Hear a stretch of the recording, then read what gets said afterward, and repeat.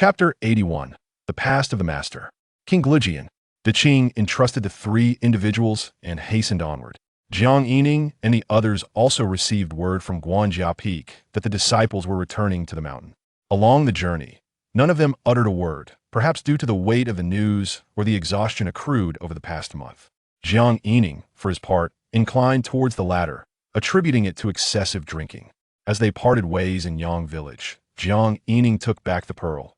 The days spent idly on the pleasure boat always passed so swiftly, and before he knew it, the pearl had become resplendent and transcended into a remarkable treasure. He instructed the Qing to visit the confluence of the three rivers every few days to nurture the pearl, as there were plenty of pearls to be found there. Qingzhou Peak. The small bamboo courtyard was unusually tranquil. "Master, I have returned."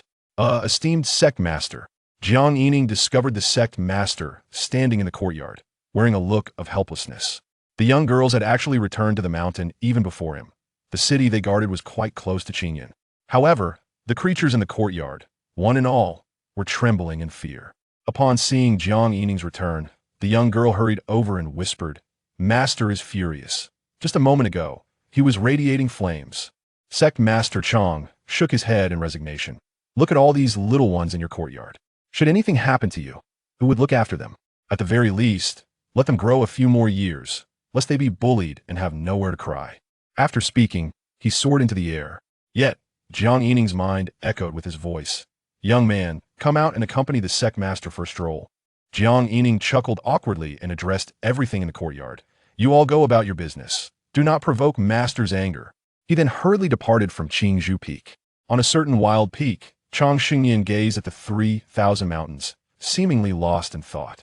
He remained silent, and Jiang Yining did not dare to inquire.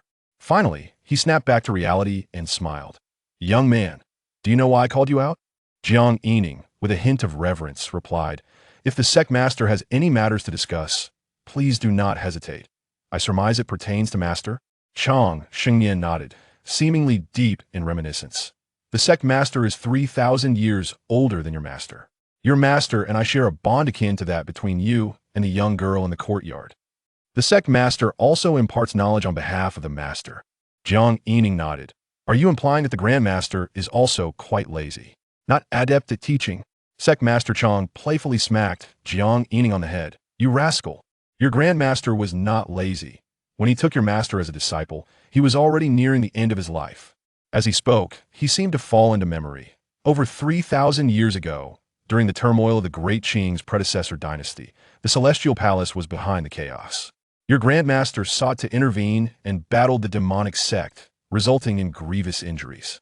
After 2,000 years of recuperation in Qingyun, he was powerless to alter fate and, with a heart resigned to death, embarked alone towards the Great Ascension dynasty and the Lihua dynasty.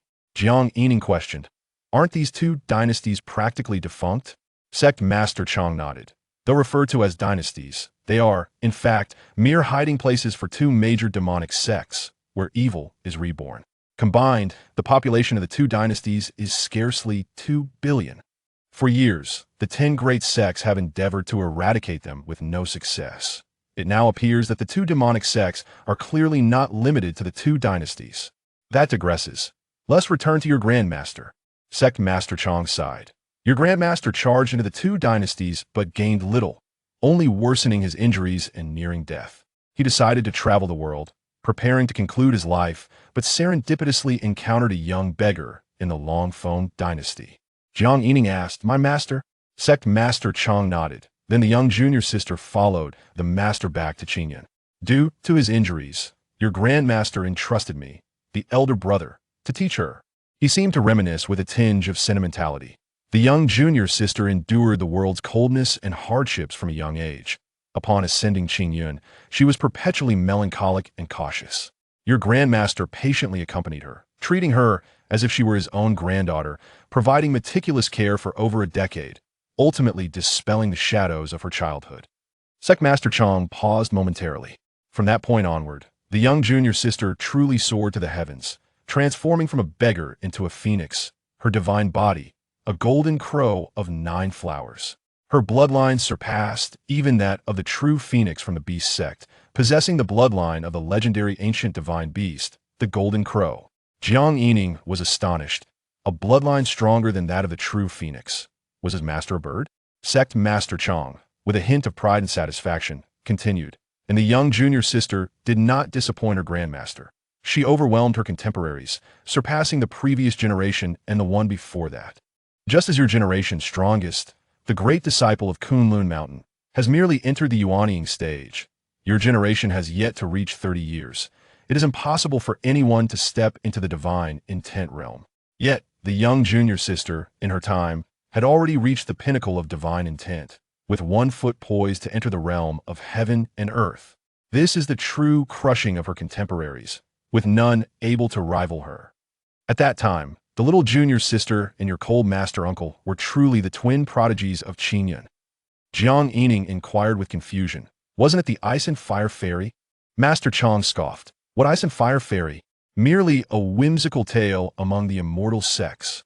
Jiang Yining could not restrain himself from asking. Then what kind of constitution does the cold master uncle possess? Master Chong shook his head. Your cold master uncle, much like the young Sioux girl of today, is genuinely gifted, wholeheartedly devoted to her cultivation. However, back then, she was still left far behind by your master, only later to surpass him. Jiang Yining uttered an "oh," already surmising his master's predicament. Does this mean that after the passing of the ancestral master, the master fell into despair? Master Chong sighed silently, lingering in contemplation for a moment.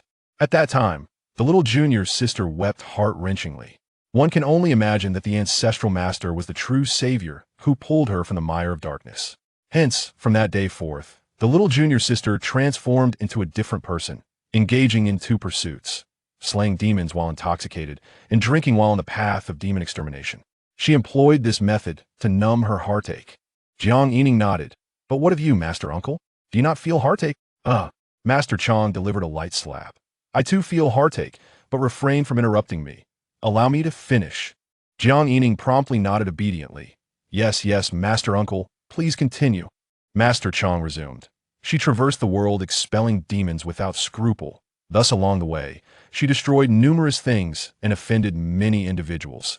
Each time, it fell upon me to bear the consequences. Even when the elders of Qingyun offered admonishments, she would immediately engage in conflict. There was no regard for status, which cultivated your master's habit over the years of disregarding his status to confront the younger generation. Your cold master uncle was a close friend of your master. In her efforts to counsel him, she engaged in countless battles. Yet the little junior sister never heeded the advice. Master Chong spoke with a hint of regret. This also hindered her cultivation. Ultimately, it was I who, invoking your ancestral master's expectations, persuaded her, saying that your master devoted his entire life to Qingyun. So if you wish to honor him, you must strive for Qingyun. Master Chong continued with a touch of helplessness. While I managed to bring her back to her senses, she still roamed the world expelling demons, avoiding unnecessary enmity with other sects, yet remained fixated on exterminating demons within the Qingyun region and the Great Qing dynasty. Her cultivation inevitably lagged. Nevertheless, over these years, the rate of demonic occurrences in the Great Qing dynasty has been lower than in other dynasties, largely attributable to your master's efforts, to the point where the tasks of righteousness from Xingtai Peak became insufficient. This can be seen as a benevolent act towards the people of the Great Qing and a contribution to Qingyun. Hence, most elders and the older generation within the sect, while publicly declaring her a tyrant of Qingyun, held little genuine animosity towards her. Jiang Yining finally understood the cause and effect, unable to restrain himself from speaking. No wonder your master has offended so many people wherever she goes. Even the Xianxiao pavilion seems to always conspire against her. Master Chong let out a cold snort, clearly unimpressed. This matter is well known to me. It is not that your master has offended anyone, but rather that some individuals possess exceedingly small hearts. Jiang Yining pondered, wondering if there were deeper implications. Master Chong stated, Consider your situation now. A worldly merchant prepares a banquet for you, inviting you as an esteemed guest, and you casually refuse. Do you find that normal? Jiang Yining nodded, finding it quite normal, as they were not of the same ilk. Master Chong continued, Thus, your little junior sister, possessing such talent, rejected the advances of many self-important individuals, inciting their resentment. Coincidentally, as she fell into despair, opportunities for ridicule naturally arose. Though your master has offended many, There are numerous instances where she herself is unaware of having done so. Fortunately, she has never cared. Jiang Yining realized on this point his master had indeed been wronged. Just as Lin Kong presently returns to the former master's estate, visitors tread the threshold incessantly. Lin Kong would not concern himself with who was who. Then, Master Uncle, why do you recount your master's past to me? Jiang Yining expressed his confusion. Master Chong smiled. Patience, we have only just arrived at your part. Your master, while expelling demons in the Great Qing, seldom returned to the mountain, making taverns her home. 20 years ago, the demonic sect utilized corpse and ghost techniques to corrupt a village. Upon your master's arrival to exterminate the demons, she incinerated the entire village of corpses, only to discover there were still uncorrupted infants. Indeed, it was you. Your master hurriedly brought you back to the mountain, though it did inflict a slight injury upon you. Upon returning, with proper care, she entrusted you to me to continue her mission of demon extermination. Master Chang's smile broadened. I cunningly devised a plan, promptly casting you down the mountain, demonstrating a resolute attitude. Your master had no choice but to catch you, as it was imperative for her to nurture you. Failure to do so would result in your demise. Jiang Yining's lips twitched. What a clever scheme. He was grateful to his master uncle for sparing his life. Had his master not caught him, he would not have perished from hunger, but from his circumstances. This segment was something he had truly been unaware of. After his transmigration, he vaguely recalled seeing flames, but due to his weakened state, he immediately succumbed to slumber. Master Chong chuckled, causing a shiver to run down Jiang Yining's spine. In the end, you managed to tether her, but alas, my boy, you lack the spiritual roots for cultivation. I, your esteemed master uncle, employed 3 treasured artifacts merely to afford you a chance at immortality. However, as for your innate talent, the celestial testing pearl revealed a spectrum of white, yellow, purple, and gold, yet you were not included, with an additional 5th tier emerging, a pale white. Jiang Yining's lips twitched. It turned out that his celestial fortune was forcibly acquired. No wonder his talent was so lacking. What a predicament. The Guixia Peak had assigned him a coefficient of 0.5, and now his innate talent mirrored that dismal score. He had always believed that white was commendable, but it simply wouldn't do. Henceforth, it must remain white. Or else how could he speak of it? Talent in 4 colors, 0.5 white. He couldn't bear to utter it aloud. Your master perhaps never anticipated that you would achieve foundation establishment. She merely aimed to raise you to adulthood to fulfill her duty.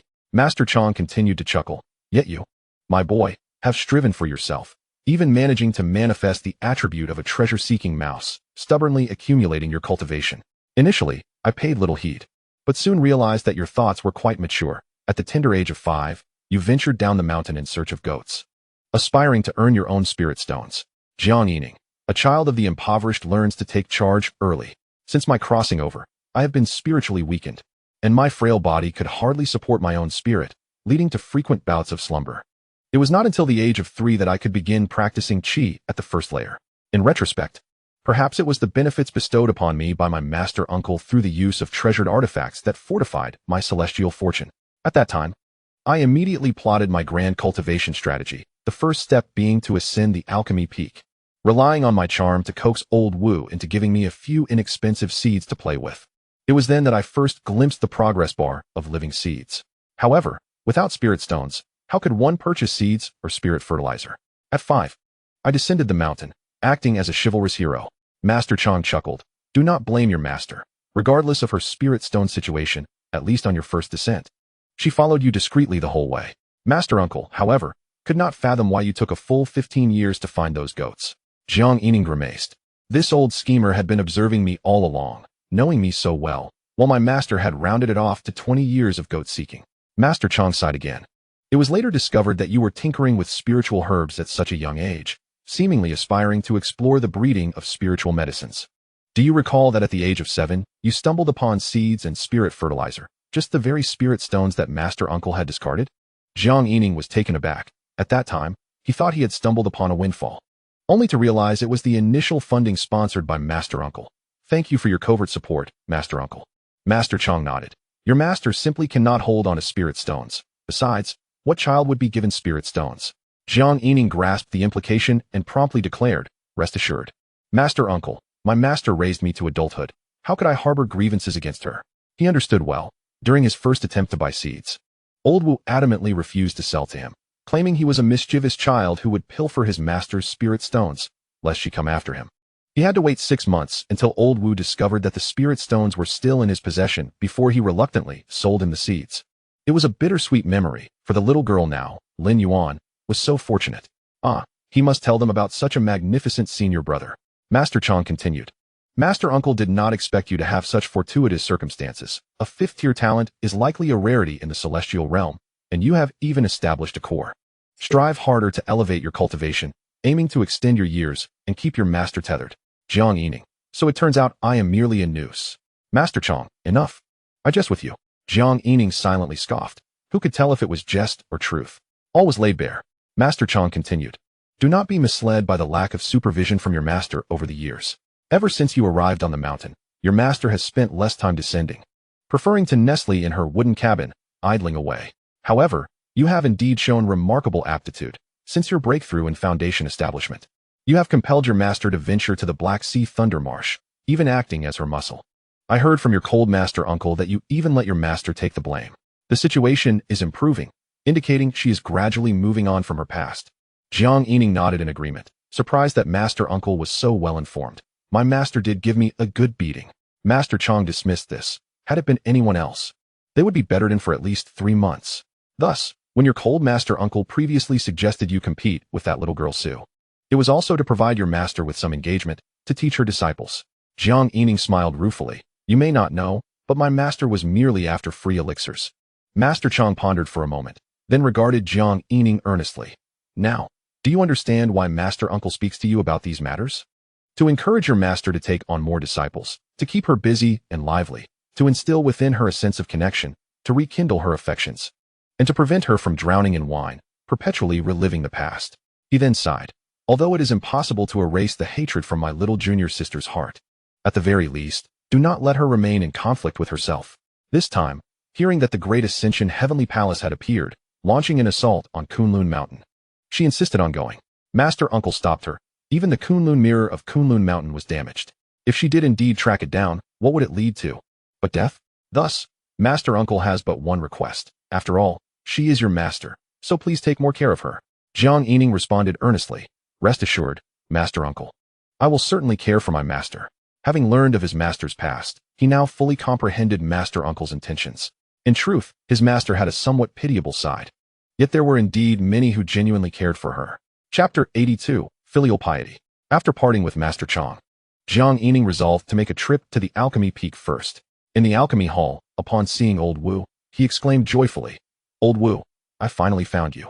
Where have you been these past days? Old Wu frowned. You smile now, and I can already sense trouble. Speak. Jiang Yining replied, As you say, Old Wu. Could you help me exchange for a jar of the earth heart-burning milk wine from your Alchemy Peak? Rest assured, I will deduct it from my Qingyun Dan. Jiang Yining patted his chest with bravado. Old Wu frowned. Have you begun to learn drinking from Feng Yuqin? Jiang Yining chuckled. Not at all. Merely paying respects to my master. Old Wu would not elaborate further. All right, 3, Qingyun Dan. Just as Jiang Yining was about to speak, Old Wu interrupted. Do not bother haggling. It is settled, and I must go inquire with Master Wan. Jiang Yining felt helpless. Old Wu had already curtailed his room for negotiation. Wait. Old Wu, do not rush. I still have matters to consult. Old Wu frowned again. Speak. Jiang Yining smiled ingratiatingly. Old Wu, are you aware of the elixirs that nourish the spirit? I was wondering if I could cultivate some raw materials. Of course there are. But it depends on your fortune, Old Wu pondered, deciding it was not worth discussing further. The boy seemed to have good fortune. There are 3 varieties that can yield long-term results, though a monthly yield of 1 would be considered fortunate. The most common is the Jade Dew Pill from Penglai Island, crafted from the essence of the East Sea water, which nourishes all things. Penglai Island diligently seeks this essence in the East Sea, and producing 1 pill every 2 months is already considered a stroke of luck. Essence of water? Jiang Yining instantly envisioned the jelly that emerges at the confluence of 3 rivers. No way. Could it be so coincidental? Yet, jelly does not possess growth value, logically speaking. It should not be of high tier. Old Wu, what is the essence of water? Is it also a heavenly spiritual material? Old Wu contemplated. It can be considered a spiritual material, yet not entirely. Think of it as wasteland, the earth losing its essence. This matter is rather profound. Lacking a unified form, it is one of the basic quintessences of the 5 elements within heaven and earth. Its form cannot be uniformly defined, like fabric. There is silk and cotton, but they are all still fabric and can be made into clothing. Jiang Yining. If I were to obtain the essence of water, could the alchemy hall assist in refining pills? Old Wu shook his head. That is a formula discovered by Penglai Island. Jiang Yining frowned. So it can only be consumed directly? Old Wu scoffed. As if you have one.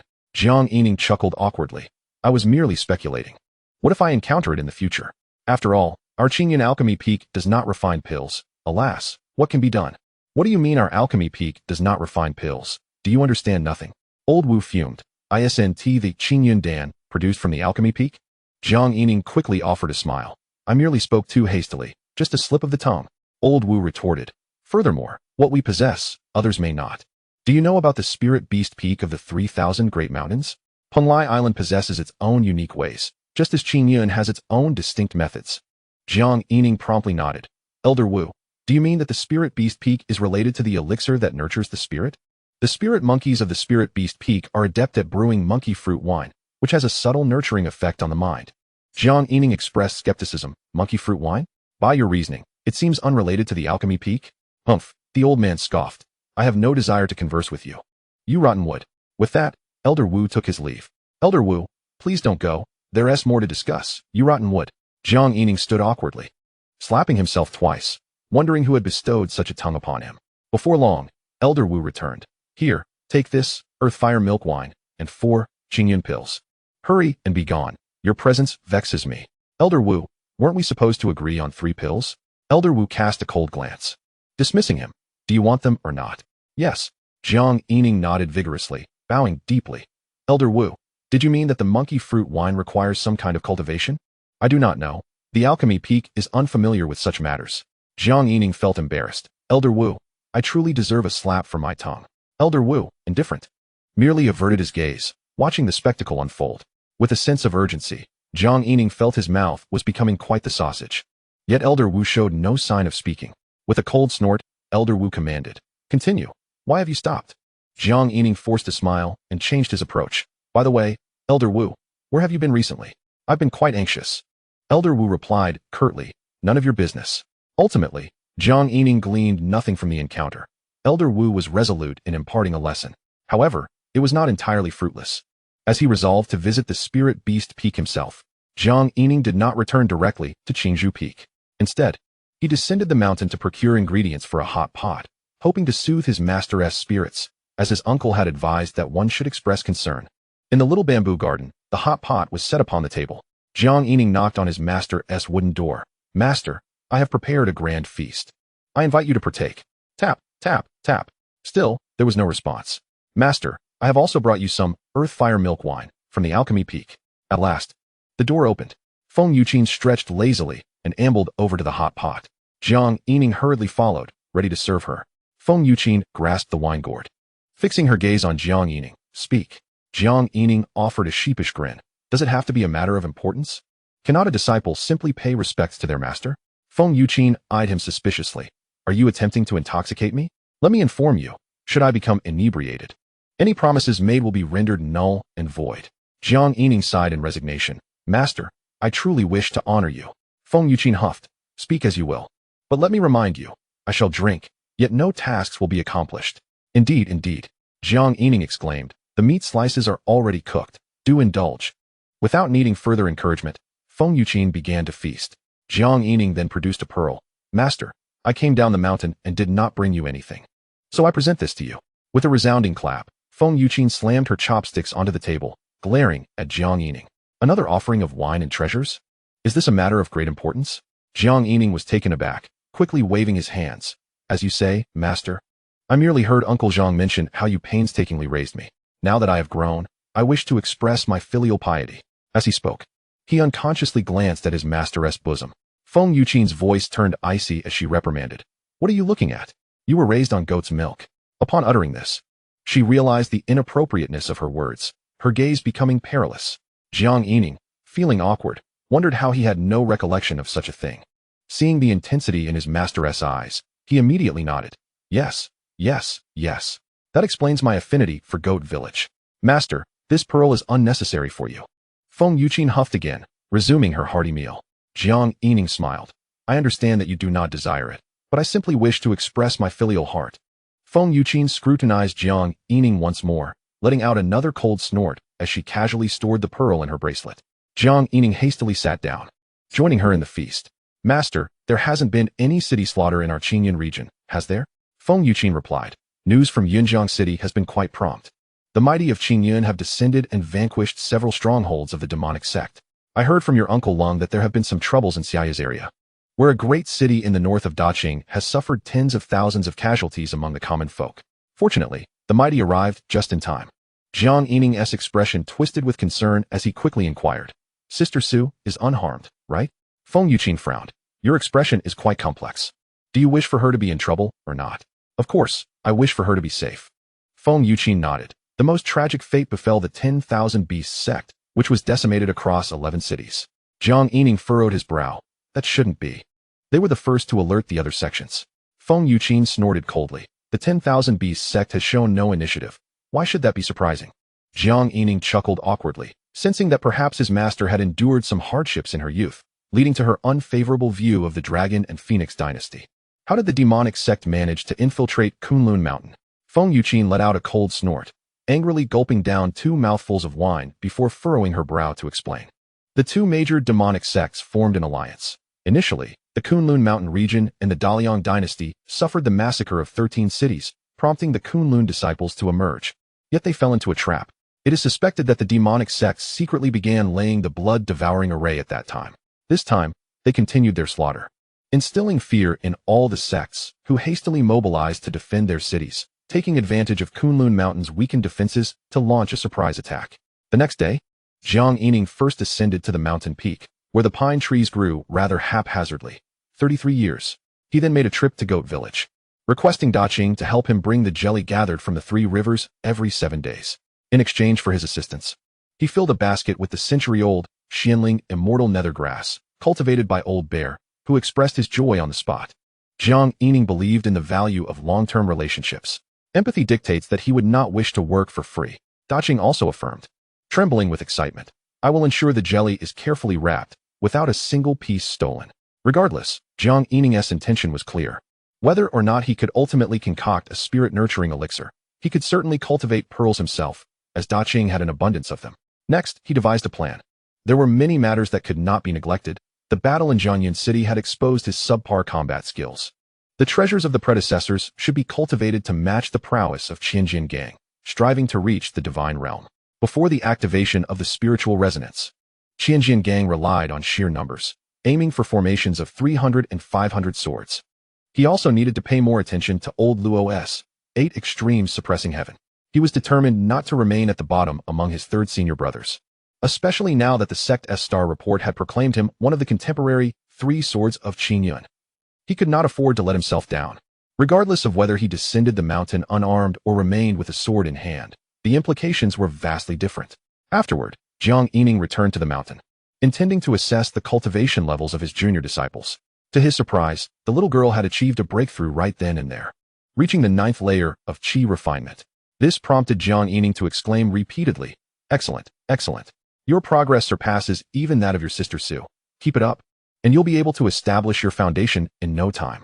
Upon hearing this, Feng Yuqin scoffed dismissively. Sister Su completed her foundation perfectly in 3 years, without consuming any elixirs.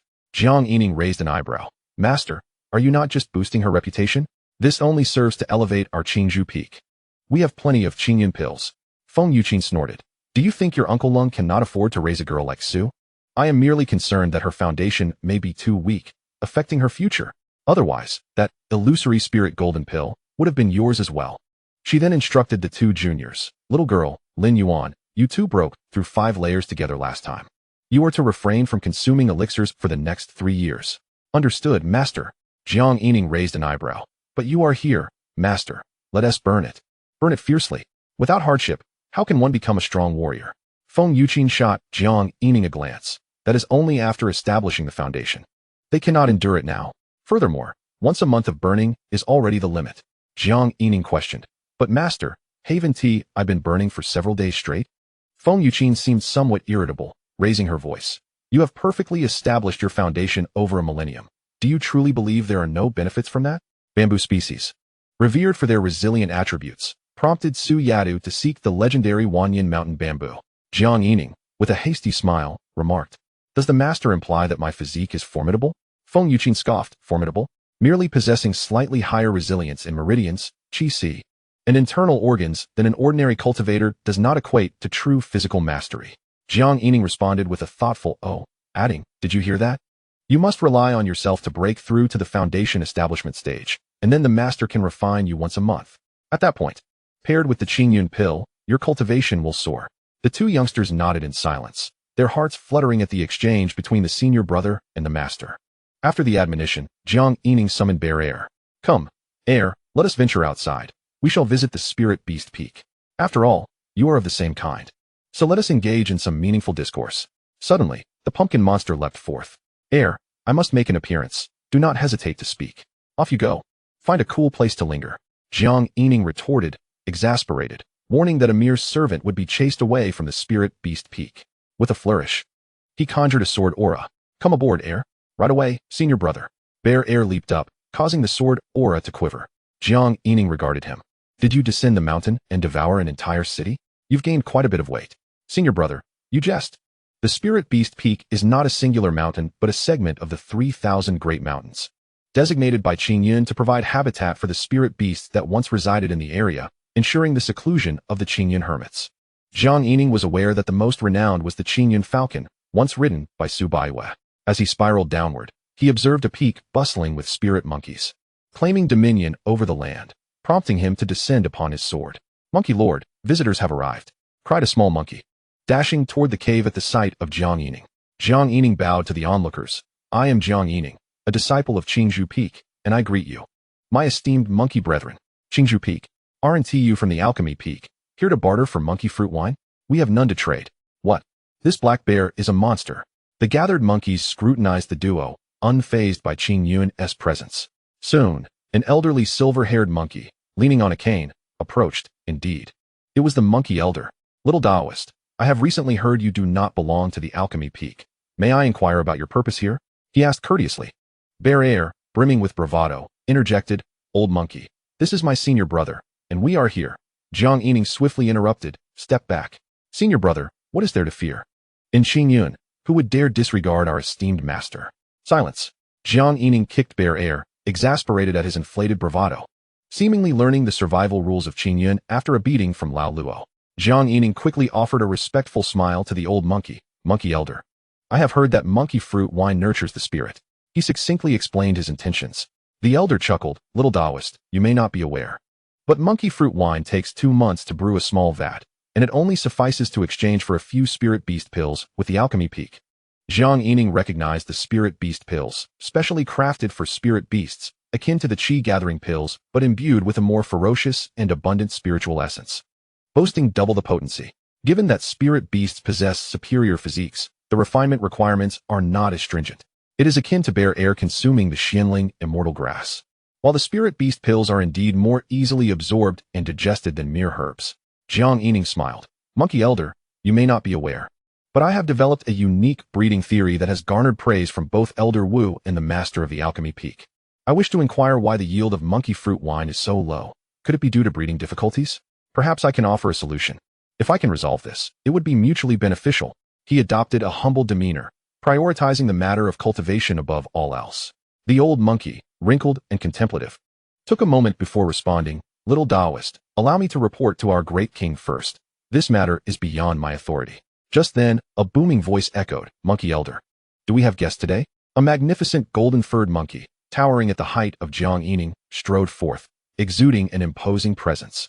Jiang Yining was astonished to see a fellow, dressed in the garb of a Qingyun disciple, albeit with a sharp, monkey-like visage. Indeed, the Monkey King is as majestic as ever. "May I inquire your name, esteemed brother?" Jiang Yining greeted, sensing an opportunity for negotiation. "My surname is Fong." Jiang Yining noted the pointed chin and beak-like mouth. "Fong?"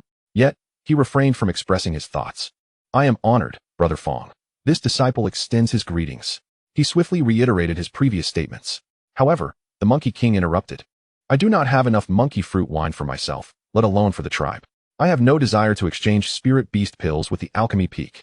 As for breeding the monkey fruit, the Alchemy Peak has tried, and what can a mere child like you possibly achieve? His resolute stance left no room for negotiation. Enough of this.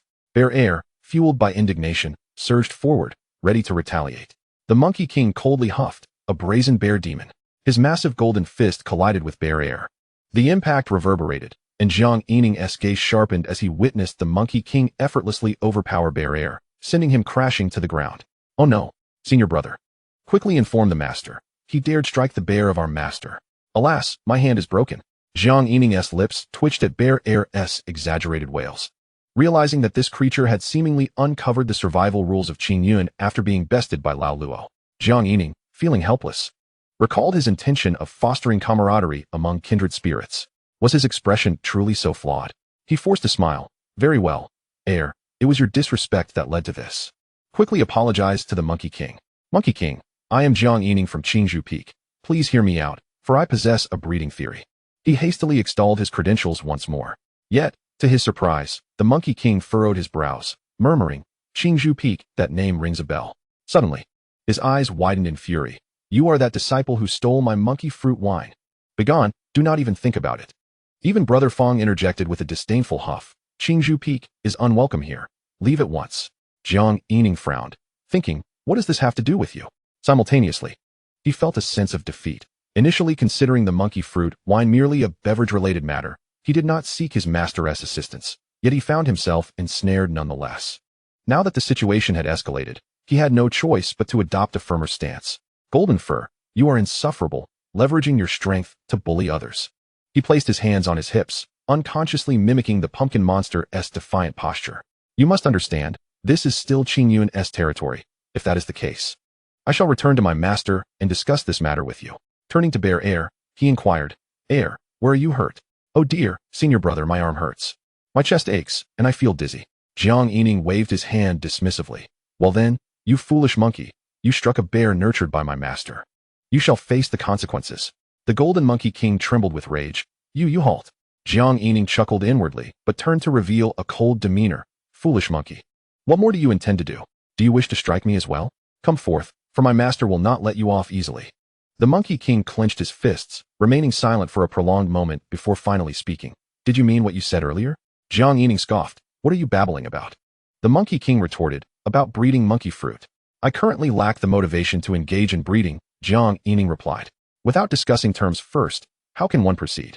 The Monkey King glared fiercely. You, senior brother, wait. I feel as if the pain has diminished. Let us first handle the master's business and procure the desired wine. Jiang Yining couldn't help but admire Xiong Lauer in his heart, wondering where he had learned such cleverness. Are you really all right?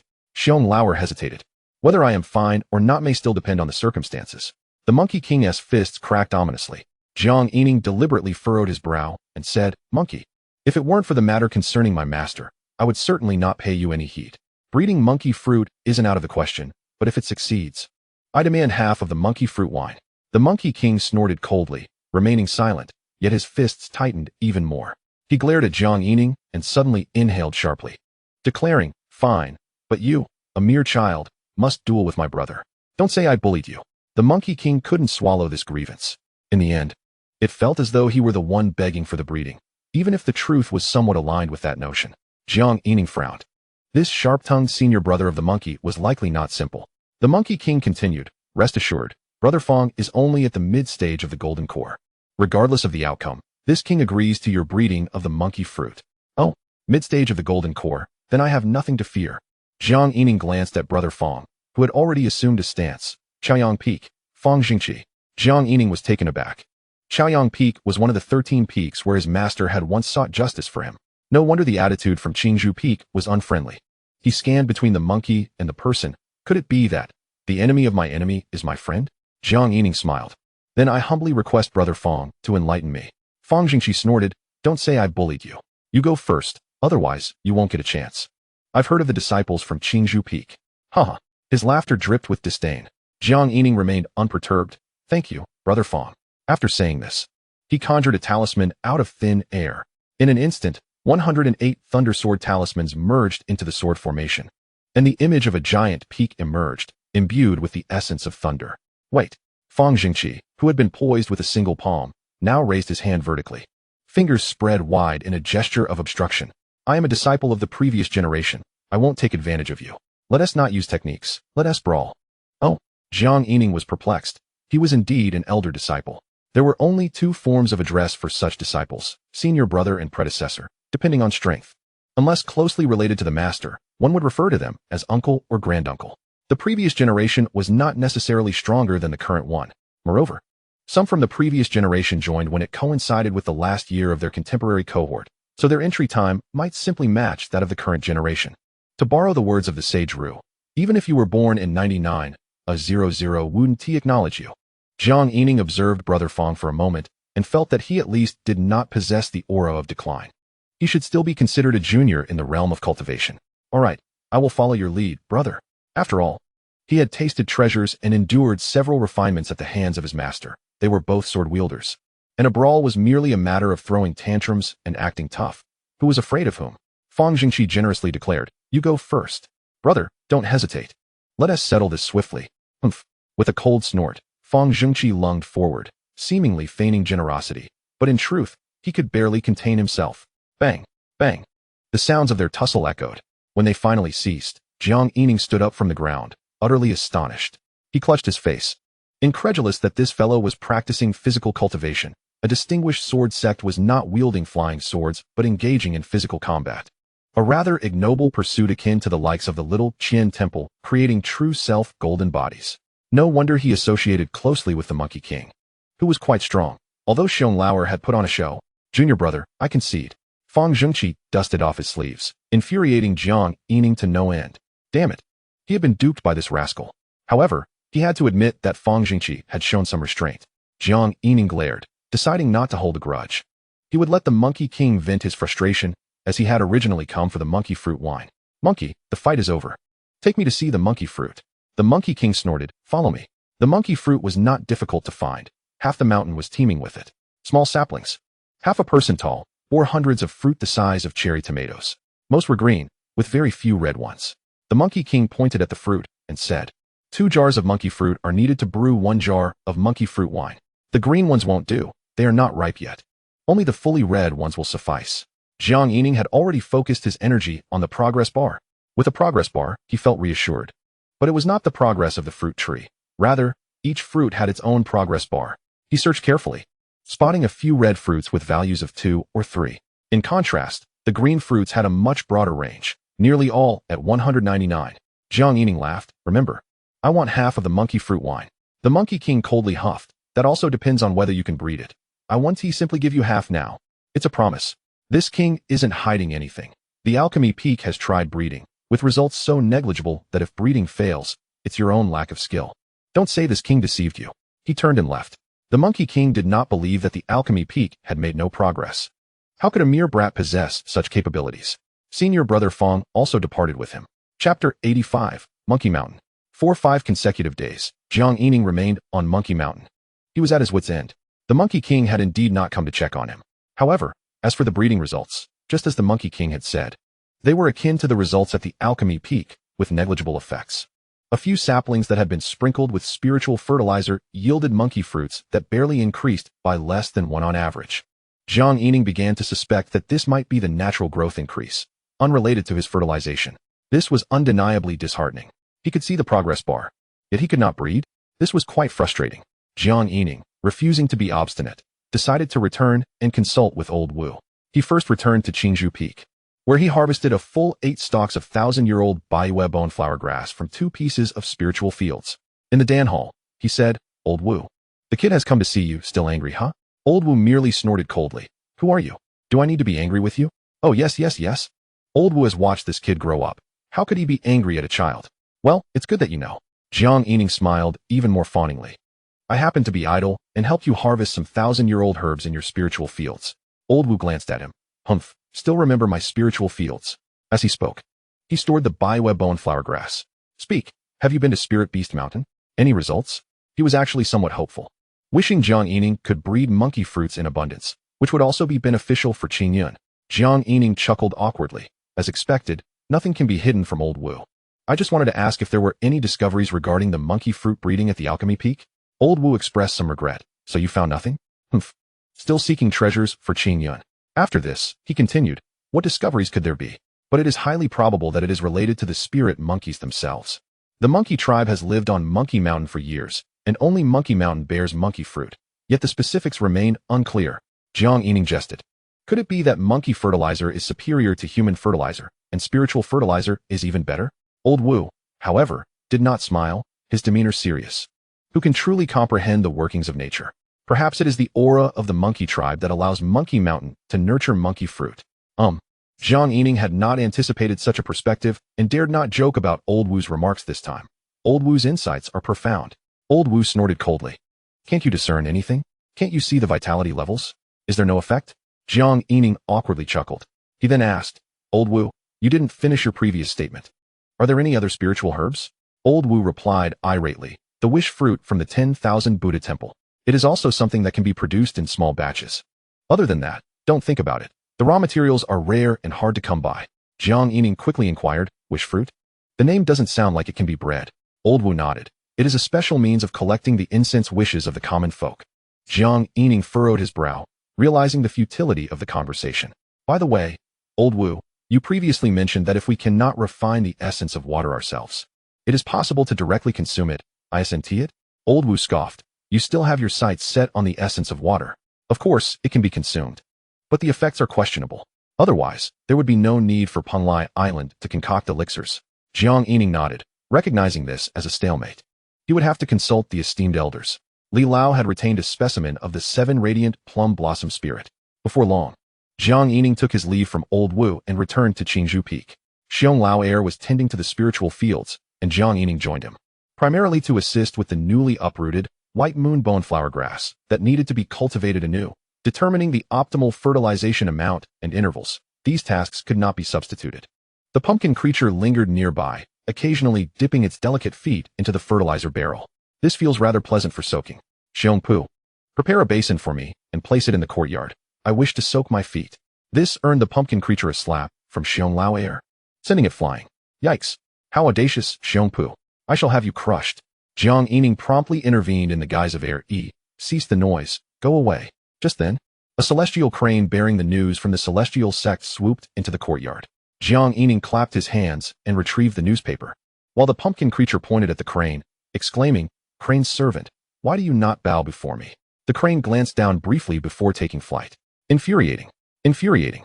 How dare this servant disrespect me? Jiang Yining dismissed it, unfold the report.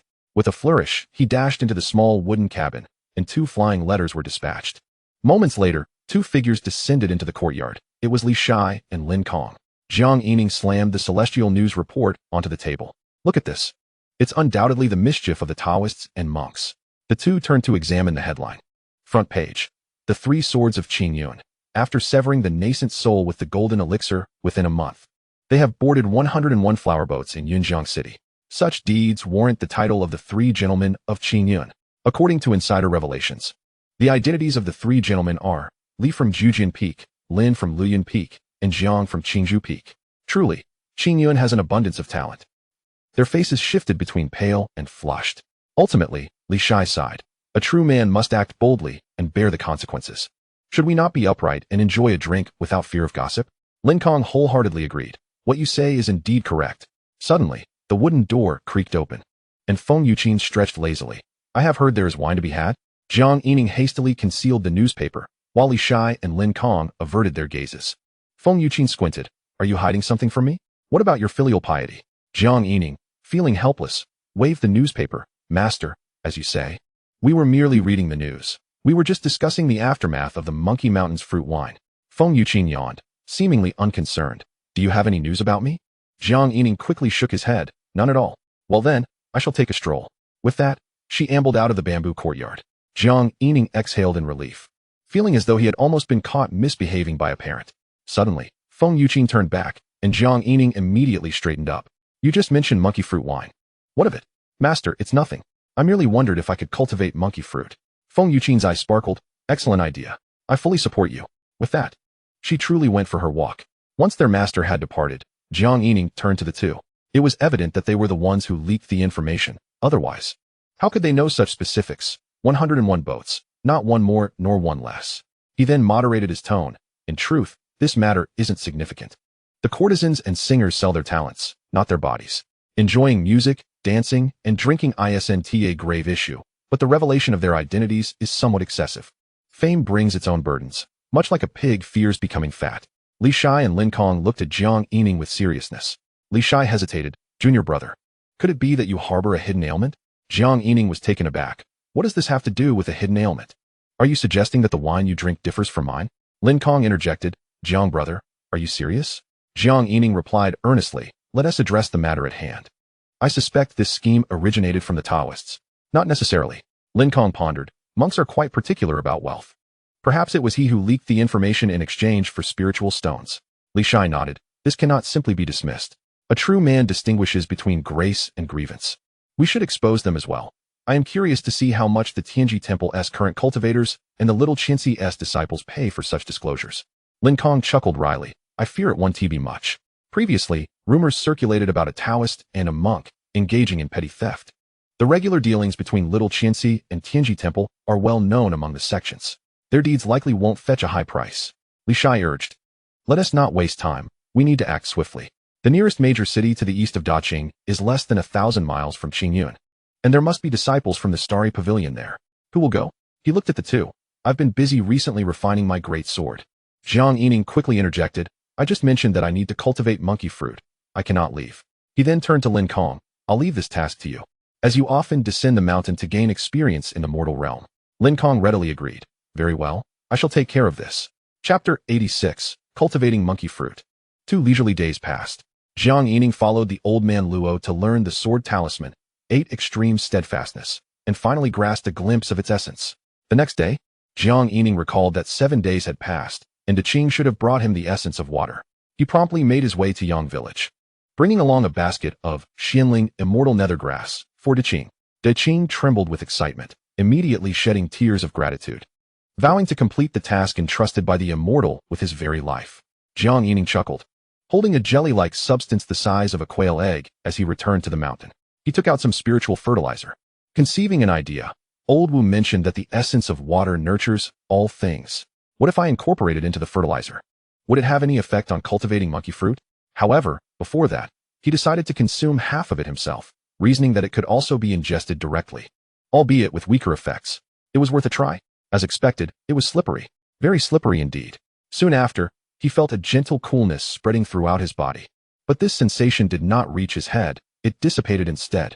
Perhaps it was not that the effects were weak, but rather that it nourished all things and was directly absorbed by his body. Did he not even receive the broth? Jiang Yining made a bold conjecture. If that were the case, once he had enough essence of water to satiate himself, it should indeed be effective. But how long would that take? 7 days only yielded a quail egg-sized amount. Would a half year suffice for a hearty meal? Jiang Yining shook his head, deciding to wait. Without hesitation, he tossed the remaining half of the jelly into the fertilizer barrel. As he stirred it, he encountered an issue. This jelly derived from water. Why did it not dissolve in water? Jiang Yining furrowed his brow for a moment before a wisp of alchemical fire flickered from his fingertip. It was merely an experiment. After all, this substance was not scarce or difficult for him to acquire. Sizzle. The jelly-like essence of water reacted to the alchemical fire, melting like frozen oil when exposed to heat, dripping drop by drop into the fertilizer barrel and merging with it. This could work. Jiang Yining quickly stirred the fertilizer until half of the jelly had completely dissolved, even rinsing his fingers in the fertilizer barrel. He then stored the fertilizer in his storage ring, summoned his sword, and sped towards Monkey Mountain. Today on Monkey Mountain, the golden-haired Monkey King was engaged in a fierce sparring match with Fang Jingqi. As Jiang Yining descended, he naturally drew attention. The Monkey King clearly bore ill feelings towards him. Humph, you little brat. You still haven't given up. What? Are you having second thoughts, Monkey King? Jiang Yining was eager to experiment and had no time for idle chatter, heading straight for the mountain peak. The Monkey King snorted but did not obstruct him. At the summit, Jiang Yining commenced his grand endeavor of cultivating monkey fruit. He focused his gaze and searched the entire mountain. His aim was to locate a few fruit trees with high growth potential for the green fruits. After all, the spiritual fertilizer was limited, and if it proved effective, he needed to act swiftly. After scouring the mountain for over a quarter of an hour, Jiang Yining settled on 10 fruit trees as his initial quantity, gathering half a scoop. Then he sprang up the mountainside, repeatedly checking the condition of the 10 fruit trees. In the distance, a number of small monkeys were frolicking among the trees. Perhaps Old Wu was indeed correct. The monkeys thrived due to the presence of their kind. Each fruit tree bore over 100 green fruits. To be honest, This method of cultivation posed quite a challenge for Jiang Yining.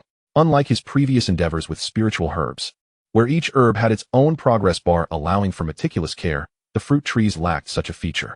Instead, the fruits themselves displayed a progress bar, creating a layer of separation.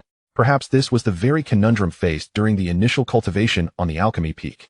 It was not that alchemy peak lacked progress indicators, rather, it was a straightforward cultivation process for fruit trees, with success depending on chance. Jiang Yining took out paper and pen from his storage ring as an aid, swiftly noting the approximate locations and growth values of the green fruits on the 10 trees. He waited for a full 3 hours. The green fruits on the trees began to exhibit significant changes, which invigorated Jiang Yining immensely. The jelly mixture was effective. He sketched and modified his notes, observing that for the 10 fruit trees, some green fruits had increased their growth values by more than half, while others had seen a third or even a 10th increase. Overall, more than 40% of the green fruits across the 10 trees had improved their growth values. Jiang Yining hesitated momentarily before preparing for a second round of fertilization. After 3 days, during his final application of fertilizer, he utilized varying amounts, some half a ladle, some a full ladle, and others 2 ladles. This could be deemed the optimal quantity. However, the criteria had shifted.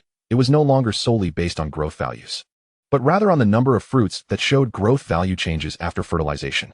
At present, Jiang Yining could achieve a situation where over 70% of the fruits on the trees exhibited increased growth values after each fertilization, which indicated a successful utilization of the jelly mixture. He referred to it as the last application of fertilizer because this barrel of enriched fertilizer had been fully consumed. After completing the fertilization, he smiled, for he had at least grasped the method. The ripening of the fruits was now within reach. Jiang Yining cheerfully plucked a fully ripened fruit. As the growth values increased, the green fruits gradually turned yellow and then red, and upon surpassing 100, they would become fully red. Even after turning red, they would continue to develop, but often before reaching 5, they would automatically drop. Over the past 3 days, 2 to 3 ripe monkey fruits had appeared on the 10 trees.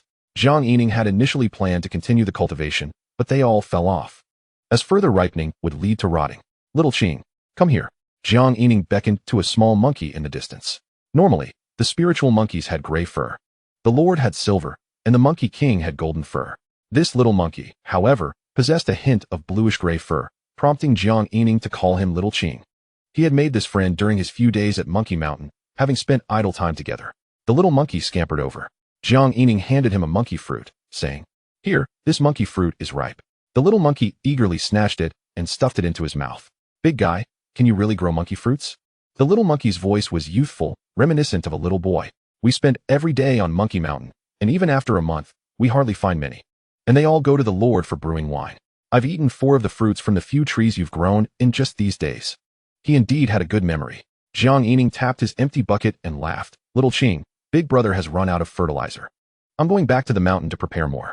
Can you keep an eye on these trees for me and make sure the other monkeys don't cause any trouble?" Little Qing looked around and whispered, "But I can't beat them." Jiang Yining squatted down to encourage him. "Little Qing, who are you? Have you forgotten what Big Brother said? I believe in you. You are the next Monkey King. Who would dare defy you?" After patting the little monkey's shoulder, he added, "Lift your head, puff out your chest, and show the aura of a Monkey King." Little Qing straightened his chest and bared his teeth. "Huh, that's the spirit." Jiang Yining gave him a thumbs up. Little Qing glanced around, then quietly inquired, "Big guy, if they ripen, can I pick them and eat them?"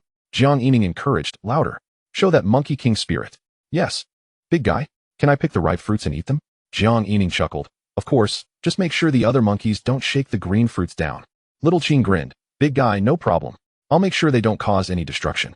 I am destined to be the next Monkey King." Jiang Yining again gave a satisfied thumbs up. "That's right, Little Qing, our future Monkey King. From now on, Monkey Mountain will be under your watch. Big Brother will head back to prepare the fertilizer." Little Qing pounded his chest. "Big guy, don't worry. Leave this to me." After motivating the little monkey, Jiang Yining took to the skies on his sword. Chapter 87, The Bigger Picture. Qingzhou Peak. Jiang Yining initially intended to urge Qing to gather the essence of water every 3 days, but then thought it unnecessary to rush. The last jelly had been consumed halfway by himself. In fact, a whole jelly was sufficient to mix with 2 barrels of fertilizer. Thus, Qing wouldn't need to run back and forth too frequently. However, the essence of water was still somewhat lacking. As it stood, a single long-term gathering would only suffice for cultivating 10 fruit trees. Well, perhaps not. Next time, he would mix more spiritual fertilizer with the jelly to experiment. It wasn't necessarily true that a stronger concentration yielded the best results. Some fruit trees might end up wasted, with limited essence of water. He needed to find the optimal ratio to cultivate a greater number of monkey trees. As this thought crossed his mind, Jiang Yining suddenly felt a jolt of alarm. The essence of water was now crucial for him, and he needed to take protective measures. He hurriedly soared through the mountains, returning with a giant stone as tall as a person. Thud, thud, thud. Master, master, I have something I need your help with. Thud. The door opened. Feng Yuqin appeared with an annoyed expression. Can't you knock a little softer? Jiang Yining chuckled awkwardly, thinking she must have been deep in slumber. Master, could you inscribe a few characters on this stone for me? It would be best if you could leave a trace of your powerful aura on it. Feng Yuqin frowned. What are you up to this time? Jiang Yining smiled and replied softly. I'm going to Yunjing City and discovered the essence of water at the riverbed. I'd like to claim a spot. If anyone discovers it later, you would have a legitimate reason to reclaim it for me, wouldn't you? He didn't hide the truth, but explained it clearly. Feng Yuqin, however, didn't seem particularly interested, merely saying, what should I inscribe? Jiang Yining thought for a moment. The abode of the celestial fish. Feng Yuqin furrowed her brow. Did you catch another fish spirit? Jiang Yining nodded. A hint of confusion in his expression. Oh, didn't I mention this to you? Feng Yuqin waved her hand impatiently. Fine, fine. Just take care of it, and don't cause trouble for me. She then waved her hand, and summoned a sword chi. Whoosh, whoosh, whoosh. In just a few strokes, the characters were inscribed on the stone. Jiang Yining quickly called out, Master, it is abode of the celestial fish, not father. Feng Yuqin, however, lazily walked out of the bamboo courtyard with her hands clasped behind her back. It's all the same. It's just evidence. I'm going for a stroll. Jiang Yining watched her receding figure, puzzled as to how they could be considered the same. How would he explain this to Deqing? Helpless, he hurriedly took the stone to Deqing. In Yang village, beside the mountains and rivers, Jiang Yining cleared his throat a couple of times and said to Deqing, next time you go to collect the water treasure, take this stone with you and place it at the confluence of the 3 rivers to claim the land. It bears my master's aura, and from now on, the 3 rivers will be entirely your domain. Deqing tilted his head, staring at the stone. Suddenly, he opened his mouth, exhaling a bubble, and leaped onto the shore, his gill fins transforming into 2 forelimbs. Oh, celestial father, I bow to you, the righteous fish. Jiang Yining's lips twitched. He quickly clarified. Deqing, my master made a mistake. It is abode, not father. Deqing fixed his gaze on him, and Jiang Yining felt that this explanation was somewhat flimsy, but it was the truth. Celestial father, the righteous fish understands. What do you understand? Jiang Yining sighed, realizing that often the truth lacked convincing power. Unable to clarify, he decided to forego further explanations. Just remember to take it next time. With that, he departed on his sword. However, behind him came Deqing's voice calling out, Farewell, celestial father. The righteous fish bids farewell to celestial father. Jiang Yining, upon hearing this, nearly fell off his sword chi. Upon returning to Qingzhou Peak, by a fortunate twist of fate, a celestial crane delivered the news. Jiang Yining intercepted the star herald of the celestial gate midair, and before the crane could alight, it departed to disseminate the report. According to credible intelligence, the contemporary Bodhi child of the Shaoqian temple and the wandering disciple of the Tiangong have been scouring for treasures, employing deceitful means to amass wealth, which they ultimately convert into gold and contribute to the famed courtesans of the clear Guanyin. Jiang Yining glanced over the headline and scoffed derisively. Brother Lin is still too courteous. He ought to have mentioned the Taoist name and the Dharma title. He casually flipped through the subsequent articles before stowing the Star Herald in his storage ring. With a few idle days ahead, he resolved to pay a visit to Elder Li. After all, it was high time to check on him, considering he had helped Elder Luo with his troubles last time. Jiang Yining contemplated, gathering a ladle, a spoon, and a bucket. Just then, Elder Wu entered the courtyard. Youngster, here are your seeds. You didn't select any last month, so there's none of the Qing Yundan. Jiang Yining chuckled awkwardly. Wasn't I dispatched by the sect to guard Yunjiang City last month? He then scrutinized the seeds, puzzled. Elder Wu, is this all we have for this month? Elder Wu replied. Do you think I wasn't at the Dan Hall? What do you think I was doing? Jiang Yining laughed. Didn't I ask you before? You told me it was none of my concern. Elder Wu huffed coldly. The 10 great sects sent people into the Black Sea Thunder Marsh, venturing too deep, which incited the lurking spirits and demons. The alchemy peak was understaffed, so I had to make a trip myself. Only now has it stabilized. Jiang Yining furrowed his brow. Are you implying that there will be a shortage of seeds in the future? Elder Wu nodded. It's not as dire as you think. The 10 great sects will rotate their search by regions. Based on previous probabilities, producing 25 seeds each month should still be feasible. Jiang Yining breathed a sigh of relief. That is good to hear. By the way, Elder Wu, Can't we propagate the xianxiamin grass ourselves? Elder Wu shook his head. Haven't you also been breeding? Have you seen any seeds produced? The legends say the spirits of the Black Sea Thunder Marsh descend from fallen celestial beings, perhaps that is related. Once you leave the Black Sea Thunder Marsh, the xianmin grass cannot produce seeds. The vitality of the seeds you select also determines their growth. This may very well be the unique creation of the Black Sea Thunder Marsh. Jiang Yining nodded, acknowledging the point. The initial values of the seeds differ. Perhaps they are influenced by the residual energies of the celestial spirits when forming seeds? Elder Wu interjected. Enough of that. You needn't worry. The critical matter is the quantity of elixirs we must discuss. In the future, we can only produce 25 Qingyun each month. Various tasks for Qingyun have already been dispatched. Why don't you contribute a bit to the sect and ensure that 5 are produced monthly? Jiang Yining readily acquiesced. No problem. Just ensure that I receive an additional jar of core fire milk wine each month for my master. He did not hesitate to agree. Elder Wu's eyes widened in astonishment. This unexpected compliance caught him off guard. Initially, he had intended to negotiate for 5 elixirs, expecting to settle for 2 or 3. But now he found himself incredulous that this young man was so agreeable. Elder Wu scrutinized Jiang Yining, questioning suspiciously, "Are you certain? The core fire milk wine is worth at most 3 Qingyun." He quickly revised his statement, fearing Jiang Yining might reconsider. "Well, it's roughly equivalent. If you take 5 fewer, and I give you a jar of core fire milk wine to offset 3, you'd only be shouldering the burden of 2. Jiang Yining smiled. "Come now, Elder Wu, do you really think I'm an ingrate? My master knows that for Qingyun, I understand completely." The pivotal point was that after breaking through to the golden core stage, he was not in a hurry. Although 5 elixirs were not many, they would accumulate monthly. He had indeed gained much from Qingyun, methods of cultivation, the promising monkey fruit wine, and Elder Luo's sword talismans. In light of ensuring his own prosperity, contributing a little was undoubtedly reasonable. Elder Wu stroked his beard, regarding Jiang Yining anew. "Not bad. I always said students taught by Feng Yuqin would not be lacking." With that high praise, Elder Wu smiled again and inquired, "What is with the bucket, lad? What are you planning to do?" Jiang Yining replied, "I've made the acquaintance of a senior who practices in seclusion, and I intend to visit his retreat for breeding." Elder Wu, indifferent, said, "All right. But remember to select the seeds of the xianmin grass first." With that, he ambled out of the bamboo courtyard, genuinely in good spirits. Chapter 88, The Body Method. Although the Black Sea Thunder Marsh had encountered some unforeseen circumstances, over a month had passed, and the seeds sent this time were plentiful. The selection process consumed 2 full days. Following that, Jiang Yining hurriedly took the bucket to pay a visit to Elderly. He first called on Elder Luo to ascertain the general location amidst the 3,000 great mountains. Jiang Yining soared through the skies on his sword. "Elderly, it is I, Jiang Yining, come to pay my respects." After a brief wait, he heard Elder Li's voice, "Descend." Jiang Yining promptly followed the sound. Landing at a recess in the mountainside, seemingly man-made, with a small platform outside. Upon landing, he discovered Elderly seated nearby, observing a young man practicing martial arts. Jiang Yining immediately bowed. "Elderly, I've recovered my spirit and have come to cultivate the spiritual plants."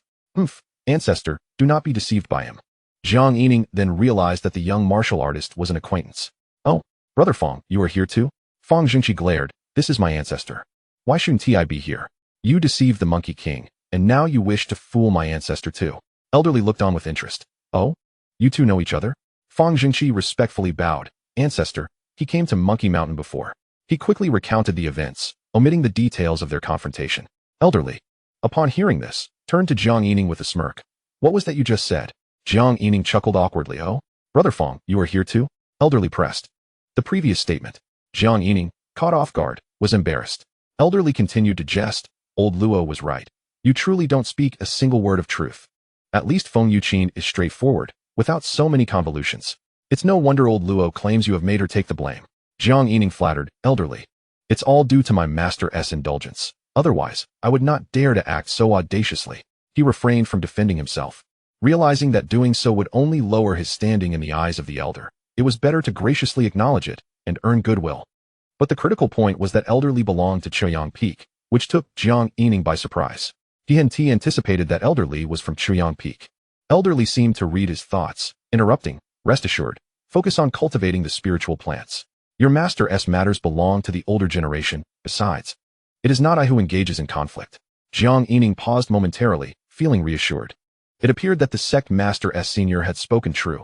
Some from the older generation did not genuinely harbor ill will towards his master. Then elderly. May I first take a look at the spiritual plants you have here? Ah, the open space is around. Fang Zhengqi hastily cautioned, Ancestor, do not be deceived by him. He stayed at Monkey Mountain for a while without achieving anything, and the Monkey King doubts he is stealing the monkey fruit. Jiang Yining retorted, Oh, is it you who doubts, or is it the Monkey King who doubts? He would not let Fang Zhengqi off easily, having previously taken a beating from him. The score was yet to be settled. How do you know I did nothing? Did you, like yourself, change the narrative when you couldn't win? Taking advantage and then playing innocent? Jiang Yining pointed out, Brother, you certainly didn't tell Elderly the full story. Elderly frowned at Fang Zhengqi. Is this true? Jiang Yining quickly interjected. Brother Fang promised not to bully me and then switched tactics, using physical combat instead of spells. Fang Zhengqi, recognizing his dishonor, merely nodded in acknowledgement to Elderly. Elderly clapped his thigh. Good. Knowing to leverage strengths and avoid weaknesses is the way to go. He then turned to Jiang Yining. You endured the beating for nothing. Clearly, old Luo mentioned that Feng Yuqin had bestowed upon you the 100-sword qi.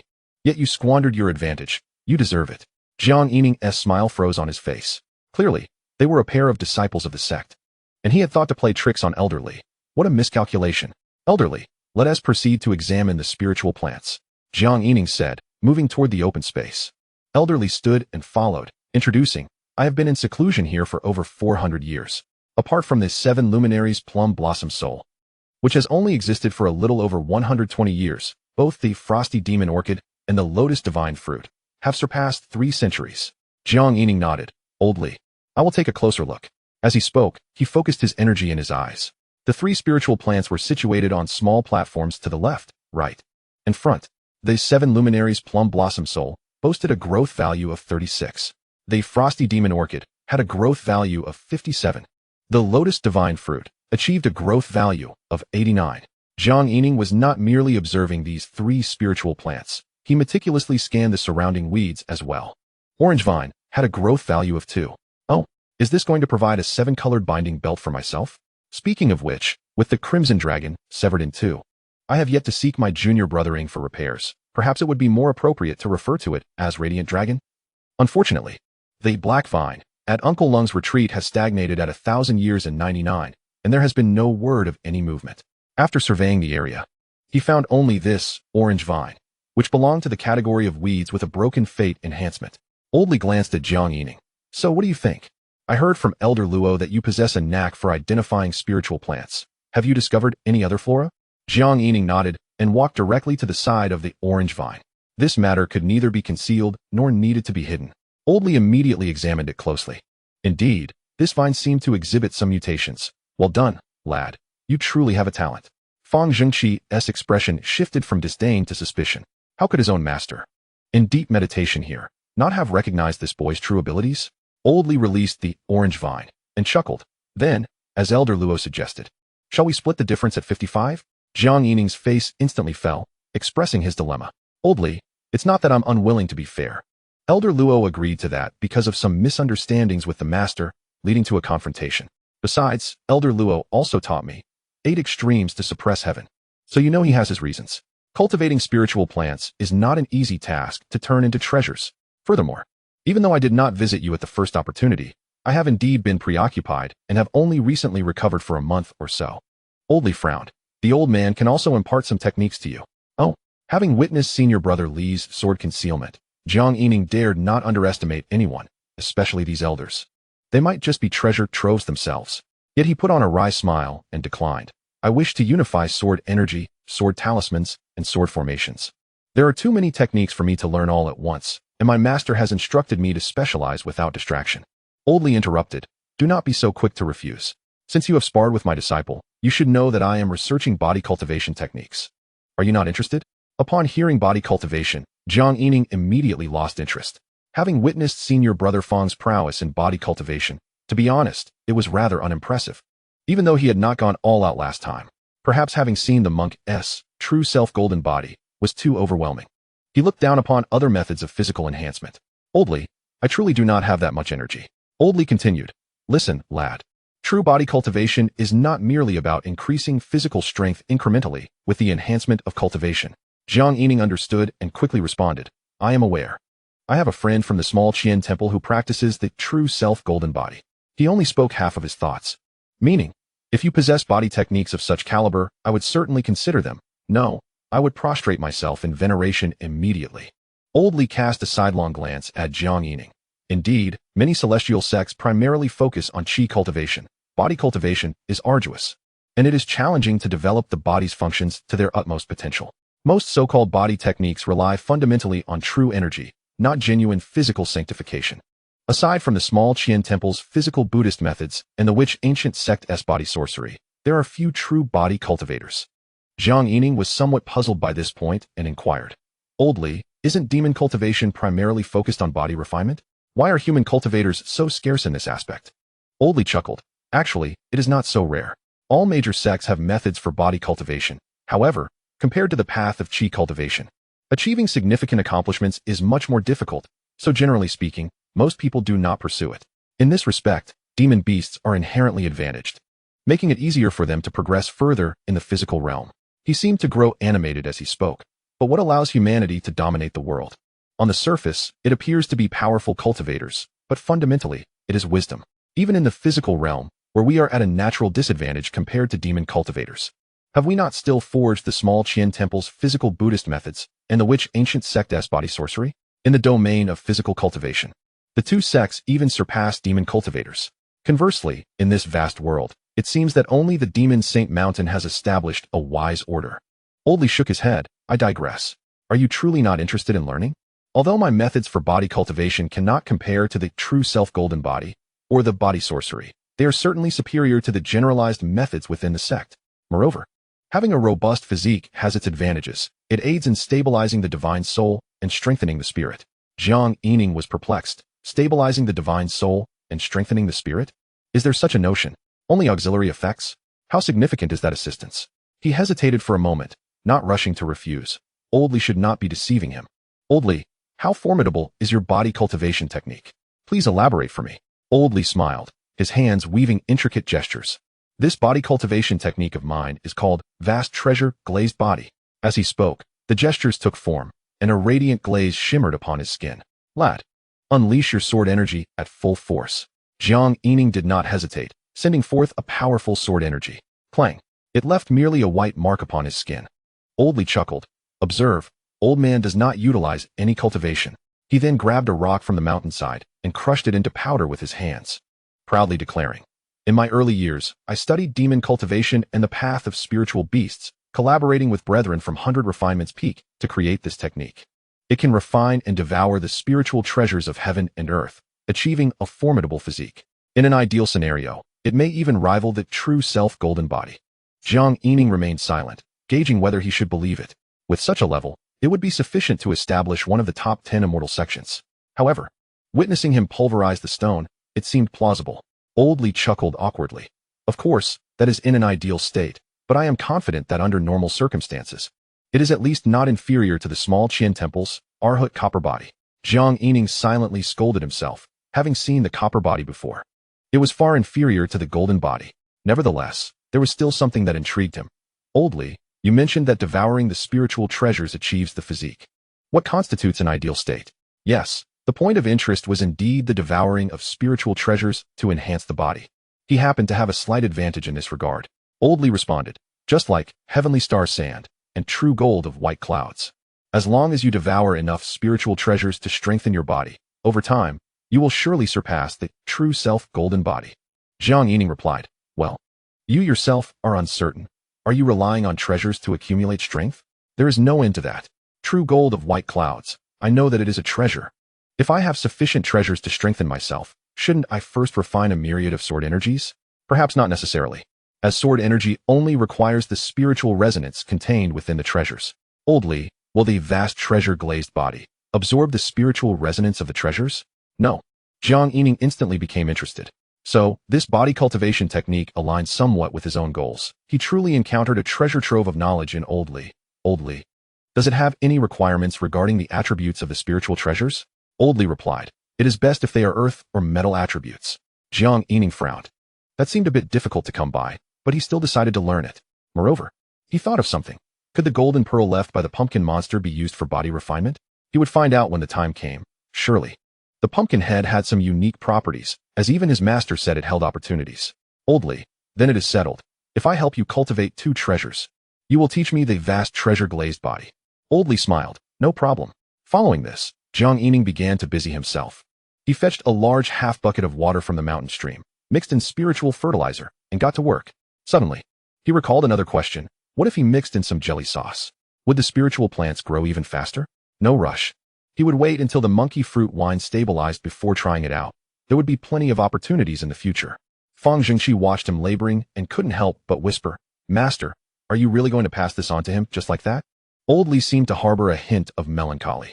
The 10,000 treasures glazed body is exceedingly resource-intensive.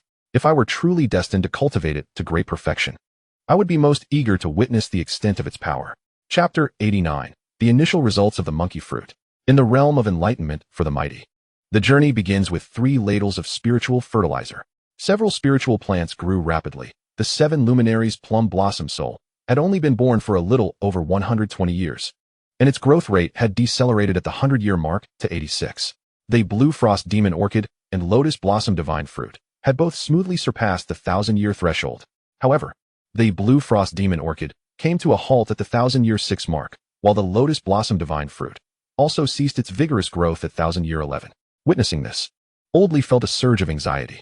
He could not help but exclaim, Youngster, if it weren't for old Luo having succeeded with 4 of them, I would genuinely suspect you of mistreating the spiritual plants. Cultivation should be a gradual process, as the masters say. Excessive fertilization poses the risk of stunted growth. Noticing Jiang Yining's gaze, he added, All right, continue with your work. I simply couldn't restrain myself from commenting. Jiang Yining chuckled, realizing that this was the reputation old Luo had earned. The wisdom of the masters was not unfounded. However, after the initial heavy fertilization, he would assess the optimal amount of nutrients based on the growth values, ensuring that the plants would not suffer from excessive supplementation. Rest assured, Old Li, I still aspire to learn your 10,000 treasures glazed body. As he spoke, he began to irrigate the orange vine with 2 ladles of spiritual fertilizer poured. The orange vine ultimately halted at the 100-year 99 mark, directly reaching the pivotal threshold. In 3 days, I will determine the optimal amount of fertilizer and the intervals for application. The only plant that remained stuck at the 100-year 99 mark was the 7 luminaries plum blossom soul. In the realm of enlightenment for the mighty, the 100-year mark was a critical point, and it seemed to be trending towards stagnation, which caused Jiang Yining some concern, for it was the only plant capable of nurturing souls. The orange vine reached 1,000-year 16, with each fertilization fostering a growth rate of 3 every 3 hours, achieving 12 growth points per day. The blue frost demon orchid reached 1,000-year 20, producing 2 growth points from each application, every 4 hours, yielding 6 growth points daily. The lotus blossom divine fruit reached 1,000-year 32, generating 3 growth points with each fertilization, every 4 hours, adding 9 growth points daily. At this rate of growth, if all went well, the slowest of them, the blue frost demon orchid, would require at least 14 days to reach the optimal growth threshold of 10,000 years. Once the optimal amount of fertilizer and intervals were established, after setting a fixed schedule for fertilization, Jiang Yining departed swiftly towards Goat Village. The second jelly brought by Qing had arrived 2 days prior. Amid the enthusiastic cheers for the immortal father, Jiang Yining quickly returned to Qingzhou Peak, preparing a mixture of spiritual fertilizer that was diluted 3-fold. Previously, half a quail egg-sized jelly had sufficed for a barrel of spiritual fertilizer. This time, an entire jelly was mixed with 6 barrels for the Monkey Mountain. The Monkey King still regarded Jiang Yining with a frosty demeanor. However, Brother Fang's expression was somewhat complex. Jiang Yining paid them no mind and climbed directly to the mountain summit. Upon seeing Jiang Yining, Xiaoqing immediately emerged from the fruit grove. Big guy, you finally arrived. He seemed a bit aggrieved. Jiang Yining glanced at Xiaoqing, noticing the evident signs of having been bullied, with swollen arms visible beneath his fur. Xiaoqing, you must be strong. Do you still want to be the Monkey King? Despite his grievances, Xiaoqing quietly replied, Yes. Speak up. Is the Monkey King so lacking in spirit? Xiaoqing grinned and asserted, Yes. Jiang Yining gave a thumbs up. Good. Big brother believes in you. Xiaoqing will undoubtedly be the new generation of Monkey King. Go play now, and when Big Brother's fruits are ripe, I'll call for you. Xiaoqing puffed out his chest and entered the fruit grove. Jiang Yining smiled, thinking that this little monkey was quite remarkable. Once his own matters progressed, he would exchange more spirit beast pills for him to enjoy privately. Subsequently, He hurriedly took out the paper and pen he had used to record previously and resumed the breeding of the monkey fruit. 3 days passed in the blink of an eye. Perhaps Jiang Yining had grown accustomed to the rapid growth of spiritual plants in the realm of enlightenment. The progress of the monkey fruit made him somewhat anxious. On average, each green fruit's growth value increased by approximately 3 daily. The fertilization intervals were standardized at every 3 hours, 4 times a day. This indicated that after each fertilization, the growth value of each fruit increased by less than 1. This might also be due to the fact that one fruit tree bore too many monkey fruits.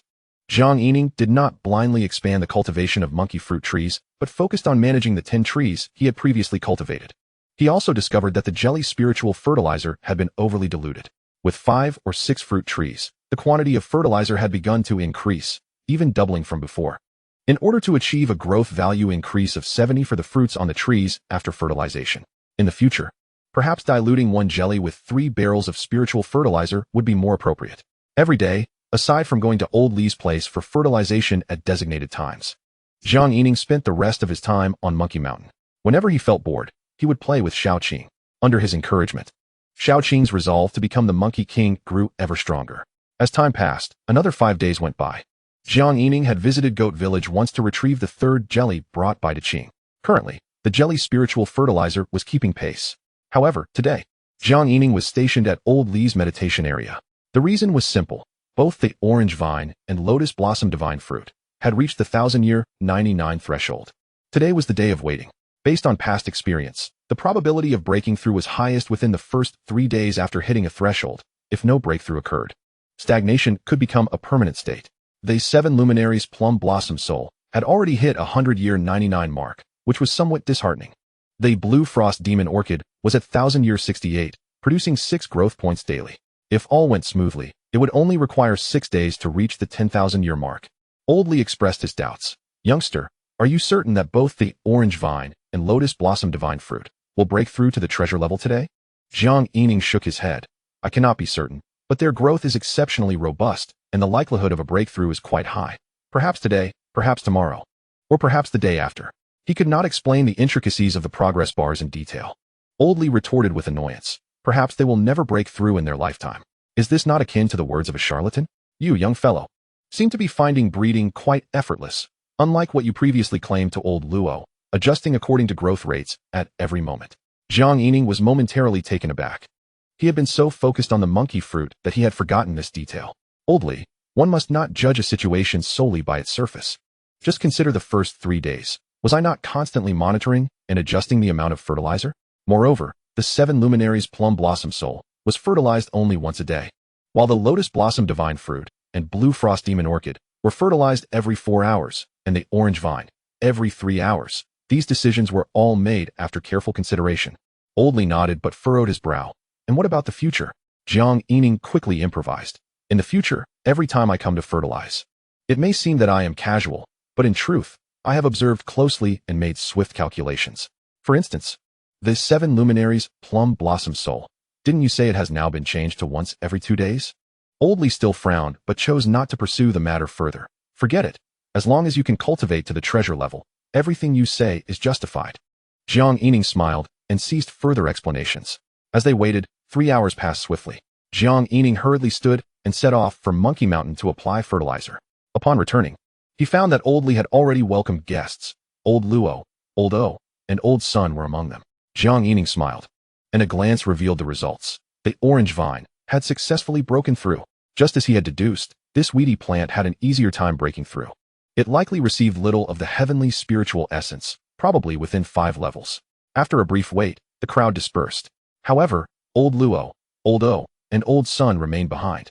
Jiang Yining quickly greeted them. Old Luo laughed. Good lad. Old Li's plant has also been cultivated successfully. Jiang Yining chuckled, dismissing it with a casual remark. This is just the beginning. It's merely one plant.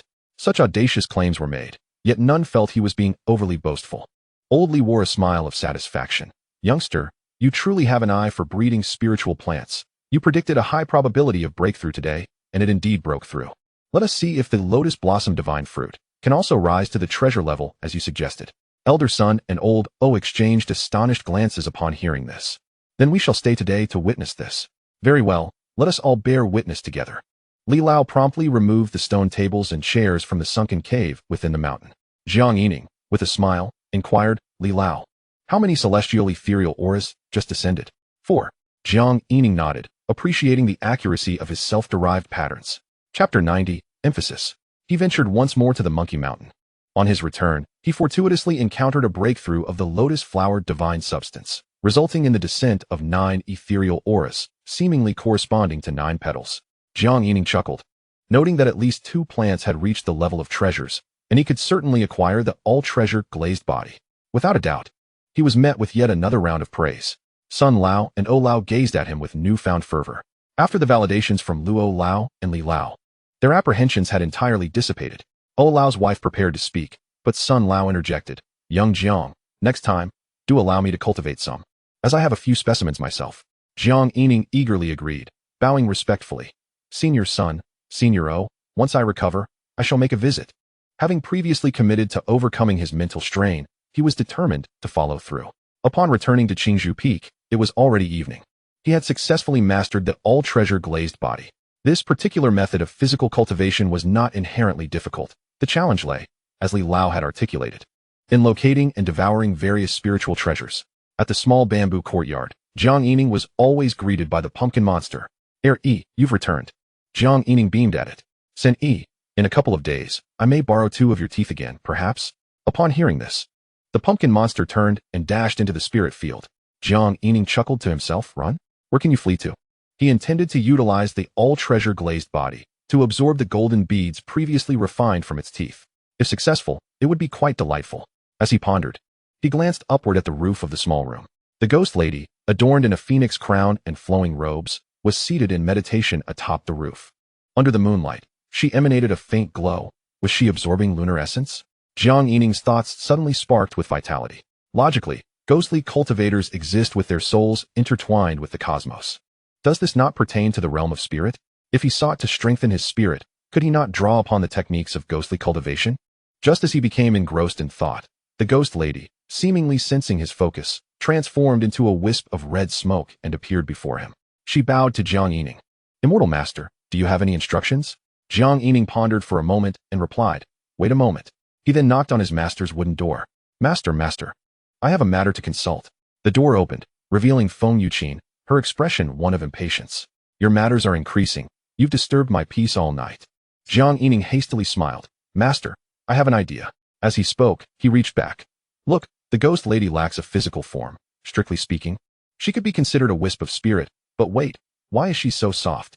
Jiang Yining, puzzled, withdrew his hand abruptly. Ghost lady, how do you possess a physical form? Feng Yuqin regarded him with disdain. You summon me in the dead of night merely to toy with the ghost lady? No. Master, please allow me to explain. Jiang Yining exclaimed, nearly straining his neck with fervor. Ghost lady, do not misunderstand. Master, I am contemplating whether ghostly cultivation techniques might enhance the spirit. Feng Yuqin ceased her mockery, her brow furrowed in contemplation. There have been cultivators in the immortal sect who posed similar inquiries and attempted ghostly techniques, yet found them to be of no significant benefit to the spirit. They were neither entirely unhelpful nor wholly beneficial, appearing to assist yet not allowing for prolonged practice. Otherwise, the spirit could suffer complications. Jiang Yining frowned. What complications? Feng Yuqin shook her head. It is hard to say. Those who tried felt some effects, but none dared to delve deeper, nor did they arrive at concrete conclusions. Jiang Yining felt disheartened, having thought he had discovered a shortcut. Indeed, if he could conceive of utilizing ghostly techniques, how could the 10 great immortal sects not have considered it? Is there anything else? Feng Yuqin inquired, her tone impatient. Jiang Yining shook his head. Feng Yuqin turned and entered the wooden house. Jiang Yining glanced back at the ghost lady, bemused. Ghost lady, how have you acquired a physical form? The ghost lady knelt. In response to the immortal master, my cultivation has recently undergone a breakthrough, allowing me to shift between the ethereal and corporeal, thereby forming a physical body. Jiang Yining smiled wryly. The timing of this transformation was indeed peculiar. He could not help but wonder, what about your previous interactions with Xiaoyao's father? The ghost lady replied. In response to the immortal master, he was primarily enraptured by the spiritual entanglement, and I merely acted on instinct with my ghostly techniques. She seemed to have truly severed ties with her former life, as if it were a commonplace occurrence. Jiang Yining, feeling slightly awkward, replied, all right, do not misconstrue. I merely sought to verify the ghostly cultivation techniques with my master. Continue your practice. Yes, immortal master. After this commotion, Jiang Yining calculated the time and made another trip to Monkey Mountain. Upon his return, he entered the small wooden house directly. Sitting cross-legged, he retrieved the small golden bead from the pumpkin monster.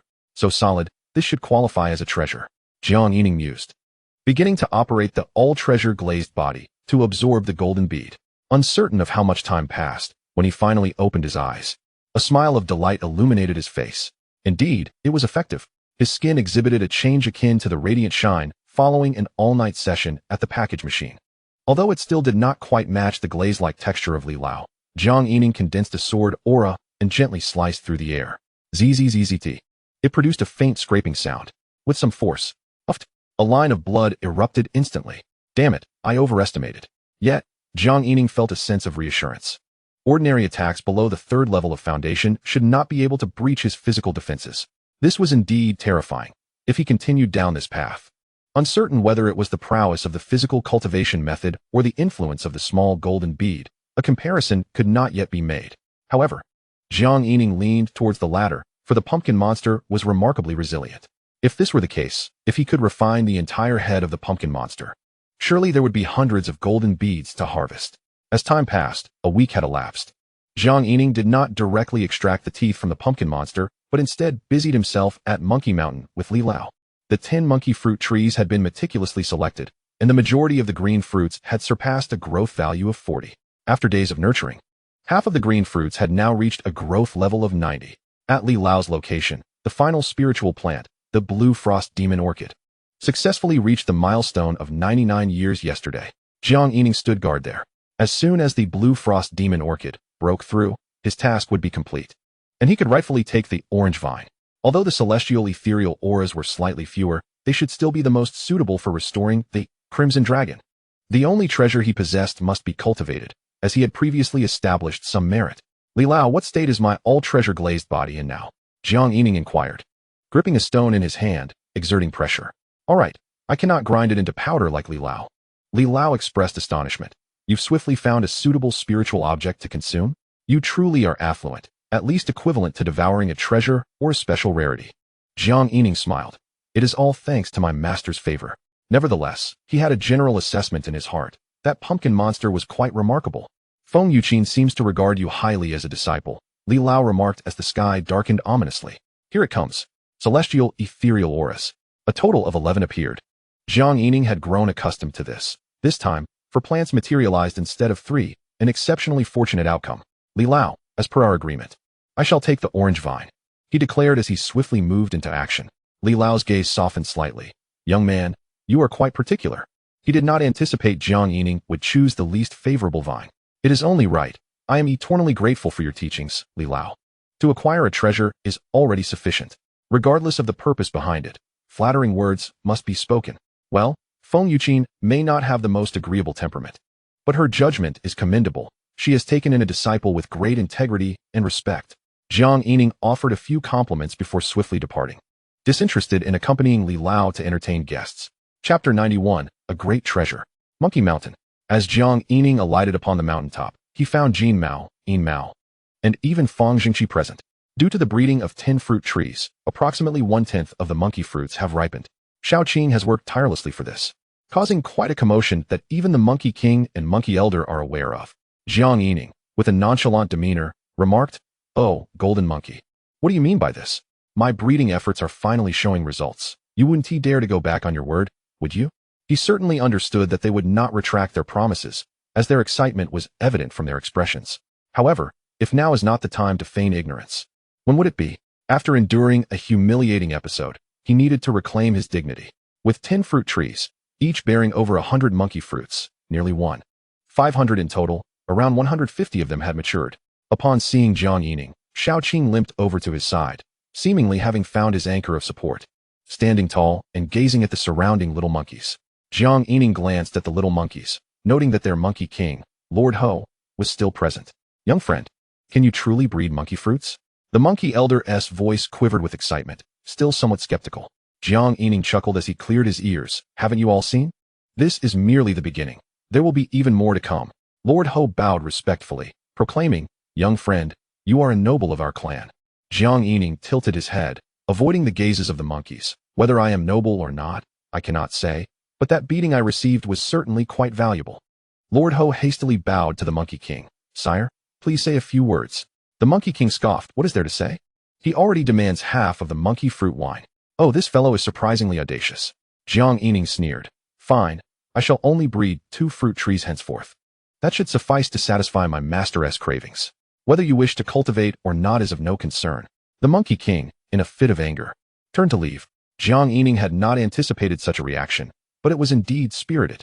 He observed Lord Ho rushing to placate the Monkey King. Sire, even if we do not exchange monkey fruit wine for spiritual beast pills, the monkey fruits themselves are beneficial to our clan. Do say a few kind words. Fang Zhengqi looked at Jiang Yining with a complex expression. He was aware of matters concerning their ancestor. Suddenly, he bowed to Jiang Yining, junior brother. It was my elder brother's rudeness. If you have any grievances, let us compete openly. Should I fall short, I shall not utter a word. Jiang Yining snorted in indignation, feeling as though he had become the villain in this narrative. Having just learned about Li Lao's 10,000 methods of glazed body, it would seem somewhat ungracious to truly beat down Brother Fang. He had intended for the Monkey King to soften, yet this fellow was quite temperamental. Never mind, never mind. I shall rise above this, and I cannot be bothered to hold a grudge against you all. From now on, I shall breed the monkey fruits. Young friend, junior brother, you are truly magnanimous. The golden and silver monkeys immediately turned, bowing to Fang Zhengqi in unison. Jiang Yining gazed at them incredulously. Am I being acted upon by these 2 monkeys? How can you, golden monkey, claim to be a righteous monkey king? Indeed, living long enough breeds cunning. Jiang Yining glanced back at Brother Fang, who offered an awkward smile. This only fueled Jiang Yining's irritation, as he was being played by an old monkey and a younger one. The Monkey King now wore a benevolent smile. Young friend, shall we commence our grand undertaking?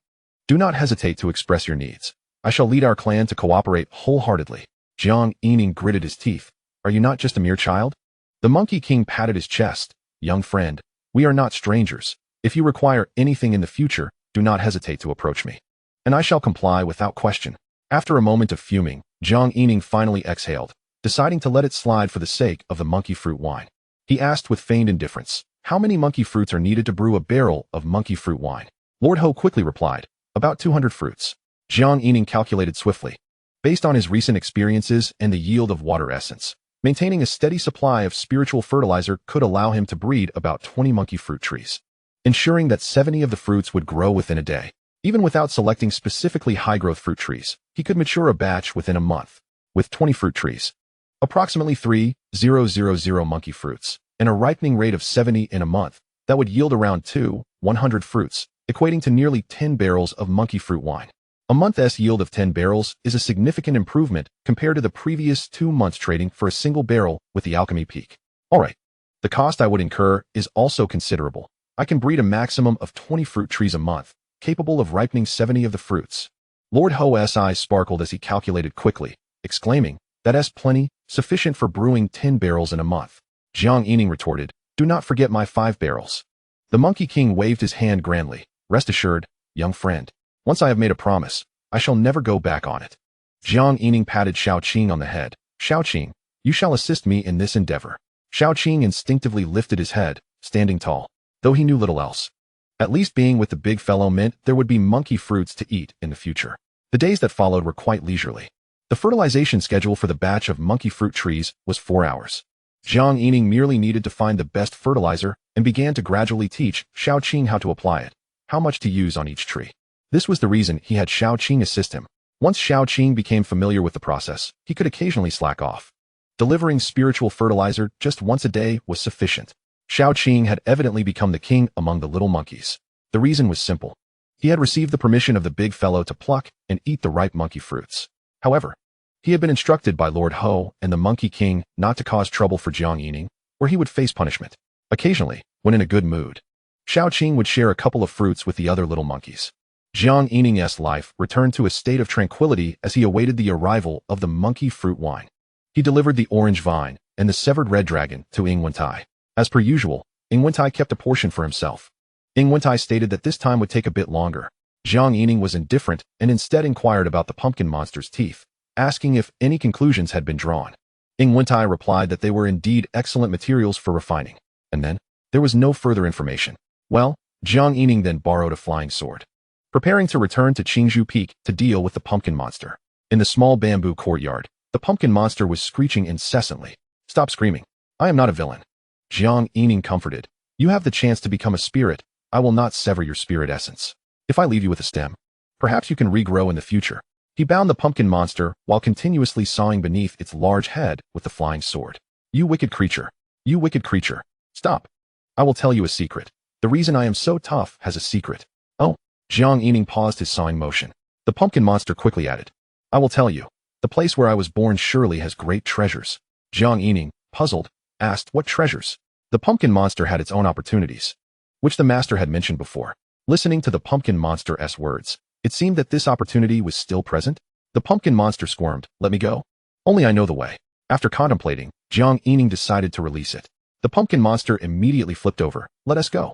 Take me back to where I came from, and I will lead you to the treasures. This creature was surprisingly straightforward, perhaps due to a wisp of evil spirit. It seemed to possess no ulterior motives. Jiang Yining set down the flying sword, hesitating. Wait, I will call Big Evil.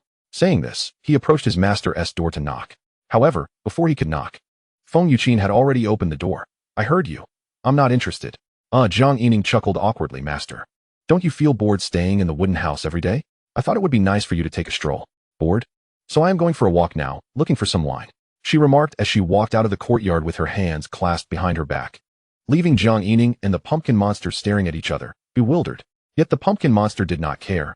Once Big Evil and Big Wicked had left, it immediately asked, Big Evil, are you still coming or not? Jiang Yining glanced at his master's departing figure, realizing that the training was still insufficient. He then told the pumpkin monster, There's no rush. The opportunity is unclear. Wait for me a few days, and I will persuade Big Evil to join us. Chapter 92, Monkey Fruit Wine. Jiang Yining's persuasion lasted for over half a month. His master was impervious to reason.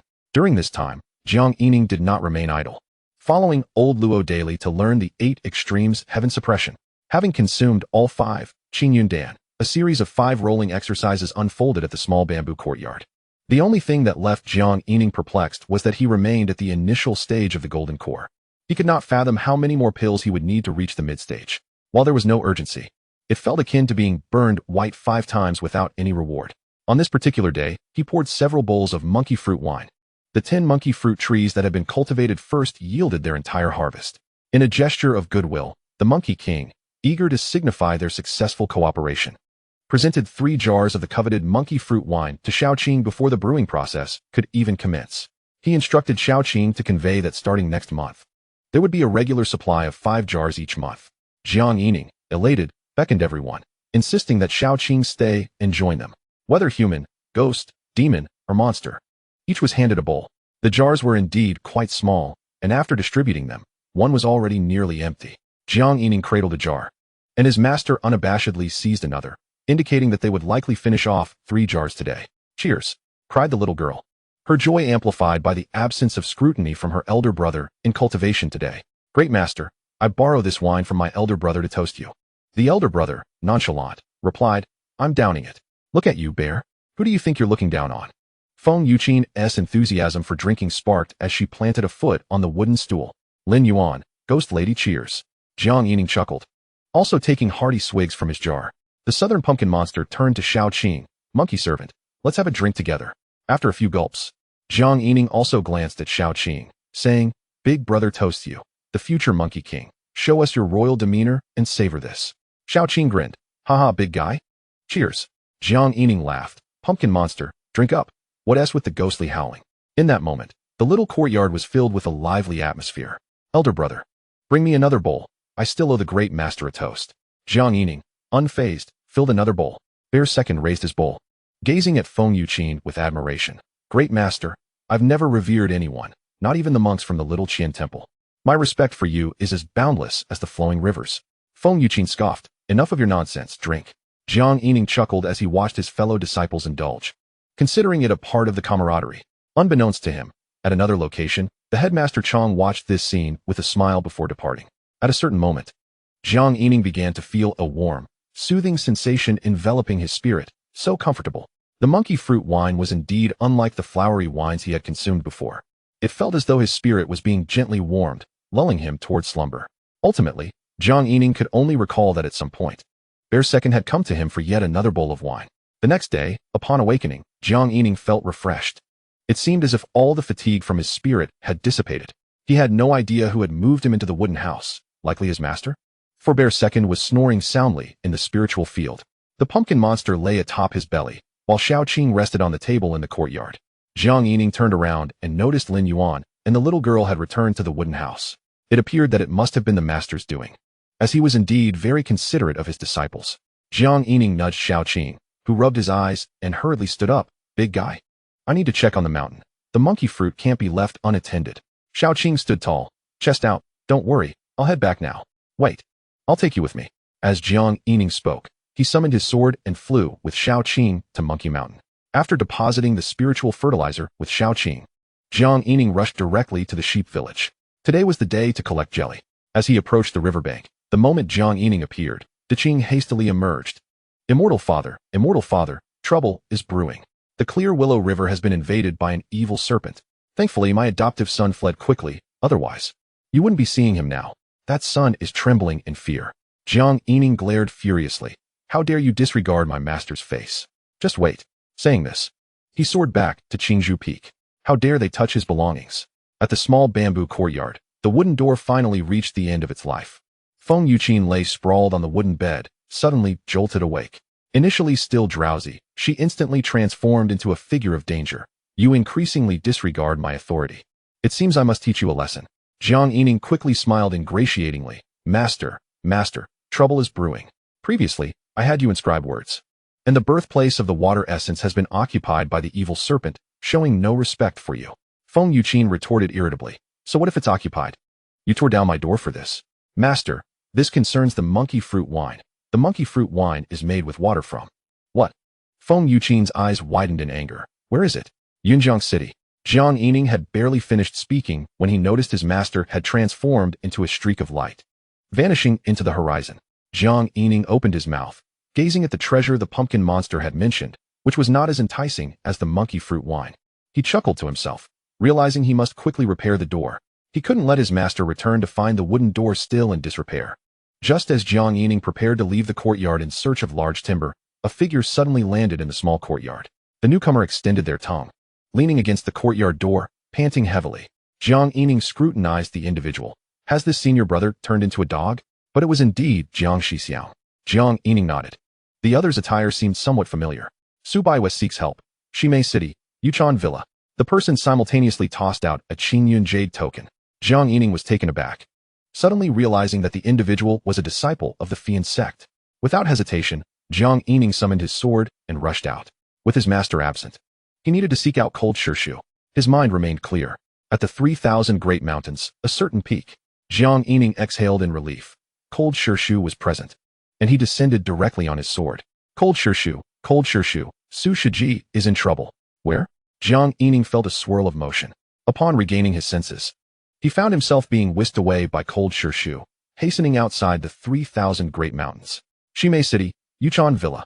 Jiang Yining hurriedly transmitted this information, closing his mouth. Cold Peak Master accelerated even further, lifting Jiang Yining onto his flying sword. Jiang Yining stumbled, leaning back as he regained his balance. He felt a cold hand supporting his back, and simultaneously sensed a surge in speed. Jiang Yining wanted to say that the message had already been conveyed, and that Cold Shirshu could go alone, but he dared not voice it. He also wondered, didn't you give Su Shiji a rescue jade pearl? With such thoughts, he found himself appreciating his master even more. In less than 100 breaths, Jiang Yining found himself gazing down at Shimei City. Cold Peak Master paused midair for a moment to sense before suddenly directing his sword toward the outskirts of the city. In an instant, they landed in a valley. Cold Shirshu descended, unleashing a flash of cold light and a sword shadow. The shadow flickered and vanished, erupting a cloud of mist. A streak of blood light darted away from the valley. Take Xiaoya back to the mountain, Cold Shirshu exclaimed, pursuing the blood light. Jiang Yining rushed toward the location where Cold Shirshu's sword had slashed, calling out, Su Shiji. Soon, he found Su Baiwe in a concave area of the mountain. Her hands and feet were bound, but it seemed the departure of the blood light had loosened the ropes. However, her body was covered in bloodstains, and her clothing was slightly torn. Su Shiji, are you alright? Can you still move? Jiang Yining hurriedly helped her up. It seemed that moving triggered pain in her wounds, prompting Su Baiwei to emit a soft groan. Jiang Yining hurriedly summoned sword energy and enlarged it. Su Shiji, I'll help you onto the sword energy. Let's return to Qingyun. Su Baiwei seemed to catch her breath and gritted her teeth, insisting, it's nothing serious. Just some superficial wounds. My Dantian's Qi has been sealed. Help me break the seal, and we'll enter the city to notify Shimi. She has gone to Fian sect for assistance.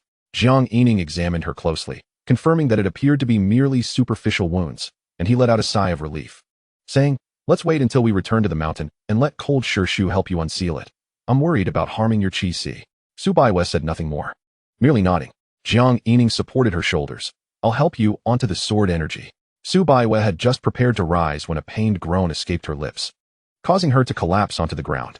Jiang Yining hurriedly supported her, lifting her into the air with a firm embrace. Unfortunately, this inadvertently pressed against Su Baiwei's wound, eliciting another cry of pain from her. Jiang Yining quickly set her down, but in an inexplicable moment of folly, his fingers inadvertently squeezed the injury on her leg. Su Baiwei gritted her teeth, tears welling in her eyes from the agony. Jiang Yining immediately released her. My apologies. I didn't mean to. Sister, let us get moving. He chided himself, pondering how he always found himself captivated by the sight of his sister's tear-streaked face. Was it possible that he had developed a hint of a perverse inclination? As they soared through the air on the sword, Su Baiwei struggled to sit up, eventually regaining her icy composure. In 2.5 years, during the Qingyun Grand Tournament, I shall not hold back. Jiang Yining felt a pang of embarrassment, realizing that his sister must have sensed his earlier mischief.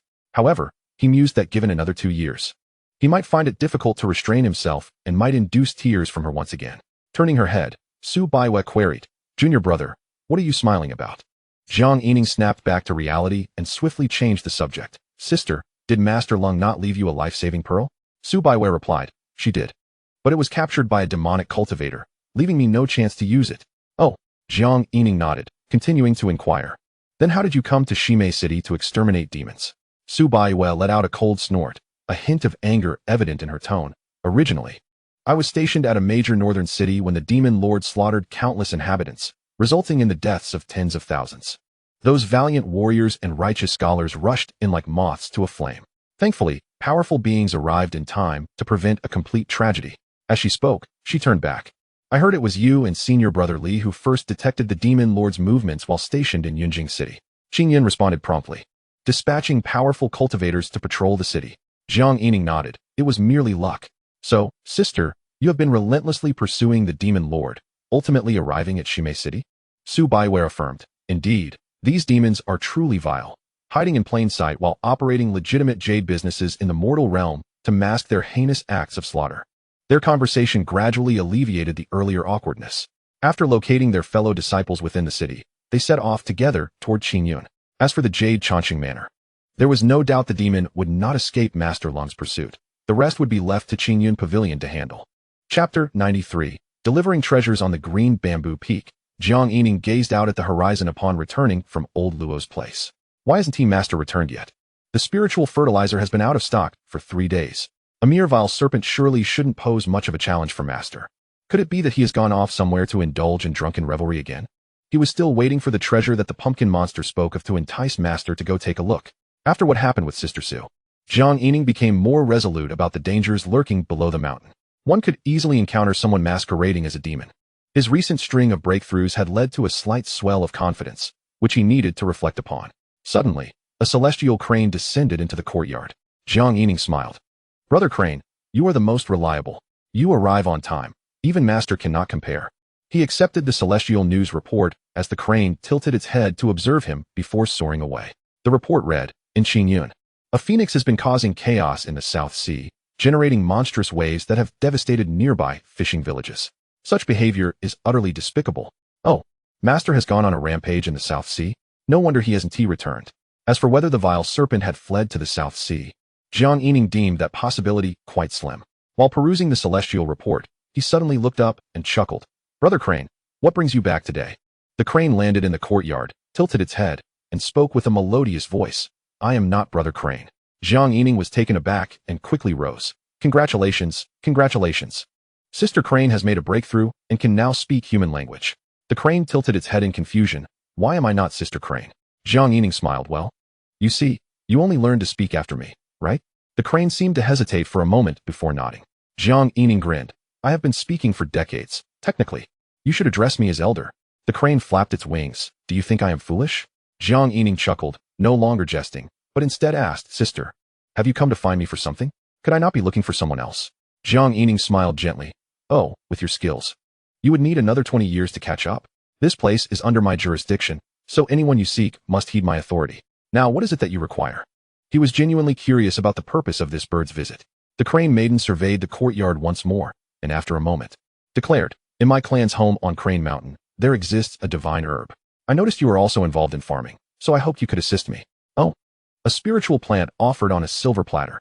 Jiang Yining inquired skeptically, Why seek my help? The crane extended its wings, gesturing around the courtyard. I see this place is filled with peculiar things.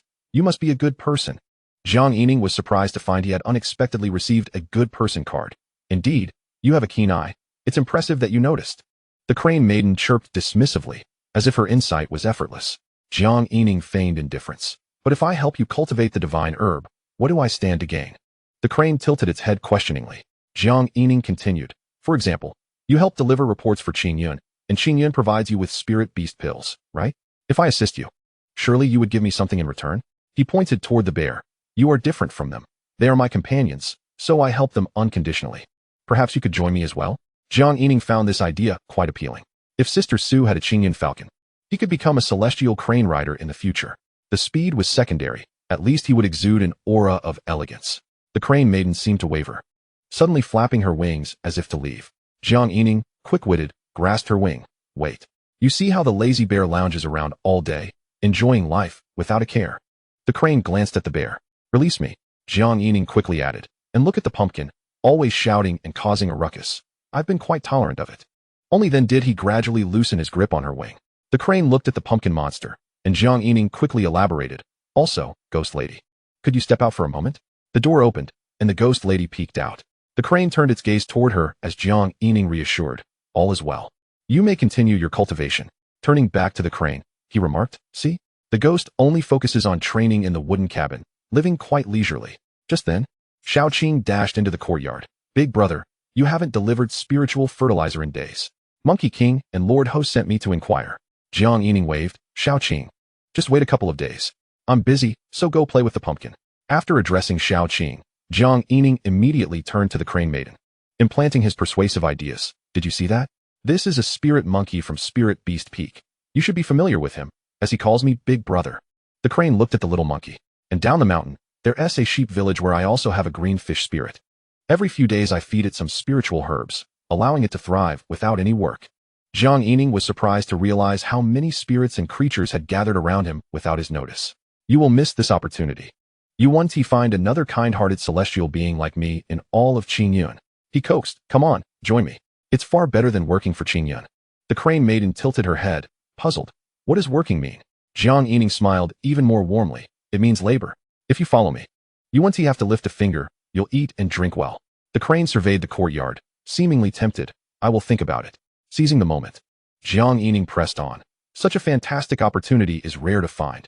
You wouldn't even find it with a lantern. What is there to contemplate? Just nod, and I'll help you cultivate that divine herb right away. No compensation needed. And in the future, you won't have to work. You'll receive at least 10 spirit beast pills each month. The crane maiden appears somewhat overwhelmed by the exuberance. All right then. Jiang Yining chuckled as he gently patted the crane's back. From now on, you shall address me as Master Brother, just like that bear monster. Without granting the celestial crane a moment's hesitation, he soared into the sky on his sword, urging, Come, let us venture forth and behold the celestial herbs. Beneath the sugary onslaught of his enthusiasm, the pair slowly drifted away, their dialogue faintly echoing. By the way, Master Brother lacks a flying sword. He typically employs sword chi. You know, it consumes considerable vital energy. Can you carry Master Brother for a spell? He must conserve his strength to assist you in cultivating celestial herbs. That should be feasible.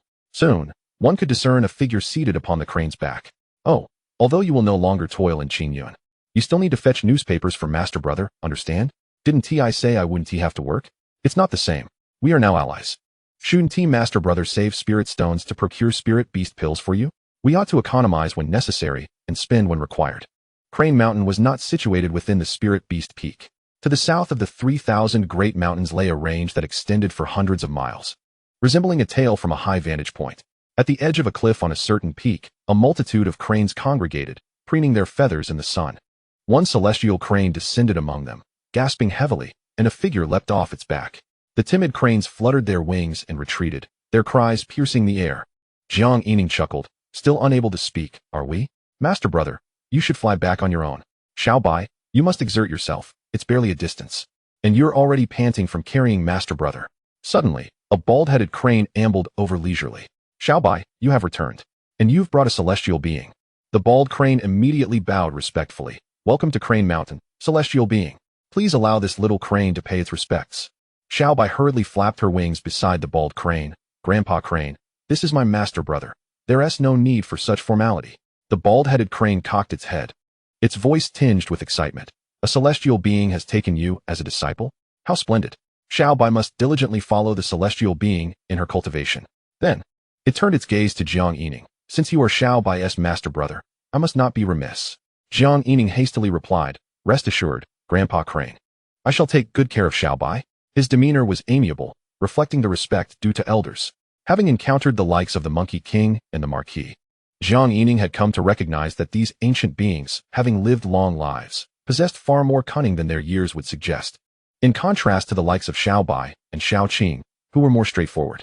Grandpa Crane, I express my gratitude on behalf of the little crane. Xiao Bai continued. I merely brought master brother to observe the celestial herbs. He will assist us. Grandpa Crane's excitement surged once more. Xiao Bai, you have joined the alchemy peak? Xiao Bai tilted her head. No, it's Qingzhou Peak, but master brother is adept at farming. Grandpa Crane regarded Jiang Yining with a hint of skepticism. Sensing its doubts, Jiang Yining confidently assured, fear not, Grandpa Crane. Both the esteemed master of Alchemy Peak and the sect leader recognize my talents in cultivation. Might I inquire what sort of herb this is? I would like to see it first. Grandpa Crane hesitated briefly, a hint of reluctance in its demeanor. Very well. Celestial being, please follow me. With that, it spread its wings and took flight. Jiang Yining followed on his sword, discovering they were perched upon a sheer cliff. In the crevice of the cliff, there grew a miniature lotus root, barely an inch long and the thickness of a pinky finger. This mini lotus, shimmering with a dark golden hue, boasted long roots that seemed to burrow deep into the rock crevice. Growth value, 6. Grandpa Crane, what is this? Grandpa Crane appeared somewhat lost in thought, exclaiming, this is a relic left by our ancestral crane. It sprouted 10 years ago. In the past, among the Crane clan, there was an ancestor who followed a celestial being from Qingyun. Upon the celestial being's passing, the ancestor was left with a lotus seed, said to be cultivated to provide the Crane clan with ample resources for cultivation. It paused momentarily before continuing. Now, this little crane presents it to you, hoping you will look after Xiao Bai in the future. Jiang Yining promptly responded, rest assured, Grandpa Crane, even without your urging, I shall care for Xiao Bai. After a moment of contemplation, he added, if this truly is a treasure, while I cannot make guarantees, I will ensure to provide 100 spirit beast pills to Crane Mountain each month. Jiang Yining did not feign modesty. He would not refuse a treasure presented to him. If it indeed proved valuable, he could easily offer the Crane clan additional resources, which was precisely what they sought. Little Crane, please accept my gratitude on behalf of the celestial being. Grandpa Crane seemed slightly disheartened. It reiterated, I only hope you will look after Xiao Bai in the future. Jiang Yining understood and refrained from saying more. After all, it was only natural for Grandpa Crane to feel a sense of loss regarding something passed down from their ancestor and powerful beings. However, 100 spirit beast pills were not inexpensive. While their creation was straightforward, they still amounted to around 1,000 spirit stones each.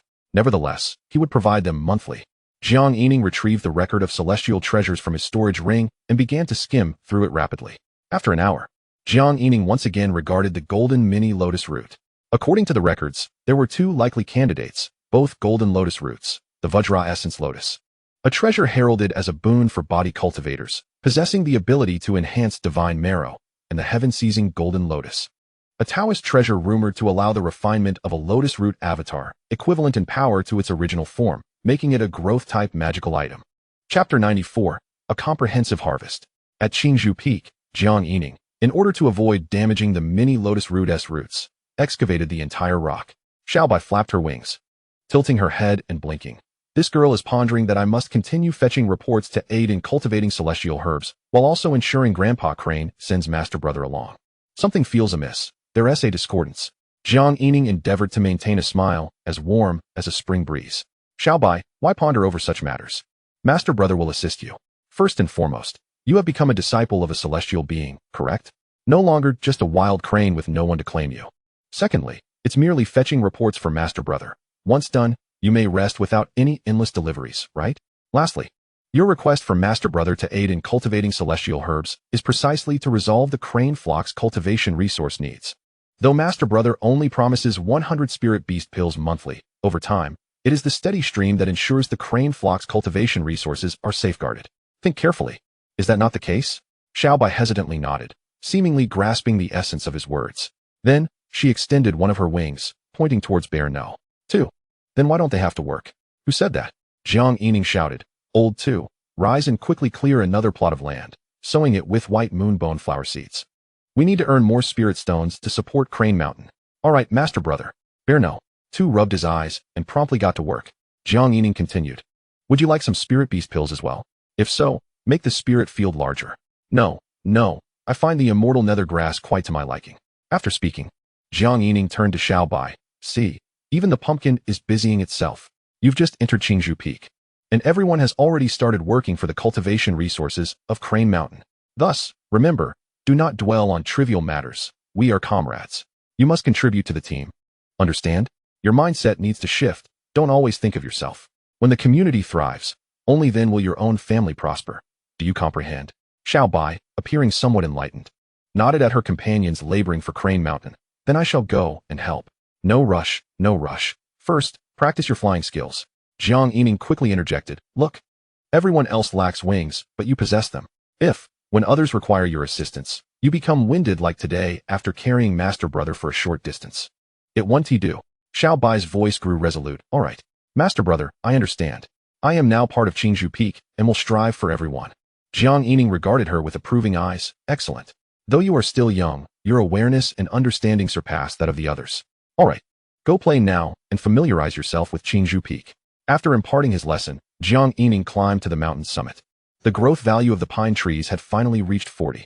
Jiang Yining sought out a crevice in the rock, meticulously carving out a small hole to stow away a mini golden lotus along with the excavated stones. Regarding such spiritual flora, which have not emerged from the enlightenment of mighty beings, one might speculate whether the lotus seeds had once accompanied the esteemed Qing Yun on their path to enlightenment. Yet, this remains mere conjecture. In any case, Jiang Yining proceeded with caution while fertilizing, adopting a methodical approach. This endeavor consumed a full 8 days. After all, the golden lotus had thrived for a decade, initially capable of producing around 20 sprouts daily, much like the early days of the mangosteen. Now, it had reached the remarkable age of 1100 years. With fertilization every 4 hours, it could yield 3 sprouts at a time, accumulating 9 sprouts per day. If all went well, it could enter the realm of 1,000 years in just 10 days. Jiang Yining contemplated experimenting with jelly spiritual fertilizer, yet found himself lacking at present. His master seemed rather peculiar. Had they fallen into the sea and yet to return? The thought of sending the great Qing to Yunjiang City crossed his mind, but prudence prevailed, and he refrained from risking it. After all, should any mishap occur, losing a laborer would only add to his troubles. Nonetheless, Jiang Yining had given due consideration to the use of jelly spiritual fertilizer on other spiritual plants. As long as ordinary spiritual fertilizer proved effective, there was no urgency for the jelly variety. After all, the common spiritual fertilizer had been passed down through countless celestial sects over millennia. While it may not be the finest, it was unlikely to go awry. Moreover, the jelly spiritual fertilizer was primarily reserved for the cultivation of monkey fruit, and its availability was limited. What if certain fire-attributed spiritual plants held no interest in the essence of water? Only if the ordinary fertilizer failed to yield results would he then resort to the jelly variety, which would surely be a sound decision. Upon returning to the small bamboo courtyard, Jiang Yining finally caught sight of the tall figure he had been eagerly awaiting. Master, you have returned. Your disciple has missed you dearly. Feng Yuqin frowned as she observed the celestial crane wandering about the spiritual field. You went out for a few days, and yet you've brought back another bird? Jiang Yining quickly smiled ingratiatingly. Master, it's a celestial crane. By the way, did you resolve the issue with the malevolent flood dragon during your trip to sea? Feng Yuqin nodded. I dispatched 7 of them and brought one back, which I entrusted to senior brother Zhang. It seems to be quite connected to the spirit demon mountain. Jiang Yining promptly gave a thumbs up. Master is truly formidable. Feng Yuqin huffed. Remember the monkey fruit wine. I exerted considerable effort this time. With that, she retreated into the small wooden cottage.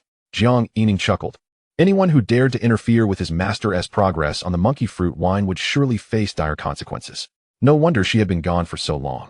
Combined with the one they had previously dealt with, they had effectively eliminated 9. Surely, the Three Rivers region would see the rise of the Great Qing. He eagerly made his way to Sheep Village to inform the Great Qing to collect their bounty. In the following days, Jiang Yining was exceedingly busy. Monkey Mountain's monkey fruit, golden lotus from the mountaintop, and the newly cultivated white moonbone flower all required careful monitoring. It took him a full half-month before he entrusted the newly cultivated spiritual field to Old Bear II for management. The golden lotus successfully entered the realm of 1,000 years, although its growth rate had begun to slow. Fertilization intervals were now established every 5 hours. It produced 2 sprouts, yielding a mere 4 new sprouts daily. Now, it had reached 1,000 years and 17. Given this situation, after waiting for 21 more days, it might enter the realm of 10,000 years, achieving the status of a treasured item. Old Wu had sent 5 Qingyan pills this month, all of which had been consumed. However, Jiang Yining had not yet managed to break through to the mid-stage of the golden core. He had decided against allowing his master to refine pills for him this time. He planned to wait until the next unified refinement, as enduring pain was less desirable when there was no breakthrough to be gained. Today, his master was exercising in the courtyard. Unable to contain himself, Jiang Yining remarked, "Master, if you have nothing else to do, why not meditate at the mountaintop?" Feng Yuqin scoffed. "Are you now managing your junior brothers and sisters' cultivation habits, and even attempting to dictate to your master?" Jiang Yining hurriedly laughed. "Not at all. It's just that I recently planted a golden lotus at the mountaintop. If you meditate there, it might be beneficial for the golden lotus." Feng Yuqin turned to enter the wooden cottage. Jiang Yining quickly interjected, "You see, the treasure that Pumpkinhead mentioned, doesn't he pique your interest? Just this small request from your disciple would be greatly appreciated. In a few days, the monkey fruit wine from Monkey Mountain will arrive. I will ensure to save at least 3 jars for you. I know. When I feel like cultivating, I will go. You are so nagging." Bang. The door closed. Jiang Yining chuckled. His master was still unable to resist his coaxing. He too stood up and stretched. "Alas, I am idle once again. My spirit is quite rejuvenated. Time to prepare the 1,000-sword array. Sun Lao, here I come." Chapter 95. The changes in the courtyard and with the master. The usual routine, establishing connections and negotiating prices. To his surprise, Sun Lao turned out to be Sun Xuetong, a distant ancestor of Brother Sun, an elder from the Luyun Peak. There was no need for further discussion. The sword array was essential for Jiang Yining. Sun Lao had only recently created the 1,000-sword array and promised that should Jiang Yining wish to learn in the future, he could seek him out. He specialized in arrays of 300 swords and 500 swords alike. Jiang Yining found it impossible to refuse. These elders had lived long lives and were indeed treasure troves of knowledge. After concluding negotiations, he committed to nurturing 5 spiritual plants, promising that 3 would reach the level of treasured items, albeit with considerable risk, as it was quite likely to fall short of the treasured item threshold. Time flew by, and a month passed swiftly. This time, Sun Lao's luck was not particularly favorable. No, it was Jiang Yining's fortune that faltered. Out of the 5 plants, only 2 managed to reach the treasured level, leaving him indebted to Sun Lao for a treasure, unless he chose not to learn the sword array from him. The golden lotus, however, had achieved a breakthrough. It had been stuck at the threshold of 1,000 years for several days. But with his master entering a period of quiet cultivation, it had indeed made a difference. The heavens bestowed upon it 26 strands of spiritual essence. Moreover, after crossing into the realm of 10,000 years, it surprisingly did not regress. What a delightful surprise! Yet, its growth rate resembled that of a pine tree, with no discernible pattern to grasp. It now stood at 5,000 years. He promptly instructed Old Bear II to fertilize it daily, increasing the amount by 3 scoops compared to the 1,000-year stage. Jiang Yining remained cautious, unwilling to over-fertilize. As long as it continued to grow, even if slowly, he was content. Given the current prospects, should it truly become a Tao treasure, it was highly likely to be the heaven-snatching golden lotus. Yet as of now, he had yet to witness the emergence of lotus flowers. At last, 2 plants had appeared, each holding the potential to become a Tao treasure. Jiang Yining decided to take a couple of days to himself. The monkey fruit wine had arrived, and he had reserved 3 jars for his master. He then prepared a hot pot and sent paper cranes to Lin Kong, Li Shuya, and Su Baiwei. Good wine was meant to be shared with friends. When Jiang Yining returned with the ingredients, everyone had gathered, seemingly engaged in pleasant conversation. The only difference was that there were 2 additional individuals in the courtyard. Jiang Yining eyed them with curiosity. Lin Kong promptly chimed in, "Brother Jiang, Allow me to introduce you to Shuang, and Xiao Shuang. He gestured towards the two young women. Jiang Yining, feeling somewhat helpless, had no choice but to extend his hospitality and display a welcoming demeanor. The two ladies exuded an air of delicate grace, and to Jiang Yining's astonishment, they were twins. Please, ladies, take a seat. The courtyard is rather humble, and I have little in the way of hospitality. The hot pot will be ready shortly. The twin in a light yellow dress said, Xianxiao. There is no need for formality. I have long heard Brother Kong speak of you. You are his closest confidant, and I have eagerly anticipated meeting you. The twin in a pale blue dress quickly followed suit. My sister and I are disciples of the Xianxiao Pavilion. It is indeed an honor to meet the legendary Qingyun Three Swords alongside Brother Kong. Jiang Yining hurriedly engaged in pleasantries, noting how lowly the twins appeared to be, which seemed to hint at some connection with Brother Lin. He felt a twinge of suspicion and quickly beckoned everyone. Please, everyone sit down. Li Shixiao, Su Shiji, do join us as well. Brother Lin, lend me a hand. All right. The two began preparing the ingredients. Jiang Yining cautiously transmitted a message. Brother Lin, did you really go to the monks and Taoists, only to woo the disciples of the Xianxiao Pavilion? And twins at that. You truly have a way with women. Lin Kong sighed. Oh, Brother Jiang, how can you say that? What do you mean by wooing? Jiang Yining retorted. And how will you face the two ladies afterward? Lin Kong replied. The Shuang and Xiao Shuang both treat me exceptionally well. It is genuinely difficult to choose. Jiang Yining was momentarily speechless, unwilling to concern himself with such matters, and then casually inquired, Brother Lin, are you serious about this? Lin Kong affirmed, of course, they are my Dao partners. Jiang Yining sighed, very well, I wish you a future filled with joy, but do not let it all fall apart, or you may end up with none. Just then, the hot pot was served at the table. At first, the atmosphere was somewhat awkward, but as Lin Kong diligently circled, and with the two younger disciples, Shuang and Xiao Shuang, genuinely adhering to him, everyone gradually fell into a natural rhythm. Li Shuyang slammed the table and exclaimed, excellent, truly worthy of the monkey fruit wine. I recall my master once letting me taste a small cup. I never expected my junior brother to possess such prowess and secure 2 jars. He moderated his tone, careful not to disclose any information regarding the breeding of the monkey fruit. Jiang Yining chuckled, senior brother, please refrain from developing the habit of slamming the table at every turn. He then turned to Su Baiwei, holding out his bowl. Sister, how is your recovery? Earlier, let me toast to you.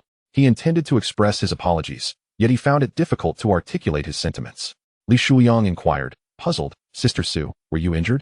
Was it from battling the demons? Nowadays, the fiends are indeed becoming increasingly rampant. In the eyes of a true man, there exists only the demon. Su Baiwei smiled. No serious harm. I sustained some injuries while tracking the demon, but my master and junior brother Jiang came to my rescue. As she spoke, she clinked her bowl with Jiang Yining's and drank heartily. Lin Kong observed the two and chuckled. Brother Jiang, you still go about rescuing fair maidens. As the 3 swords of Qingyun, we should all be in the know. Come, let us self-punish with a bowl. Jiang Yining, feeling a tad embarrassed, downed his bowl in silence. After all, he couldn't very well admit to intentionally causing pain to Sister Su. He hoped that whatever needed to be resolved had indeed been resolved. Ultimately, the lively hot pot gathering came to an abrupt end before their master returned. The following day, Jiang Yining, feeling the pressure of the treasured debts upon him, hurried to pay a visit to Elder O. Elder O had been in seclusion for a millennium. In his domain, 9 spirit plants had thrived, 3 of which were exceptional in enhancing vitality. The only awkward moment arose when, during a casual chat with Elder O, Jiang Yining learned that his master had once drunkenly sparred with Elder O amidst the 3,000 Great Mountains, resulting in a brief bout between the two. Elder O was a senior of the Sword Inquiry Peak. This peak, known for its martial prowess within Qingyun, boasted the current eldest senior brother of Qingyun and the foremost of the 10 talents of Qingyun, Lan Jianpain, as its disciple. His master had mentioned that she pursued the path of fire, while the Sword Inquiry Peak specialized in the sword path, not the 5 elemental paths. Thus, Jiang Yining had no intention of learning anything from them. The final negotiation concluded with Jiang Yining promising 4 spirit plants in exchange for 9 spirit plants to cultivate into treasures. Time passed swiftly. This time, Jiang Yining was exceptionally fortunate. After a little over a month, he successfully cultivated 6 plants. He returned 1 to Elder Sun, leaving him with 1 bamboo treasure. A commendable harvest indeed. The consecutive successes of Elder Sun and Elder O drew the attention of certain recluses towards Jiang Yining. He decided to take a brief respite to temper the heat of attention. At Qingzhou Peak, in the small bamboo courtyard, Jiang Yining gazed at the bamboo treasure, feeling a twinge of hesitation. Alas, after so many months of toil, it seems I have labored in vain. Perhaps I should let the young girl establish her foundation. He muttered to himself, shaking his head. I cannot allow this to continue. My pricing is far too low. I must distribute according to the number of treasures cultivated from breeding, based on the quantity of spirit plants. Otherwise, I might find myself working for nothing. Furthermore, Jiang Yining had also inquired with Elder Luo and others about the recluses in the 3,000 Great Mountains, discovering that most of them were formidable beings of the 6th realm. This point had initially crossed his mind when Qingzhou Peak produced its first millennia-old bamboo. He had asked his master whether the figures he glimpsed were all from the 7th realm. His master had replied that only a few belonged to the 7th realm and the majority were from the 6th. Given Elder Luo's connections and friendships with Elder Li, Elder Sun, and Elder O, who were all of the 7th realm, he wondered if the reclusive visitors would not find many 7th realm experts unaware of whether the 6th realm's secluded places could yield treasures. Thus, he decided that the prices must be raised. After contemplating for a while, Jiang Yining shook his head. Since he had resolved to allow Xiaoya to establish her foundation, he would not waver. He must shoulder the responsibilities of his elder brother, hoping that she would follow his lead in the future.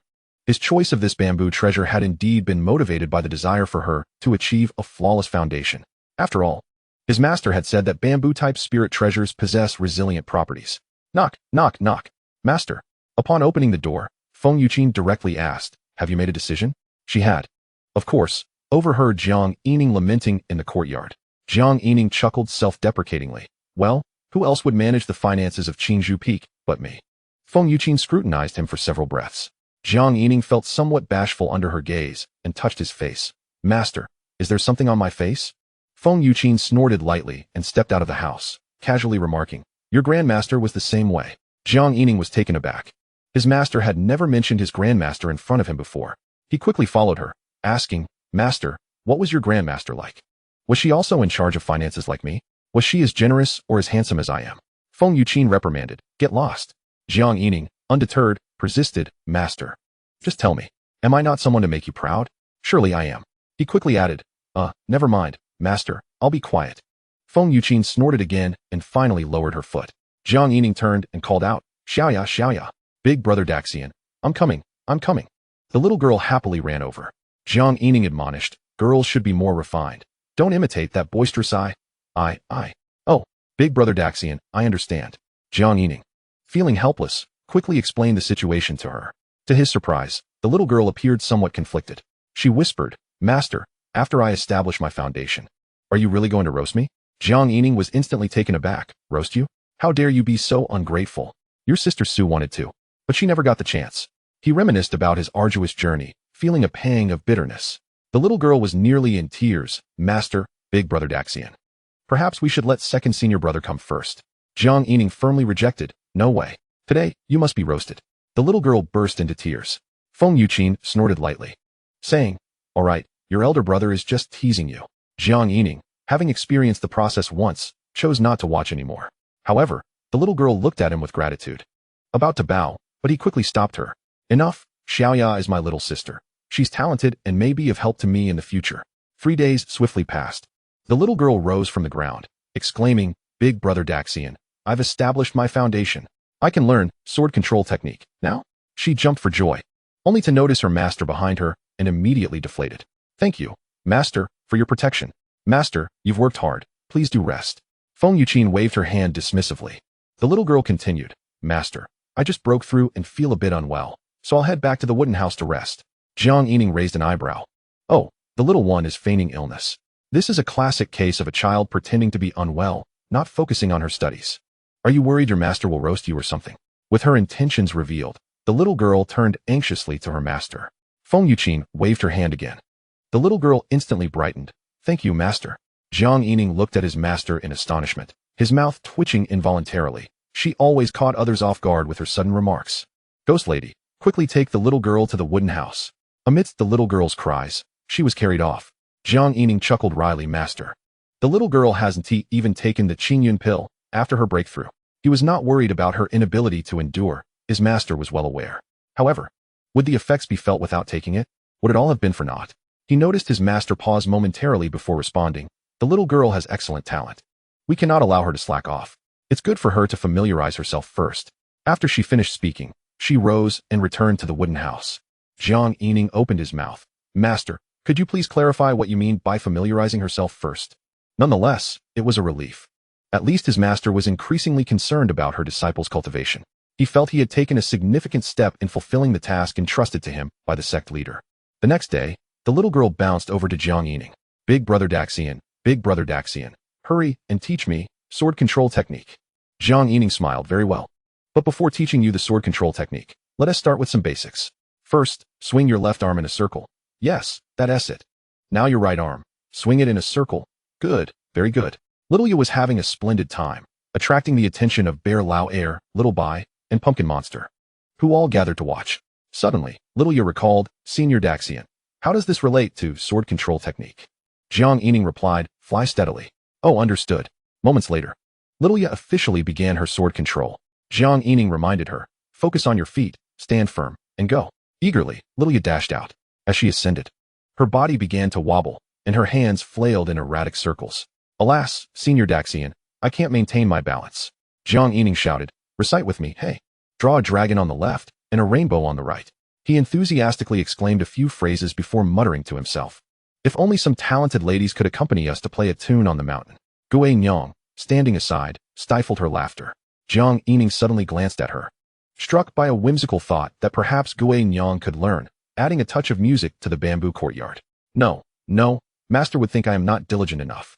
Gui Nyang seemed to sense something. Master, do you have any instructions? I shall fulfill them without fail. Jiang Yining shook his head with a smile. It's nothing, really. However, the following day, the bamboo courtyard echoed with the sound of people practice. Chapter 96, The Disturbance at Bushin Mountain. In recent days, Jiang Yining had returned to a leisurely state.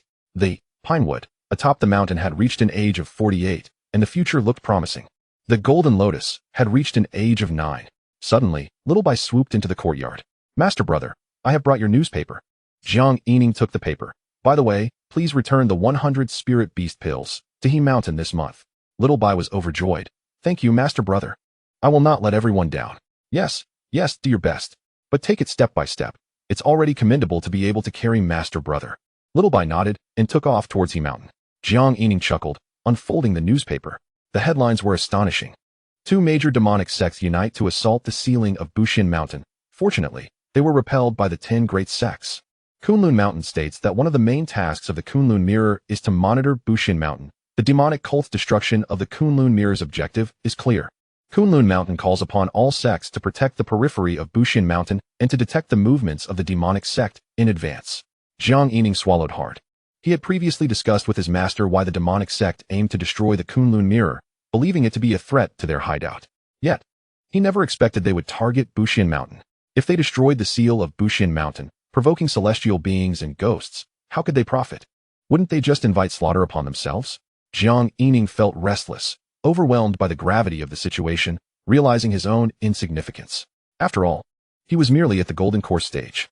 The only comforting news was that the 10 great sects had managed to hold their ground. But would the demonic cult relent? Time passed, and Feng Yuqin entered the courtyard. Jiang Yining hurriedly said, Master, the 2 major demonic sects are attacking the seal of Bushin Mountain. Feng Yuqin nodded. I am aware. The sect leader has just summoned the strong from Qingyun.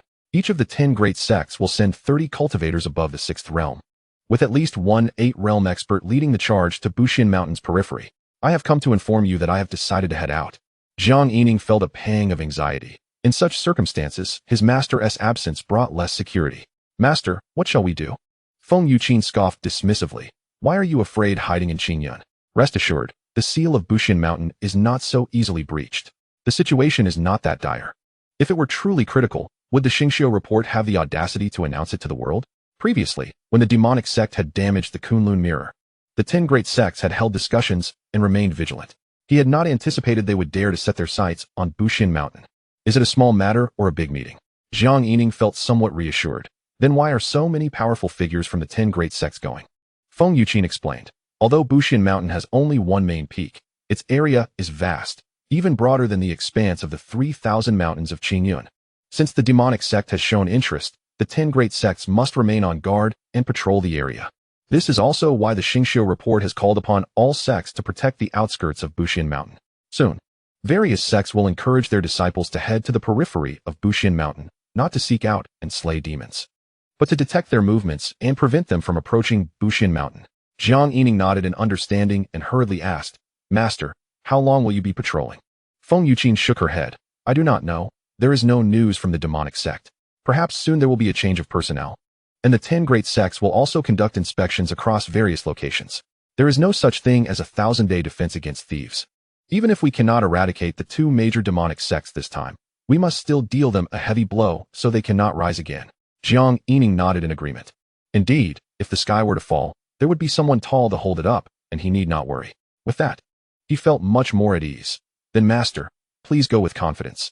The disciples of Qingzhou Peak will take care of things. Do you think I need your watch? Feng Yuqin remarked before ascending into the air and departing. Jiang Yining watched her retreating figure, feeling that he had been overly alarmed, genuinely believing Bushin Mountain was on the brink of disaster.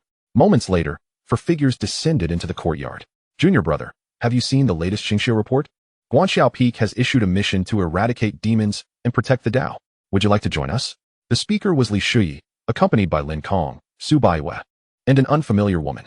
Lin Kong added, whether it's the periphery of Bushin Mountain or elsewhere, slaying a single golden core demon will earn you a Qingyun pill. Oh, Jiang brother, you don't need it for now. He spoke with slight hesitation, likely due to the presence of the new woman. By the way, Jiang brother, let me introduce you to this is Ro from Fian sect. The woman in purple quickly bowed. Junior sister meets senior brother Jiang. Konggo has mentioned you, saying that you are his closest confidant. And today I have the honor to witness the prowess of the 3 swords of Qingyun. Jiang Yining engaged in polite exchanges, feeling genuine discomfort. He couldn't help but glance at Lin Kong, silently pleading him not to keep calling him a closest confidant. He couldn't bear that burden. He feared he would acquire a new title in the sect, that scoundrel's closest confidant. Su Baiwei chimed in, Junior brother, how about we fight side by side? Jiang Yining quickly shook his head. Senior brothers and sisters are on the front lines battling the enemy. Junior brother will prepare logistics for you. When we descend the mountain, should we have another hot pot meal to send off our senior brothers and sisters? Lin Kong suggested. Let us prepare today. We will descend the mountain tomorrow. All right. Jiang Yining hurried off and soon returned, pulling Lin Kong to start preparing the ingredients. Lin brother, what about those 2 girls? Are you serious? Aren't you afraid of being hunted down in the streets later? Lin Kong replied earnestly. Jiang brother, I am indeed serious. Jiang Yining snorted, acknowledging his resolve. Lin Kong quickly explained. To be honest, Jiang brother, I have an idea. My talent cannot compare to yours. So I want them to marry into Luyun Peak and cultivate the sword formation with me. Jiang Yining was puzzled. Them? Lin Kong nodded. In simple terms, it requires everyone to trust one another completely and have a strong rapport. Since we've already engaged in deep exchanges, it would be easier to establish that foundation. I believe that if 10 people wield the 1,000 sword formation and I coordinate from within, wouldn't that create the might of 10,000 swords? Jiang Yining looked at him profoundly. You truly are a remarkable individual. Lin brother, setting aside whether it will succeed or not, just getting 10 people to trust one another and have perfect synergy is likely more challenging than reaching the heavens. Lin Kong smiled. Take it slow. Senior brotherly has said that one must have dreams. Jiang Yining interjected. Senior brotherly cannot bear that burden for you either. Lin Kong shrugged nonchalantly and continued. Let us not discuss the 1,000 sword formation, as long as 3 people cultivate the 108 giant peak sword formation. I can further merge it with the 3 talents sword formation. I am confident I can contend with those at the late golden core stage, or even challenge the early nascent soul stage. Jiang Yining was speechless. All right then, I wish you success in your dreams. But don't end up exhausted and die along the way. And please, refrain from introducing me as your closest confidant in the future. I am but a humble individual, truly unworthy of such a title. The hot pot was served. Jiang Yining pondered for a moment and took out 3 jade bottles, each containing 3 Qingyun pills. Senior brotherly, senior sister Su, Lin brother, I am returning the pills you lent me earlier now that you are going down the mountain to slay demons. Due to the presence of Lin Kong's gentle demeanor, he opted for a different expression. Previously preoccupied with old O's spiritual plant cultivation, he had a brief respite during which he had yet to consume the 10 Qingyun pills. This time, he decided to gift them to his senior brothers and sisters. The trio hesitated momentarily, but ultimately accepted the gesture without further ado. Having traversed numerous experiences together, some matters need not be vocalized. Indeed, these gifts would prove useful, and in due course, they could always seek out Jiang Yining for more treasures. The atmosphere during this hot pot meal was somewhat stifled. It was evident that their voluntary descent from the mountain was fraught with peril. Li Shuyi slammed the table and declared, a true man stands unashamed before heaven and earth. How could a mere demonic sect suppress the 10 great celestial sects? Come, let us drink. Jiang Yining raised his cup in agreement. Indeed, Junior brother awaits the good news from brother Li, sister Sue, and brother Lin upon your return. I shall prepare ample monkey fruit wine to ensure we indulge to our heart's content, returning only when thoroughly intoxicated. Thus, the atmosphere gradually became more spirited. Chapter 97. The Imperial City of Daqing. Days passed in leisurely succession. Jiang Yining sensed an air of desolation enveloping Qingyun, as numerous disciples had descended the mountain. In the last 3 issues, the Celestial Sect Star Report had focused on the theme of exterminating demons beyond the mountain. Some sects reported disciples vanquishing demons, while others lamented their disciples being slain. Prompted by this, Jiang Yining dared not be idle, spending nearly all his time at old Luo's side, learning about the 8 extremes suppressing heaven and the tumultuous events beyond the mountain, which inevitably exerted an invisible pressure upon him. The matter of cultivation cannot be rushed. He had been consuming Qingyun pills month after month, and with his master absent, he had no means to refine himself. Recently, the selection of varieties had been personally overseen by Master Wanfeng. Suddenly, a golden paper crane descended into the courtyard. A messenger golden crane. Jiang Yining quickly unfolded the note. All contemporary golden core disciples have descended the mountain. The small sect in the imperial city seeks assistance. You are commanded to depart swiftly. Jiang Yining curled his lips, suspecting that Guishafeng was merely creating trouble for him. After all, if all contemporary disciples had descended, what of the previous generations? Surely, there must be someone remaining on the mountain. He dismissed the thought of establishing a coefficient of 0.5 for himself, feeling rather unperturbed. Nonetheless, he hastily gathered his belongings to prepare for the task at hand. Speaking of which, where was Qilong these past few months? Surely, Ingwentai hadn't rendered it unusable? He quickly dispatched a flying message paper crane and briefed old Xiong'er before taking to the skies on his sword. At the Flying Sword Hall, Jiang Yining waited for a while until Ingwentai rushed over, his eyes reddened. Brother Jiang, my apologies for the wait. I have fulfilled my duty. This time, the Qilong will undoubtedly be sufficient to withstand the early to mid stages of the nascent soul. Jiang Yining accepted the Qilong, but refrained from elaborating on it. Instead, he inquired, Junior brother, have you been busy lately? Ingwentai smiled. I just finished the Qilong for you, so I thought I might take a break. Jiang Yining proposed. Then why not accompany me to the imperial city of Daqing for a leisurely outing? Regardless of our strength, I have yet to venture far from home alone, and it would be nice to have a companion, especially since the imperial city is a good distance from Qingyun. Moreover, it was said that the task involved assisting the small sect in refining weapons. Perhaps junior brother Ing could lend his expertise. The thought of traveling comfortably on a flying carpet made the invitation all the more appealing. Ingwentai hesitated for a moment before asking now. Jiang Yining nodded. Yes, now. All right, brother, wait for me while I tidy up a bit. Ingwentai exclaimed, dashing back to the Flying Sword Hall. When he emerged, he looked quite dashing, though his eyes still bore a hint of fatigue. The imperial city of Daqing, originally known as Mini City. The path of the emperor seems intricately linked to the people's livelihood. Nevertheless, people still commonly referred to it as the imperial city. Compared to other cities, the imperial city boasted ample security, with a sovereign ruler in place. To establish a dynasty is to be a ruler. To don a crown is to reign. To receive the fortune of the common folk and embody the essence of the emperor is the path to ascendancy, leading to the ultimate realm of the 8th source. With the dynasty firmly established, the imperial city became a bastion of authority, amplifying the king's might threefold. Thus, Jiang Yining felt emboldened to invite Ingwentai. Among the 13 major dynasties, the 2 occupied by the demonic sects can be set aside. The capitals of the other 11 dynasties, much like the 10 celestial sects, are exceedingly secure, with seldom a whisper of demonic cultivators emerging. A flying carpet descended in a secluded area outside the imperial city. Oh, the journey is indeed more enjoyable thanks to my junior brother's magical artifact. Jiang Yining reclined on the carpet, suddenly sitting up and leaping down. Let us go and behold the splendor of the imperial city. The 2 hastened toward the city gate, where the throngs of people grew increasingly dense. Inside the city, street vendors, merchants, and travelers of all kinds, the mundane lives of those residing in the imperial city exuded a certain charm. Compared to other cities, there was an added touch of opulence. Even the modest households displayed an air of elegance as they ventured out. Brother, there's no rush. Allow me to peruse the shop first. Ingwentai tugged at Jiang Yining, who looked curiously at the sign that read, Women's Luxurious Boutique. Through the shop's entrance, it was evident that the clientele was predominantly female, with women entering and exiting, clearly catering to the fairer sex. Jiang Yining frowned. What could possibly be of interest here? Ingwentai replied, there might be some styles of magical artifacts worth considering. Then you may enter and browse. I shall wait outside. Jiang Yining expressed reluctance to venture inside, fearing he might encounter some intimate garments and be mistaken for a pervert, leading to his expulsion. All right, brother, I shall be quick. Ying Wentai cheerfully dashed into the shop. After a brief wait, Jiang Yining indeed noticed a few men entering the establishment. As the minutes dragged on, Ying Wentai finally emerged, accompanied by a young man with whom he appeared to be in lively conversation. Ying Wentai clasped his hands to the side of the young man. Brother, I must take my leave. He then turned to Jiang Yining and said, Brother, we may depart now.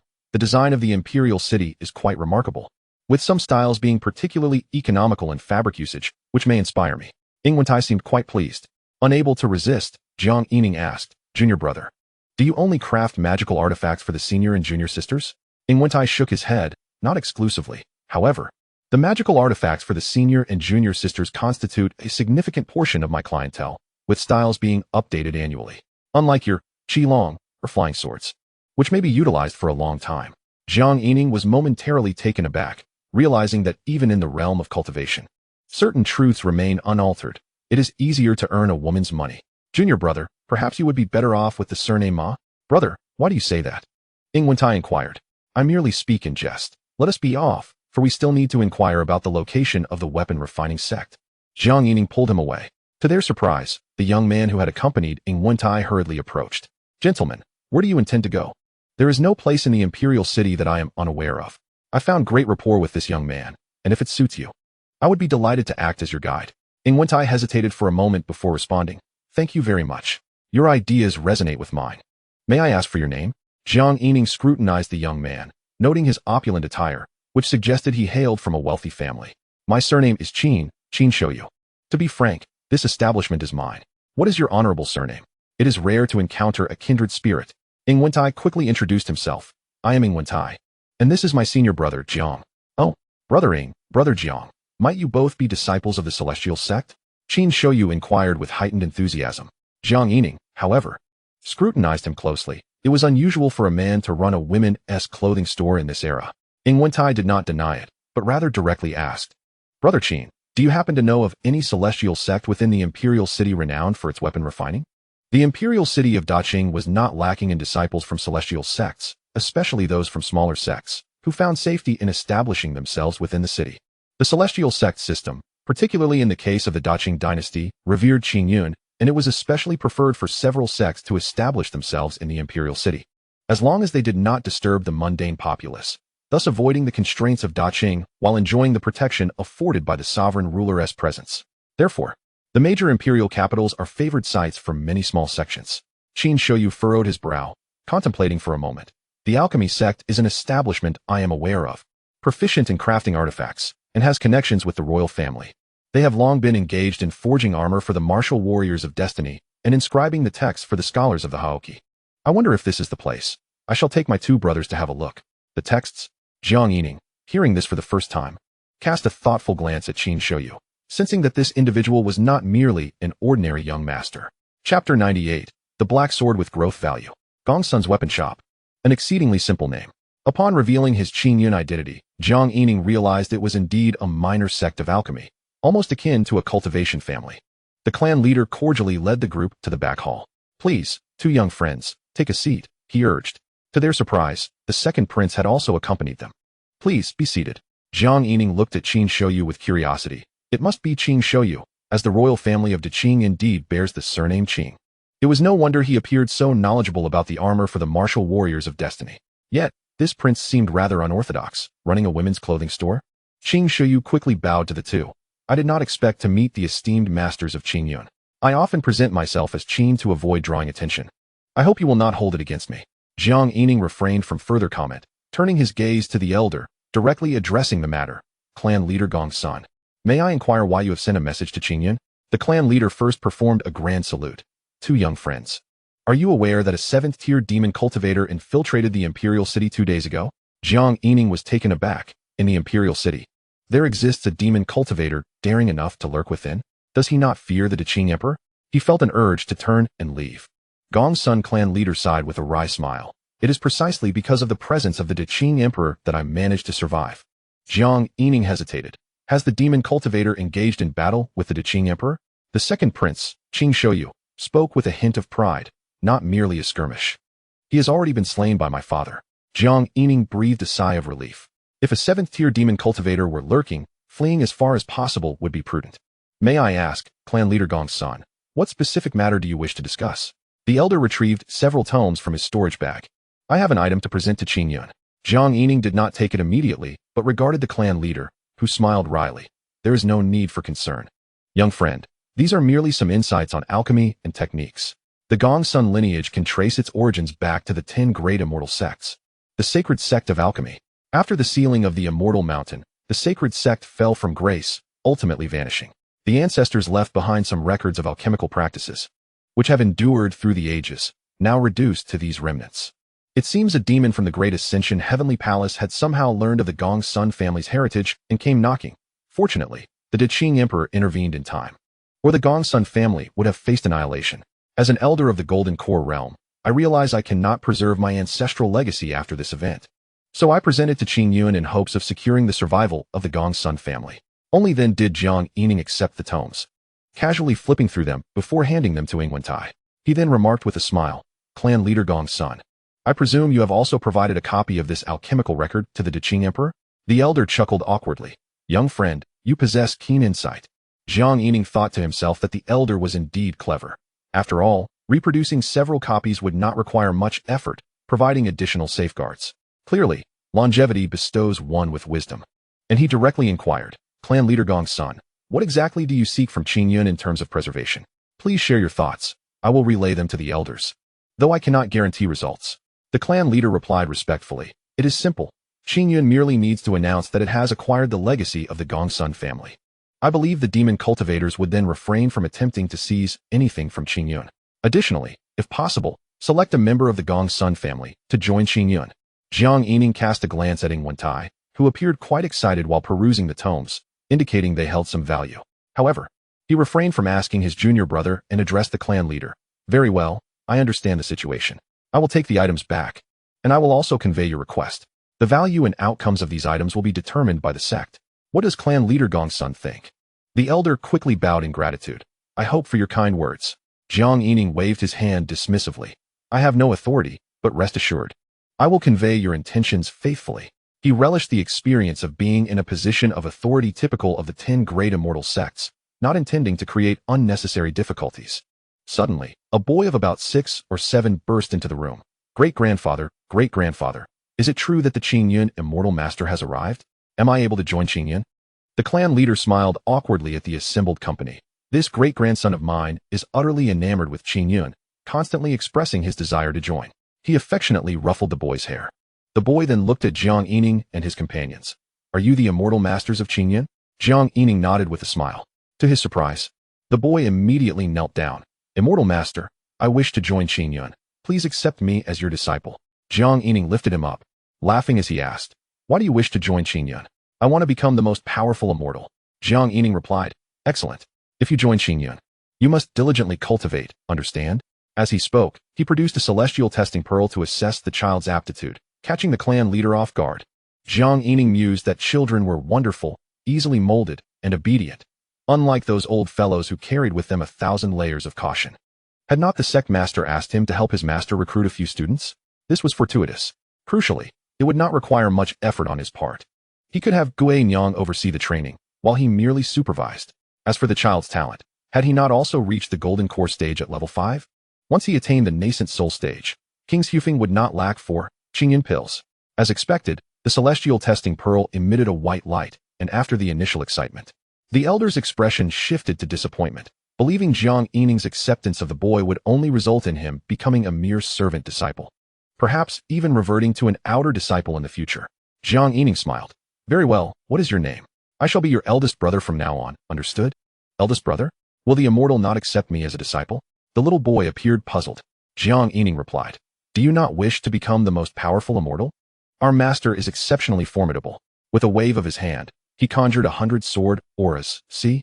If you study diligently, you can surely become the mightiest immortal. The boy leapt up in astonishment. Jiang Yining chuckled. Dreams must be nurtured from a young age. And he also aimed to impress the elder, noting his reaction. After all, they were a cultivation family, and he did not want to be looked down upon. The elder was indeed astonished. Sword auras? The myriad sword auras of Qing Yun. Even the second prince's eyes displayed evident fluctuations, hinting at a glimmer of anticipation. After finishing his statement, the elder immediately bowed deeply. I am blind to see such talent in my grandson, and it is truly a blessing for Hongar. Yet, I fear this may seem disrespectful to the esteemed master. Should my grandson be accepted as your disciple, I would be eternally grateful. Suddenly, he seemed to oscillate between hope and anxiety. Before Jiang Yining could respond, Ingwentai interjected, My senior brother is the chief of Xianxiafans. All matters of the peak are managed by him, and he is merely accepting disciples on behalf of the master. He had witnessed Jiang Yining diligently overseeing affairs, ensuring everything was in order. My senior brother is truly in charge. This declaration only heightened the elder's excitement. Suddenly, he produced another item from his storage bag, a flying sword. A jet-black flying sword. He respectfully presented it to Jiang Yining. Young friend, this flying sword is a legacy passed down from our ancestors. Though it may appear to be an ordinary item, it has perhaps been overlooked within the Gongsun family. I hope it proves useful in your hands. Jiang Yining was about to refuse, but instinctively focused his energy on the sword. Growth value? 7. This was the first time Jiang Yining had encountered a flying sword with growth value. Maintaining a calm demeanor, he casually responded, Very well, I accept your kind gesture. I will encourage little Hong to strive diligently. The elder bowed once more, his gratitude palpable. With everything settled, Jiang Yining prepared to take his leave. Unfortunately, Ingwentai wished to linger longer, eager to explore. In his words, he sought different design inspirations. The clan leader, quick to understand, graciously offered them hospitality for the night. After a day of leisurely exploration, the second prince accompanied them with unwavering enthusiasm. Along the way, they discovered that he not only operated a women's clothing store showcasing unique new arrivals, but also ran a soap-making workshop. How could a prince manage so many businesses? Jiang Yining questioned skeptically. Qing brother, do you perhaps have a winery as well? Qing Shoyu paused, shaking his head. Master, what do you mean by that? His respect for Jiang Yining only deepened. Jiang Yining smiled without offering an explanation. In the world of the Blue Star novel, the business of a time traveler revolved around 3 primary commodities: women's lingerie, soap, and high-proof distilled liquor. He had briefly suspected that this person might also be a time traveler, given the peculiar notion of starting as the second prince. Fortunately, this individual had not concocted any high-purity distilled spirits. Ingwentai, puzzled, inquired, Brother Qing, as a prince, why are you so intrigued by business? The second prince replied with a smile, Imagine the grandeur of establishing a business across the 13 dynasties. Wouldn't that be more commendable than my father unifying the empire? Jiang Yining shot him a sidelong glance, realizing the depth of his ambition. The second prince then lamented, Alas, time is limited, and I may not have enough to realize this vision. As for the matter of seeking celestial fortune, neither Jiang Yining nor Ingwentai responded. The day of leisure soon slipped away. While Ingwentai was exuberant, Jiang Yining found himself reminiscing about the days spent descending the mountain with Lin and Li. The following day, as they parted ways, the second prince finally revealed his intentions. Masters, may I also be accepted as your disciple? Ingwentai was perplexed. As a prince, shouldn't you pursue the path of the human sovereign? The second prince chuckled bitterly. I fear I won't outlive my father. I ask for just a sliver of opportunity. I possess a celestial root, and it is white. Ingwentai glanced at Jiang Yining, realizing that the plea for celestial fortune was directed at him. Jiang Yining shook his head, unwilling to accept, as he felt the prince lacked the potential of a child who could be molded, and he preferred to avoid unnecessary troubles. On their return journey upon the flying carpet, Gongsun Hong was brimming with excitement. Jiang Yining reclined while Ingwentai perused the Gongsun family's refining manual with great interest. Suddenly, he clapped his hands, exclaiming, Brilliant! How did I not think of this? Jiang Yining chuckled. Your enthusiasm for refining is indeed pure, with such focus. It would be a travesty if you did not become a master. What has so delighted you? Jiang Yining inquired. Ingwentai replied eagerly, Brother, this tome describes a magical garment that can transform, complete with cat ears and a tail. Jiang Yining's expression hardened. I retract my previous statement. Your aspirations for refining require further refinement, as they are far from pure. Ingwentai passionately expounded on the merits of the garment. Brother, you do not understand. This would open up a vast market. Not only would our senior and junior sisters purchase them, but our brothers would as well. Jiang Yining, with a solemn demeanor, insisted. Enough, my dear junior brother. Spare me the discussion. You should ponder this on your own. Ingwentai winked. I shall gift you a set, brother, which you could present to our sisters. Jiang Yining firmly declined. No need. I have no use for it. At Qingzhou Peak, Jiang Yining first tasked Lin Yuan with teaching the 4th junior brother, while Gongsun Hong guided the qi cultivation. He then handed 3 bottles of qi refining pills to the young lad. finally entrusting the ghostly maiden to look after them. This seamless coordination was beginning to take on the semblance of a well-oiled operation. Meanwhile, Jiang Yining was engrossed in tinkering with the black sword. A flying sword imbued with growth potential, sparking his insatiable curiosity. The process of blood refining felt no different from conventional flying swords. It was not particularly sharp either. After 2 days of fruitless effort, Jiang Yining sighed, furrowing his brow, unable to decipher its cultivation process. In the end, he could only store it in his storage ring, awaiting the return of his master for further examination. Next, Jiang Yining contemplated whether to venture to Changhuang Mountain. What fortuitous encounter had the pumpkin monster experienced? Amidst the upheaval at the Immortal Mountain, the brothers descended to vanquish demons, and their master had also headed to the Immortal Mountain. In such circumstances, he could not afford to act solely on impulse. He must seize opportunities, which might not necessarily entail danger. Jiang Yining comforted himself with these thoughts. Finally resolved to embark for Changhuang Mountain, he decided to wait another day to avoid the ominous atmosphere of the graveyard at night. He set out with a jug of monkey fruit wine in hand. In the depths of the 3,000 mountains, he called out, Old Luo, I have come to see you." Old Luo regarded him with suspicion. "You bring wine? What do you want from me?" Jiang Yining smiled. "As you say, I cannot fail to show my respect. However, today I do have a request." He grew increasingly earnest, stating, "My master has gone to the Immortal Mountain, and I am preparing to descend the mountain for an urgent mission of great peril. Thus, I wish to request a 8 extremes heaven-suppressing sword talisman. I implore you." With that, Jiang Yining performed a deep bow, his demeanor serious and sincere. Old Luo remained skeptical, yet after Jiang Yining's persistent persuasion, he ultimately crafted a sword talisman of 8 extremes heaven-suppressing.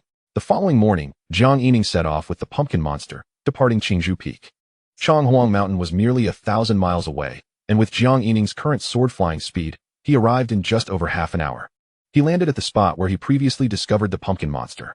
The morning graveyard was still shrouded in a sinister aura. "Quickly, let us finish this and return to the mountain." The pumpkin monster had already dashed ahead, exclaiming, "Second evil, I'm coming, I'm coming." Jiang Yining, enveloped in true qi, swiftly followed. After a short while, he could not help but ask, "How much further?" The pumpkin monster pointed towards the mountain, inside the big mountain. Jiang Yining, exasperated, retorted, "Why didn't you say so earlier? I could have flown straight over. How long will it take you with those tiny steps?" He seized the pumpkin monster, flying low with the sword energy. "You guide the way, and I shall carry you." The pumpkin monster extended its slender arms, directing him. "This way?" Jiang Yining responded. "Which way?" "Move your head out of the way. Your hand is blocking my view." Thus, the pair made their way, and soon they entered the forest. The number of graves diminished as they ventured further in. Suddenly, the pumpkin monster shouted, "Second evil, stop, stop." Jiang Yining glanced around. They had just entered the mountain range, and the graves were sparse. The pumpkin monster landed near a grave and beckoned, "Second evil, come over, it's right here." Jiang Yining followed, watching as the pumpkin monster began to dig at the grave. Jiang Yining muttered, "I beg your pardon." With impressive experience, he swiftly unleashed 2 sword energies, cleaving the grave's mound. The pumpkin monster urged, "Second evil, continue, it's inside." Jiang Yining focused his gaze, realizing that the grave was adjacent to the mountain, with a cave obscured by the grave's mound. This creature was not merely digging graves. Jiang Yining summoned his sword energy, ready to proceed, when suddenly a strange laughter echoed. Hee! It sounded as though a throat was obstructed by phlegm. Jiang Yining immediately scanned the area, spotting 2 figures, one tall and one short. The taller one accompanied by an ominous specter. To his astonishment, practicing necromancy in a graveyard led to an encounter with the living? "Oh, and a spirit as well. Perfect for my practice." The audacious servant remarked, "Do you not kneel before me, the evil one?" The pumpkin monster immediately launched into a tirade. But Jiang Yining took the initiative, unleashing the Crimson Dragon, while firmly grasping the 8 extremes heaven-suppressing. "Kid, you have guts. Let me go. Quickly, let me go. Ghost Head, save me." The short figure's threats were cut short as he was swiftly ensnared by the Crimson Dragon. Jiang Yining frowned, thinking, is this all? Such theatrics. Yet he acted without hesitation, unleashing the sword energy, forming the 108 giant peaks sword formation, and sending the peaks crashing towards Ghost Head. Ghost Head snorted disdainfully, making gestures, causing the surrounding specters to swell in size, charging directly at the giant peaks. The collision sent forth a wave of energy, stirring the chilling winds of the graveyard. The malevolent spirit managed to brace itself against the giant peak, resulting in a stalemate. Ghost Head cackled, "Not bad. You can withstand my immense Rakshasa. I had not anticipated encountering a golden core cultivator. However, your luck has run out. for you have crossed paths with me. Prepare to be transformed into my ghostly general." As he spoke, he unleashed a shadowy figure, short and rotund. "Behold my headless ghost." He. The pumpkin monster jumped up, fuming. "Dare to disregard me, the evil one. You shall pay for your insolence." Jiang Yining quickly commanded, "Enough with the chatter. Third evil, charge. Second evil, watch this." The pumpkin monster hurled itself forward, colliding headfirst with the headless ghost. Bang! The pumpkin monster was sent flying. "Oh dear, this is infuriating. Infuriating." It charged forth, roaring defiantly. The specter turned to the pumpkin creature and laughed. What a peculiar entity, standing firm against the headless ghost, unharmed. Truly, divine providence is on my side. Jiang Yining remained silent, engrossed in inscribing talismans in the air. The specter unleashed a shadowy figure, a graceful silhouette imbued with an alluring charm, approaching Jiang Yining. He felt a fleeting dazzle before regaining his focus. Was this truly all? Perhaps it was the fortifying effects of the 10,000 treasures glazed body that stabilized his spirit. Or perhaps it was his familiarity with the license plates of the Blue Star Nation. Or maybe it was the strength of his spirit from his 2 lifetimes. Whatever the case, it was utterly mundane, and he saw through it effortlessly. With a wave of his hand, he unleashed 2 sword chi that sent the specter retreating, revealing that its only weapon was its charm. Jiang Yining concentrated on inscribing the talismans. In an instant, the thunderstorm sword talismans took shape. He swiftly retracted his giant peak form, merging the sword talismans with the sword chi, and reformed the giant peak, now infused with the brilliance of thunder. The Rakshasa lunged at him, and without hesitation, the giant peak collided once more. Bang! This time, it erupted with the sound of thunder. The Rakshasa was sent flying, shrieking as plumes of black smoke erupted. The specter's expression changed drastically. Jiang Yining commanded the giant peak to strike again. The specter retreated in haste, instructing the Rakshasa to lower its head in defense. Bang! With 2 strikes, the Rakshasa was utterly obliterated. Indeed, lightning magic had a restraining effect on specters. Naturally, the amalgamation of 108 sword talismans greatly amplified the giant peak's power. Jiang Yining maneuvered the giant peak toward the black specter, which was desperately summoning the headless ghost for protection, but it was a moment too late. Bang! With one blow, the specter was reduced to nothingness. The specter's demise seemed to affect both the headless ghost and the charming specter, rendering their movements sluggish, though they did not perish outright. Jiang Yining paid them no mind, waving his hand to bring down another giant peak. The short figure bound by the Crimson Dragon was flattened into a pancake. He then controlled the Crimson Dragon to restrain the 2 specters. The battle felt almost trivial. 2 golden core demon cultivators were dispatched with remarkable speed. Jiang Yining scoffed, retracting the sword talisman, 8 extremities suppressing heaven, into his storage ring. Humph, I am now quite the adept. How amusing. I can still take on multiple opponents of the golden core realm. Ah, I'll crush you. The pumpkin creature continued its relentless assault on the headless ghost. Jiang Yining quickly intervened. Enough, my dear fiend. Let us focus on the task at hand and seek the great treasure. Regarding the 2 specters, Jiang Yining contemplated bringing them back for examination to see if they could be of assistance to the ghostly maiden. If not, he would simply eliminate them. Chapter 100, The Golden Bone. The mound was cleared, revealing a cave within the mountainside. The entrance was not large, standing several feet high and extending a few yards deep. The cave walls were covered in damp moss. The pumpkin creature immediately burrowed into the depths. This is the place where I originated, and my head became hard. Jiang Yining carefully surveyed the surroundings. Where is this great treasure you speak of? The pumpkin creature replied, It should be right here. Surely, there is a great treasure. Jiang Yining, disinterested in further inquiries, focused his energy on his vision. To his astonishment, a progress bar filled his sight. The lowly moss and a few scattered weeds numbered 15 in total. Among them, he recognized the Lu Guang Yin Ming flower, which thrives in the rich energy of graves. The other 14 were unfamiliar, likely common weeds enhancing life essence. Jiang Yining disregarded them all, uprooting everything and storing it in his ring. He then turned to the pumpkin creature. Did you grow up here? The pumpkin creature, with its triangular eyes seemingly pondering, replied, Not quite. I forget when I discovered it. I entered from outside, and, having dwelled here for a while, my head became hard. Jiang Yining continued to scrutinize the surroundings, suddenly conjuring 100 sword chi. The sword chi spun rapidly around him. What are you doing, you rascal? You're infuriating me. Jiang Yining chuckled. A few sword chi won't harm you now. Stay at the cave entrance and keep watch. Instantly, the entire cave was engulfed in a whirlwind of dust. Jiang Yining meticulously examined every corner, carefully scraping to avoid damaging the treasure he was convinced lay within. After half an hour, the cave had expanded to double its size, forming a spherical chamber. with the ground dipping half a foot. Suddenly, clang, clang, clang, multiple sword chi struck something hard beneath the ground, prompting Jiang Yining to halt. A golden object emerged from the ground. He crouched down for a closer look and quickly summoned sword chi to excavate around it. In an instant, a golden hand bone, complete with a portion of the forearm, appeared before Jiang Yining. The golden bone bore tiny sand pits, seemingly beginning to weather. Jiang Yining clasped his hands together. Whose relic is this? I apologize for any offense. He grasped the golden hand bone, and it felt remarkably heavy. Just this half bone felt as weighty as a bear. Jiang Yining promptly stored it in his ring. He was certain that the spiritual plants and the pumpkin creature's transformation were entirely due to the golden hand bone. It was indeed the great treasure. Nevertheless, he continued working with the excavation, just in case he overlooked anything. After a short while, Jiang Yining ceased his efforts and dashed out of the cave. Pumpkin head. We're leaving. He beckoned, lifting the crimson dragon, and soaring into the air toward Qingzhou Peak. He first entrusted the two specters to the ghostly maiden, allowing her to absorb them if they were useful, and otherwise, he would handle them. Next, he settled down in the courtyard to study the great treasure. The pumpkin creature immediately leaped upon him, clutching the golden hand bone. I told you there was a great treasure. It wrapped its tendrils around the golden bone. This feels heavenly. Jiang Yining was astonished to notice that the pumpkin creature's two missing teeth seemed to be growing back. Was the effect so immediate? Hold on, let me examine it first. Are you disregarding my words? The pumpkin creature grew fierce. Who is the second fiend and who is the third fiend is still debatable. If you are the third fiend, I shall demote you to my lowly servant once more. Oh, so now that your teeth are growing back, you're feeling bold? Jiang Yining remained unfazed, gently pushing the pumpkin creature aside while allowing one of its roots to remain entangled with the golden hand bone. After all, it was the catalyst for this opportunity. He could enjoy the meat, but it deserved a taste of the broth.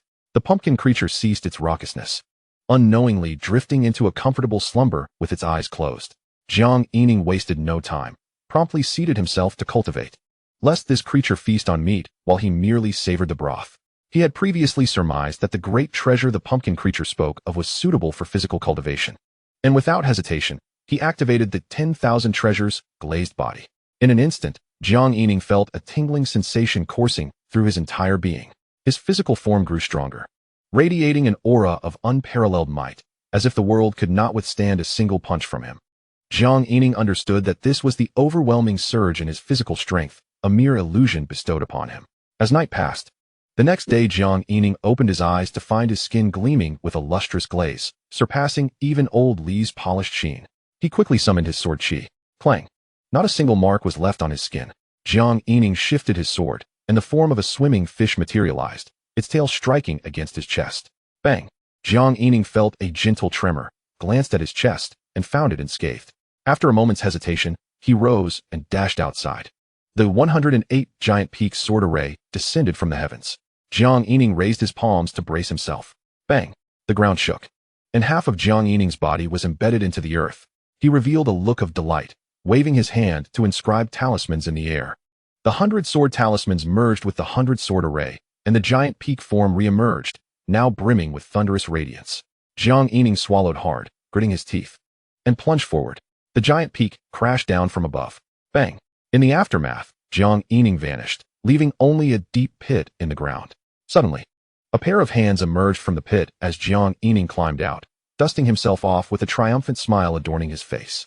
Master brother, what is the matter? I was sleeping soundly and thought it was thunder. Jiang Yining, brimming with confidence, declared, Ergo, come on, let us engage in a fierce tussle. Xianxiaer hurriedly waved his hands. That wouldn't be good. I might hurt master brother.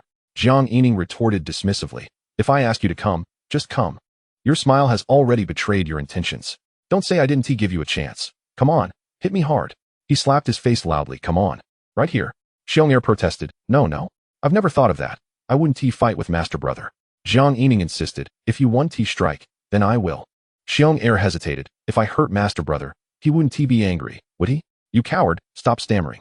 In an instant, he struck, and Jiang Yining was sent flying, rolling across the ground in a cloud of dust. He got up, rubbing his face, glaring furiously. Damn it, I wasn't ready. Xianxiaer quickly called out, Master brother, you said to hit you, and we agreed to not take it to heart. I think this is getting a bit too serious. You can't just ambush me. Xianxiaer defended softly. Every time the great respect burns you, I snt it like this? I learned it from him. Fine, I'm not angry. Let us go again. Thus commenced a full-fledged brawl between the man and the bear, echoing with the sounds of their clash. This battle lasted a full 15 minutes, drawing attention from all around the bamboo courtyard, both young and old, strange beings and common folk, as they gathered to watch the spectacle. At last they paused, with Xianxiaaudiobooks panting heavily. "Master brother, I truly respect you. Did you learn the golden body from the bald master? It doesn't seem like it." Jiang Yining, thoroughly satisfied, laughed wildly. "Master brother, I usually don't show my might. Do you really think I lack skill?" He had gained a clear understanding of his current level of the 10,000 treasures glazed body, able to engage in hand-to-hand combat with Xianxia's true form, wielding the power of the nascent soul. At least, from his perspective, it was truly not inferior to the monk's true self golden body. Jiang Yining's thoughts wandered to the golden hand bone, his gaze igniting with fervor. Chapter 101, Little Black. Jiang Yining observed the golden hand bone. Aside from a few weathered pockmarks, it seemed to have changed little. If he were to completely absorb it, to what extent would the 10,000 treasures glazed body evolve? Could it surpass the 5th realm? The 6th realm? He immediately prepared to continue his cultivation, but suddenly recalled something. With a flick of his hand, the black sword materialized. Its growth value stood at 7, showing no signs of change. After a moment's hesitation, Jiang Yining thrust the black sword into the hand bone, curious if there would be any reaction. After waiting a while, he shook his head with a bitter smile. Still no change. This sword with growth values truly puzzled him. Just as he was about to retract the black sword, the values in his vision shifted. 8. Effective. Jiang Yining nearly leaped to his feet. Before he could react, the black sword began to tremble gently, and its growth value skyrocketed. 9, 10, 11, 15, 18, 21, growing ever faster, astonishingly so. While Jiang Yining was momentarily stunned, it surged past 45. The tail end of the hand bone began to turn pale, a ghastly white, and then, in an instant, it crumbled to dust. Jiang Yining snapped back to reality, quickly gripping the black sword, watching its growth value escalate rapidly. After a moment's hesitation, he decided to withdraw it. However, with this exertion, the black sword seemed to have fused with the golden hand bone, becoming inextricably stuck. The golden hand bone was now reduced to a mere palm bone. Jiang Yining panicked, bracing his feet against the hand bone, aligning his limbs, and exerting force to dislodge the black sword. After a roll, he finally managed to extract it. Jiang Yining hurriedly examined the hand bone, only to find that it had shrunk to half a pinky bone. He then glanced at the black sword. Its growth value vanished. Jiang Yining looked at the golden finger bone, then back at the black sword, feeling a rush of conflicting emotions. Suddenly, the black sword began to siphon his energy, drawing forth his blood, which erupted from his skin, only to be instantly absorbed by the sword. Damn! Jiang Yining was alarmed, hastily discarding the black sword. But it clung to his hand as if it were part of him, refusing to come off. Blood began to seep from his entire arm, and in an instant, Jiang Yining's face turned pale. He was utterly panicked, suddenly realizing he could summon the sword aura to sever his arm for survival. Just as the sword aura was about to slice through his right arm with a resounding thud, the black sword fell free, clattering to the ground. Jiang Yining quickly retreated a few steps, watching in bewilderment as the black sword seemed ominous. Suddenly, the black sword shook again. Jiang Yining took another step back in surprise. Whoosh! The black sword unexpectedly flew towards him. Jiang Yining hastily commanded the sword, conjuring a massive peak to collide with it without hesitation. Yet the black sword emitted a ghostly glow, instantly piercing through the giant peak. Seeing the black sword hurtling towards him, Jiang Yining was terrified. He hurriedly dodged, his sword technique burning through his true essence recklessly. However, the black sword closed in ever more swiftly, just as it was about to stab him. Jiang Yining's heart leapt into his throat, but the black sword halted abruptly. Jiang Yining dared not linger, swiftly retreating 100 feet, while the black sword chased him, stopping and starting repeatedly. After several rounds of this panic, his emotions began to stabilize. A glimmer of anticipation arose within him. Could this be an extraordinary treasure? He gazed at the black sword hovering before him. Come on, if we're going to die, let's go all out. I want to run. The black sword seemed to tremble slightly. Suddenly, a porcelain doll-like voice echoed in his mind. Mother, run, run. It's fun. Jiang Yining looked around in astonishment, then immediately focused on the black sword, asking suspiciously, can you talk? The black sword trembled again. I can only speak to mother, Jiang Yining replied. A person and a sword paused in midair for a long moment. In the small bamboo courtyard, Jiang Yining gripped the black sword, Little Black. Don't be mischievous from now on, all right? One must say, his capacity for acceptance was remarkable. If traversing worlds could happen to him, what was a talking sword? Moreover, In a realm of cultivators, a talking treasure sword was quite normal. Also, don't call me mother, call me master brother. Right? Master brother is equivalent to mother. We all call each other master brother. Xianxiaer entered the courtyard, scratching his head, looking around suspiciously. Master brother, who are you talking to? A ghostly lady? Isn't she in the wooden house? Jiang Yining raised his head. There's a little child behind you, can't you see? Xianxiaer turned around. No? Then his eyes widened, nervously lowering his voice. Master brother, you're not possessed by a ghost, are you? Jiang Yining laughed. How could that be? Your vision is the problem. It's clearly right behind you. Xianxiaer was startled, quickly glancing around. Master brother, don't scare me. I'm not one to frighten easily. Jiang Yining dismissed him. Believe what you will. Xianxiaer clasped his hands together and bowed to the surroundings. Amitabha. I believe in Buddha. With Buddha's protection, spare me. Suddenly, he dashed towards the little girl's wooden house. Ghostly lady, come out and take a look. Jiang Yining couldn't be bothered with him, sending a mental wave. Little black, can you hear me like this? The black sword quivered gently, and immediately, Little Black's voice filled his mind. Mother master brother, Little Black can't hear you. Jiang Yining quickly continued. And, little one, don't shake about. Excessive movement isn't good. The black sword trembled slightly, then stilled. Mother master brother, I understand. Not mother master brother, it's master brother. All right, mother master brother. Jiang Yining and Little Black exchanged thoughts for a while. Watching Xianxiaer lead the ghostly lady around the yard, he stood up with his sword, clutching half a golden pinky bone, and climbed to the mountain peak. Upon reaching the summit, he began to dig, burying the pinky bone there, utilizing everything to its fullest. If Little Black could absorb it, it wouldn't be much. So he thought he might as well see if he could cultivate a wave of pine wood and golden lotus. Once upon a time, there were still 15 spiritual plants waiting to be nurtured in the vicinity. After completing the planting, Jiang Yining rose and bowed deeply, expressing his gratitude to the unknown mighty being who had bestowed their hand upon him. In an effort to fully utilize these resources, I vow to offer incense annually should I cultivate any treasures from these seeds. With that, Jiang Yining performed a profound bow. He then scurried about his small courtyard, gathering buckets, ladles, and spoons, preparing for an arduous undertaking. These 15 spiritual plants were entirely his own. Surely, the spiritual flora nourished by a mighty being would yield remarkable results. Speaking of which, where had his master buried them originally? That simply wouldn't do. His master would tear him apart for even suggesting such a thing. Perhaps a different thought. Had his master never eliminated a mighty being? He resolved to inquire upon his master's return. Perhaps they had already borne treasures. Even if not, it wouldn't be impossible to procure some by force, would it? This line of thought made Jiang Yining feel invigorated. And as for the 15 spiritual plants, he initially approached fertilization with caution, applying the nutrients sparingly.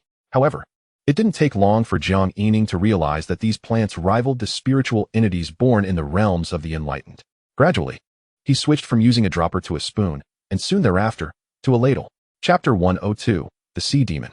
Merely 2 days had passed, and all 15 spiritual plants had surpassed the millennium mark without exception, flourishing remarkably. This astonished Jiang Yining. How long had these plants been gestating in the cave? Perhaps they had nearly reached 1,000 years of age? After guarding the mountaintop for 2 days, he calculated the time and set off to meet with Qing for a harvest. By the riverside, Jiang Yining landed and called out several times. But Qing did not show himself. Could he still be in the Three Rivers area? Suddenly, he heard someone calling from behind. Brother Jiang. Turning around, he spotted a young boy hiding behind a distant rock, waving at him. He hurried over. Skinny monkey, you've grown taller again. What are you hiding here for? The boy exclaimed with delight. Brother Jiang, I was waiting here for you. If you hadn't come, the village chief would have sent someone into the mountains to look for you. You must hurry back to the village. Qing is too afraid to approach the river. Saying a water demon has appeared. Jiang Yining frowned. Let's go, he declared, swiftly leading the boy back to the village.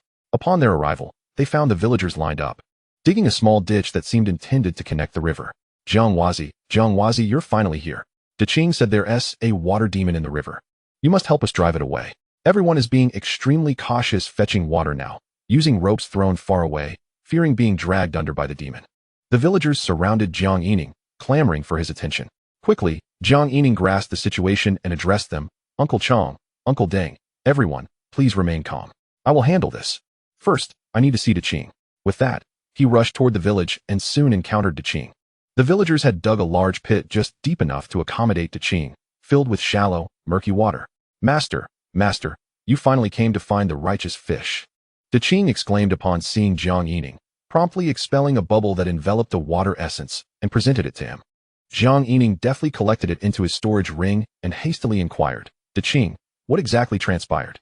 "Master, last night, I returned from the Three Rivers and suddenly encountered a giant crab spirit in the river. It was only half my size, and initially, I didn't pay it any mind, but it nearly crushed the little demon with its claw.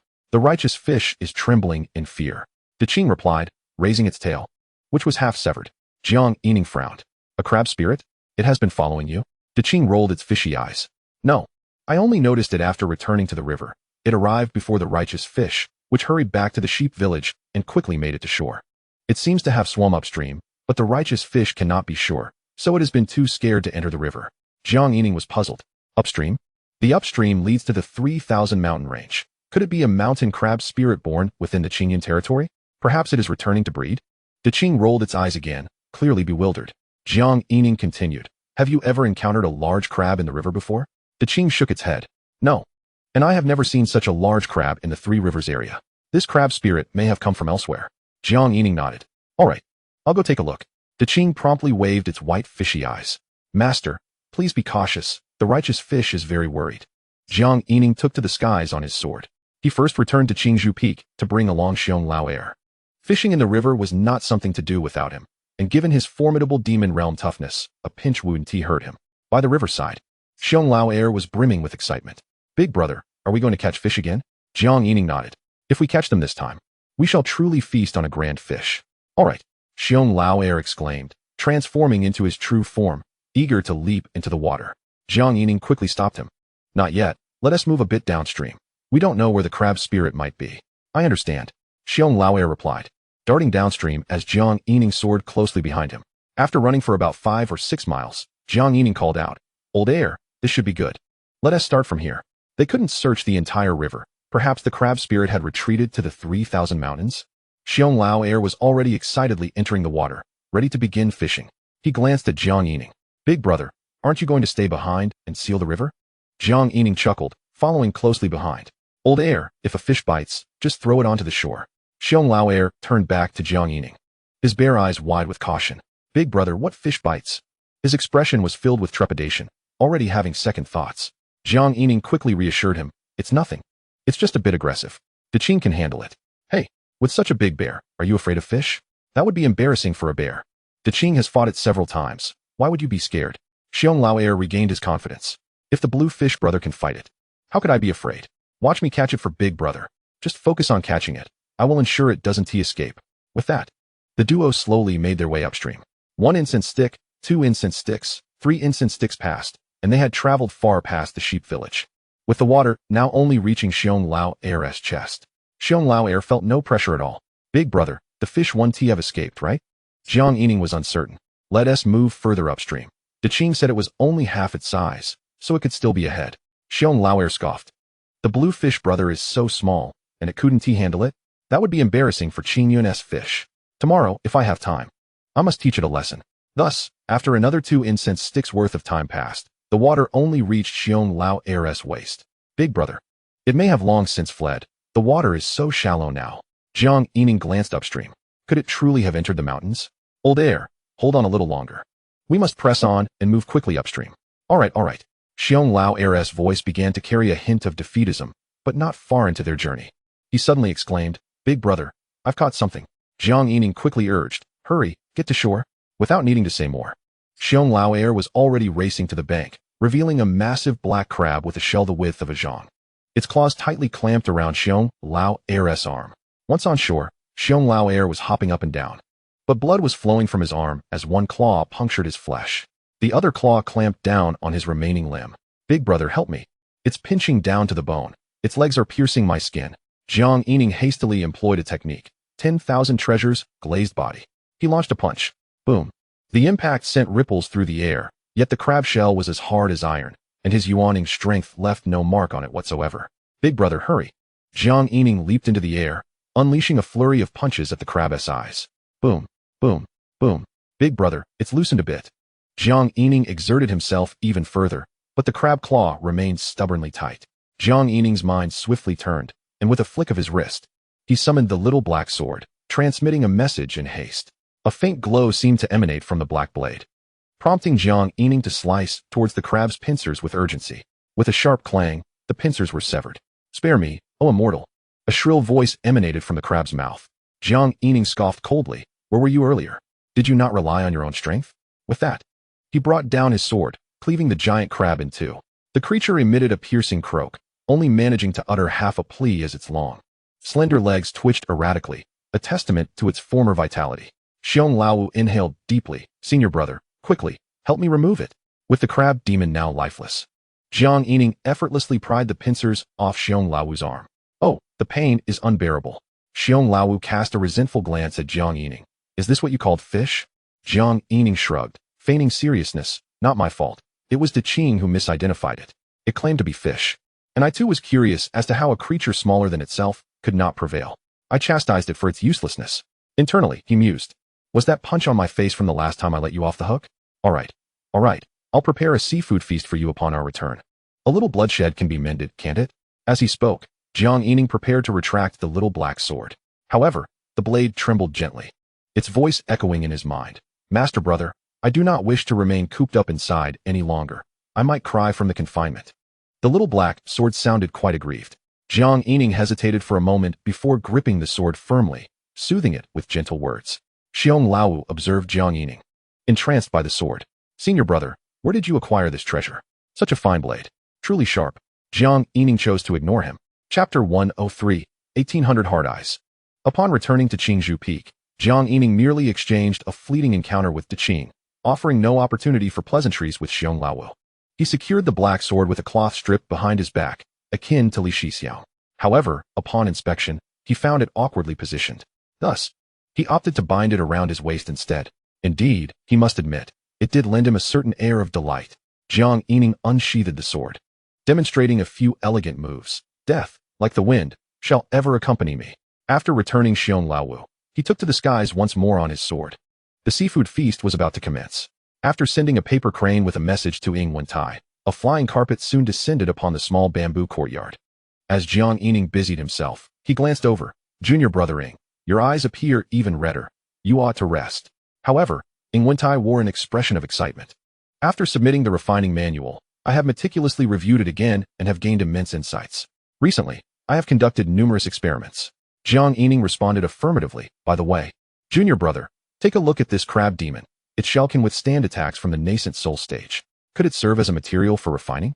Invincible immediately perked up, squatting down to study it, his palms igniting with alchemical fire. "Oh, has junior brother reached the core formation stage?" Jiang Yining teased. Invincible waved it off nonchalantly. "I merely assist master from time to time, and have also crafted numerous standard flying swords. Master secured 2 Qingyun pills for me. It's just ordinary core formation." He then marveled at the incision. "Did you slay this crab demon, senior brother?" Jiang Yining nodded. "I previously sought a sword talisman from a senior at Daluo Peak, a divine sword technique that descends from the heavens. Without it, I would have been unable to deal with it." He spun a tale with ease. Invincible nodded habitually, though his focus seemed elsewhere. After a moment of contemplation, he added, "Senior brother, these 2 formidable pincers are the crab demon's most potent treasures. We could refine one onto the qilong as a dragon's head. When binding enemies, the pincers would clamp down tighter." Jiang Yining shot him a sidelong glance. "That sounds splendid. Why not craft one for each end? Wouldn't that secure them even more tightly?" Invincible looked up at Jiang Yining, raising his brows. "My idea allows for one end to remain free, so later, I could craft a whip-like appendage for you. One treasure, multiple uses." Jiang Yining was at a loss for words. "You seem to be thinking quite far ahead. The qilong is in my possession, and yet you are planning its future?" Invincible smiled confidently. "When refining treasures, I consider my reputation as a lifelong customer. Otherwise, how would the senior and junior sisters continue to seek me out for updates on their magical items? So, what do you say about a whip-like appendage, senior brother?" Jiang Yining firmly rejected. "No need. I have no use for it. Just refine one pincer for the qilong." Invincible sighed, seemingly disappointed, but then his eyes brightened again. "Senior brother, I have another idea. The 8 tips of the crab legs could also be refined onto the qilong, with thorns for binding. Enemies would dare not struggle or twist. It would secure them even tighter, though it might appear slightly cruel at times. Would you be able to accept it?" Jiang Yining was thoroughly impressed. "Your ideas are abundant. However, I must admit, I find that ability quite commendable." Speaking of the qilong, he suddenly called out, "Ghost Maiden! Ghost Maiden! The ghost maiden promptly floated over, kneeling slightly in greeting. Immortal Master. Jiang Yining inquired, are the two malevolent spirits of any use? Have they been dealt with? I need to reclaim the Qilong. The ghost maiden responded promptly. The charming spirit has just been absorbed, but I dare not absorb the headless ghost. Its chaotic negative intentions could affect my consciousness. Jiang Yining nodded, gesturing for the Qilong to bring forth the headless ghost. Without hesitation, he unleashed the Lei Shao sword talisman, combined with the sword formation, instantly dispersing the headless ghost into wisps of black smoke. All right, you may resume your tasks. Also, practice the zither more often. Yes, Immortal Master. The ghost maiden retreated. Jiang Yining waved for the Qilong to fly in front of Ing Wentai, junior brother. This is now your responsibility. Ing Wentai replied cheerfully, no problem, as usual. The remaining crab shells will be my treat, no charge. Jiang Yining nodded, pleased with the idea of resourceful utilization. Ing Wentai promptly began loading the flying carpet, taking off. Hey, I called you here for the seafood feast. No need, senior brother. I just reviewed the refining manual and have several ideas I wish to experiment with. The crab shells arrived at the perfect time. With that, Ing Wentai hurriedly departed. Jiang Yining chuckled and shook his head, thinking to himself, this fellow truly possesses an earnest heart for refining. Soon, the seafood feast was laid out on the table. And coincidentally, Old Wu arrived at the small bamboo courtyard. Oh, where did you procure the crab demon, lad? Jiang Yining quickly rose. Old Wu, please. Take a seat and sample my culinary skills. Old Wu nodded. Very well. With Feng Yuqin absent, remember to visit Master Wan Feng for seed selection. Jiang Yining assented eagerly. Old Wu rolled up his sleeves. Then I shall taste a few bites. As he settled down, he patted Jiang Yining on the shoulder. Well done, lad. Jiang Yining looked at him, puzzled. Old Wu, what brings this on? Old Wu huffed. You little rascal, the monkey fruit breeding has shown results. Yet you fail to inform me? Jiang Yining chuckled awkwardly. Just running experiments. Just running experiments. Old Wu nodded. If not for the Monkey Mountain coming this month to exchange for 8 jars of monkey fruit wine, I would have been none the wiser. 8 jars. Jiang Yining nearly shouted in disbelief. Old Wu nodded. What of it? Why the fuss? The Monkey Mountain promised 8 jars every month. You truly are blessed by Qingyun. Over time, it will be easier for the disciples of Qingyun to reach the nascent soul stage, increasing their chances of attaining the state of divine insight. Internally, Jiang Yining cursed. That damn old monkey, he has played me a hand. That old fellow is truly not a good person, starting with 1800 hard eyes. He looked at Old Wu and suddenly questioned, Old Wu, is it truly 8 jars? Old Wu retorted, you asked me about what you have bred yourself? Jiang Yining chuckled nervously. Oh, just a casual inquiry. I was concerned that the old monkey might have some unseemly dealings with you. What if he deliberately disclosed only 8 jars? Old Wu took a bite of crab meat. What exactly do you perceive, you little rascal? I also visited the Monkey Mountain, breeding one fruit tree in the east and another in the west. Can't we increase the yield? Jiang Yining forced a smile. What difference does it make? Can't the lad discern the potency levels? After careful observation and selection, I breed the ones with strong vitality while disregarding the weak ones.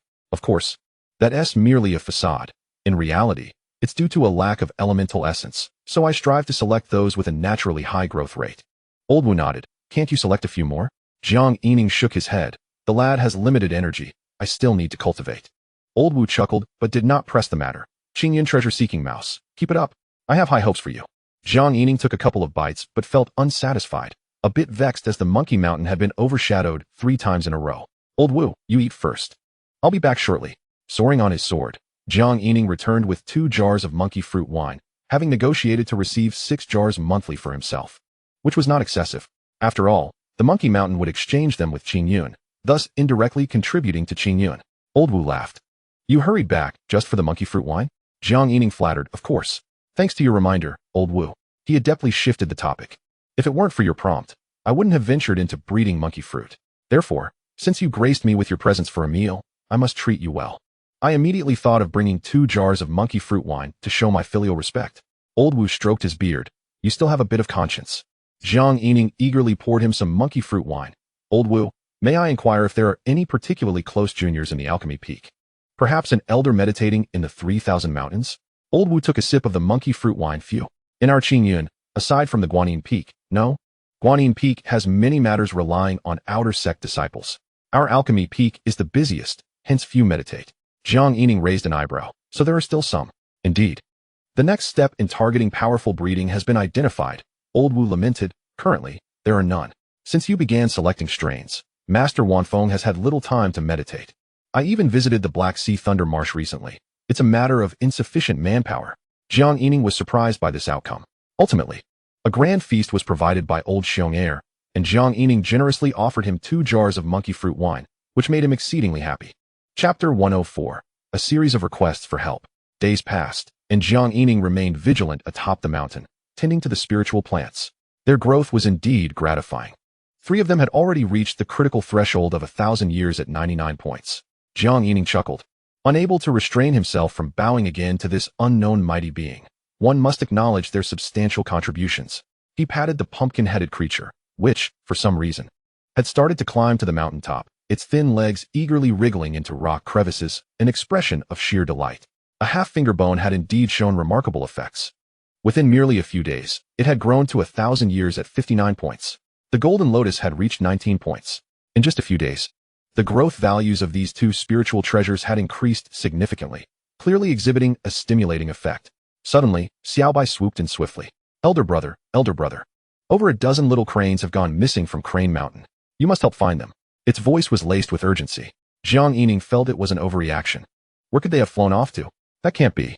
Aside from those working in Qinyun, the cranes returned to the mountain daily. Furrowing his brows, Jiang Yining took to the skies. Xiaobai, do not fret.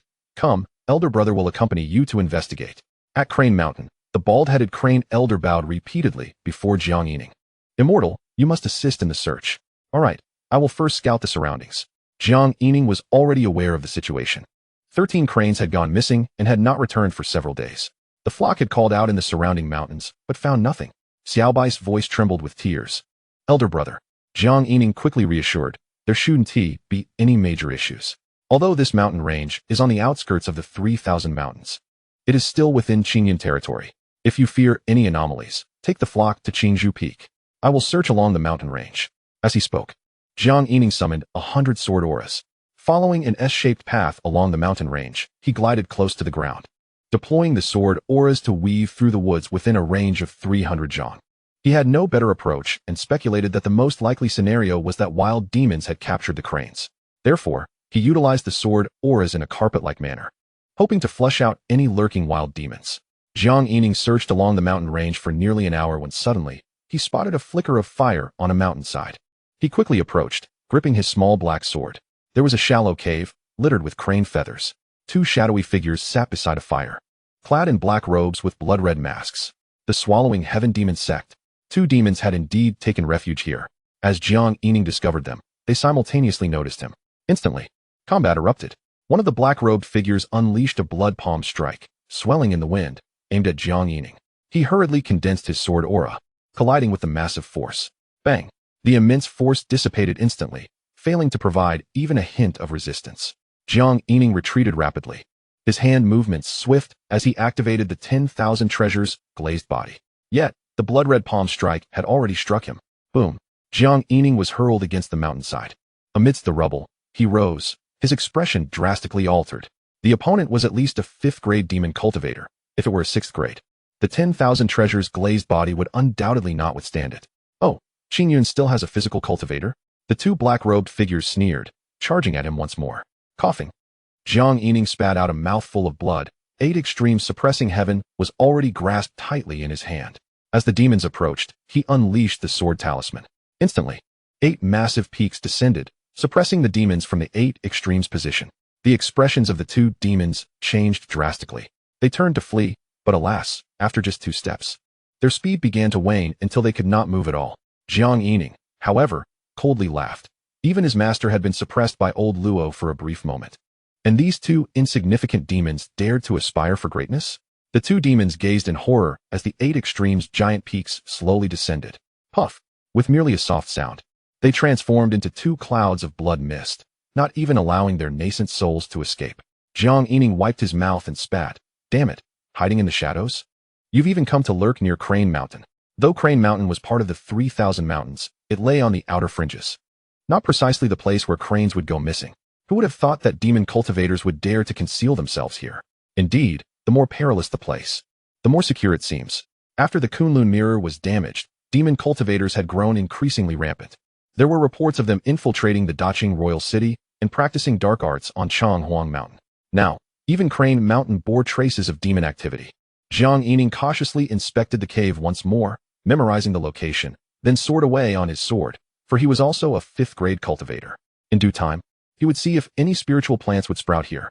Simultaneously, Jiang Yining visited the alchemy hall to inform Old Wu, warning him of potential demon cultivators hiding in the periphery of the 3,000 mountains, as the sect leader could not find them on his own. When Jiang Yining returned to the summit of Qingzhou Peak, he was delighted to find that the 3 spiritual plants at the 1,000-year mark had all broken through. He was immensely pleased. Indeed, good deeds reap good rewards. Xiaobai had skillfully found a place, leading the entire flock of cranes to roost atop the ancient pine trees. Jiang Yining hesitated for a moment before calling out, "Xiaobai, while the missing cranes have not been found, I discovered 2 demons, which elder brother took care of." He refrained from mentioning the pile of feathers strewn about. "Elder brother, I understand." Xiaobai flapped its wings and flew back to the treetop. A flurry of chirps ensued as a large flock of cranes took flight, leaving behind 20 or 30. Xiaobai descended again. "Elder brother, some little cranes can live on Qingzhou Peak, right? Don't worry, they won't stray far and usually roost on the treetops. That is no problem." Xiaobai exclaimed excitedly. "Thank you, elder brother. I will strive diligently for everyone." Jiang Yining waved his hand. "All right, you lead the little cranes to familiarize themselves with Qingzhou Peak." Xiaobai nodded but suddenly tilted its head to scrutinize Jiang Yining. "Elder brother, are you injured?" "It's nothing, just a minor encounter with some petty thieves." Elder brother dealt with them effortlessly. Jiang Yining replied nonchalantly, "Now off you go." Xiaobai gazed a while longer before soaring to the treetops. Jiang Yining exhaled deeply. "Damn it, it still hurts a bit, but the sword talismans from Elder Luo are indeed quite effective. Next time, when I brew the monkey fruit wine, I must bring 2 jars to pay my respects. I should also refine another 8 extreme suppression talisman for my hand, which would serve as a solid trump card. It's imperative that I master it quickly. That way, I'll have a bit more confidence." In the ensuing days, Jiang Yining did not hasten to consume the 3 spirit plants that had broken through, preferring to observe whether they displayed the qualities of a Dao treasure. Before he knew it, 5 days had passed. Upon confirming that the 3 spirit plants lacked the requisite attributes, he settled down, with the alchemical fire rising, ready to refine and consume them. Suddenly, Xiong Lao Air scrambled up the hill, clutching something in his hand. Big brother, a silver paper crane has landed in the courtyard." Jiang Yining stood up and took the paper crane. It was the 2nd time he had received a silver paper crane. It pertained to mundane affairs of the sect. Unfolding it, he read, "Jiang, disciple of Qingzhou Peak. Someone is visiting at Nanzhou Peak." Jiang Yining frowned. Could it be Uncle Chang again? Just a few days prior, he had visited Yang village to fetch water essence from Deqing. He mounted his sword and swiftly arrived at the location. As he had surmised, it was indeed Uncle Chang. Upon seeing Jiang Yining, the latter exclaimed, Jiang boy, it's bad news. You must hurry and check." Deqing said there are suddenly many water demons in the river. Jiang Yining inquired, "Is Deqing all right?" "He is injured, but he says it's nothing serious." Jiang Yining hurriedly took Uncle Chang back to Yang village, though an inexplicable sense of foreboding stirred within him. Why did it feel like so many issues were arising recently? First, it was Deqing needing rescue, then Xiaobai, and now Deqing again seeking help. At Yang village, Deqing was lying in the water pit that the villagers had previously dug. The water had indeed increased, as the small channels dug by the villagers had connected to the mountains and rivers. Upon seeing Jiang Yining arrive, Deqing immediately cried out, "Master, it's bad. Many water demons have come from Qinglu River to the mountains and rivers, and it seems they are all heading upstream. The righteous fish has also sustained some injuries, and is trembling now. Indeed, its tail fin was missing a chunk of flesh." Many? When did this happen?" Jiang Yining frowned. Deqing quickly replied, "It was the night after you took the water treasure, master. The righteous fish saw them, and there were countless. Fortunately, the righteous fish fled quickly. Once on land, they didn't pursue me. Otherwise, I fear I would never see you again. The righteous fish is heartbroken." Jiang Yining retorted, "Heartbroken is losing a loved one. I'm still alive. Never mind. I'm not in the mood to correct your words." "Oh, but the righteous fish is still trembling." Jiang Yining had no desire to continue this conversation, as his unease grew stronger, and he furrowed his brows. Suddenly, a bold conjecture struck him. He quickly mounted his sword. "Stay in Yang village for now. Don't go near the river." Chapter 105, Unrest. In a flash, Jiang Yining plunged into the 3,000 mountains. Master Lung was in quiet meditation, opening his eyes and gazing at Jiang Yining as he approached on his flying sword. "Master Lung, please take me to see the sect leader. I fear I may not find him on my own." Jiang Yining exclaimed anxiously. Master Lung merely regarded him with a cold gaze. "I suspect the demon sect may attack Qingyun, just as they attacked Kunlun Mountain. Swoosh. Master Lung did not respond or inquire further. In a whirl of motion, Jiang Yining found himself lifted into the air by Master Lung, with Qinyun Peak drawing near. Without pausing, Master Lung descended onto Qinyun Peak, into the main hall. A surge of energy emanated, and soon, sect leader Chang emerged, puzzled. Oh, how did you offend your Master Lung to be brought here? Master Lung finally released Jiang Yining. Jiang Yining wasted no time. Master, I suspect the demon sect is planning to attack us at Qinyun. Sect leader Chang was taken aback, frowning as he asked, why? Is it because of what you mentioned to Xiao Wu about the traces of demons found at Crane Mountain? I have already sent people to investigate, and found nothing unusual. Jiang Yining disregarded everything else and divulged all his deductions. A few days ago, I received a task from Guanxia Peak to go to Daqing Imperial City, where I heard a 7th realm expert infiltrated the city and was slain by the Daqing Emperor. Subsequently, I went to Changhuang Mountain in search of treasures and discovered 2 demon cultivators practicing ghost arts and demonic techniques. Over half a month ago, I slayed a crab spirit by the riverside near Yang Village. You already know about the events at Crane Mountain. Today, the villagers from Yang Village sought help again. 3 nights ago, a large number of water demons appeared in the river, heading upstream toward the outskirts of our 3,000 mountains. I suspect they are sea demons. Didn't Team Master mention he had slain a wicked flood dragon, implying a connection with the demon Saint Mountain? Initially, the bear demon we subdued was entangled with the tiger demon dispatched from the demon Saint Mountain, which claimed to overthrow the celestial sects. Could the demon Saint Mountain, the sea demons, and the demon sect be colluding? Jiang Yining rapidly concluded. I feel that the recent appearances of demons have been overly frequent, as if they are lurking everywhere. Thus, I boldly conjecture that the demon sect may launch a surprise attack on us at Qinyun, akin to their assault on Kunlun. Sect leader Chang frowned. How do you know so much about the water demons in the river? Jiang Yining hurriedly explained. In the river, I have befriended a green fish spirit who possesses the Qinyun sword seal. The green fish spirit grew up in the river, and previously, along with my brothers Li Shuya and Lin Kong, we traveled to Yunjiang City together. I can assure you, it would not deceive me. Sect leader Chang seemed to fall into deep thought. After a moment, he turned to Master Lung and spoke seriously. What do you think? Master Lung snorted coldly. Then we shall kill them. With a resigned shake of his head, sect leader Chang turned back to Jiang Yining. Very well, I understand. You may return now.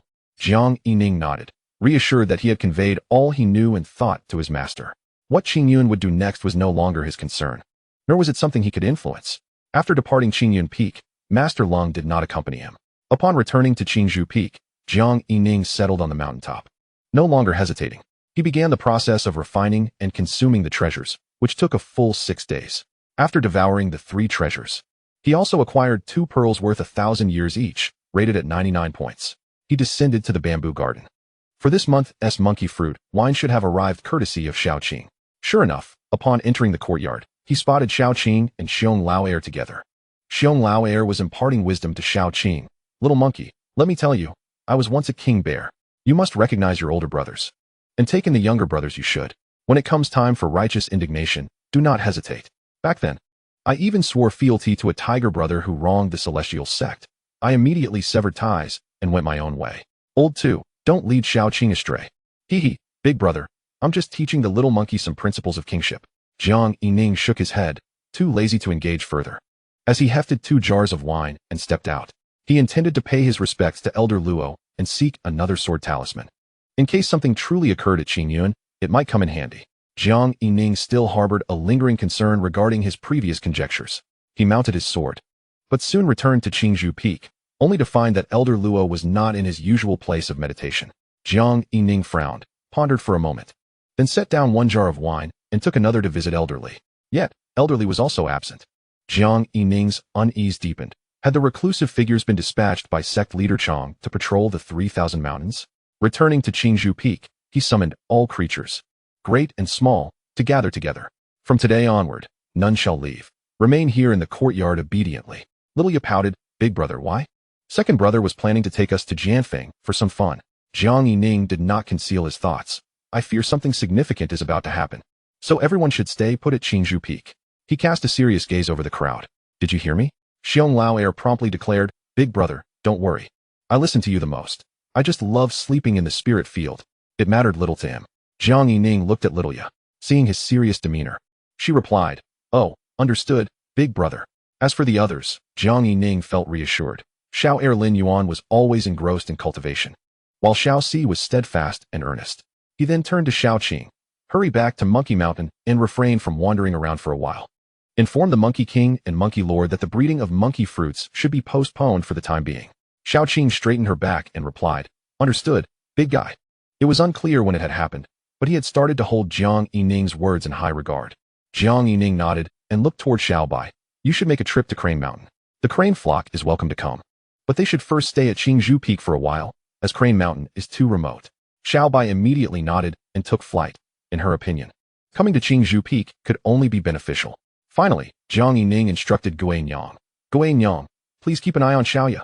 Xiaoya protested, Master Daxian. I already know and won't run around. Jiang Yining shook his head with a smile, having conveyed all necessary instructions, and then ascended to the mountain peak, where he remained for another 2 days. Suddenly, the sky darkened, and a celestial melody descended. After a brief moment, another celestial melody followed. 2 spiritual plants successively broke through to the treasure level, albeit only through the enhancement of moss and weeds, somewhat akin to the mountain bamboo from earlier, producing merely a single celestial melody. Although the melodies were scarce, they had at least reached the treasure tier. Furthermore, the remaining 10 plants had all surpassed a growth value of 1060 years. The progress was remarkably smooth. Would all 15 spiritual plants truly break through to the treasure level? The golden phalanges, born of great potential, were they even more formidable than the enlightened realms of the powerful? Jiang Yining couldn't help but wondered just how long the golden hand bones had been buried in Huangshan to possess such energy. Why had none of the 15 spiritual plants achieved the treasure level in that cave? Had the golden hand bones been buried there for less than a millennium? He shook his head, deciding to wait for his master to return and examine the remaining phalanges. Perhaps they could offer some insight. Jiang Yining gazed up at the sky, not feeling elated by the breakthroughs of the spiritual plants. There was not a single figure in the heavens. Even though it was customary for Qingzhou Peak to produce treasures, the absence of any spectators was quite peculiar. Had all those from the sect been dispatched? This only deepened Jiang Yining's sense of foreboding, as if a storm was approaching. Without hesitation, he began to absorb the treasures. Should something dire occur, he wouldn't have squandered his resources. Chapter 106, The Alliance of the Demon Sect, Ascending to Qingyun. Time passed, and half a month went by, amidst the oppressive atmosphere. The only good news was that the remaining spiritual plants had indeed, as Jiang Yining had predicted, all broken through to the treasure level, without exception. Without a moment's hesitation, he refined and absorbed them all. Although the celestial melodies were primarily in 1 or 2 strands, they collectively amounted to the absorption of 21 celestial melodies. Each celestial melody could condense 10 sword auras. Currently, Jiang Yining was fully engaged in condensing sword auras, capable of forming 210 sword auras, and combined with the previous ones, he would have a total of 320 sword auras. After consecutively absorbing the 15 treasures, only 2 were suitable for the 10,000 treasures glazed body. The enhancement to his physical form seemed minimal, perhaps barely sufficient for the mid-stage of the nascent soul. But there was no opportunity for detailed comparison now. The only unexpected outcome was that the excessive absorption of treasures led to a passive breakthrough to the mid-stage of the golden core, occurring even during the 7th absorption. Pinewood, aged 61,000 years. Golden Lotus, aged 32,000 years. The recent pace of improvement had slowed down. Jiang Yining decided to excavate the phalanges. They had transformed from a golden hue to a faint golden shade, covered in weathered sand-like pores. Jiang Yining resolved to keep them for now, intending to show them to his master later, to ascertain the level of the powerful beings. However, none of this was his primary concern. His foremost worry remained the state of Qingyun, as the continuous celestial melodies had failed to attract even a single expert to witness the spectacle. This was indeed significant. If they were patrolling the 3,000 mountains, it shouldn't take this long. Jiang Yining contemplated as he returned to his small courtyard. Upon entering, the pumpkin monster leaped out. With its legs splayed and one hand on its hip, it pointed at Jiang Yining. Shorty servant, quickly submit to my evilness. It had unexpectedly regained its former audacity. Jiang Yining frowned. Have your teeth healed, and have you come looking for trouble again? The pumpkin monster glared menacingly. Impudent servant. I am delivering a lecture, and yet you prattle on. Jiang Yining raised an eyebrow. You think I can't handle you? After saying this, he drew out Xiao He and swiftly engaged in a brief exchange with it, the sword's body emanating a faint glow. Without further ado, he struck with a swift slash. However, to his surprise, he only succeeded in cutting half of one of the pumpkin monster's teeth. No wonder it was so arrogant. It had become even tougher. It was worth noting that previously, the crab shell had been severed with a single stroke. One must admit, This creature had indeed grown significantly from absorbing the energy of the golden hand bones. The pumpkin monster roared in fury. Presumptuous! You dare to strike at me! You will infuriate me, and I shall charge at you. Jiang Yining pressed his foot against the pumpkin monster's head, pushing it back. With its large head inclined, the pumpkin monster's feet slipped incessantly on the ground, unable to close the distance. Ayaya! You infuriate me. Let go of your foot. I will charge at you. Jiang Yining maintained his foot on it, while quickly communicating with Xiao He. In that instant, the black sword's glow surged. Then, he grasped the pumpkin monster's head and pressed it down onto the table, thrusting Xiao He into the pumpkin monster's mouth for a vigorous scrape. Clang! A tooth fell out. The pumpkin monster fell silent instantly. Jiang Yining looked at it. Humph, still so arrogant? Still calling me your servant? It seems you are missing a tooth. No? A matching pair on the top and bottom would be more aesthetically pleasing. Jiang Yining chuckled, scraping off another of its teeth before releasing it. The pumpkin monster immediately flipped over and scrambled up. Papa! It spat out 2 teeth that had fallen into its mouth, and Jiang Yining deftly caught them. So, who was the master now? The pumpkin monster still pouted. You infuriate me. You infuriate me. I shall recognize you as the great evil once more. Great evil? Jiang Yining raised an eyebrow. The great calamity and great evil. You no longer recognize it? The pumpkin monster, missing a tooth, shouted. Bring back the big-breasted servant. Let her come pay respects to me. Jiang Yining found it amusing. All right, when the great calamity and great evil returns, you can charge at her. Only then did the pumpkin monster contentedly jump off the table and head toward the spiritual field. Jiang Yining could only smile helplessly. This creature truly had a few screws loose. By the time the master returns, you might find yourself crushed. However, the pumpkin monster's antics somewhat alleviated the gloom that had settled in his heart. Jiang Yining called out, Ernyo, Ernyo. Hey, master brother, I'm coming. Yes. Dig a hole against the mountainside outside the courtyard. Don't make the entrance too big, just enough for us to hide inside. Bear Ernyo asserted. Sure. Leave it to me. Then he inquired, Master brother, what danger could we still face at Qinyun? If it comes to that, a dog hole won't suffice for hiding. Jiang Yining could only smile wearily. Indeed, if it came to that, hiding in a hole wouldn't be effective, but it was merely seeking a semblance of psychological comfort. Still, he insisted. I told you to go, so go. Bear Ernyo patted his chest. All right, leave it to me. I'm good at digging holes. The next day, Jiang Yining sat in the courtyard, condensing sword auras, when he suddenly felt a weight on his shoulder.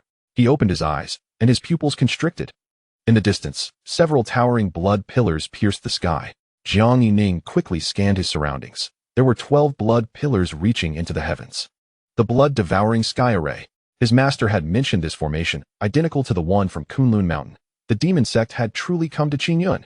The blood pillars stood within the 3,000 mountains, enveloping the entire Qinyun. Quickly, everyone hide in the cave. Jiang Yining shouted to those in the courtyard. At that moment, all the disciples on the mountain raised their heads. In the sky, the ever-composed Changzhong men led a total of 18 figures floating in the air. And even Cold Master Uncle was present. Jiang Yining recognized them all as formidable beings of the 8th realm. Since they had come, why hide in the shadows? Haha. Brother Xingyan, long time no see. Numerous figures re-emerged in the void, standing opposite the great ones of Qinyun. At the forefront were 2 individuals.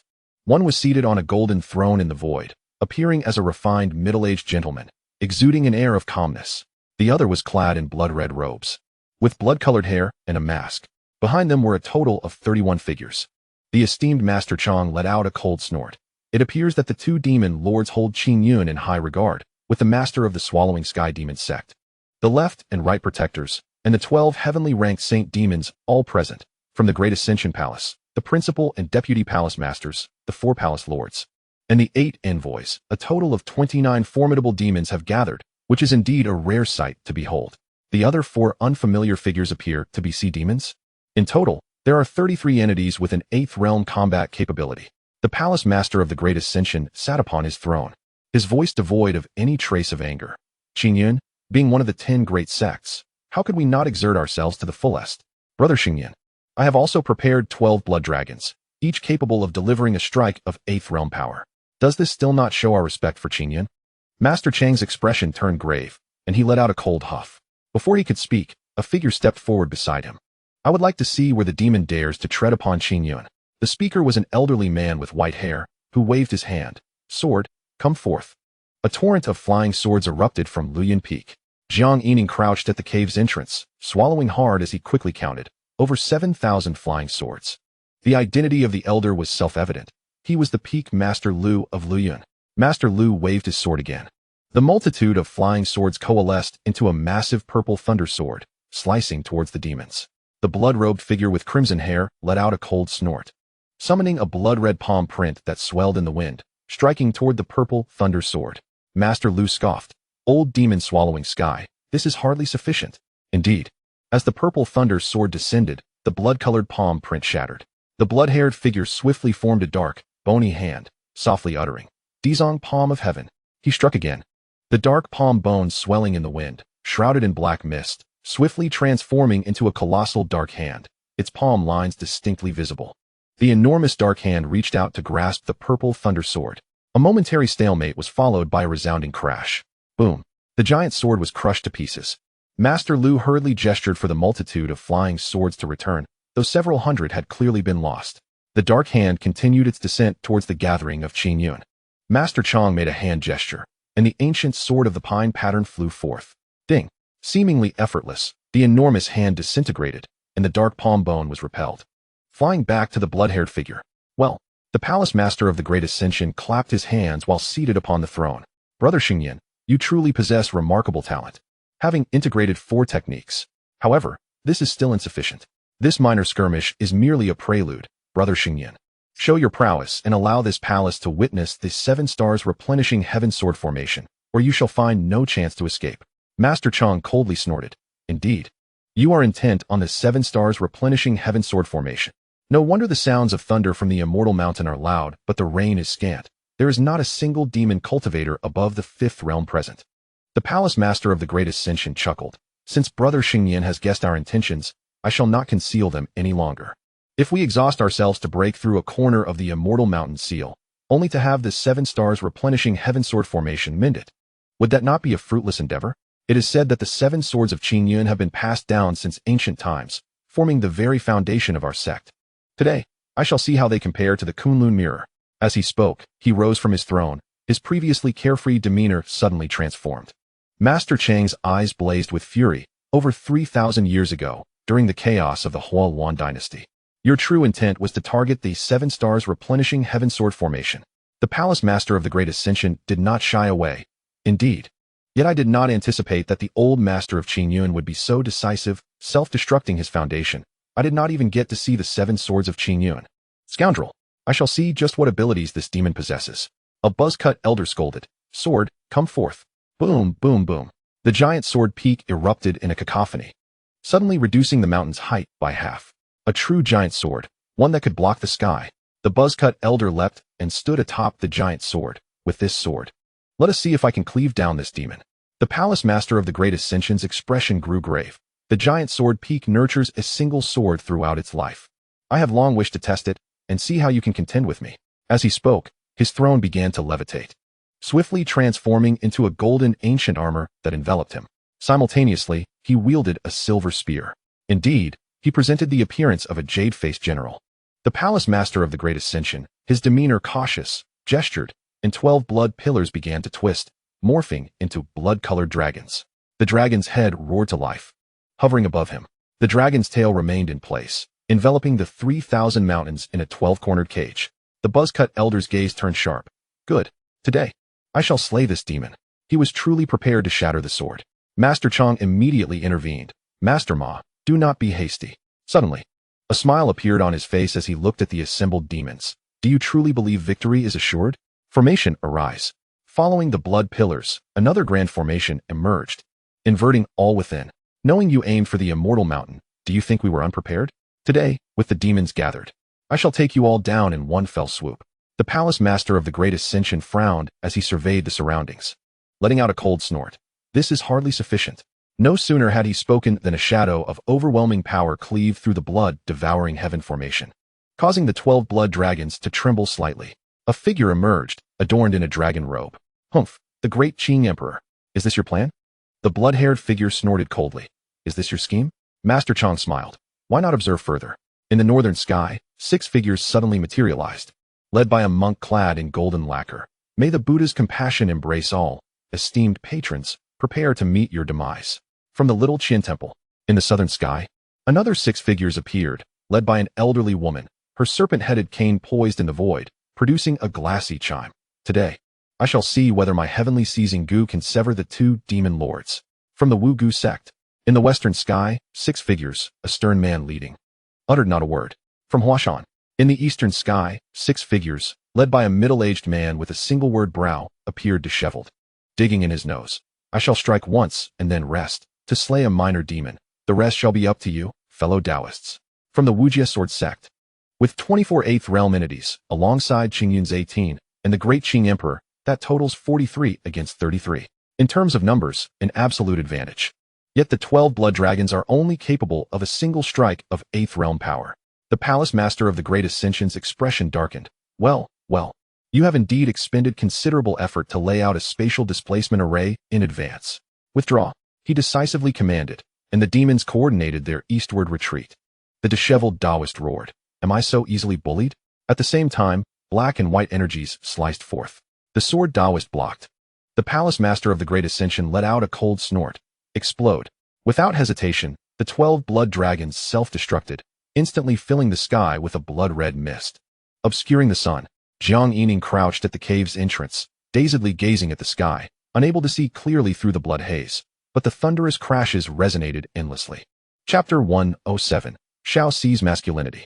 Jiang Yining and Bear Old 2 crouched at the cave entrance, staring at the sky, lost in thought for a long time. Until the blood mist dissipated, a beam of sunlight shone down, revealing that a host of powerful beings had long since vanished without a trace. At a certain moment, Qingyun disciples appeared in the sky, soaring on swords as they seemed to survey the 3,000 mountains. Gradually, more figures emerged. Jiang Yining snapped back to reality, immediately scrambling to his feet and rushing out of the cave. Bear Old 2 quickly followed. Seeing Jiang Yining preparing to fly, he hurriedly called out, Senior brother, take me along to see. Jiang Yining enlarged his sword aura. Get on. Whoosh. 1 man and 1 bear ascended higher and higher. Jiang Yining was astonished. The sounds of battle had lasted at most a mere 10 breaths. No, certainly not even 10 breaths, yet the demons had already broken through. But in such a brief moment, the aftermath was clearly visible, having toppled at least 100 mountain peaks. As the demons fled eastward, how many of the 3,000 mountains would suffer? 300? Or 500? Most likely, He Mountain would bear the brunt of it. Fortunately, he had instructed Xiao Bai to summon the crane flock to Qingzhou Peak. Or else Xiao Bai would surely weep for the cranes. The disciples in the sky were silent, not a single one uttering a word. Today, for Qingyun, would undoubtedly be a day etched in history. For all the sects, it would also be a day to remember. Such a great commotion could not be concealed. Perhaps news was already spreading rapidly. At some point, Jiang Yining found himself back in the bamboo courtyard. He still felt somewhat dazed. Had the immortal mountain not been unsealed, this might have been the largest battle he would witness in his lifetime. 2 great demon sects with 29 8th realm beings, plus 12 swallowing sky blood dragons, each possessing a single strike of 8th realm power. The Qingyun sect boasts 18 masters of the 8th realm, alongside 24 aides from 4 different factions, culminating in a total of 43 formidable individuals. Yet, the question lingers. How many demonic fiends can ultimately be vanquished? Ideally, it would be best to eliminate them all. Without the unsealing of the immortal mountain, the eradication of these malevolent entities would usher in an era of tranquility, allowing one to freely descend from the mountain at will. The following day, the entire Qingyun seemed to be in a state of profound upheaval, as if impacted by a great shock. Jiang Yining clapped his hands in the courtyard. Little second, little third, little fourth. Come forth, I have a few words to impart. Soon, the 3 disciples gathered. The young girl, curious, inquired, Master Xian, what is the matter? Jiang Yining cleared his throat twice. You all witnessed yesterday's grand battle of the mighty. Do you have any thoughts? Lin Yuan, why don't you start? Everyone turned their gaze to Lin Yuan, who scratched his head and confessed, as the senior brother, my talent pales in comparison to that of my junior sister. Only diligence can make up for my shortcomings. Jiang Yining gave him a thumbs up. Excellent. You are the most reassuring of the lot. Strive a bit harder. You are currently at the 6th level of Qi cultivation. Aim to reach the 9th level as soon as possible. I hereby promise you, once you attain the 9th level, I will procure a rare treasure for you that will perfectly aid in your foundation establishment. After that, with the aid of the Qingyun pill and our Master S refining, your cultivation will surely ascend at a remarkable pace. Jiang Yining passionately imparted his teachings and finally concluded, persevere with unwavering effort. Do not let your white talent make you feel inferior. I too possess a white talent, and yet I have achieved the golden core stage. Gold, after all, will shine brightly for others. Do Do not bring shame upon your brother, who is now one of the 3 swords of Qin Yun, enjoying a modest reputation. Lin Yuan proclaimed loudly. Yes, senior brother, I will strive diligently. Thank you for your guidance. Jiang Yining nodded and turned to the young girl. She promptly exclaimed, Master Xian, please take a moment to rest. You need not worry. I too will work hard to achieve the golden core stage as soon as possible. Jiang Yining scoffed. You are the most worrisome of them all. You too went to observe the 3,000 great mountains with your sword yesterday. If you do not become a mighty being, you will remain an ant under the shadow of their might. Reflect carefully. Would you rather be a mighty being living freely or a mere insect beneath their power? The young girl pouted. Master Xian, do I not work hard every day? Jiang Yining gazed at her, exasperated. That is only because your senior brother supervises you daily. Enough talking. I will set a goal for you. Twice a month, our master will refine for you. Remember how arduous it was for me to cultivate the spirit plants, gathering spirit stones for 20 years before establishing my foundation? You are truly oblivious to the blessings you possess. Little Fourth, observing the senior brother's passionate speech, felt somewhat intimidated. As this was his first engagement in such a high-level discourse, he realized that neither of the elder disciples seemed to provide any ease. Noticing Jiang Yining's gaze upon him, he quickly stood straight. Senior brother, if you wish for me to be at ease, I shall be. If not, I shall remain restless. Jiang Yining chuckled. This younger brother seems a bit peculiar, does he not? He smiled and asked, what was your name again, Little Fourth? Senior brother. I am Gongsun Hong. Jiang Yining nodded. Very well, Little Fourth, you have just entered the first level of qi cultivation. Remember, you once expressed the desire to become the most formidable immortal. Strive hard. Look at your senior sister, who is of similar age and has already established her foundation. A man must not be outdone by a girl, right? Yes, Little Fourth replied. Speak louder. Yes. Jiang Yining continued. If your talent is lacking, do not fear. Yet your determination must not wane. If others practice for 1 hour, you must practice for 2. If they practice for 2, you must practice for 4. If they practice for a day, you must practice for 2 days. Understand? Maintain an indomitable spirit. Yes, Little Fourth affirmed. Jiang Yining was pleased. Looking at the 3, from now on, know that your senior brother has your best interests at heart. Off you go to cultivate. The 3 swiftly returned to their humble abodes. Jiang Yining retreated to his own cabin, dragging out a reclining chair. Just as he settled down, a figure descended into the courtyard. Jiang Yining blinked. Master, you have returned. How wonderful. I have missed you dearly. You cannot imagine, the demonic fiends have infiltrated Qin Yun. Feng Yuqin seemed somewhat displeased. I am aware. That is why I hastened back. Jiang Yining, puzzled, noted that his master appeared to have recently been enraged. Her face flushed with indignation. Master, who has offended you? Feng Yuqin merely huffed coldly, not elaborating, but her brows furrowed as she gazed at the additional small wooden cabin. You have taken on another disciple? Jiang Yining quickly nodded. I merely wish to liven things up for you. Little Fourth, come here quickly. Pay your respects to master. Little Fourth dashed over, cautiously glancing at Feng Yuqin. Jiang Yining urged. Hurry, what are you staring at? Salute your master. Master. Feng Yuqin hesitated a moment before nodding. In the future, for any techniques or elixirs, consult your senior brother. He oversees all expenditures for our king's Hufeng. Yes, Little Fourth replied. Jiang Yining affectionately ruffled his hair. You need not speak so loudly when addressing master. However, Feng Yuqin waved her hand. I require rest. Do not disturb me. With that, she entered the wooden cabin. Jiang Yining smiled at Little Fourth. That is simply master's temperament. She is a good person. With time, you will understand. For any matters, feel free to approach your senior brother first. Little Fourth nodded, then hesitated. Senior brother, but master is a woman. Jiang Yining was taken aback, quickly pulling him aside. What of it? At such a young age, you harbor notions of male superiority? You cannot even best your senior sister yet. When it comes to combat, master is fiercer than any man. Little Fourth nodded. Understood. Jiang Yining grinned. However, I commend you for your sense of chivalry. I shall impart to you one more piece of wisdom. With no thoughts of women in your heart, your blade shall draw forth divinely. Though Little Fourth was puzzled, he responded loudly, yes. Jiang Yining asserted seriously, indeed, that is the spirit. Once you become the mightiest immortal, no woman shall dare accuse you of being chauvinistic. Go forth, young one, and cultivate diligently. Chapter 108, The Traitor. The next day, Feng Yuqin stretched lazily and kicked the door open with her foot. Jiang Yining immediately flattered her, bustling around her like a devoted servant. Master, you worked hard yesterday. I did not wish to disturb you. What is the situation with the demonic sect? Did you inquire with the sect leader? Feng Yuqin cast him a sidelong glance. What about the monkey fruit wine? Jiang Yining hurriedly reported. It is on the table in the courtyard. Allow me to pour you a cup. Master, please. I have saved it all for you. Feng Yuqin sat down and downed a bowl in one go. Jiang Yining quickly refilled it. Master, please share your insights. Feng Yuqin drained another bowl before speaking. We have slain 5 of the 8th realm. Jiang Yining quickly inquired, only 5? What of the others? They fled towards the boundless eastern sea. We could not track them down. Feng Yuqin tapped the table, signaling for more wine. As Jiang Yining poured, he frowned. That leaves 28 demonic fiends and sea monsters? Is the demonic sect truly that formidable? Feng Yuqin scoffed. Do you think it is as simple as chopping cabbage? The masters of the 8th realm are intent on escape, and with 12 blood dragons self-destructing, managing to slay 5 is already commendable. The one-sword Taoist from the Wujia sword sect is gravely injured. Jiang Yining frowned. He recalled the one-sword Taoist from the Starry Sky report. If memory serves, he is the master of Guanzhiliang, and to think he is clinging to such a powerful ally at the 8th realm. Feng Yuqin took a sip of wine. Appearing somewhat irate, had the 7 swords of Qingyun been present, activating the 7 stars to patch the heaven sword array, we could have slain at least half. Upon hearing of the 7 swords again, Jiang Yining quickly asked, Master, I heard that the 7 swords are foundational to the establishment of Qingyun. Are they still incomplete? Feng Yuqin shattered her wine bowl against the table.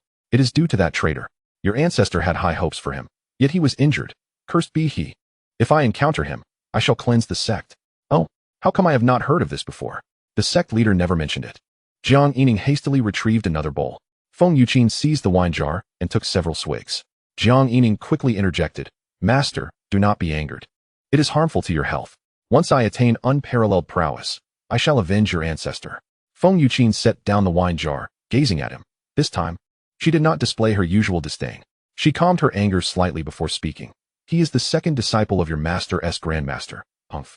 Technically, he is my second senior brother, though I have never met him. It is said that he possesses even greater talent than our sect leader. He wields one of the 7 swords.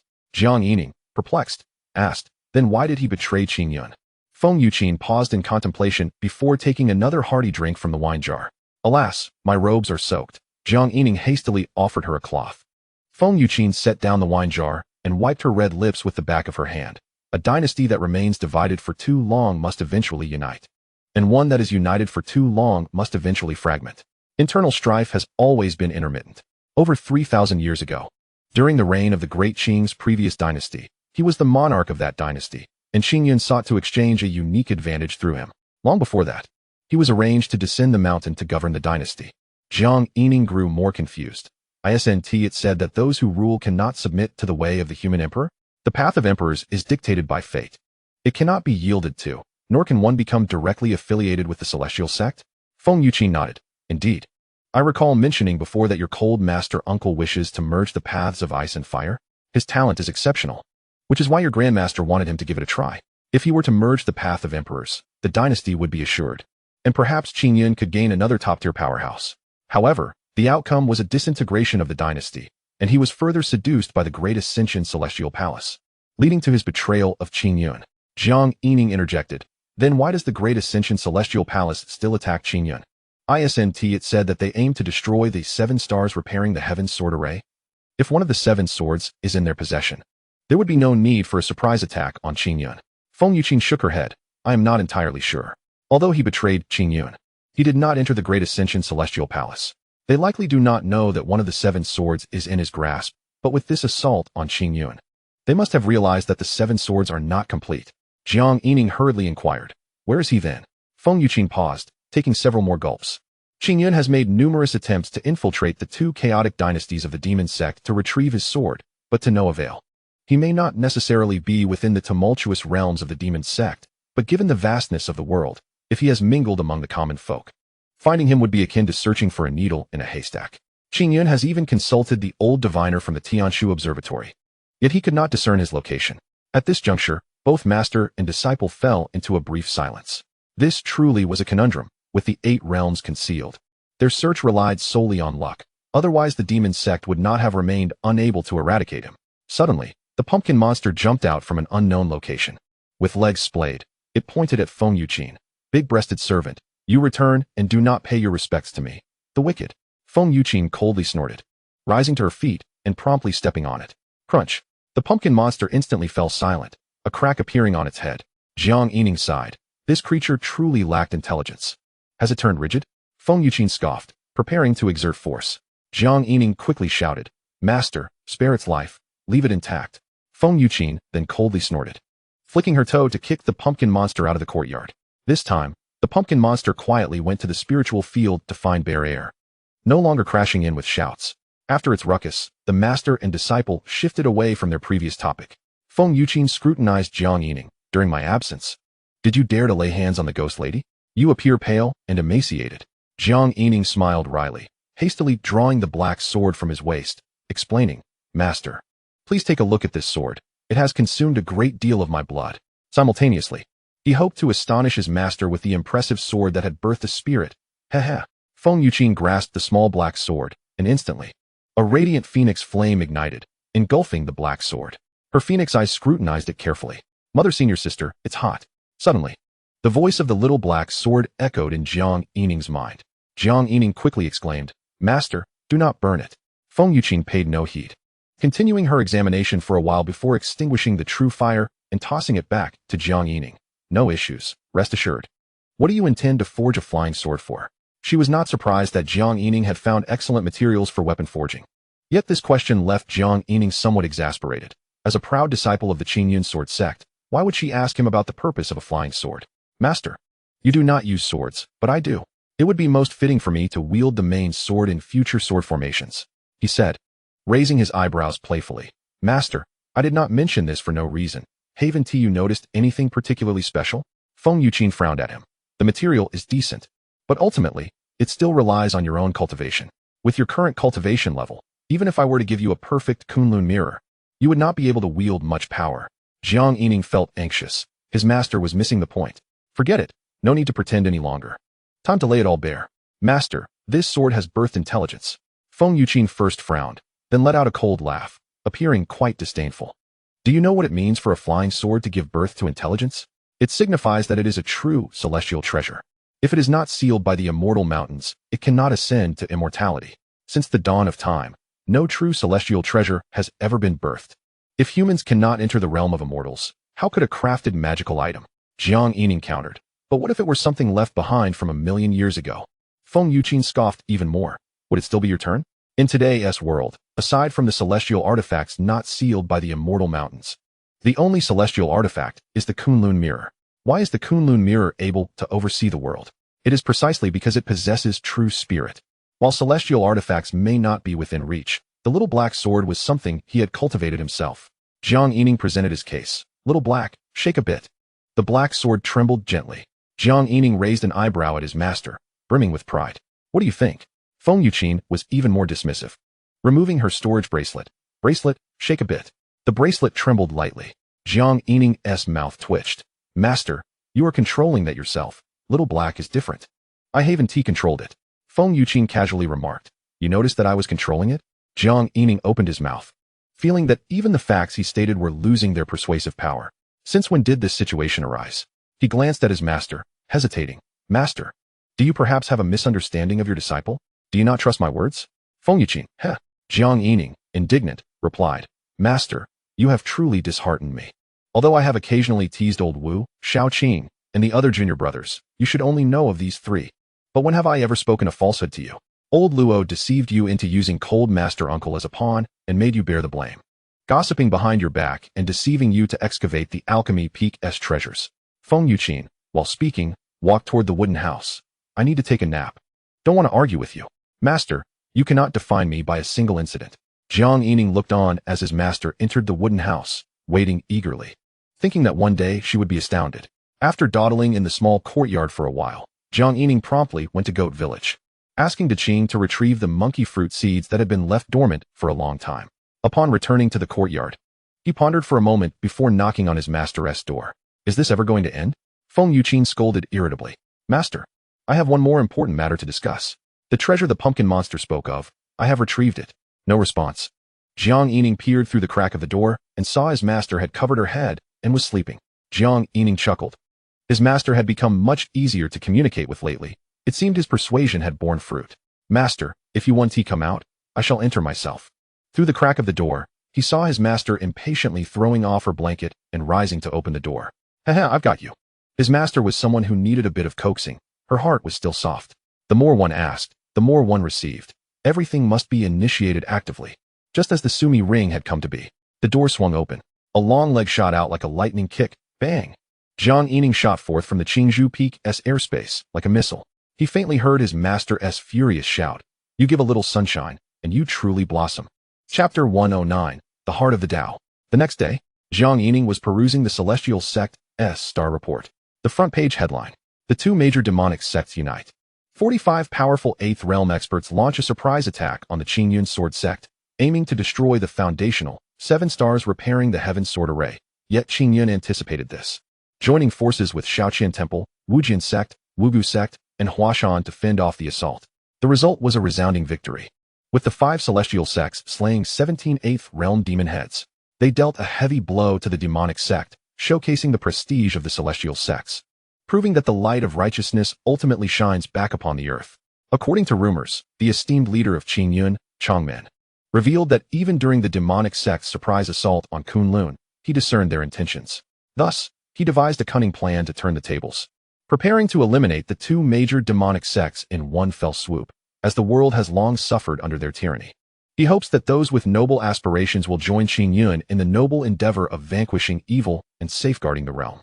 Experts in the field have analyzed that this move will at least provide some peace to the world, as the demonic sect has been exceedingly rampant lately, committing heinous acts of slaughter in cities. Such grand proclamations occupy the entirety of the page, supplemented by various expert analyses and discussions. Jiang Yining scoffed, questioning the claim of slaying 17 foes. Were the 12 blood dragons included in that count? Indeed, what the public knows is merely what they are deemed to know. The leader has deftly employed a strategy of stratagem within stratagem. One cannot help but wonder, could one not also claim a share of the merit? If this truly is a strategy, wouldn't it be prudent to involve all 10 major sects? It seems this has also served as a promotional opportunity, enticing ambitious individuals to join Qingyun, demonstrating their longevity and foresight. Turning to the second page, Jiang Yining encountered yet another significant event concerning the Demon Saint Mountain. Following the pursuit of the demonic forces, Qingyun's Changmen extended an invitation to the 4 great sects, ascending directly to the Demon Saint Mountain, which was found to have ties with the demonic sect.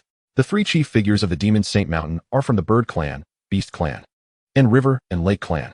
The River and Lake Clan, led by the demon cultivator Ran Ao, whose true form is the serpent fish, has vanished since the incident. Upon interrogating the other demon cultivators of the River and Lake Clan, it was ultimately confirmed that the sea demons had contact with Ran Ao. Yet the specifics of their connection to the demonic sect remain unknown to the subordinates. Ultimately, the 3 heads of the Demon Saint Mountain have become virtually non-existent, while the 5 great sects, in their mercy, have afforded the demon cultivators a chance for survival, sparing the Bird Clan and Beast Clan from persecution. Jiang Yining, however, held them in disdain, deeming them cunning old foxes. How could the Bird Clan and Beast Clan, if they were not mercilessly stripped by the 5 great sects, so easily relinquish their hold? He remained unconvinced. Once again, it rings true. What is made public for the world to see is merely what the world ought to know. Engrossed in his reading, Jiang Yining was interrupted as his master's wooden door swung open, revealing the tall figure stretching luxuriously. What a restful sleep I've had. Jiang Yining hurriedly rose, eager to flatter. Master, have you rested well? The previous day's encounter had made him acutely aware of his recent overconfidence. His master remained unchanged, a flame of brilliance anew. Feng Yuqin cast a sidelong glance. What was the matter you sought me for yesterday? Jiang Yining promptly produced a golden finger bone, its hue a pale gold. Master, do take a look. What level of power does this signify? Feng Yuqin accepted the finger bone, frowning slightly. It has eroded to such an extent that it is difficult to identify. Jiang Yining quickly added, Master, this bone has nurtured 15 spirit plants, effortlessly bringing them to the level of treasures, better than the effects found in the realms of great powers. Feng Yuqin snorted dismissively. There is nothing remarkable about that. It is natural for cultivators to seize the essence of heaven and earth. After death, their energy returns to the world. Nurturing spirit plants is quite normal. The 10 great sects, and even some lesser ones, have 8th realm masters who have attained such a state, bestowing blessings upon the next generations. Most treasures of the world originate from this. Jiang Yining raised an eyebrow. Has this avenue already been explored? Master, where does our Qingyun's great power rest? Feng Yuqin's gaze turned sharp. What do you mean by where? Jiang Yining hastily corrected himself. No, master. I meant, where does the blessing for future generations come from? Feng Yuqin coldly replied. From the peak of sitting transformation next to Qingyun Peak. Let me advise you. Do not entertain such thoughts. When a predecessor attains sitting transformation, treasures will naturally emerge. That is a blessing, and remember, it is a natural emergence of treasures. No sect would ever desecrate the remains of their ancestors to cultivate plants. Only a demonic cultivator would resort to refining treasures from bones. Jiang Yining nodded, acknowledging the truth. Indeed, one cannot act brazenly. All must be done in secrecy. Of course, he merely pondered such matters, for he was no demon. Yet, it seemed a waste to consider it so. Nevertheless, he dared not voice this aloud. Master, I merely thought, wouldn't it be better to bless more future generations? Feng Yuqin turned, her eyes blazing. Are you suggesting that after my death, you would use my remains to cultivate plants? Jiang Yining quickly waved his hands. No, master. How could I ever think of such a thing? You will live for countless millennia. How could you ever perish? I would be the first to refuse. As he observed the dangerous glint in his master's eyes begin to dissipate, he breathed a sigh of relief, narrowly avoiding a misstep. Feng Yuqin huffed. Let me remind you, if you dare to entertain thoughts of sitting transformation peak, I will not be able to protect you, nor will I wish to. Jiang Yining quickly smiled obsequiously. Master, how could you say such a thing? I was merely discussing this matter casually, without the slightest intention of disrespecting the remains of our forebears. Noticing the disdain in Feng Yuqin's gaze, Jiang Yining immediately straightened up, raising one hand to the sky and declaring earnestly, I absolutely harbor no such absurd thoughts. This elicited another cold huff from Feng Yuqin. Jiang Yining then attempted to regain her favor. Master, do you think this finger bone might belong to an immortal? It could catalyze the growth of pine wood. Feng Yuqin scrutinized the finger bone once more, and after a moment, she spoke. You mentioned it has eroded too long to identify. The true self-golden body of the Little Qian Temple is divided into 3 layers: refining skin, refining flesh, and refining bones. If it reaches the bone-refining stage, the bones would also be golden. Jiang Yining, puzzled, asked. Then, Master, do you know if any 8th Realm experts have visited Changhuang Mountain in the past millennium? The 15 spirit plants were not treasures. Their birth should not exceed 1,000 years. The golden bones there should not be more than a millennium old, correct? Feng Yuqin scoffed. You are mistaken. Even after sitting transformation, the physical body of an 8th Realm master does not decay for 10,000 years. It is only after that time that it begins to erode, returning energy to the world. Jiang Yining nodded, realizing the truth of her words. Thus, it was indeed possible that the golden bones were those of an immortal who began to erode only within the last 1,000 years, especially since Little Black had also consumed and evolved. Simultaneously, another question arose in his mind. Master, is the world still holding together, albeit precariously? Do all sects have predecessors in sitting transformation? Isn't it a bit excessive? Not to say 1,000,000 years. But surely 8th Realm masters can live for at least 100,000 years. Feng Yuqin nodded. It is rare for 8th Realm cultivators to live until the end of their lives. Jiang Yining inquired, why is that? Doubt. Feng Yuqin replied succinctly, then elaborated. Let us take 100,000 years as an example. They say cultivation knows no time, but that is measured by the cycles of years. One cycle is merely 60 years. In the face of 100,000 years, it is insignificant. If you were to become an 8th Realm cultivator, living for several thousand years, your companions, bloodline, friends, and family would have long since departed. Without emotional ties, the immortal mountains would be sealed away, and you would not ascend to immortality, leaving you devoid of any goals in your cultivation. Over time, your Tao heart is prone to collapse. Jiang Yining, bewildered, remarked. But aren't the predecessors all seeking a way out? Isn't that a goal in itself? He held back another thought, pondering whether one could not remarry after losing a partner. Feng Yuqin shook her head. Finding a way out is a journey from nothing to something, exceedingly difficult. Not all 8th Realm cultivators can achieve this. Just because one can cultivate to the 8th Realm does not mean they possess the talent to create new laws. She sighed slightly. As for me, I cannot master any techniques, such as those for forming elixirs, and so forth. Jiang Yining thought to himself. If only her focus had been directed elsewhere, she might have excelled in brewing. Yet, he quickly dismissed that notion. Being a good eater does not equate to being a good cook. Feng Yuqin continued. Thus, techniques such as Qingyun's 10,000 sword prowess, true self-golden body, wind and thunder flash technique, yin and yang sword technique, as well as the yin and yang golden elixir and 5 elements golden elixir, have garnered such renown. Among the 10 great sects, the average number of well-known techniques is less than 2. Of course, Qingyun's spirit treasure golden elixir method is also a successful path, albeit with limited impact. There are still many predecessors who toil tirelessly, yet after a century, a millennium, or even 10,000 years of fruitless effort, they ultimately become disheartened. Their Tao hearts shattering. True prodigies are few and far between, 1 in 10. Perhaps the reasoning holds true. However, Jiang Yining found it hard to comprehend. He believed that as long as he lived well, he would never face a collapse of his Tao heart. Perhaps he had not yet experienced enough of the vicissitudes of life. Imagining a scenario where all loved ones were lost, and there was no path forward, was it despair or melancholy?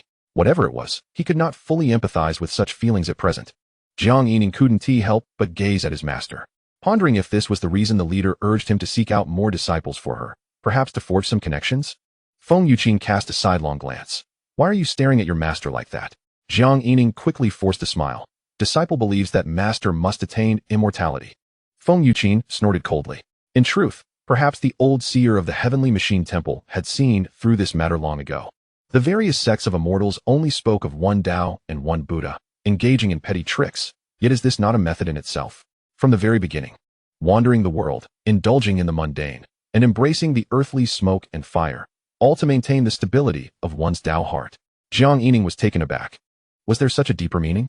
Master, do you think those monks and Taoists might have illegitimate children in the mortal realm? Feng Yuqin instantly retorted with anger. I speak to you of the Tao heart, and your mind is filled with filth? Jiang Yining hurriedly smiled. Yes, master is right. So why don't our sects emulate them? Feng Yuqin scoffed. It's easy to say. But how many among the 10 great sects could truly cast aside everything to beg as beggars today and sell goods as merchants tomorrow? The crux is not merely in the acting. Can you genuinely enjoy the task at hand? Would you be able to do it? Jiang Yining, feeling indignant, thought his master's words were rather dogmatic. It wasn't necessarily the case. Alone, one might indeed be reluctant, but with a few good friends, anything could be accomplished with ease. Feng Yuqin chuckled. Those monks and Taoists, in this regard, possess a certain authenticity. In that moment, Jiang Yining suddenly realized why Tianyin said he had a fondness for tricks. It appeared that this statement was not entirely false. While it may carry the stigma of a deceiver, he perhaps truly found joy in it. Chapter 110. The laborer appears. The master and disciple conversed for a while. Suddenly, Jiang Yining remembered and beamed with pride. Master, I forgot to mention. I have broken through to the mid-stage of the golden core. Feng Yuqin glanced at him. Are you ready to condense your true essence? Jiang Yining thought to himself that his master lacked a bit of perception, but he still nodded. Yes, I'm ready. As he spoke, he made a series of hand gestures. Invoking the 10,000 treasures, glazed body. Feng Yuqin flicked out a strand of solar flame, observing with interest. You still have the energy to cultivate body techniques? Jiang Yining clenched his jaw, resolutely remaining silent. Not only that, but he sat cross-legged on the ground with ease. Indeed, with a stronger body, his endurance had also improved. After a while, he had the energy to glance at his master, raising an eyebrow, filled with pride. Master, isn't my body quite impressive? Feng Yuqin snorted coldly. Flicking his fingers again, a strand of solar flame entered his body. Jiang Yining, akin to someone constipated, let out a strained grunt. He could no longer maintain his seated posture, pressing his hands against the ground, veins popping. Once the threshold of pain was breached, he ultimately could not avoid rolling on the ground. One must not be overly proud, even if one is. One should not be so in front of the master. That was Jiang Yining's final thought. The next day, Jiang Yining was enjoying hot pot with his master when, suddenly, a figure descended into the courtyard. Jiang Yining exclaimed in delight. Oh, Brother Lin has returned to the mountain? Wonderful timing. Please, have a seat. Eating hot pot was indeed perfect timing. Lin Kong was warmly ushered to the table, glancing at the nearly depleted pot. He greeted Feng Yuqin. Senior Feng. Feng Yuqin waved his chopsticks. Eat, join us. Jiang Yining inquired with concern. Brother Lin, did you have any harvest on your excursion to vanquish demons? Lin Kong nodded. Together with Brother Li and Sister Su, it was relatively smooth. We patrolled the outskirts of the unimmortal mountain for over a month, slaying 5 golden core fiends. Upon hearing that the fiends had ascended to the Qingyun, we rushed back. During the hot pot meal, Lin Kong barely touched his chopsticks before finishing. He glanced at Lin Yuan, seemingly having brought back a treasure for him, exchanged a few encouraging words, and prepared to leave. Jiang Yining grasped Lin Kong's arm. Brother Lin, have you been busy lately? Lin Kong shook his head, but quickly nodded. I need to spend some time with a few lovely ladies. Is there something you need? Brother Jiang? Jiang Yining hastily replied. Yes. While you were out slaying demons, I was also occupied, condensing a few sword energies that require your assistance. Lin Kong readily agreed. Sure, I can help you carve the sword formation. It will benefit me as well, anytime. As he spoke, he stared blankly at the sword energies Jiang Yining had condensed. 320? He rubbed his eyes, double-checking, and after a moment of stunned silence, he lamented. Brother Jiang, you intend to inscribe the 300 sword formation? It's not that I am unwilling, but rather I fear I am incapable. Jiang Yining, unfazed, smiled. Rest assured, I have already thought of a solution for you. I found a senior from the Luyan Peak to teach you. Lin Kong opened his mouth. Jiang Yining seized him. Do not dawdle. Let us go. This is also your opportunity. We shall visit senior's son now. Lin Kong hurriedly explained. Brother Jiang, I just returned. Allow me to meet with the ladies first. No need, Brother Lin. It would be better if you put in a little more effort in the future. Just make a few more trips down the mountain in the evenings. Ultimately, Lin Kong was still dragged along to visit Old Sunday in the 3,000 mountains.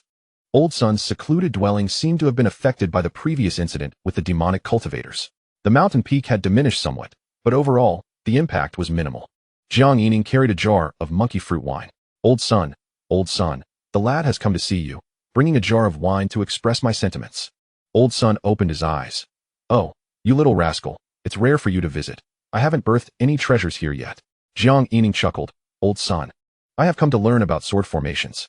He pulled Lin Kong forward, who promptly bowed. Jiang Yining quickly explained the situation. Old Sun regarded Lin Kong with suspicion. You won't learn for yourself, but you want this lad to learn and help you inscribe? Jiang Yining nodded eagerly. Yes. I lack a foundation in formations, and he happens to be from Luyan Peak with some background. I am considering your convenience, fearing to disturb your meditation for too long. Old Sun waved his hand. You little rascal, it's fine. Passing on to him is no issue. Have you thought of what sword formation you want? This was originally agreed upon during the cultivation phase, and since the individual had changed, Old Sun did not dwell on it further. Jiang Yining quickly flattered. Old Sun, do you have any suitable sword formations for 320 sword energies? 321 would also work. I have a flying sword. Just right for my main sword. Old Sun was astonished. You managed to condense 320 sword energies? Jiang Yining smiled. Indeed. Master dotes on me. And after returning from the unimmortal mountain, I brought back some good things. Old Sun chuckled. Feng Yuqin truly values you. Jiang Yining nodded, not lingering on that topic, and continued. Old Sun, could you recommend a formation? Preferably one of the earth attribute, as I have an earth attribute golden core. Old Sun pondered for a moment and shook his head. What I excel in are sword formations that utilize the extreme limit of your sword energies. The 306 Kunwu sword formation, which is metal-based. As he spoke, he waved his hand, and 306 flying swords shot out, instantly forming a massive golden sword. Old Sun declared, the Kunwu giant sword excels in offense, capable of breaking armor. With a flick of his finger, the Kunwu giant sword launched into the opposite mountain peak, penetrating from the base to the summit in an instant. Jiang Yining was overjoyed. Old Sun, please teach him this. As for attributes, let it be as fate wills. Next came the teaching phase. Lin Kong was occasionally scolded by Old Sun, yet as time passed, he was thoroughly berated. Old Sun, in a fit of anger, exclaimed, Tell me, upon what basis do you hold such notions regarding the fundamentals of sword formations? You are still in the Golden Core realm? If disciples of Luyan Peak are all as foolish as you, they shall surely decline. Lin Kong stammered. Old Sun glared. Speak. Lin Kong took a deep breath and finally articulated his theory. Disciple believes that if it is thus, it may facilitate cooperation among many. I have recently been studying methods for multiple people to cast formations. Old Sun listened, initially frowning, but slowly raising an eyebrow. That won't do. Luyan Peak does not lack methods for cooperation among 2 or 3 people. Do you wish to coordinate with 8 or 9? Coordinating among 2 or 3 is already extremely challenging and requires an immense level of tacit understanding. Lin Kong whispered. Disciple wishes to distinguish between primary and secondary roles. Taking myself as the lead, I happen to have a few companions who are willing to cooperate and try. As he spoke, Old Sun paused, staring intently at Lin Kong, who felt somewhat uncomfortable under the scrutiny. After a moment, Old Sun finally uttered 4 words. A promising young man. Then he quickly remarked, this idea is indeed a possibility. But it cannot be merely confined to that. The subsequent discourse left Jiang Yining utterly perplexed, as it was laden with specialized knowledge, specifically, the intricacies of sword formations. However, Jiang Yining took solace in the fact that the two gradually engaged in a lively exchange, with Lin Kong occasionally exhibiting a state of epiphany, repeatedly expressing admiration for Elder Sun. Elder Sun, in turn, lavished praises upon Lin Kong, and the atmosphere gradually became warm and congenial. After accompanying them for over half an hour, Jiang Yining quietly took his leave, confident that Lin Kong would seek him out once he mastered the 306 Kunwu sword formation. At long last, he had accomplished another significant task. In the days that followed, Jiang Yining found himself enjoying a leisurely existence. Occasionally, he would ascend to the mountaintop to catch a glimpse of pinewood and golden lotus.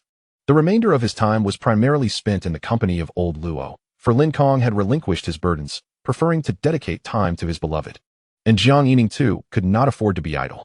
Before he knew it, a week had flown by. Today, Xiao Qing delivered a batch of monkey fruit wine. Much to Jiang Yining's surprise, it had barely been 10 days since the jelly-like spirit had been replenished, yet 6 jars had arrived. The old monkey seemed to possess a sense of propriety, aware that he had overstepped in his dealings. Jiang Yining didn't dwell on it too much and sent off 2 paper cranes, indicating that he would await the return of Brother Li and the others, assuring them that there would be ample monkey fruit wine, and that they would not return until thoroughly intoxicated. Descending the mountain, he prepared the ingredients for a hot pot and called upon Lin Kong, who was engrossed in his studies under Elder Sunday. Upon returning to the small bamboo courtyard, he found Li Shuya and Su Baiwei already present, engaged in casual conversation. However, Su Baiwei was irked by the pumpkin monster's antics, causing it to wail in frustration. Upon Jiang Yining's return, he chuckled and shooed the pumpkin monster off to the spirit field. Brother Li, I heard from Brother Lin that you returned and entered seclusion to break through to the late Golden Core stage. Li Shuya smiled. Thanks to my junior brother's repeated gifts of pills, I have finally reaped some rewards since descending the mountain. He then slammed his hand on the table, exclaiming, It's merely the late Golden Core stage, hardly worth mentioning. A true man, born of heaven and earth, dares to vanquish the demons of this world and uphold righteousness, thus finding solace in his life. It is merely the Golden Core stage. We must continue to strive onward. Indeed, indeed. Jiang Yining nodded in acknowledgement, accustomed to Li Shuya's exuberance. Once he had finished speaking, he turned to Su Baiwei. What of you, senior sister? Have you made any progress? Before Su Baiwei could respond, Lin Kong interjected with a wry smile. Brother Lin, have you been the master brother of Qingzhou Peak for too long? This gathering feels more like an evaluation of cultivation. Or is that merely my illusion?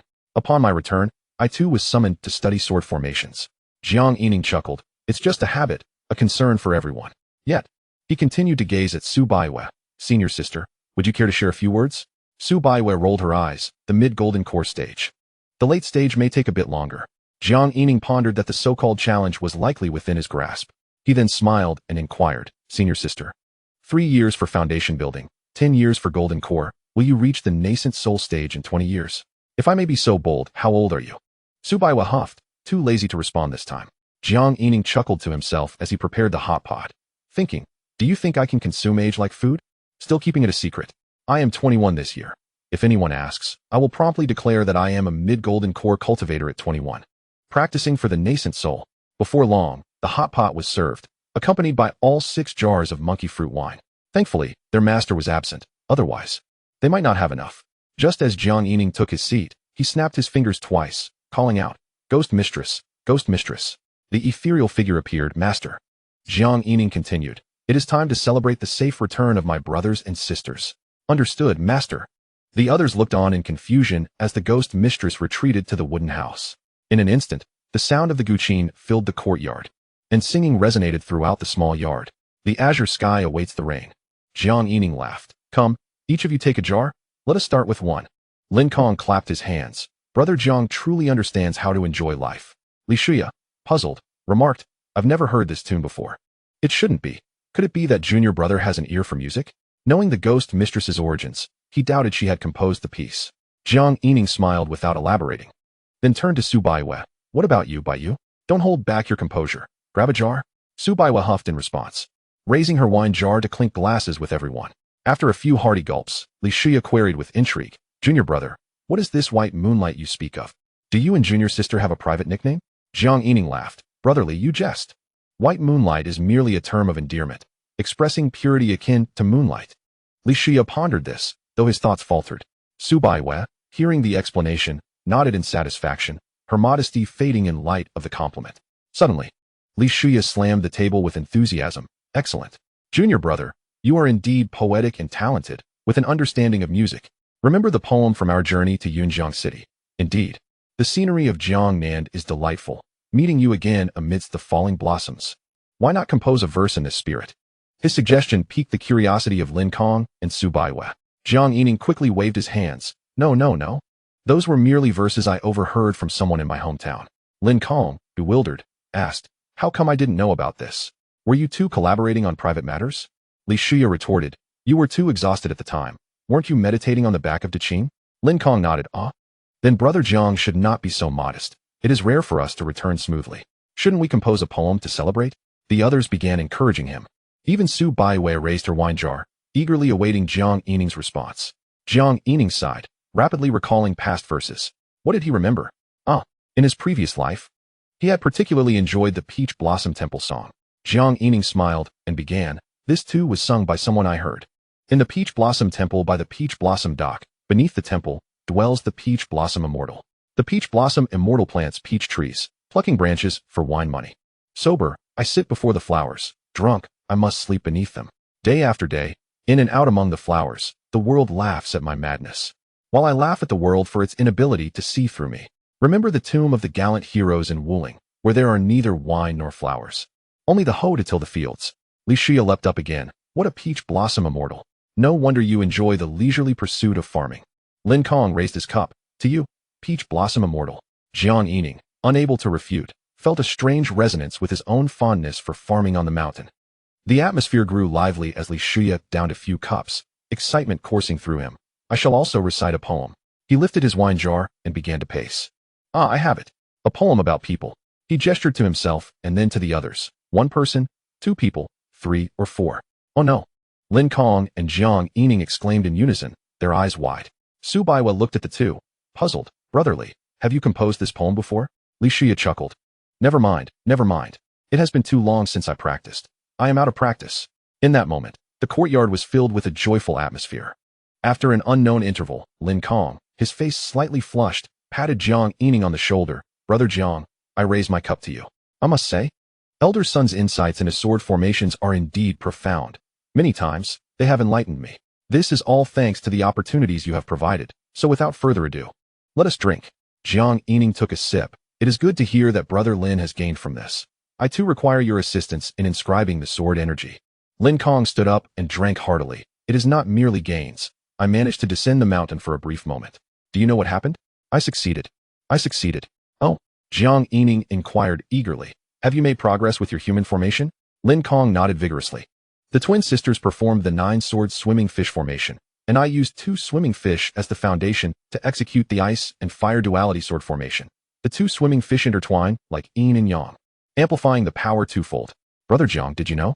The 2 swimming fish together wield 18 swords, yet possess the might of the 36-sword formation. Lin Kong's excitement captivated both Xia and Su Baiwei, who listened intently. I discussed with Elder Sun that if 3 people performed the 9-sword swimming fish formation, and I executed the 3-talent sword formation, it is highly likely that the power would triple, resulting in 27 swords from the 3 swimming fish, a power equivalent to the 81-sword formation. Jiang Yining comprehended and exclaimed in astonishment. Are you saying that with one more person, the power doubles? Lin Kong nodded emphatically. If 9 people all performed the 108 giant peak sword formation, I would execute the 9-sword swimming fish formation. Jiang Yining was astounded. 108 multiplied by 9. Then multiplied by 9 again. What does that yield? 1 times 1 equals 1. 2 times 1 equals 2. Su Baiwei interjected. 8,748. Jiang Yining glanced at senior sister Su, and then at Lin Kong, saying, Does that mean you have surpassed Master LV Foam? Lin Kong, blushing, declared with exuberance, indeed. Yet, the arduous journey may perhaps take a lifetime to accomplish.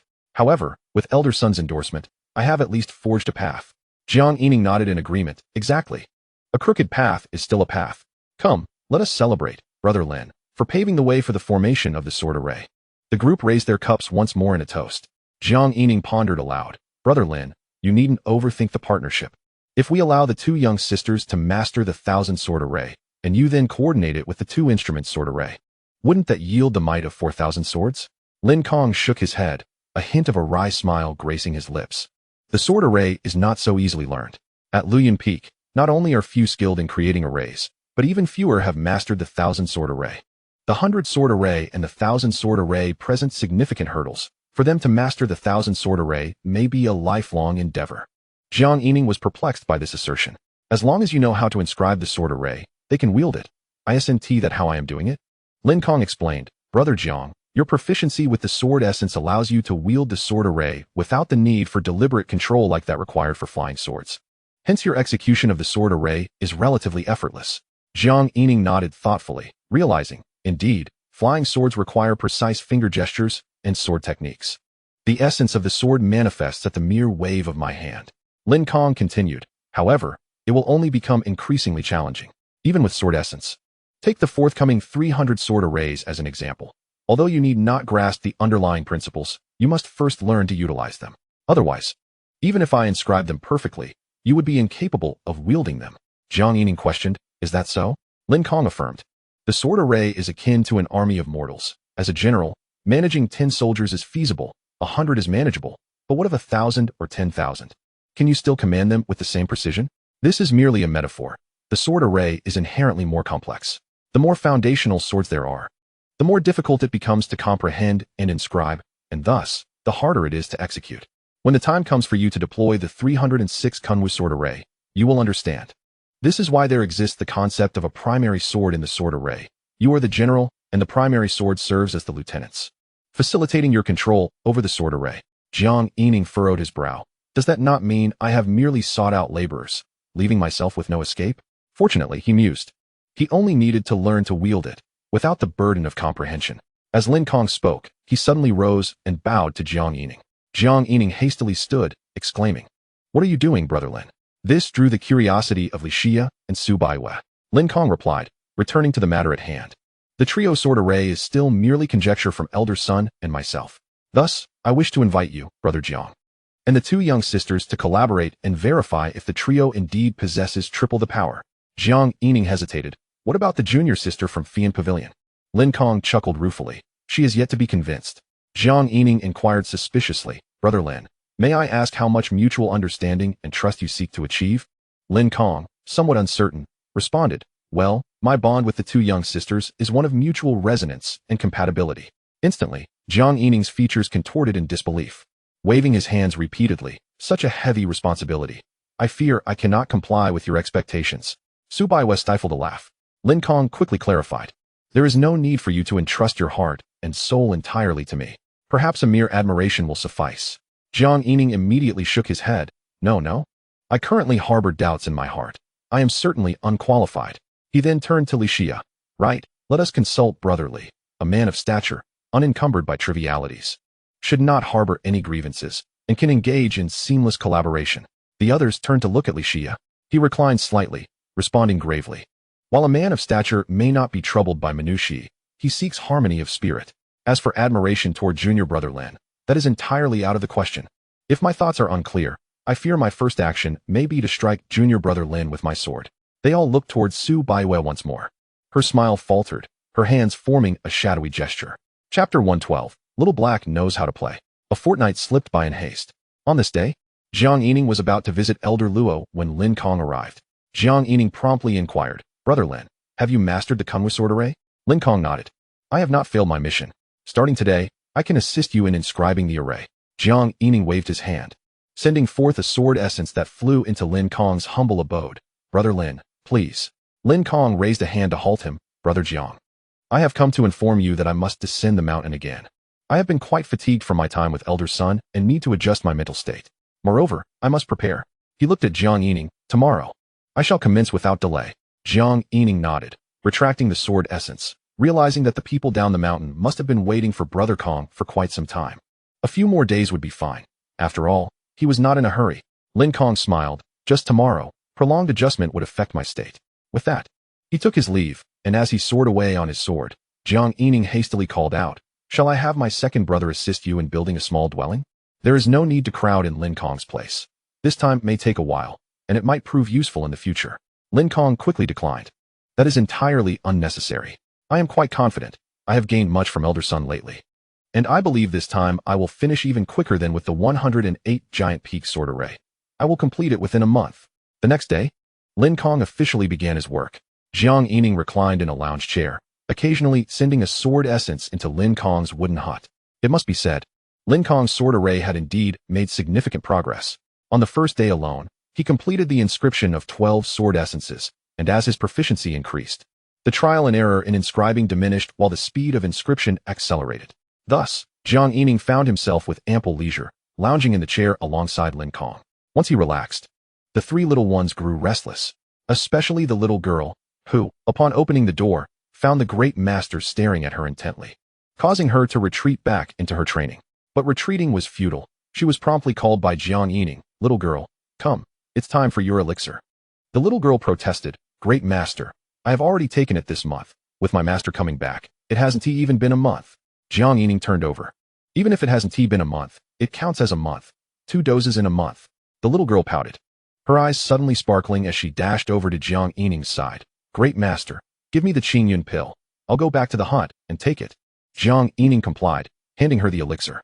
Watching her joyfully bounce toward her wooden hut, he mused, when Master returns from her stroll, I will have her chastise you. If you haven't taken it, you will suffer the consequences. If your cultivation doesn't improve, you will have to endure another round. The little girl immediately lost her bounce, her face drooping as she walked into the hut. Got it. Jiang Yining chuckled, Little one. Your small schemes cannot escape the eyes of the elder brother.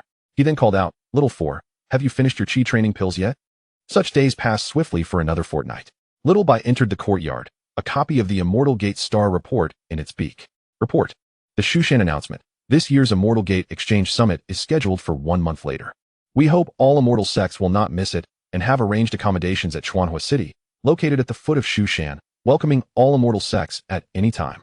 Jiang Yining recalled the Immortal Gate Exchange Summit, held once every 10 years, with the 10 great immortal sects taking turns to host. All immortal sects across the land could participate. It was truly a grand summit. The last one seemed to have been at Huashan. Back then, he had little interest in such matters. Feng Yuqin happened to emerge from her hut, stretching leisurely. Upon seeing Jiang Yining reading the report, she casually inquired, What news is there in this issue? Jiang Yining promptly rose. Master, the Immortal Gate Exchange Summit will be held at Shushan in a month. Feng Yuqin responded with a casual, Oh, just right. You haven't been before, so you can go and have a look. Jiang Yining shook his head. What is there to see in a duel? Feng Yuqin scoffed. What are you afraid of at Shushan? It's one of the 10 great immortal sects. Just as safe as Qingyun. Jiang Yining quickly clarified. Master, it's not that I am afraid. What is it then? Feng Yuqin huffed. At the Immortal Gate Summit, all sects gather together. It is a chance to witness true prodigies. I, too, made an extraordinary impression at the Immortal Gate Summit. You are among the top 10 of Qingyun. Whether or not you participate is entirely up to you.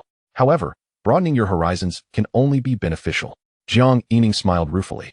Feng Yuqin let out a cold snort. With your temperament, how did I end up with you as my disciple? Jiang Yining, taken aback, recalled his master's words. It seemed that his mentor once merely wished to raise him to adulthood, but now appeared to harbor expectations for him, though he did not voice it. He was undoubtedly convinced of his own innate talent. He quickly declared, Since Master has spoken, I shall brave fire and water and join the observation. Then, with a fawning smile, he added, Master, have you realized that your disciple is quite exceptional? Surely I am not inferior to Sister Su, and I bring you honor. Am I right? He quickly corrected himself. Master, a gentleman speaks rather than strikes. All right, I shall keep my mouth shut. Feng Yuqin let out another cold snort and lowered her raised leg. Your audacity has grown bolder of late. It seems the last kick was insufficient to teach you a lesson. Jiang Yining continued to smile ingratiatingly and asked, Master, I was just pondering. If the demon sect were to take advantage of the distraction during the Immortal Gate Exchange Conference and launch another surprise attack, what should we do? Feng Yuqin dismissed his concerns. Rest assured, after the 2 surprise attacks from Kunlun and Qingyun, the 10 neighboring sects have all expended resources to establish teleportation formations, ready to respond at a moment's notice. The 10 major sects will gather reinforcements through the formations in a short time. Jiang Yining nodded in understanding. Feng Yuqin coldly remarked, Is that satisfactory? With that, she leisurely departed the courtyard. Jiang Yining smiled to himself. His master had expectations of him, which meant he had fulfilled the task entrusted to him by his master and uncle. He settled back down comfortably.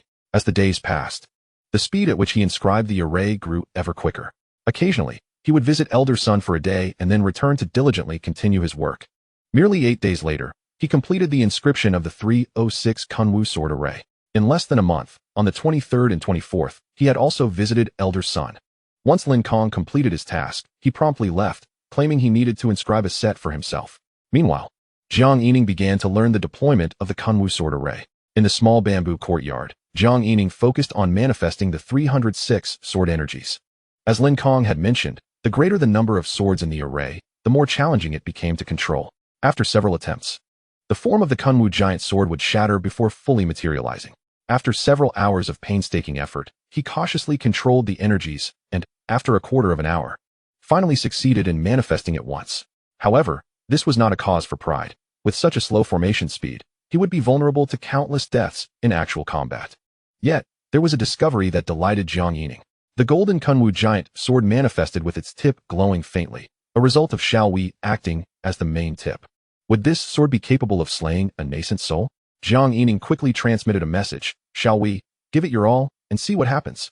As he spoke, the glow at the sword's tip intensified. Jiang Yining chuckled and transmitted again. Xiaowei, can you exert even more effort? Xiaowei's voice resounded in his mind, sounding as though it was straining. Master brother, I am already using my utmost strength. All right, hold on tight. Jiang Yining exclaimed, Master, please lend me your assistance and see how powerful this sword is. The door opened. Feng Yuqin glanced at the Kunwu giant sword, hovering in the air above the small bamboo courtyard. Come forth. Jiang Yining looked up and cautioned, Master, be careful. Feng Yuqin scoffed, do you think you can harm me? Jiang Yining directed the sword with a flourish, sending the Kunwu giant sword slashing towards his master. Feng Yuqin responded with a palm strike. Bang! The Kunwu giant sword shattered. A powerful shockwave caused the spiritual plants in the spirit field to bow down. Feng Yuqin landed and regarded Jiang Yining. Not bad. It barely reaches the power of the late nascent soul stage. It can match a late nascent soul who is not skilled in combat. Jiang Yining raised an eyebrow. Master, I haven't even integrated the sword symbols yet. He then smiled wryly. Given his current proficiency, he was far from being adept at forming the array, let alone integrating the sword symbols. Feng Yuqin encouraged, put in more effort. Once you can awaken the spirit resonance of the sword energies, it will be even more formidable. Jiang Yining smiled at his master. It was rare for her to encourage him. The latter, feeling his gaze, became impatient and let out a cold snort before entering the wooden house. Jiang Yining hurriedly focused again to condense the sword energies. He knew he needed to practice more. However, while he was in the midst of forming the array, an unexpected phenomenon occurred, and the sword energies manifested instantaneously. The Kunwu giant sword had formed. Jiang Yining was momentarily stunned. A voice echoed in his mind. Master brother, this is fun. Coming back to his senses, Jiang Yining immediately transmitted, Xiaowei, you can create sword arrays? Sword arrays? I saw you play with it once, and I figured it out. Jiang Yining's mouth fell open. So, after one demonstration, Xiaowei had grasped it? Was he now less capable than a sword? Chapter 113. The Immortal Gate Exchange Conference. Since Xiaowei was so adept at this, Jiang Yining instantly felt a surge of confidence. He waved his hand, dispersing the sword energies, and began to condense them anew. At the same time, he transmitted a warning. Xiaowei, do not play just yet. Wait until Master Brother adds some fuel before you play. As he spoke, he was already crafting a symbol in the void. The thundercloud sword symbol formed into a line and was immediately integrated into the sword energies. In a breath, 2 breaths, 3 breaths, 5 breaths, 306 sword symbols had been formed. This was under the circumstance that he was already thoroughly familiar with the thundercloud sword symbol. Otherwise, it would have taken even longer. Xiaowei, go ahead and play. In an instant, the Kunwu giant sword formed, golden and entwined with thunder. Jiang Yining called out again, Master, please lend me your hand once more. The door opened. Feng Yuqin appeared with an expression of impatience. Can't you finish it all at once? Jiang Yining hurriedly smiled. I had a sudden inspiration. I've integrated the sword symbols. Feng Yuqin let out a cold snort and rose into the air. Without hesitation, Jiang Yining directed the Kunwu giant sword downwards. Bang! Of course, the outcome remained unchanged. The giant sword shattered. Jiang Yining looked at his master with anticipation, and she offered a candid evaluation, slightly stronger, but still at the late nascent soul stage. After speaking, Feng Yuqin decided to take a stroll outside. Jiang Yining felt a bit disappointed. Despite integrating over 300 thundercloud sword symbols, there was no significant change.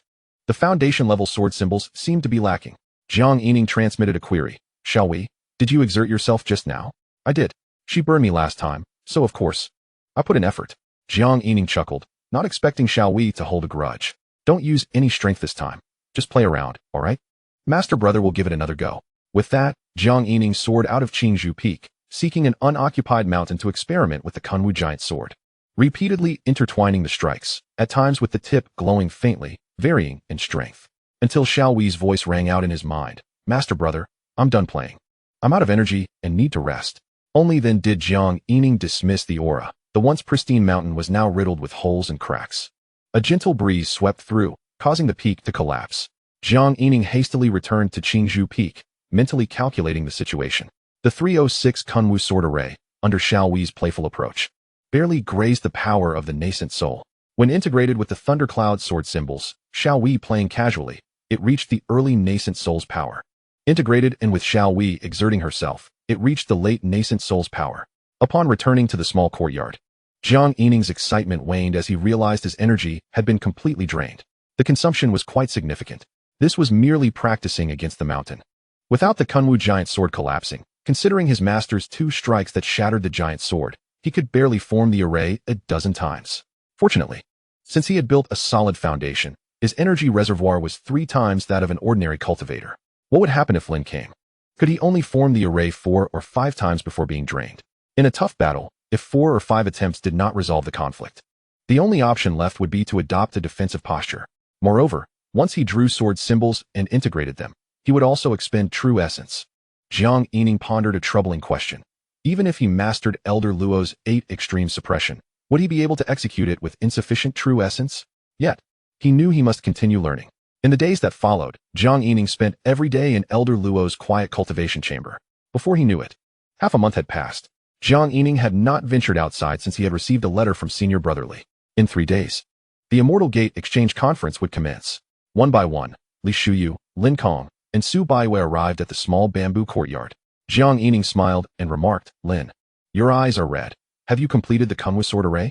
Lin Kong chuckled. "Of course, since we are descending the mountain, we must maintain our peak combat strength." Li Shuya interrupted, "Since we are all prepared, let us set off and converse along the way." The group promptly took to the skies on their swords. Jiang Yining had initially contemplated whether to travel on a crane, but ultimately decided against it, fearing that Xiao Bai might not be able to bear the burden. He curiously inquired, "Don't we have any elders accompanying us from Qingyan?" Li Shuya replied, "We are merely heading to Mount Shu. The disciples can make their own way. A true man traveling the world does not require a mentor's accompaniment, does he? Such is the way of the 10 great sects. Beneath them, there may be elders leading the way." Jiang Yining was puzzled. Is there truly no senior going along? Li Shuya explained, "For such a grand gathering, how could there not be? My master serves as the representative of Qingyun and has already arrived at Mount Shu. Generally, the 10 great sects will send elders or the like to attend, and many sect leaders will personally make the journey." Jiang Yining nodded but refrained from asking if his master would be joining. Lin Kong remarked, "This time, we may very well encounter our old friends, the monk and the Taoist." Jiang Yining turned to him, teasing, "Brother Lin, it seems you are quite eager to see them. With so many outstanding female disciples gathering, be wary of being dazzled. What of your own ladies? Aren't they joining us?" Lin Kong shook his head. Xia and Roer have gone with their own sects. Jiang Yining continued, "Well, do take care, lest the ladies clash at Mount Shu. You might find yourself quite notorious." Li Shuya chuckled, interrupting the two. "Not only will Tian Yin and Master Hong Hai be here, but also brothers Guan and Pan. We should have quite the reunion." Upon hearing this, Jiang Yining noticed Sister Su covering her face in laughter and asked, "Sister, do you have friends to meet?" Su Baiwen nodded. "I am quite close with Hong Inger from Mount Shu." Jiang Yining, puzzled, replied, "The Fire Cloud Fairy from Mount Shu? Didn't she come to Qingyan before? Why didn't you bring her to the courtyard for a gathering?" Su Baiyue's lips curled into a smile. At that time, she came with her master. She stole the Earth Heart Milk Fire wine that Qingyan had prepared for her master and ran off immediately. Jiang Yining's eyelid twitched, suddenly feeling that this journey might be somewhat inappropriate. Hong Inger, with a name that sounded gentle and quiet like Sister Su, turned out to be quite the opposite. Yet Jiang Yining couldn't help but ask, "Sister, it seems you don't have many friends. How did you become so close with the Fire Cloud Fairy?" Su Baiwei replied, "We met at the last Immortal Gate Summit held at Huashan, and our correspondence has been rather frequent since." Jiang Yining then inquired, "Sister, did you represent the last Qingyan 10 heroes at the Immortal Gate Summit?" Su Baiwei nodded. Jiang Yining continued, "So at that time, you were indeed the face of Qingyan?" Su Baiwei replied with a slight affirmation, just becoming established. She then fell silent. Jiang Yining quickly calculated, 3 years of foundation building, 10 years to attain the golden core. Assuming you were taken in by Master Long at the age of 5, that would make you 18 upon reaching the golden core, and around 20 when you attended the last Immortal Gate Summit. Now you are 30? That's not too young. People are strange. The more one shies away from revealing their age, the more others become curious. Li Shuya seemed to sigh slightly. "Sister Su, you were indeed in your prime. A veritable representation of youth among the 10 great sects for thousands of years." His tone suggested he was not deliberately revealing anything. Jiang Yining immediately turned to Su Baiwei. "So now, sister, you are 26? Su Baiwei huffed, her sword flying faster. Jiang Yining, however, chuckled, as if he had finally unraveled a mystery. Her talent was indeed remarkable, barely keeping pace with him.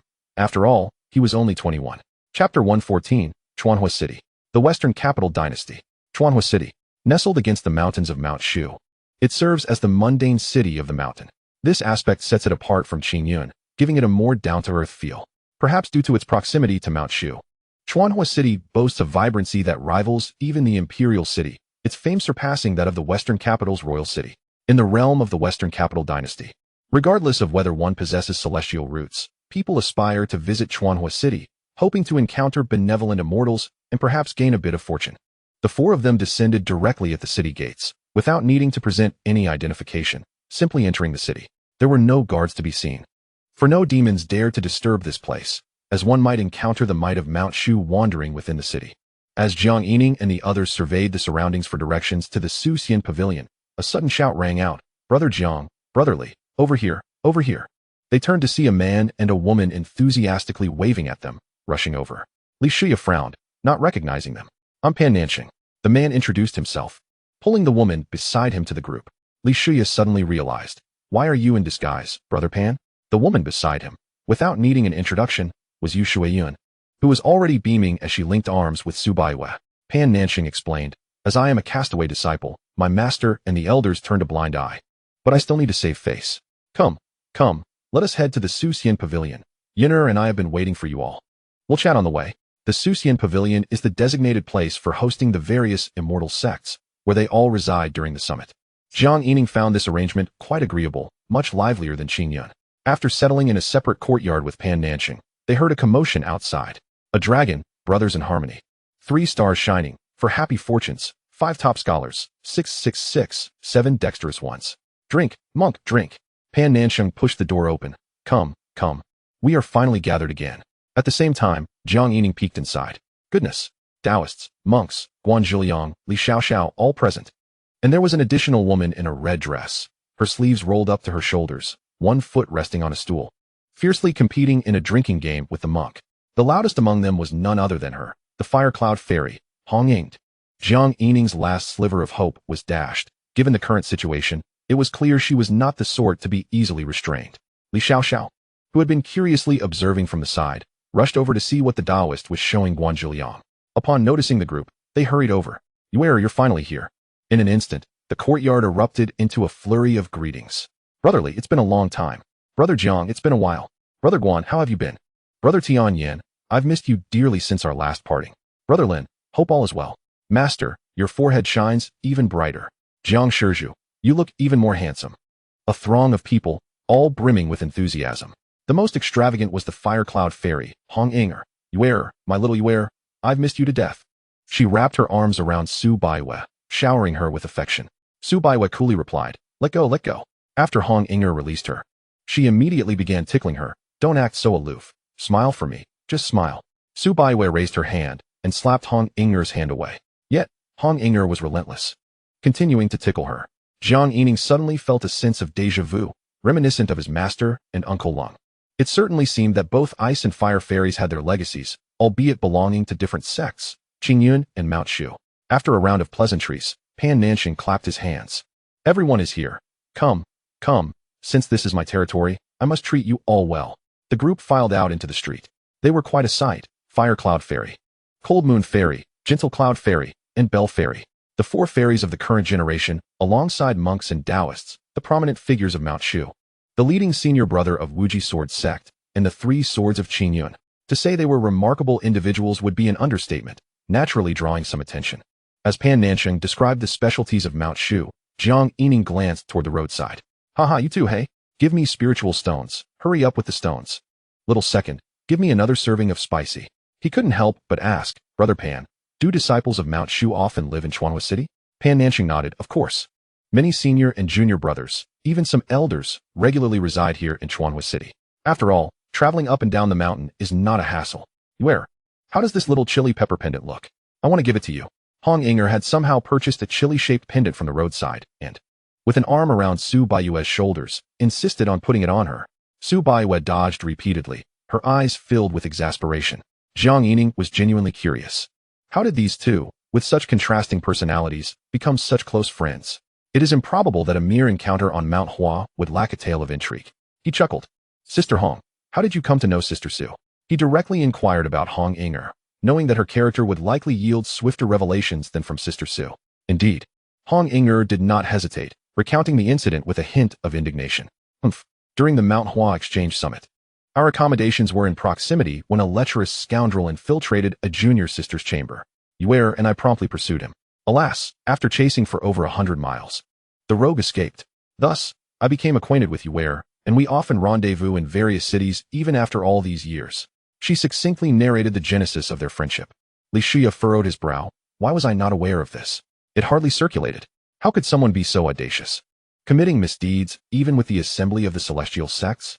Hong Inger scoffed. It must be one of those disciples from the celestial sects. Truly despicable. I can only wonder which sect has birthed such shameless scoundrels. Guan Zhilian seemed to ponder for a moment before clearing his throat, hesitatingly suggesting, might it be a misunderstanding? Hong Inger retorted immediately, what misunderstanding? At that time, it was a junior sister from an unknown sect who exclaimed that the lecher had touched her foot. Guan Zhilian nodded slightly, acknowledging her assertion. Inger, Jie, Yuner, Sister Yuer, come quickly. Help me assess whether these bells are pleasing to the eye. Li Xiaoxiao dashed to the forefront, waving vigorously at a shop. Several celestial maidens were summoned over, and the crowd fell silent. The monk clasped his hands together. Why is everyone looking at Master Guan? Does he have flowers on his face? He appeared perplexed. Guan Zhilian wore an expression of confusion. Indeed. Why are all my brothers staring at me? The onlookers silently communicated, urging him to maintain his facade. Was it not you who was labeled as the lecher? Guan Zhilian managed an awkward smile. Li Shia, unable to contain himself, declared with righteous indignation, a true man takes responsibility and stands unashamed before heaven. Yet I never imagined Brother Guan to be of such character. I must have misjudged him. He seemed genuinely agitated, turning on his heel to leave. Pan Nanshan quickly grasped his arm. Wait, Li brother, don't be hasty. Allow Brother Guan to clarify.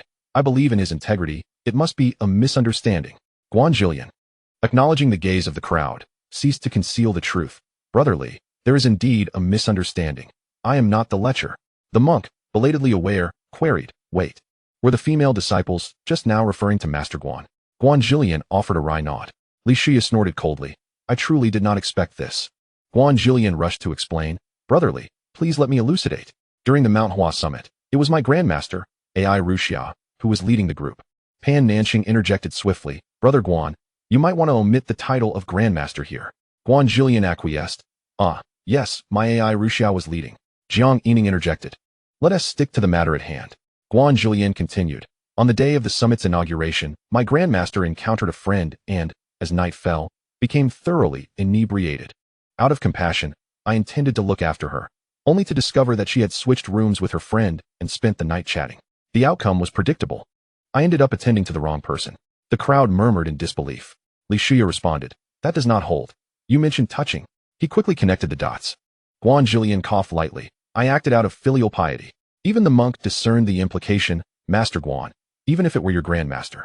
What explanation do you have for the foot touching? Guan Zhilian cleared his throat once more. My grandmaster had traveled all day.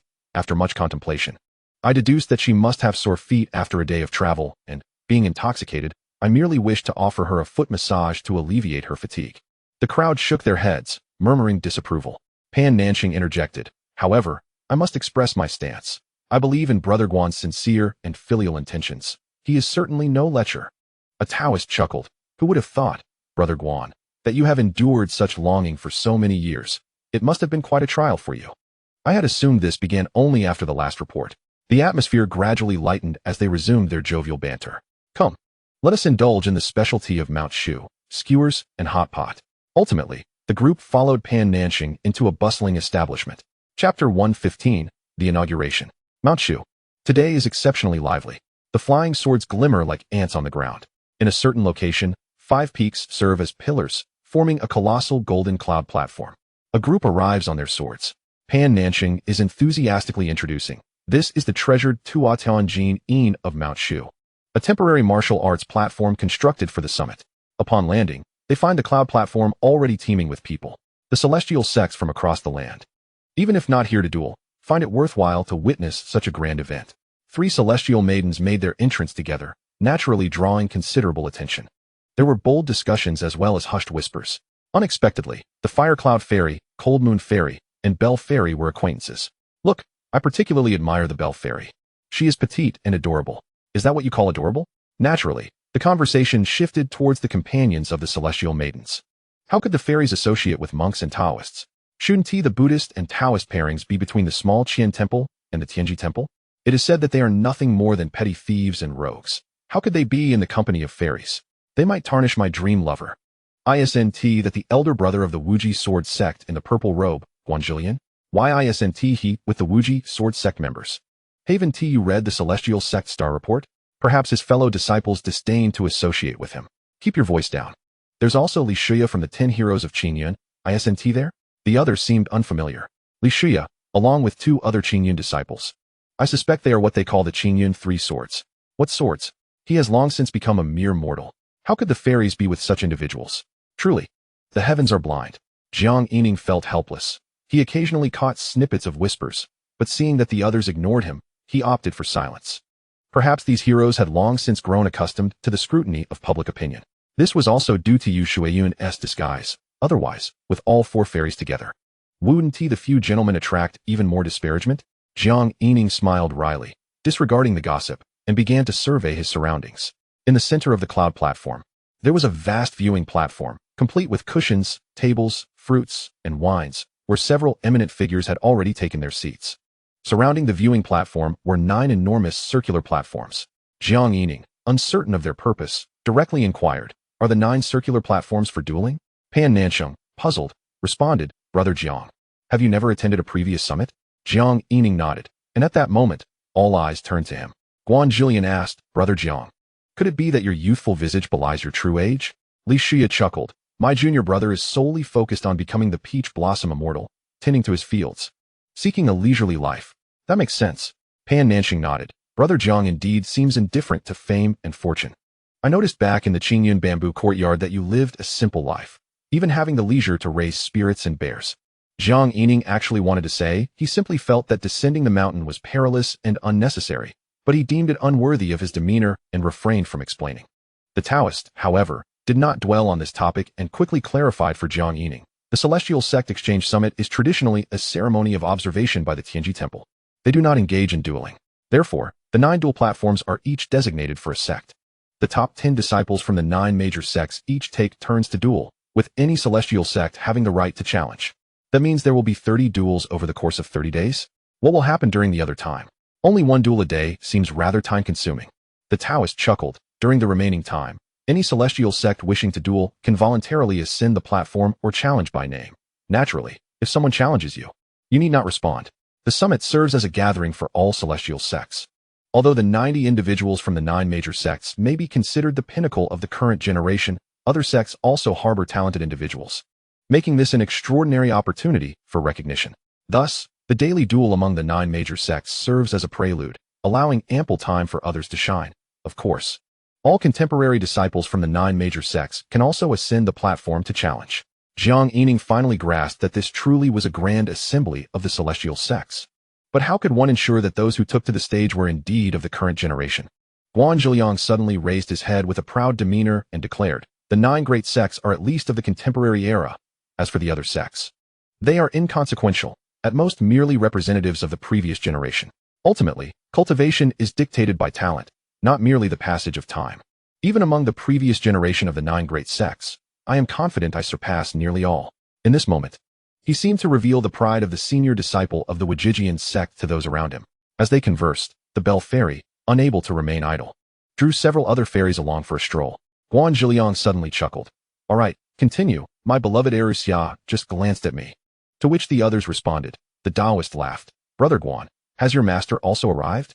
Guanjiliang nodded. "Originally, my master was to lead the group.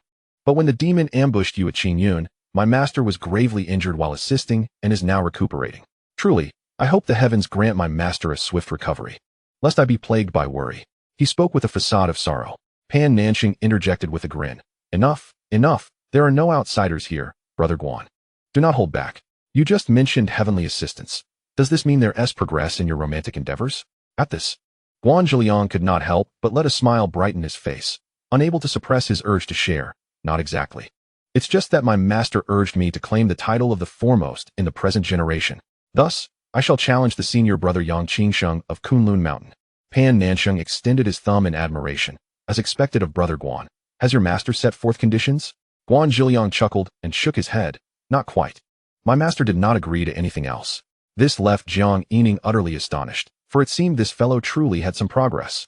Xianxia remarked, Brother Guan is indeed a man of great stature, daring to act and take responsibility, unafraid of the world's judgment, deeply committed in love. I felt guilty for misunderstanding you yesterday. Guan Zhiliang quickly waved his hands. You flatter me, brotherly.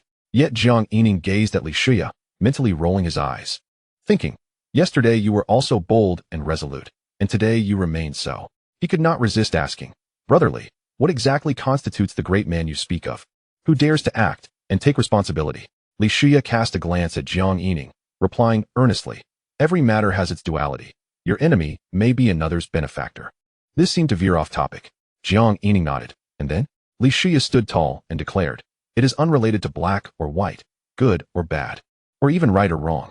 A great man stands between heaven and earth, as long as he is true to his heart, seeking a clear understanding.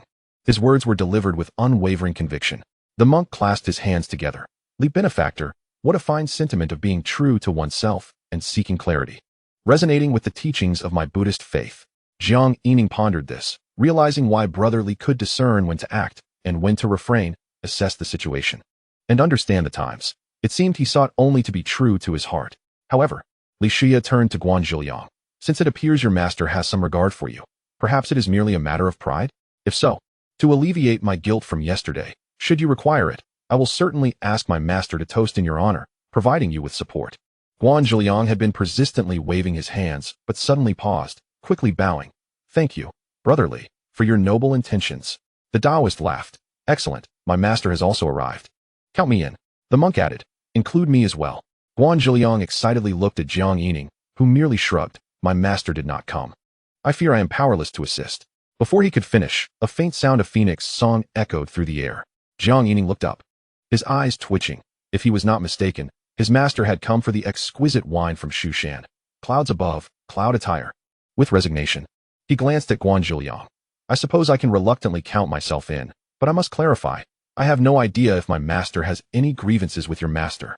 Guan Zhiliang then turned to Lin Kong, who quickly replied, Brother Guan, I truly cannot be of assistance. Guan Zhiliang was unconcerned, laughing heartily. All right. Thank you, brothers. At that moment, he genuinely wished to indulge until oblivion. The Taoist chuckled. Brother Guan, why not show us which one is your master? Guan Zhiliang remained silent. Pan Nanshan glanced around and quickly lowered his voice. The second one in the third row on the left, in blue. The crowd turned their gaze. The immortal woman appeared ageless, seemingly in her prime, around 24 or 25, yet exuded an air of nobility.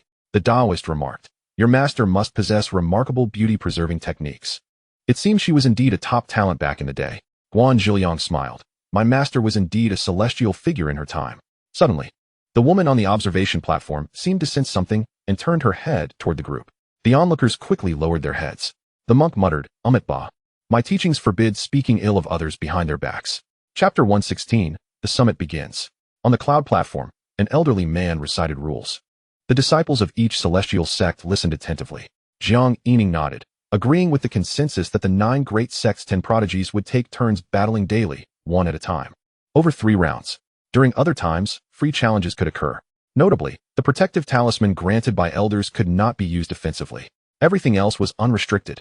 After all, some secret techniques bestowed by masters could even withstand or slay those in the 5th realm, rendering combat meaningless.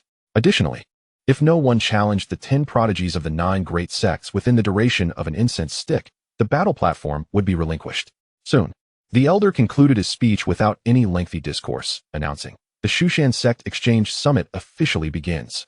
Guan Zhiliang immediately took the stage, cupping his hands. Wajijian sect, Guan Zhiliang. Among the 10 prodigies of his sect, others took turns stepping onto the stage, while some battle platforms remained unoccupied. Xianxia took notice and stood to announce, a great man dares to lead. I shall commence for Qingyun. Qingyun, Xianxia.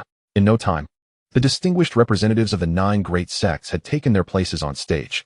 The onlookers shifted and repositioned themselves. Let us see. Brother Wu has taken the stage. Let us go check that out. The first to take the stage from Huashan was Fairy Lianxin. They hurried to witness her grace. Below, the crowd surged, and for a brief moment, no one stepped up to challenge.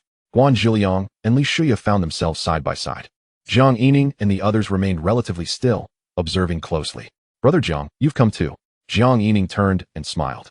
Shitty, you found time to attend the ceremony? Indeed, such a grand occasion, it's only fitting to experience it with fellow brothers.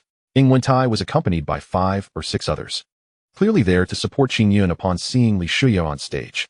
Jiang Yining and the others were not well acquainted with them, merely nodding in acknowledgement.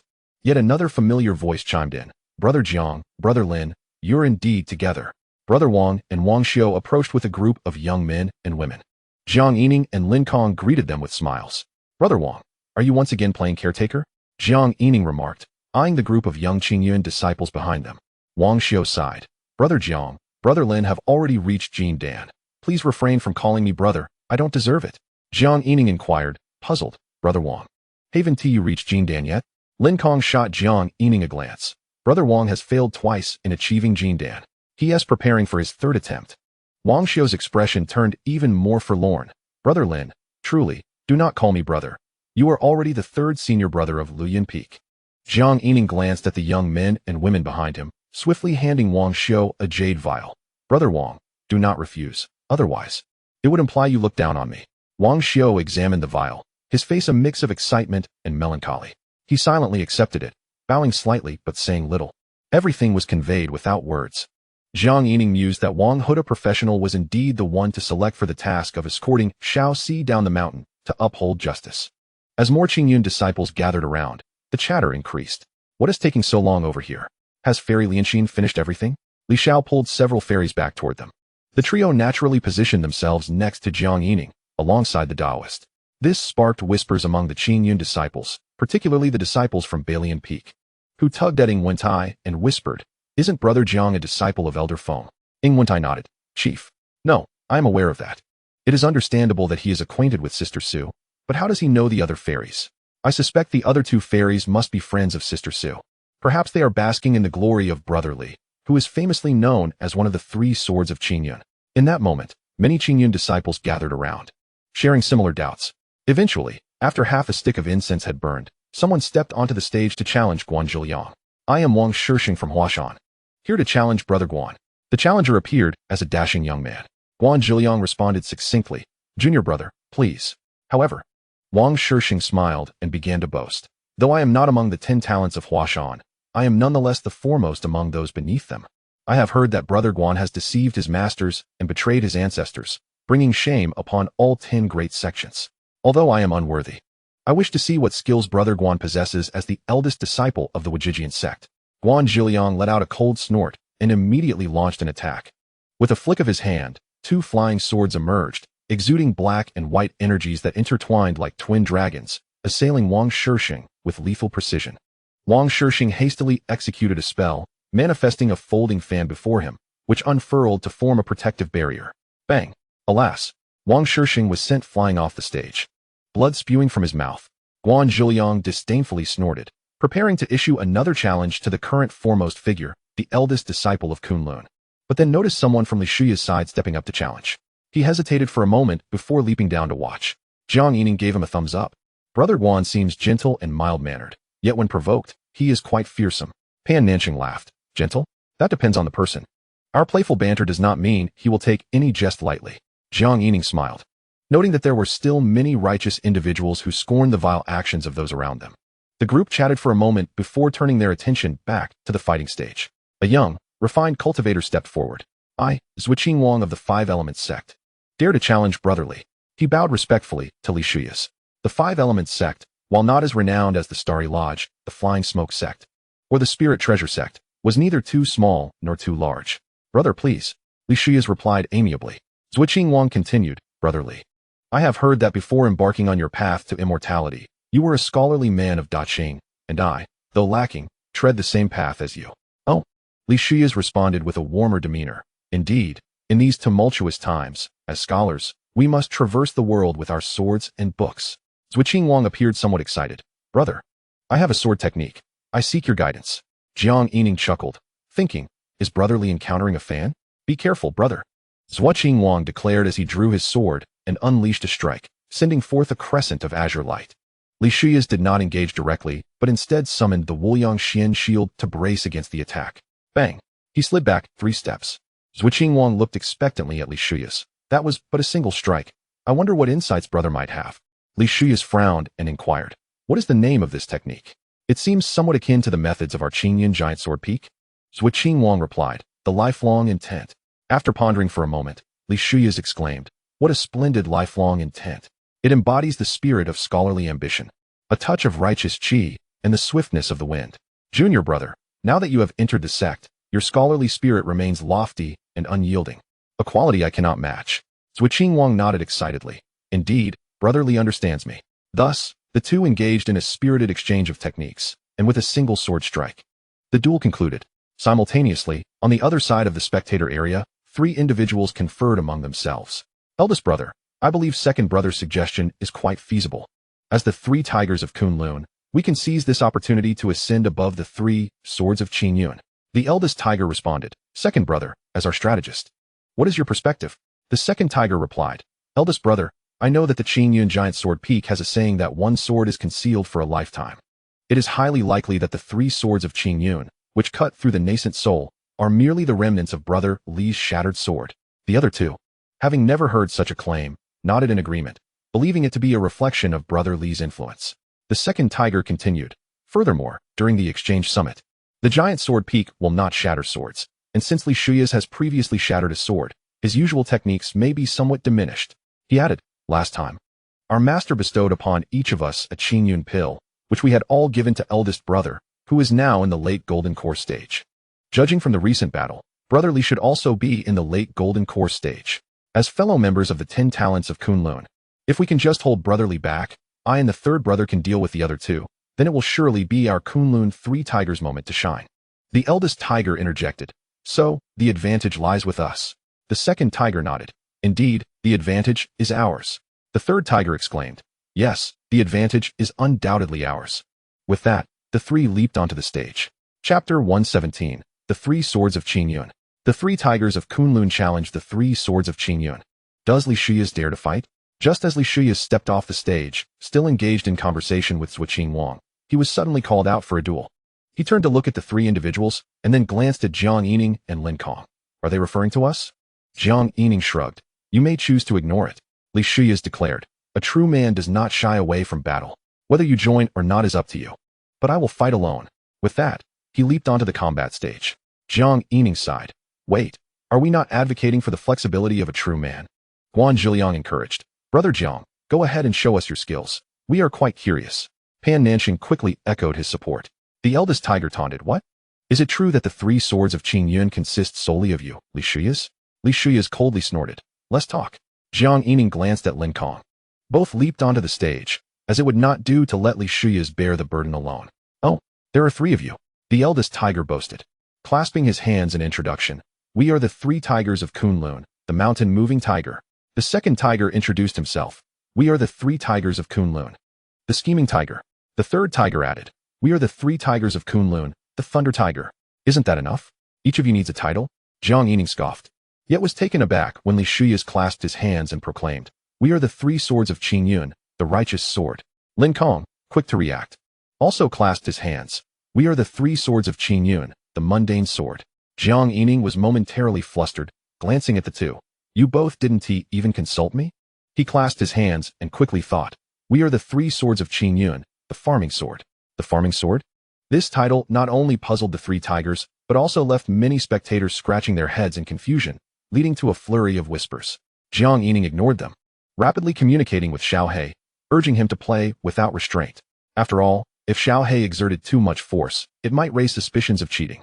The eldest tiger proclaimed, today, let us, the three tigers of Kunlun, witness the splendor of the three swords of Qingyun. Li Shuya replied, please. Once they finished speaking, both sides raised a massive shield as if they had synchronized their tactics perfectly. It seemed their strategies had fortuitously aligned. The second and third tigers simultaneously activated their spells, seemingly preparing a grand move. Lin Kong unleashed 306 flying swords, forming the 306 Kunwu sword array. The Kunwu giant sword rapidly took shape. However, Jiang Yining waved his hand, manifesting a sword aura, allowing Xiao He to play, and the Kunwu giant sword was instantly completed. The two wielded their swords, sending two massive blades toward the eldest tiger. The second and third tigers shouted in unison, go! Two tiger shadows soared into the air, clawing at the two swords. Bang! Bang! The tiger shadows shattered, yet the two massive swords dimmed slightly, continuing their assault on the eldest tiger. With a low growl, the eldest tiger reinforced his turtle shield. Bang! A thunderous crash resounded. The eldest tiger was forced back over 10 paces, yet he managed to withstand the blow. It appeared that the three tigers were not to be underestimated. The eldest tiger raised his shield and charged forward once more. You two, hurry up. Lin Kong was already regrouping the Kunwu giant sword. Jiang Yining hesitated slightly. Brother Lin, brotherly, hold your ground. He began inscribing a talisman in the air, deciding to strike decisively since he was already on stage, ensuring that no one else would cause trouble. Lin Kong gritted his teeth and swung his hand, sending forth another 216 wooden swords, forming two towering peaks. He controlled one sword each, and the two peaks swiftly engaged the second and third tigers. However, they were evidently at a disadvantage, quickly being overwhelmed and attacked right before Li Shuya's. Li Shuya let out a cold snort and stepped forward. Yet the boundless mystical shield could not prevent it from sliding backward. The great tiger charged forward with the shield, colliding with a thunderous impact. The mystical shield shattered, and Li Shuya retreated a distance of 30 paces, only to swiftly reconstitute the shield and dash back towards Jiang Yining and the others. The balance of power tipped in favor of the three tigers. Observing Jiang Yining, who was incessantly inscribing talismans, the great tiger hastily shouted, "Quick, interrupt him." The disciples of Qin Yuan engaged in hushed discussions. 300 sword energies, sword talismans, and sword formations merged into one. He truly was from the illustrious Guanyin Peak's fifth cohort. Guan Zhiliang and Pan Nanxing exchanged knowing smiles atop the dual platform. The great tiger had forsaken defense, invoking spells as he waved forth an orange tiger shadow, charging forth with an indomitable force. Li Shuya bellowed in anger, reinforcing his mystical shield and meeting the attack head-on. The clash resounded. Jiang Yining gritted his teeth. At last, the fusion of 306 sword talismans was completed, and the immense Kunwu sword, imbued with thunder, cleaved towards the three tigers. It barely brushed against the might of the nascent soul, yet the distinction between the initial stage of the nascent soul was profound. The three tigers' expressions shifted as they simultaneously unleashed their assaults to meet the thunderous Kunwu sword.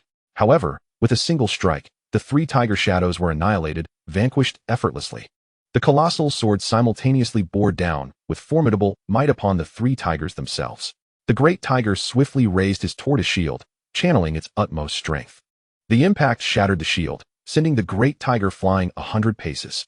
The Kunwu sword still carried remnants of its formidable force, cleaving towards the second and third tigers. Lin Kong's enormous sword coordinated its strike. Li Shuya, in unison, shifted from defense to offense. As his great sword swung down, it conjured a titanic blade that descended from the heavens. In but an instant, the once dominant three tigers found themselves on the brink of peril. After the shockwave subsided, a figure stood before the three tigers, supporting a five-colored wheel with a calm demeanor, stating, "Enough, the three tigers have lost." The three tigers lowered their heads. "Senior brother." It was Yang Qingsheng, the esteemed senior brother of Kunlun, the foremost figure of the contemporary era, at the nascent soul's initial stage.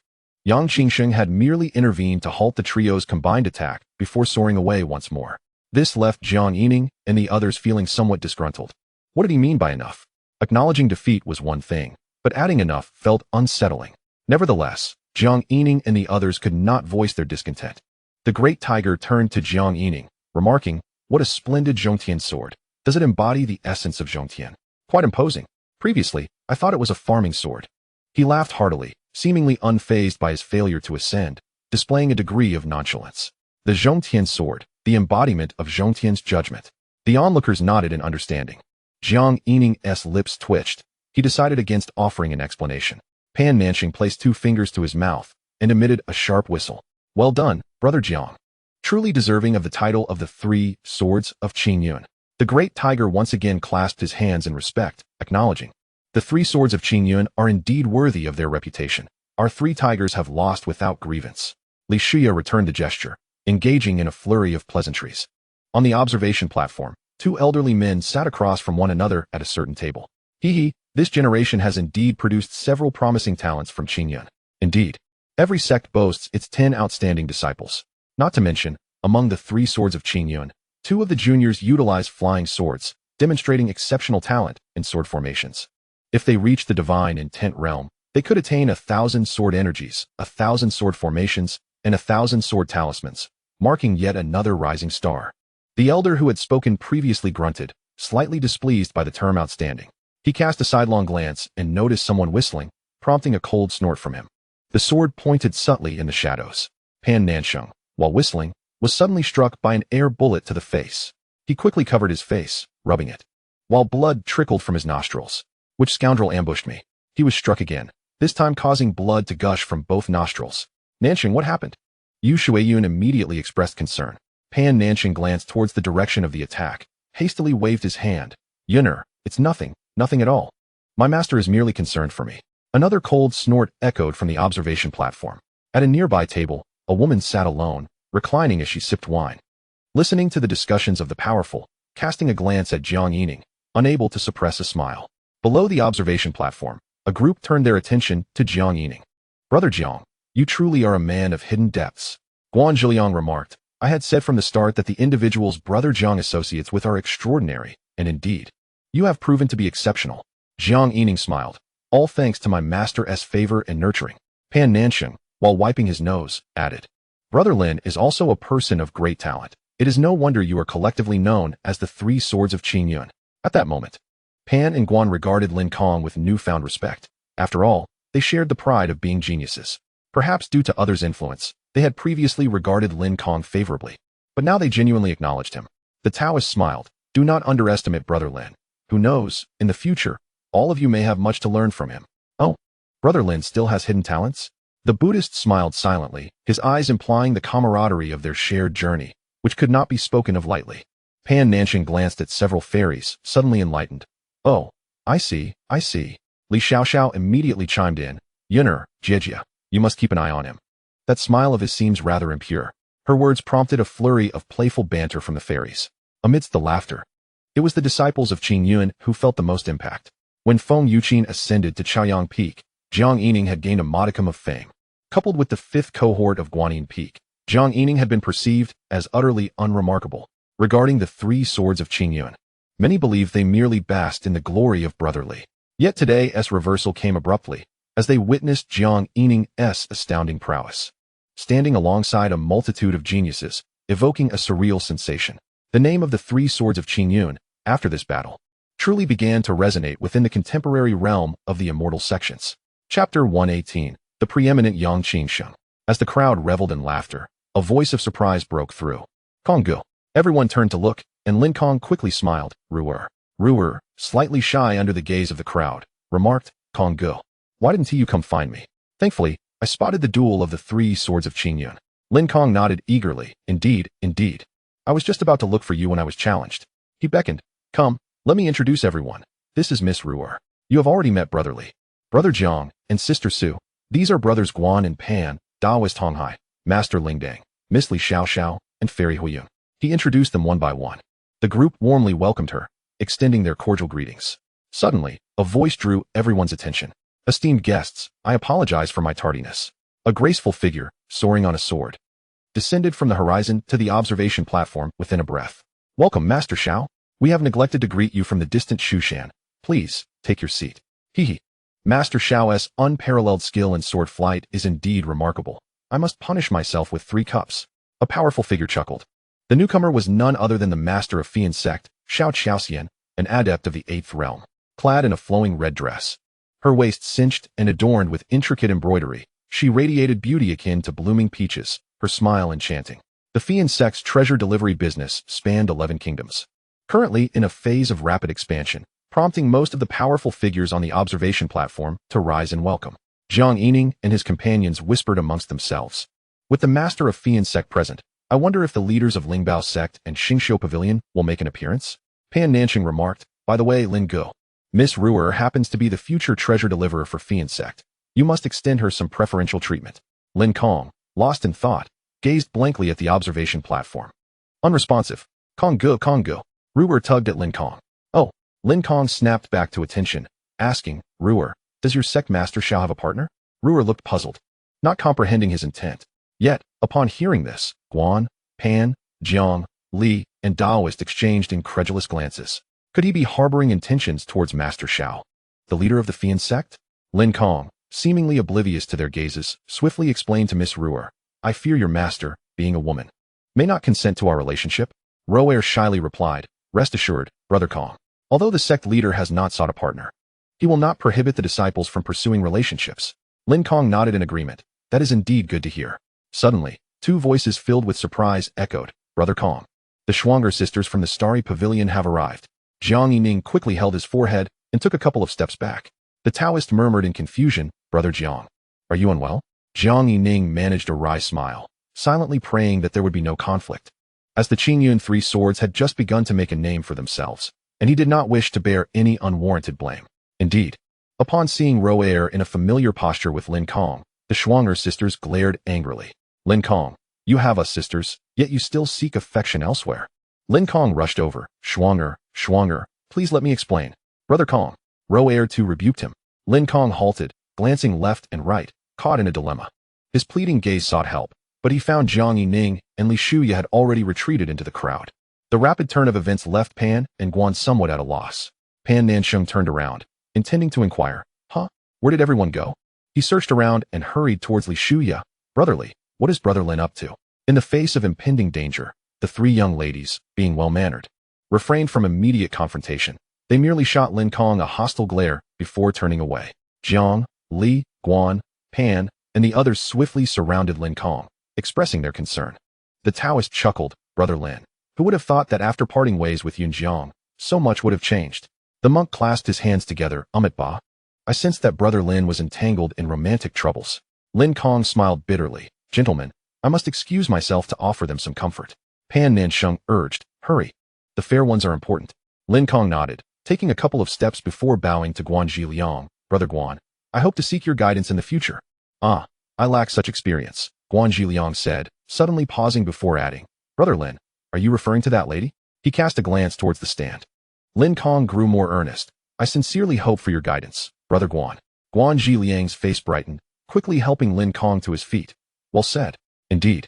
You are remarkable, Brother Lin. We are truly close friends. Previously, he had never shown such admiration for Lin Kong. Jiang Yining scoffed. Brother Guan, do not misattribute this. It has nothing to do with the Qingyun Three Swords. Yet Pan Nansheng chuckled. Brother Lin indeed enjoys the blessings of many.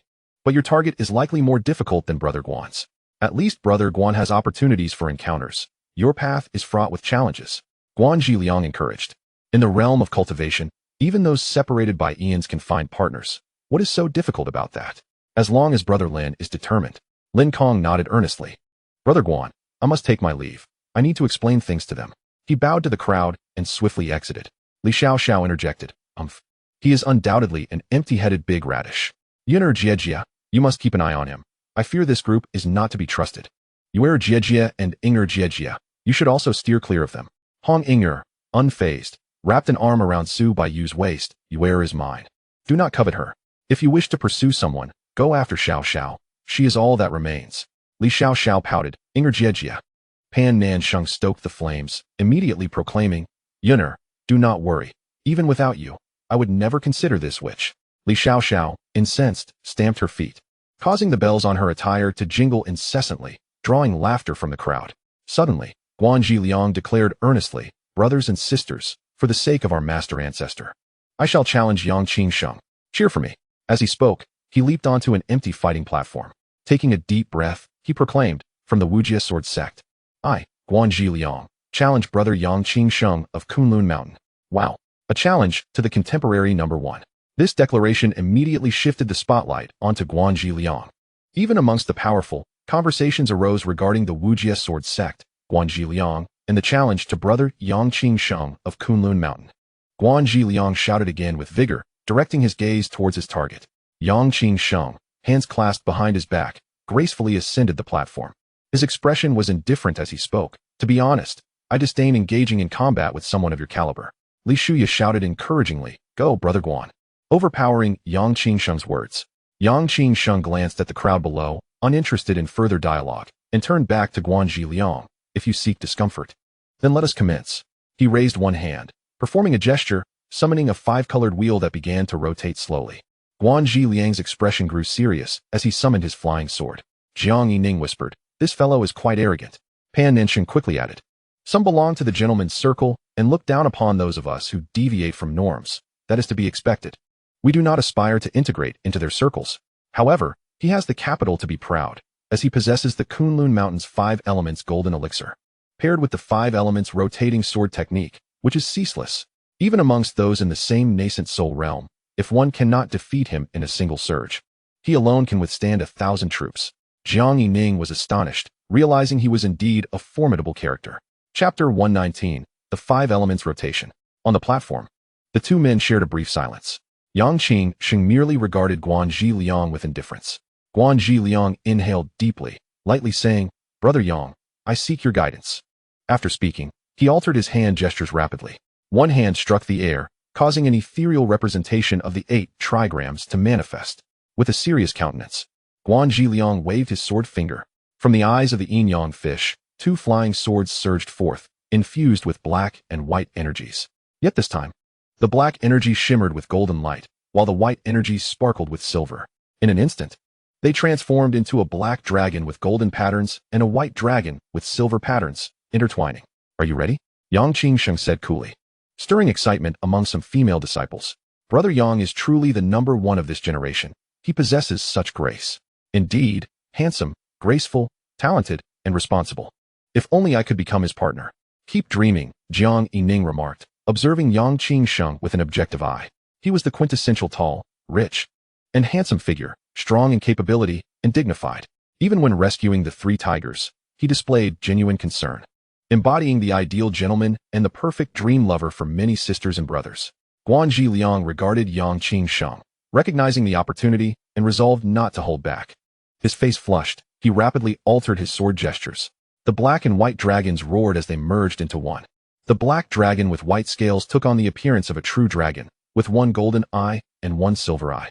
Guan Zhiliang gestured with his sword, and the true dragon emitted a low growl. Roar! In an instant, the dragon figure charged towards Yang Qing. Yang Qing chuckled lightly. 5 elements rotation. 5 swords unleashed. In an instant, the 5-color wheel before him spun rapidly, releasing a multitude of sword shadows. The 5 swords were not real swords, but rather projections of 5 different colors: gold, green, blue, red, and orange, continuously surging towards the white-scaled black dragon. Guan Zhiliang's expression turned solemn as he pressed down with his sword finger, the black dragon bracing against the onslaught of the 5-colored sword shadows. Bang, bang, bang. The multitude of 5-colored sword shadows exploded, their might seemingly modest, yet they came in an unending torrent, creating a cacophony of sounds. Jiang Yining observed the rotating 5-colored wheel, feeling a sense of déjà vu akin to a super Gatling gun. The 5-colored sword shadows converged into a tidal wave, colliding with the dragon's head and forcefully halting the black dragon's descent. Guan Zhiliang let out a low shout, his face reddening. Pressing down with his sword finger once more, the black dragon advanced several dozen yards, but was soon drained of strength. Guan Zhiliang gritted his teeth, determined to endure. Below, Pan Nansheng shook his head. What a pity, Brother Guan's Mandarin Ductile sword technique has already integrated with Qi Xiaoyang Lei and Zi Xiaoyin Lei, exhibiting the peak power of the early nascent soul stage. Yet he could not break through Yang Qing's 5 elements rotation sword technique in one go. Yang Qing remained unfazed. Do you wish to continue? Guan Zhiliang let out a cold snort, gathering his energy, pressing down with his sword finger, determined to make a decisive strike. Huh. Yang Qing chuckled lightly, appearing somewhat dismissive, gently clapping his hands against the 5-colored wheel. In an instant, the spinning wheel surged, doubling in speed. The vibrant stream of 5-colored sword shadows transformed into a torrent 4 times its original intensity, forcing the black dragon to retreat repeatedly, culminating in a resounding crash. Bang! The dragon's silhouette dissipated. Yang Qing waved his hand, dispersing the 5-colored wheel, and then turned to Guan Zhiliang, stating calmly, "Devote more energy to your cultivation." As he prepared to depart, he glanced at Li Shuya, adding, "Take a cue from your senior brother Qingyun, Lan Jianping. He is the true embodiment of the gentlemanly sword of valiance." With that, he floated away. Jiang Yining looked at Li Shuya, opening his mouth, but unable to articulate a single word. Damn it, how infuriating. Yang Qing's tone was not one of mockery, but rather a subtle guidance, akin to a mentor's instruction. This only deepened their indignation. Li Shuya, sensing something, turned to Jiang Yining and smiled. A true man walks his own path, unconcerned with the judgments of others. Why should we care? I am the sword of valiance from the 3 swords of Qingyun. It is my own sword of valiance, not the so-called gentleman's sword he speaks of, nor will it ever become his version of a gentleman's sword. He seemed entirely unperturbed by the matter. Jiang Yining paused for a moment and nodded. Brother, you are right. I have learned from this. The sage from my hometown once said, "Walk your own path and let others speak. If a dog bites you, you can't just bite back." But he added, "If others keep yapping, then walk their path, leaving them with no path to tread." Xianxia was quite intrigued. "I am genuinely curious about the sage you mentioned, who seems to have uttered many profound sayings. If possible, I would really like to pay him a visit." Jiang Yining chuckled and shook his head. "Look, Brother Guan seems a bit disheartened." The Taoist remarked, "Brother Guan, do not be dismayed. It is nothing of great consequence. We still have friends in wine." He placed particular emphasis on the word wine. The crowd quickly echoed their agreement. Guan Zhiliang immediately understood, smiling as he leapt down from the dual platform. "Thank you, brothers. I am merely somewhat awed by his strength. Since I have committed to my master's cause, I must fulfill it during our generation." Given his current situation, without the combat power of a late-stage nascent soul, it would be difficult to break through his 5 elements rotating sword technique in one go. Pan Nanxing laughed. "What is there to fear? He is merely a step ahead in cultivation, already in the early nascent soul stage. Once Brother Guan reaches the nascent soul realm, we still have 30 years in our generation. Keep at it. I believe you will succeed." Guan Zhiliang smiled. "Thank you for your encouraging words, Brother Pan," Xianxia added. "Indeed, a true man should be like this, unafraid to acknowledge other strengths. We shall forge ahead." The monk joined his palms together, saying, "What you say, Li Shizhu, resonates deeply with the teachings of my Buddha. Confront the fears within and shatter them. Thus, we draw closer to our true selves." As he spoke, he began to roll up his sleeves. The Taoist quickly interjected, "Monk, what are you doing?" The monk hesitated slightly, then adjusted his sleeves.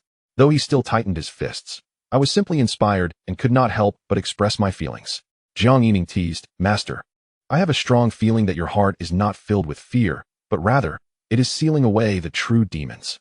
Xianxia replied, "I concur with my junior brother's words." Haha. Laughter erupted, and soon, the group had cast Yang Qingsheng from their minds. They bore no psychological burden from Guan Zhiliang's defeat, but rather, their spirits soared with renewed determination. Pan Nanxing chuckled. "All right, let us return to discussing Brother Guan and the matter of toasting." He then turned to Hong Ying. "Junior sister, you are the fairy of Mount Shu. You should exhibit some hospitality. Even if the duel was unimpressive, you ought to take a few junior sisters and brothers to enjoy the sights of Mount Shu." Hong Ying scoffed. "Humph. What does it have to do with you? Aren't we talking about wine? Which one of you can drink better than I?" Li Xiaoxiao immediately jumped in. "I told you, they are up to no good. Rower and Jiejia, they must be trying to divert us to dally with others, with the celestial sect gathered here. Who knows which junior sister or brother they have their eyes on? You must keep a close watch." She was genuinely worried for Yu Shuiyan. Yu Shuiyan smiled, patting the little girl's head, seemingly quite at ease with Pan Nanxing. Li Xiaoxiao stamped her foot. "You are Jiejia. You say something too." Su Baiwei replied nonchalantly. "What does it have to do with me?" Hong Yinger pulled her over. "Come on, little Yuer, you won't be competing today anyway. Let me take you shopping." The group of fairies departed, and everyone quickly began to conspire. "Shouldn't we discuss Brother Guan? Does anyone know how much wine he can handle? Brother Pan, how potent is the cloud garment of Mount Shu? As for our master, what notable deeds has he accomplished? We need to gather more information to find a compelling reason for him to drink strong wine." As they spoke, they wandered to a corner of the cloud platform. Sitting down on the ground. Chapter 120, The Wine Duel. Not far from the observation platform, a figure continuously manifested the enormous sword of Kunwu, then transformed it into 306 sword auras, repeating the process several times. Eventually, this caught the attention of the reclining female figure on the observation platform. She descended gracefully. "Master, I did not expect you to attend the observation and exchange summit." Jiang Yining flattered, unaware of how the others sought their own masters or seniors. But he had certainly put in a fair amount of effort. Feng Yuqin snorted coldly. "Get straight to the point. Do not delay my drinking." Jiang Yining chuckled awkwardly. "Master, do you know the senior AI Ruxiao from the Wujin sect?" Feng Yuqin simply stared at Jiang Yining, waiting for him to continue. Clearing his throat, Jiang Yining said, "Master, on our way here, we encountered demonic cultivators, and fortunately, it was Brother Guan from the Wujin sect who came to our aid." As he spoke, he stole a glance at his master. "I heard that he and Senior AI Ruxiao worked together to scare off the demonic cultivators. Although I did not see Senior AI Ruxiao myself, but that is not of great importance." Feng Yuqin interrupted impatiently. "Get to the point." Jiang Yining nodded. "Disciple wishes to express gratitude, but my status is insufficient. I can only thank Brother Guan. I thought, since Master is here, how about you toast to Senior AI Ruxiao on my behalf, to convey my feelings?" Feng Yuqin dismissed him with disdain. "Not interested. You owe that debt yourself. Pay it back when you have the ability." With that, she prepared to leave. Jiang Yining rushed forward. Master, Please hear me out. I have heard that Senior AI Ruxiao is also fond of wine. Since I see you drinking alone, it would be more enjoyable with a companion. He quickly added, once we return to the mountain, I will reserve at least 4 jars of monkey fruit wine for you every month. Please, it's a win-win for you. Feng Yuqin snorted, this is the last time. Jiang Yining immediately brightened, understood. As he watched his master prepare to leave, he quickly added, Master, I have one more small suggestion. Let us maintain a semblance of decorum. After all, we are not lying on the bed of a small cabin while drinking. This is a grand assembly. Feng Yuqin's beautiful eyes widened in anger. Who are you to lecture me? Jiang Yining quickly smiled and gestured with his fingers, Master. How could I dare to do so? It is merely a tiny suggestion. Feng Yuqin huffed and leapt towards the observation platform. Jiang Yining chuckled and shook his head. But it seemed his words had some effect. After his master ascended to the observation platform, although she sat lazily, at least she was no longer reclining like a Buddha. Mission accomplished. He hurried back to the edge of the cloud platform where everyone had already returned. Jiang Yining looked at Pan Nanxing, curiously asking, Brother Pan, what happened to you? You look battered. Pan Nanxing rubbed his face with a wry smile. Don't even mention it. My master ignored me and gave me a good thrashing. Brother Guan, I am powerless this time. Guan Zhiliang chuckled. Brother Pan, do not say that. You took a beating from Elder Feng for my sake. Regardless of the outcome, I am grateful. The Taoist laughed. Look, it's starting. Everyone quickly focused their energy. Eager to see more clearly, they watched as a monk walked toward AI Ruxiao. Without saying a word, he lifted a jade bowl and downed 3 bowls in quick succession. It appeared that Senior AI was somewhat bewildered, as she did not raise her bowl to drink. The group turned to the monk Hong Hai and Pan Nanxing, asking, Master, is this the way you toast at Shaoqian Temple? It seems more like begging for wine. The monk clasped his hands together and reassured, rest assured, Master Pan. With the old trickster by our side, Elder AI will undoubtedly partake in the drink. The crowd exchanged glances of skepticism, turning their attention back to the observation platform. Indeed, the old Taoist had begun to speak in flowery terms, though his words were indecipherable. Elder AI stood to return the courtesy, raising his cup and drinking it down in one gulp, followed by the old Taoist who refilled his cup. This ritual continued, with Elder AI consuming cup after cup, repeating this process 6 or 7 times, each time accompanied by the old monk in his libations. While the old Taoist continued his rambling, Elder AI began to gesture in refusal. Ultimately, the content of the old Taoist's discourse remained a mystery to Elder AI, who exchanged toasts with the monk. The two of them sharing 3 cups in succession, seemingly signaling the old Taoist's intent to depart. Yet, just as he was about to leave, he insisted that the 3 of them share another cup. Pan Nanxing turned to the Taoist. Brother Tianyan, your Tianji temple is quite adept at persuading others to drink. Jiang Yining chimed in with a smile. Indeed, the elder Taoist himself hardly drank, yet the elder monk never missed a round. He then jested, Brother Tianyan, now that we are all brothers, let us avoid any traps in the future. The group chuckled. Li Shia spoke up. Look, my master is making his entrance. The crowd turned their eyes to see Elder Wu, who first bowed in a rather effective manner, prompting Elder AI to obediently down 3 cups without question. Pan Nanxing, filled with curiosity, asked, Brother Li, what did you say to your master? Li Shia replied with a calm smile. A man of stature must speak of grand matters. I said little, yet my master took the initiative to propose a toast, mentioning the battle against the demon sect at Qingyun, where Brother Guan's master, the sword Taoist, was gravely injured, and Qingyun felt a deep sense of gratitude. How fortuitous, Jiang Yining exclaimed, for Elder AI is indeed the master of the sword Taoist. He slapped his thigh in realization. On the observation platform, the exchange of toasts continued, totaling 9 cups, with Elder Wu expressing profound gratitude to Elder AI. The Taoist remarked, though Elder AI's complexion is flushed, he appears to be entirely sober. Pan Nanxing chuckled, gesturing confidently to the others. Fear not, the aftereffects of Shushan's clouds above, cloud garment are formidable. Guan Zhiliang gazed toward the observation platform and inquired, Brother Jiang, why has your master not made a move? Jiang Yining smiled. It seems he is cherishing this opportunity. As for my master, I cannot be certain. He should eventually propose a toast, but let us wait and see. As the crowd watched intently, suddenly, Elder AI seemed to sense something and turned toward them. The crowd immediately lowered their heads.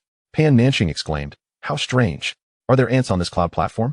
Li Shia replied, let me check. There indeed are. The Taoist commented, such large ants are a first for me. Jiang Yining rolled his eyes at their absurdity, as if ants genuinely existed there. Suddenly, Pan Nanxing whispered, is anyone watching? I hope we haven't been discovered. The Taoist replied, he is no longer watching us. The crowd raised their heads, only to promptly lower them again. Pan Nanxing muttered, Brother Tianyan, Jiang brother just warned us against falling into traps. The monk kept his head bowed, hands clasped. Ba. At such a moment, one should generally not heed the words of tricksters. The Taoist continued, all right. Elder Feng is taking the stage. Instinctively, Jiang Yining raised his head, only to quickly lower it once more. Alas, this time he was the only one caught. As everyone else kept their heads down, just as he was about to jest, a flash of inspiration struck him. Rest assured, my master has a prodigious capacity for drink, and is merely lifting from the jug. However, everyone remained focused on the ants. Xianxia chuckled, young brother, learn from this experience. Jiang Yining retorted, darn it. None of you are good people. Time passed, and Guan Zhiliang could no longer resist raising his head. Indeed, Jiang brother had been correct. Elder Feng was toasting his master.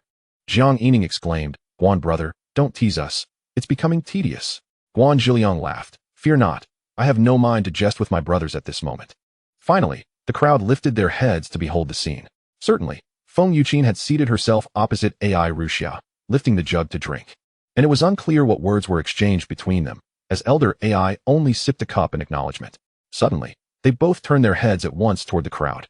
Everyone hurriedly lowered their heads. Wait, now even the ants have tails? How peculiar. The Taoist could hardly restrain his curiosity. Brother Jiang, what did you say to Elder Feng? Jiang Yining shook his head. Nothing much. I simply mentioned that my master would improvise. He dared not speak the truth, likely fearing his lies would be exposed. After an undetermined duration, Guan Zhiliang could no longer resist looking up again. His voice tinged with excitement. He exclaimed, Jiang brother was right. Elder Feng is indeed a connoisseur of fine wine, and our master has also partaken from the jug. The crowd gazed. This was certainly a promising development. Jiang Yining chuckled. Perhaps Elder Ai had truly begun to indulge, drinking heartily alongside his master. As the evening progressed, Elder Feng and Ai Ruxia found themselves surrounded by several jugs. A group of friends idly lounged at the edge of the cloud platform, having spent the afternoon observing. That night, the cloud platform remained lively, with disciples from the celestial sect engaged in duels. The Taoist sincerely remarked, Brother Jiang, it is indeed Elder Feng's prowess that shines. My admiration for her is as boundless as the flowing rivers. Jiang Yining smiled, recognizing the genuine admiration his companion held for his master. Suddenly, the two elders took a hearty swig, emptying their jug and exchanging a few casual words before parting ways. In that fleeting moment, Elder Ai abruptly turned to face the crowd, an ominous glint in his eyes. The group immediately bowed their heads. This time, no talk of ants. Pan Nanching whispered, It's over. After so many toasts, Elder Ai must have sensed something amiss. The Taoist concurred, Guan brother, quickly check if he has left. Just as he finished speaking, the group noticed a pair of feet before them. Following the legs upward, they raised their heads. Whoa! The crowd gasped, instinctively recoiling in alarm. Tumbling off the edge of the cloud platform. In a flurry, they summoned their swords and soared into the air. The monk, using sheer force, struck the void, creating ripples in the air, and leveraged that strength to spring back onto the cloud platform. You come here. Elder Ai's voice, devoid of emotion, sent chills down their spines. Guan Zhiliang hurriedly flew back to the cloud platform. Master, have you drunk too much? Would you like to rest? I'll keep watch over the younger disciples. One had to admit, this fellow was quite brave. Follow me. Ai Ruxia turned and walked away. Chapter 121, Fiery Grass. At the edge of the cloud platform, Jiang Yining and his companions were deep in hushed conversation when Guan Zhiliang suddenly returned. Oh, the group turned to him. Pan Nanching immediately inquired, Guan brother, are you well? What of your master? Guan Zhiliang, with a hint of excitement, responded, my master has retired to rest. She knows I have made several close friends and encourages me to engage more with the world. Let us go, it's getting late. We should return to Chuanhua City and rest early, he declared, taking the lead as he soared away on his sword. In a small courtyard, Guan Zhiliang paced back and forth. Suddenly, he looked up at the sky. It's getting late. I worry about my master, fearing she may become ill from too much drink. Enough is enough. Brother Guan has been restless for several hours. He should hurry to check on her. Guan Zhiliang nodded and stepped outside. However, soon, 4 figures trailed behind him as they exited. Moments later, they found themselves standing outside a courtyard. Pan Nanching whispered, I wonder if Brother Guan will find what he seeks. Before he could finish, a sharp voice rang out from within. I'm curious to see what kind of trick you're playing. Are you trying to drive me mad? No sooner had the words left their lips than a figure shot into the sky, instantly becoming a distant star. Not good. The group outside the courtyard quickly retreated, taking to the skies in pursuit of the star. Several dozen miles outside Chuanhua City, Xianxia asked, Is everything all right, Guan brother? Pan Nanching added, Did Brother Guan's filial intentions come to naught? Guan Zhiliang bore a diagonal imprint on his face. Rubbing his cheek, he first stated, "My master is quite sober." She merely tapped me lightly. He then added, "I'm fine, my master was gentle." The Taoist, seeing that he was indeed unharmed, chuckled, "You call that gentle? If she had really wanted to, she could have kicked you back to the Wajijian sect." Guan Zhiliang, however, felt a flicker of joy. Though his grandmaster appeared to be devoid of power, she had, in fact, bestowed upon him an additional layer of protection. She still cared for him. Jiang Yining interjected, "What concerns me now is whether your grandmaster will cause us any trouble." The group fell silent for a moment, and ultimately, they dispersed out of boredom. That evening, Pan Nanxing was to accompany Yu Shuiyuan, while Guan Zhiliang returned to cultivate and erase his footprints. Li Shuya mentioned that after his duel with Suiqing Wang during the day, he had gained some insights and intended to seek counsel from his master. The monk and the Taoist ventured to the entertainment district, leaving Jiang Yining alone to ponder before he decided to return to Shuxian Pavilion for an early rest. Upon entering the city, Jiang Yining refrained from flying with his sword, instead meandering through the night market. Just as he neared Shuxian Pavilion, a sudden cry pierced the air, "Catch the lecher!" A figure rushed towards him, and Jiang Yining, gripping his little black sword, questioned, "Senior brother?" It was indeed Lan Jianping, the current senior brother of Qing Yun. "Quickly, catch the thief." Lan Jianping hurried past. Jiang Yining felt compelled to follow, albeit puzzled as to why he did not take flight in pursuit. Just as he was about to voice his thoughts, Lan Jianping commanded, "You to the left, I to the right." Without giving Jiang Yining a moment to respond, he veered into a side alley. Jiang Yining took to the left and ascended on his sword. His curiosity piqued regarding who possessed such audacity. However, as soon as he took flight, it was as if he had ignited a beacon. A flurry of swords and figures soared into the sky behind him. "Hurry, don't let the lecher escape." Jiang Yining turned back, realizing the gravity of the situation. Any lingering trust in his senior brother evaporated. This was no virtuous person. He swiftly retraced his steps into the alley, unleashing the might of his Yuanying physique, twisting and turning until he vanished from sight. If he were to be caught, no explanation would suffice, even if he jumped into the Yellow River. It was not entirely his fault. After all, Lan Jianping's reputation preceded him, and being misled by his own senior brother was an unfortunate twist. After a brief sprint to evade his pursuers, Jiang Yining seamlessly blended into the crowd of the night market. With little inclination to return, he meandered aimlessly through the throng. In a matter of moments, he found himself outside the city. How strange! Why were there so many people leaving at night? This sparked his curiosity, prompting him to drift along with the flow of humanity until he was approximately 20 miles from Chuanhua City. What a lively scene! Many were seated on the ground. A mix of common folk and disciples from Shushan, all setting up hot pots, some skewering meat over open flames. It resembled an open-air feast. The oddity was that fire spontaneously blazed on the ground. Intrigued, Jiang Yining observed closely. Fissures in the earth seemed to emit gas, conjuring blue flames from thin air.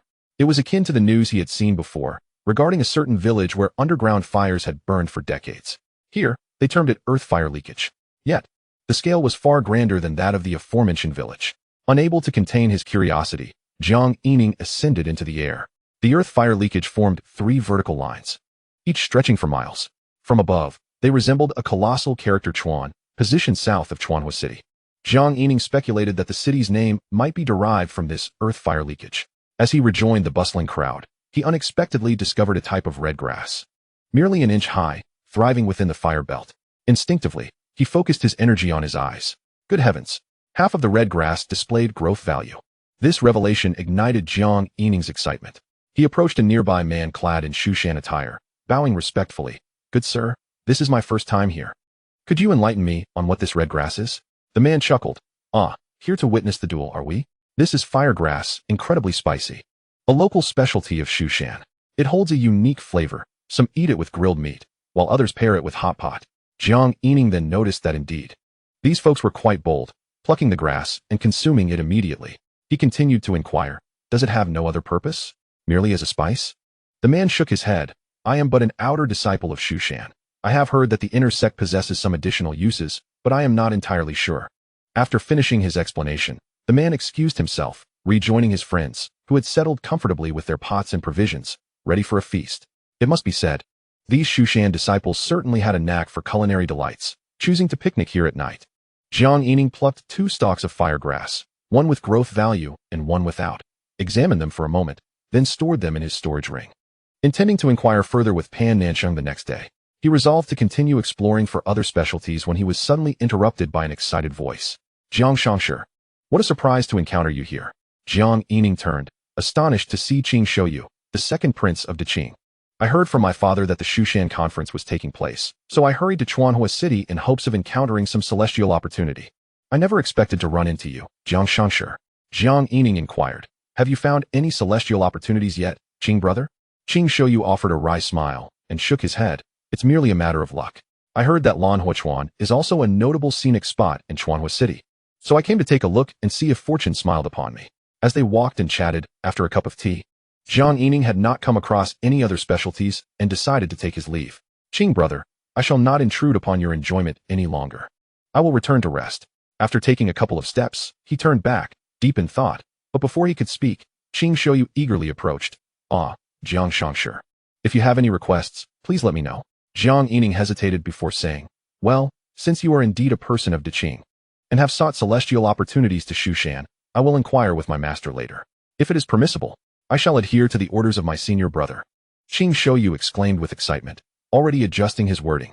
Jiang Yining chuckled. First, allow me to finish. The outcome is uncertain. If possible, I will ask my master to accept you as a named disciple. I shall leave it to the discretion of my senior brother. Qing Shouyu replied enthusiastically.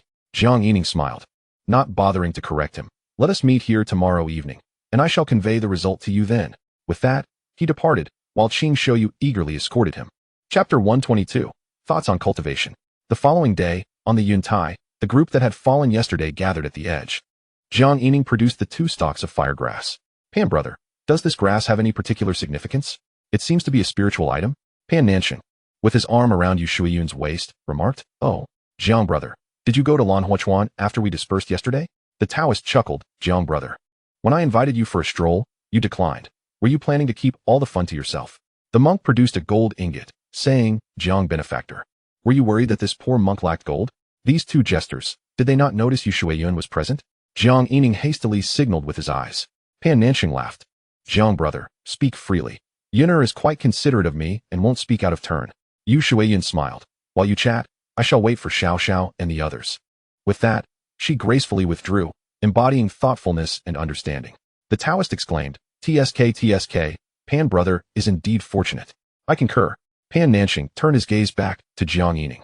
Jiang Yining then quickly recounted the events of the previous night, albeit with slight alterations, claiming he was merely pursuing a thief. Guan Zhiliang immediately interjected. I told you it wasn't me. There was someone else. The Taoist chuckled. Guan brother, one thing at a time. It was indeed you, after all. Your footprints were left behind. Yet, Li Shuya inquired, Junior brother, did you get a clear look at the person? Jiang Yining shook his head. After all, it was the senior brother of Qing Yun, and he wished to extend him some courtesy for the time being. The monk then retracted the gold ingot he held, saying, Jiang benefactor, I misunderstood you. Jiang Yining glanced at the monk, chuckling helplessly, and continued to inquire about the red fire grass. Pan Nanxing replied, the spiciness of the red fire grass is quite unique. Shushan disciples often use it as a seasoning. The reason the drink, Yunchang, is so spicy is that it contains red fire grass in its brewing. Jiang Yining frowned. It has growth value, yet is merely a seasoning? Pan brother, does it possess any other effects? If it's a secret of Shushan, I shall not press. Pan Nanxing pondered for a moment, and then said, well, not much else. Perhaps consuming it in excess might slightly increase the probability of a Yuanying breakthrough. This is the result of years of statistics gathered by Shushan, although it remains uncertain whether it is indeed the efficacy of spicy grass. Oh, this assertion has piqued the curiosity of many. Observing the reactions of the crowd, Pan Nanxing chuckled. I must clarify that we cannot definitively attribute this to spicy grass. If it were truly so, Shushan would not allow everyone to consume it as a mere condiment. Thus, it is not as exaggerated as you might think. Given that all of you are in the late stage of the Golden Core realm, you must possess some understanding of the Yuanying, correct? He paused momentarily before continuing. For a Yuanying to break through to the divine intention realm, the accumulation of true essence is merely a matter of time. The key to further breakthroughs lies in nurturing a strand of one's own spiritual resonance. He elaborated, although this may seem distant, it is not entirely so. Once one breaks through to Yuanying, one can concurrently work on nurturing their own spiritual resonance. As for spicy grass, cultivated through the essence of the earth's fire, it is said to have a fiery potency that reaches the soul, which may indeed offer some assistance in nurturing one's spiritual resonance. Jiang Yining expressed his astonishment. How remarkable. Are you suggesting it could ignite the soul? Pan Nanqing laughed. Brother Jiang, that analogy is quite amusing. Perhaps it is more fitting to say it incites the Yuaning to give birth to spiritual resonance. Yet, I must reiterate, while Shushan has gathered statistical data, it cannot be confirmed as the cause attributable to spicy grass. Mentioning a slightly higher probability is merely a saying. With hundreds of Yuaning, only 1 or 2 managed to break through to the divine intention realm. Who can truly say? He continued. In any case, everyone enjoys this spice. So perhaps the tales have simply been embellished. There are also claims that it enhances skin health and improves innate talent, among others. The crowd nodded, grasping the essence of his words. When people develop an intense fondness for something, it is likely to be mythologized. However, Jiang Yining pressed on. Has Shushan never attempted cultivation? Pan Nanqing nodded. Of course, efforts have been made. Considerable resources were devoted to cultivating a batch, resulting in hundreds of plants aged 1,000 years. However, there was nothing extraordinary. My master mentioned that the spiciness had merely increased several folds. The wine produced was described by my master as fiery hot. It is also possible that with only a few hundred plants, the data comparison was insufficient. Perhaps more is needed for long-term consumption. Akin to those who frequently enjoy hot pot at Blue Fire River, where they simply pluck a leaf to eat. But how could one expect a 1,000-year yield to become the norm? Spicy grass grows in places of earth fire, and to hasten its cultivation, it requires spiritual fertilizer. It is said that Dan fire nurturing is also necessary. Pan Nanqing quickly shared what he knew with the others. In truth, some have engaged in long-term cultivation, producing wines from 1,000-year-old plants for sale within the sect, yet only a handful consume it regularly. And even if they break through to the divine intention realm, it remains uncertain whether it is related to the 1,000-year-old spicy grass. Jiang Yining's thoughts began to swirl with the potential benefits of such a breakthrough. Regardless, what if it truly proved useful? He dismissed any thoughts of comparative experiments and considered drinking it alone, perhaps sharing a bit with his master. The real challenge lay in cultivation, as he might not have the energy for it. However, speaking of Dan Fire, he recalled his master's Sun Essence Phoenix Flame, arguably the most formidable true fire among cultivators. Could it yield miraculous results? It was worth a try? Brother Pan, I also enjoy farming. May I take a batch back for cultivation? Pan Nanqing nodded. Of course, that would not be a problem. Jiang Yining smiled. If I manage to cultivate a significant quantity of 1,000-year-old plants, how about I entrust them to you for wine production in the future, Brother Pan? After all, Shushan's millennial-old cloud above, cloud attire, must have its own secret formula. Upon hearing this, Pan Nanqing furrowed his brow. Are you suggesting you wish to engage in long-term cultivation, Brother Jiang? Jiang Yining nodded. Let us give it a try. What if it truly can ignite the Yuaning to give birth to spiritual resonance? It would be a lucrative venture and a prudent preparation. After pondering for a moment, Pan Nanqing replied, Brother Jiang, long-term cultivation will require significant excavation, which may not be feasible. Although the specific effects have not been confirmed, Shushan has arranged for individuals to monitor the situation discreetly, especially since wine production will be involved. Large-scale excavation and sale are not permitted. If you occasionally take a couple of plants, no one will object, but doing so regularly will certainly raise questions. It appears that the area around the river is abundant. Yet the locals enjoy this spice, and it is not possible to prevent them from harvesting a few plants while enjoying hot pot. Therefore, in terms of the entire Blue Fire River, the quantity of red-blue grass is actually not that substantial. Moreover, the prohibition against removal and sale has led to the phenomenon of enjoying hot pot on-site at Blue Fire River. Jiang Yining had initially made the remark out of courtesy, not realizing that there were indeed individuals overseeing the matter. What if I were to have someone dig up 1,000 plants in a month? Pan Nanqing regarded Jiang Yining and, seeing his earnestness, contemplated for a moment before saying, If you truly wish to try, I must maintain my own status. I can allow you to excavate a maximum of 200 plants in a month. 200 plants? That's halfway to my goal. So perhaps 100 would be more manageable for cultivation. Jiang Yining laughed and did not press further.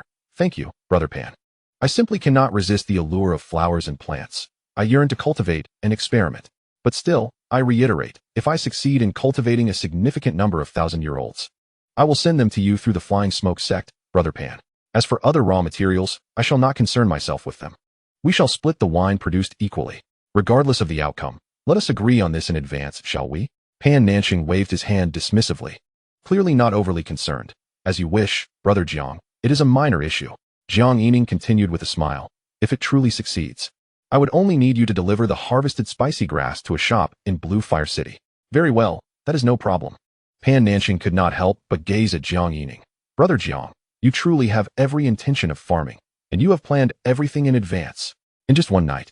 You have even arranged a shop in Blue Fire City? Could it be that the farming sword you mentioned earlier is indeed true? Jiang Yining chuckled. I never claimed it was the Zanshan sword. He then elaborated. As for the shop, it is merely a coincidence. I previously made the acquaintance of the second prince of Deqing. With a bit of business acumen, he is likely to open a shop in Blue Fire City. Jiang Yining spoke candidly, aware that he would need assistance in harvesting the grass, which would be facilitated through the second prince, minimizing costs for the 1,000-year-olds to be sent via flying smoke. Chapter 123, Golden Body versus Goo Body. Having concluded their discussion on spicy grass, Guan Zhiliang was already looking around. Brother Jiang, where's Brother Lin? Is he not coming today? He had now regarded Lin Kong as a kindred spirit. The others chuckled, just as Lin Kong approached, hands on his waist, jogging towards them. Ah, brothers, what brings you here? I have been searching high and low. Guan Zhiliang immediately grasped his arm. Brother Lin, have you managed to comfort the ladies? The Taoist interjected swiftly, looking at Brother Lin's pale complexion and sunken eyes. It is clear he has resolved it. Lin Kong smiled. I barely managed to console them, but they are still throwing a bit of a tantrum. Overall, it is not a major issue. Excellent, Guan Zhiliang exclaimed, giving him a thumbs up with Brother Lin's talents. You may soon need to share your romantic experiences to impress our master. Lin Kong quickly expressed his humility. Not at all. I still require Brother Guan's guidance. Xianxia interrupted. All right, enough of the mutual flattery, you two. A gentleman should not be so sentimental. Teaching each other is a simple matter. Why make it so syrupy? Jiang Yining smiled helplessly before turning his gaze back to Pan Nanxing. Brother Pan, I must admit, I find it puzzling. If Brother Lin is prepared to have his beloved join the Qingyan sect, why can't your celestial maiden join Shushan? Why has your master even gone so far as to expel you? Pan Nanxing sighed.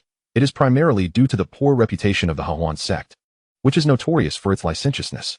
Please do not misunderstand. My Yuner, as a saintess, remains pure and unsullied. He then beckoned the others closer, speaking softly. In truth, Yuner said that among the 10 great sects, including the 2 temples, all 9 have Hahuan sect's sons-in-law in private. Even the only Tianji temple has one every few generations. As for me, I happen to be the current face of the sect, and since Yuner is a saintess, we attract considerable attention, which has put my master in a difficult position. Upon hearing this, everyone suddenly turned their gaze towards the Taoist and the monk. Had these 2 scoundrels ventured into the Hahuan sect? The Taoist looked indignant. Do not look at us like that. The monk and I merely seek small treasures and trickle in some petty cash. Jiang Yining remarked. 2 evils can be weighed against each other. You have already exposed your deceit, which must surely conceal a greater truth. Before the Taoist could retort, Pan Nanxing let out an annoyed hum. You all truly understand nothing. What is wrong with the Hahuan sect? My dear Yuner, I exclaimed. Surely you all witnessed her thoughtfulness just now, gracefully navigating both the outer and inner halls. The splendor of it all is something you truly cannot comprehend, lingering in a state of enchantment, utterly oblivious to the world. The crowd murmured in admiration. Pan Nanxing scoffed.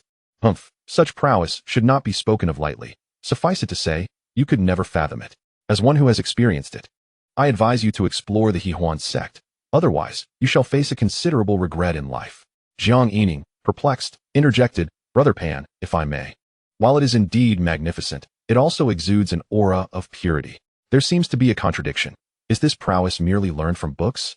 Instantly, all eyes turned towards Pan Nanxing. Taken aback, he retorted, Nonsense. I can assure you of her purity. The saintess is aware. But the matters between Yuner and myself are not for your ears. Jiang Yining nodded. Brother Pan, do not be agitated. My ignorance merits a reprimand. Pan Nanxing, his face turning pale from frustration, forced a wry smile. I understand the misconceptions surrounding the Hahuan sect, but I speak sincerely. Do not allow a significant regret to linger. A Taoist spoke earnestly. Very well, Brother Pan. With your strong recommendation, I shall seize this opportunity to gain insight. If only to honor you. The monk, joining in, clasped his hands together. Count me in. Li Shuyu glanced at the 2. I suspect you have already embarked on this journey. A true man should not hold back. Guan Zhiliang quickly chimed in. Brotherly, have you not yet considered your words? For the sake of a brother, I shall brave any peril. Li Shuyu nodded. Indeed, that is the way. Count me in as well. The group engaged in lively chatter as they made their way to the arena, where today's duel was about to commence. With the 9 great sects already assembled on the stage, the monk declared, Today, I must take the stage. And with that, he leaped onto the platform. Shaoqian Temple. Hong Hai. As they waited at the foot of the arena, boredom set in, leading to trivial conversations, while Guan Zhiliang and Lin Kong exchanged experiences. their excitement occasionally punctuated by laughter. Jiang Yining, stifling a yawn, suddenly noticed a figure landing before the monk, a towering man, his muscles rippling like a dragon. Li Xiaowu of the Wu Gu sect. The monk, hands clasped, greeted, Ba, Brother Li, are you perhaps practicing the flesh gu technique? Li Xiaowu replied, Indeed. I have long wished to challenge the true self-golden body of Shaoqian Temple. Today, I have the rare opportunity. The onlookers speculated swiftly. Was there a connection between Li Xiaowu and the illustrious Li Xiaoxiao? Li Shuyu inquired. Brother Pan, you are most familiar with Li Xiaoxiao. What is her relation to him? Pan Nanxing shook his head. Xiaoxiao met Hong Inger at Chuanhua City, and I only came to know her later. I have not inquired into her background. Only that she is known as the Bell Fairy of the Wu Gu sect. Perhaps the younger sister knows more. As they conversed, the two combatants had already begun their duel. The monk, clad in golden paint, faced Li Xiaowu, who appeared somewhat darker. Their battle was raw and unrefined, each strike landing with a thud. The two fought with sheer strength, their punches and kicks creating ripples in the air. The reinforced arena seemed to strain under the weight of their unadulterated violence. Overall, the monk maintained the upper hand. Jiang Yining turned to the Taoist, Tianyin. Since parting from Yun Jiang, it seems the master has become even more formidable, with a wider grin. The Taoist chuckled, true self golden body, refined skin, muscles, and bones. Since our last encounter, the monk has reached the pinnacle of skin refinement, and soon he shall enter the muscle refinement stage. Jiang Yining, astonished, mused. I have come to understand the techniques of the physical body. A powerful physique is no easy feat. The 10,000 treasures glazed body follows a path of devouring treasures. Perhaps a shortcut, but it demands immense resources. Does the true self-golden body rely solely on self-cultivation? The Taoist smiled mysteriously, avoiding a direct answer. The essence of true self-golden body lies in sincerity and authenticity. After our encounter on the flower boat, the monk soon achieved a breakthrough. Li Shuyu turned, incredulous. Does this imply that the master merely needs to unleash his inner self to achieve continual breakthroughs? The Taoist shook his head. Sincerity and authenticity. What is true sincerity varies among individuals. Otherwise, so few would attain the true self-golden body. Jiang Yining furrowed his brow in contemplation, then continued. If the master harbors a demon within, could it not lead to the creation of a hell Buddha at any moment? The Taoist shook his head once more. To be sincere and authentic, yet not to lose oneself, is also the challenge of the true self-golden body. Jiang Yining sighed, realizing the Taoist's cryptic words would lead nowhere. Instead, he looked toward the monk on the stage, given the master's wide grin. I can't help but feel he is on the verge of losing himself. The Taoist laughed. Brother Jiang, you worry too much. I have always been by his side. Jiang Yining paused, realizing that indeed, it was the Taoist who seemed to awaken him each time. As the duel continued, Li Xiaowu began to breathe heavily. He stepped back a few paces. Truly, the foremost martial art of the celestial sect. I bow to your superiority. Yet the monk, relentless, bellowed, what nonsense. Today, one must stand before my Buddha? Li Xiaowu, instantly incensed, retorted, you bald donkey, are you unreasonable? Do you think I fear your punches? Before he could finish, the monk's golden fist struck. The two clashed once more. The Taoist, exasperated, called out, Monk, cease. Momentarily pausing, the monk clasped his hands together, allowing Li Xiaowu's fist to strike his chest without retaliation. Li Xiaowu hesitated, turning to the Taoist with suspicion. The Taoist quickly bowed, I apologize. That was not the monk's intention, but his words were interrupted. With a sudden flash of gold, the monk swiftly slapped Li Xiaowu across the face, sending him stumbling. How dare you look down on me during a fight? The monk readied his fists once more. You dare to sneak attack. Li Xiaowu fumed, fighting on stage and off. How shameless. In an instant, he engaged in combat with the monk again. The Taoist, resigned, called out once more, Monk, stop. As the words echoed, the monk clasped his hands again, but this time, Li Xiaowu had learned his lesson, kicking him back and maintaining a cautious gaze. The monk straightened his robe, then addressed Li Xiaowu with a respectful gesture. Ba, my Buddha embodies compassion and teaches me the Dharma. Brotherly, I was merely caught up in the excitement of encountering a worthy opponent. My apologies. Li Xiaowu, still wary, watched the monk closely to prevent any surprise attacks. Did the fight conclude? Did you win against the monk? Li Xiaoxiao and several fairies rushed in. Li Xiaowu cautiously observed the monk, unwilling to turn away. Yet cast a sidelong glance at Li Xiaoxiao, smiling. Sister, where have you been? You didn't come to cheer for me. Li Xiaoxiao skipped over. Inger and Jie just took the stage. We were cheering for them. But did you win against the monk? Li Xiaowu chuckled. It was a tie? I knew you were formidable. The little girl danced around Li Xiaowu. Then she introduced him to the others. This is my dear brother. Her words brimmed with pride. With her arrival, Li Xiaowu gradually lowered his guard, engaging in conversation with everyone. Jiang Yining suddenly turned to Su Baiwei. Sister, why didn't you take the stage? Who is representing Qingyan today? Su Baiwei replied, Brother Lan. Has the match ended? No one challenged. Jiang Yining raised an eyebrow. Let us go take a look. No one responded. It wasn't a lack of interest, but rather, everyone had their own matters to attend to. Guan Zhiliang and Lin Kong were lost in their own world of romance. Pan Nansheng held his Yuner close. The monk and Li Xiaowu shared a moment of mutual respect, while the Taoist stood nearby, reading Li Xiaowu's palm. Only the true man remarked, Then let us go take a look. Jiang Yining and Li Shuyu took the lead, and the group instinctively followed. At another arena, Lan Jianpain stood with his hands clasped behind his back, a flying sword poised behind him, calm and composed. With an air of nonchalance, Jiang Yining turned to Li Shuya. Brother, are you familiar with Brother Lan? Li Shuya shook his head. Brother Lan usually secludes himself in meditation. We have little interaction. Jiang Yining inquired. Then, what is Brother Lan like? After a moment of contemplation, Li Shuya responded. He is generally quite admirable, with many supporters among the Qingyun disciples. A true gentleman, I would say. Just look around. Many of the Qingyun disciples regard him with respect. Jiang Yining nodded, surveying the surroundings. I told you, when Brother Lan is on stage, no one dares to challenge him. Indeed, the Wanjian Peak is formidable in battle. I believe Brother Lan is not inferior to Kunlun's Yang Qingshan. He paused. However, I shouldn't be too presumptuous. He is certainly the foremost among them after Yang Qingshan. Jiang Yining couldn't help but chuckle as Lan Jianpain cast a fleeting glance at him, his eyes flickering momentarily before quickly turning away with indifference. At last, as the incense stick neared its end, someone stepped onto the stage to issue a challenge. A disciple of the Fian sect, Jian boldly challenged Brother Lan. Lan Jianpain nodded. Please proceed. After clasping his fists in respect, Jian distanced himself to the maximum allowable range on the dual platform. Then, he unleashed 99 flying swords, shooting them with great speed. Lan Jianpain stood his ground, gracefully performing a flourish with his sword. Numerous phantoms of the sword shot forth before him, slashing through the air. Jiang Yining watched, unable to restrain himself, and instinctively mimicked. Ah, poke poke poke, I'm poking. Lan Jianpain effortlessly deflected the 99 flying swords and cast a calm glance at Jiang Yining. Then, he swiftly advanced, executing 2 quick lunges that left behind phantoms. Jiang Yining was astonished. This fellow was not just playing with flying swords. Could he be a type of agile assassin? Jian was no simple adversary either. Though his offensive techniques were limited, his evasive maneuvers were remarkably adept. He continuously circled the dual platform, clearly trying to outmaneuver Lan Jianpain. The Taoist's eyes sparkled. He must be a core disciple of the Fian sect. Perhaps he has integrated the flying thunder flash technique into his evasive movements. Lan Jianpain, after several failed advances, scoffed coldly.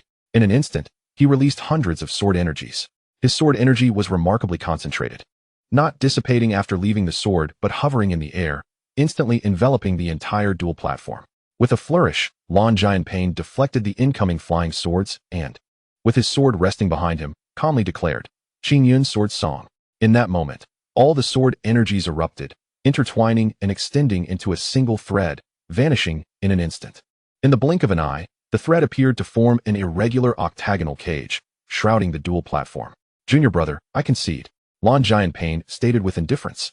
Jian was momentarily taken aback, only to realize that his robe now bore over 10 cuts. Following this, the reinforced platform emitted several cracking sounds, revealing mirror-like gaps. The edges of the platform were sliced into irregular fragments that tumbled down to the cloud platform. Jian expression tightened as he hastily bowed. Thank you, brother, for your mercy. With that, he hurriedly departed, clearly flustered. The elder brother is formidable. The elder brother is invincible. I told you, our elder brother can rival Yang Qingshan. Brother Lan is incredibly handsome. Brother Lan is so cool. The excitement among the Qingyun disciples was palpable, and even other sects had female admirers cheering for him. Guan Zhilian observed Jiang Yining and the others. I've heard that the Qingyun Wanjian Peak specializes in swordsmanship, excelling in offensive prowess. Today, I've witnessed its extraordinary nature. Can any of you brothers elucidate? Pan Nansheng added. To have damaged the dual platform, he must possess at least mid-stage nascent soul combat strength. Li Shuya shook his head. The number of disciples at Wanjian Peak is exceedingly small, most of whom are engrossed in rigorous training. I do not understand much. Jiang Yining relaxed his shoulders. I'm merely a farmer, even less so. Lin Kong remarked. I lack the energy to comprehend. As they were speaking, Lan Jianpain descended from the platform. He approached Jiang Yining. a gentle smile gracing his face. Junior brother, may we converse privately? The others turned away. Sensing the cue to depart, Jiang Yining felt indignant. What kind of people were they, unafraid of the potential danger? Though, in truth, it was not that severe. Lan Jianpain chuckled. I did not expect you, junior brother, to be such a hidden talent. Your remarkable performance during the Zhongtian sword has surely left many astounded. Once you break through to the divine intent realm and achieve the unity of the three, I may find myself relinquishing the position of Qingyun's eldest brother. Starting off with flattery, Jiang Yining remained composed, fully aware of Brother Lan's intent, and sincerely replied, Rest assured, brother, I have not mentioned that night to anyone. Nor will I. Lan Jianpain cleared his throat twice. You misunderstand. I was not the one pursuing that night. Jiang Yining nodded. Brother, I understand. I saw the person fleeing in the opposite direction from you that night, so you likely did not catch up. Lan Jianpain nodded. No wonder. You truly are a dragon among men. He added, however, you must be somewhat curious about that night's events, right? Jiang Yining quickly shook his head. Not curious at all. Lan Jianpain coughed again. Then I shall enlighten you. Are you familiar with the Hahuan sect? Jiang Yining looked at him. I have some knowledge. Lan Jianpain sighed softly, his gaze turning melancholic as he looked into the distance. I have a romantic connection with the saintess of the Hahuan sect. Instantly, Jiang Yining's heart surged with shock. The saintess? Wasn't he Yushuayan with Brother Pan? He gazed at Brother Lan in disbelief. Lan Jianpain, noticing his expression, smiled and clarified. Do not misunderstand. The former saintess was seized by Shushan's Pan Nanxing. Their mutual affection is well known. I am enamored with the new saintess. Moreover, due to the prior affair with Pan Nanxing, I, as the eldest brother of Qingyun, must sacrifice my own desires to prevent any damage to Qingyun's reputation. Surely, you can understand my predicament, junior brother? The new saintess? Jiang Yining exhaled in relief. So that was it. He had thought that Brother Pan was always by Yushuyan's side, and such a melodramatic situation was truly unlikely. He almost believed he had stumbled onto a ripe scandal involving his brother. As for Lan Jianpain's concerns about Qingyun's reputation, they could be set aside for now. Jiang Yining still had some lingering questions. Then, brother, what about that night? Lan Jianpain chuckled. It was nothing much. The new saintess is still quite young. I went to meet her that night, and coincidentally, her senior sister was with her, leading to this misunderstanding. Jiang Yining understood, then patted his chest. Brother, do not worry. For the sake of Qingyun, I shall not breathe a word about this. If there is nothing else, I shall take my leave. He intended to verify some details. Lan Jianpain smiled as he watched Jiang Yining depart. Jiang Yining soon caught up with the others waiting nearby. Lin Kong asked, Brother Jiang, what did Brother Lan want with you? Jiang Yining shook his head but turned to Yu Shuiyun. By the way, Sister Yu, is it true that the Hahuan sect has a new saintess? The group fell silent, all eyes on him.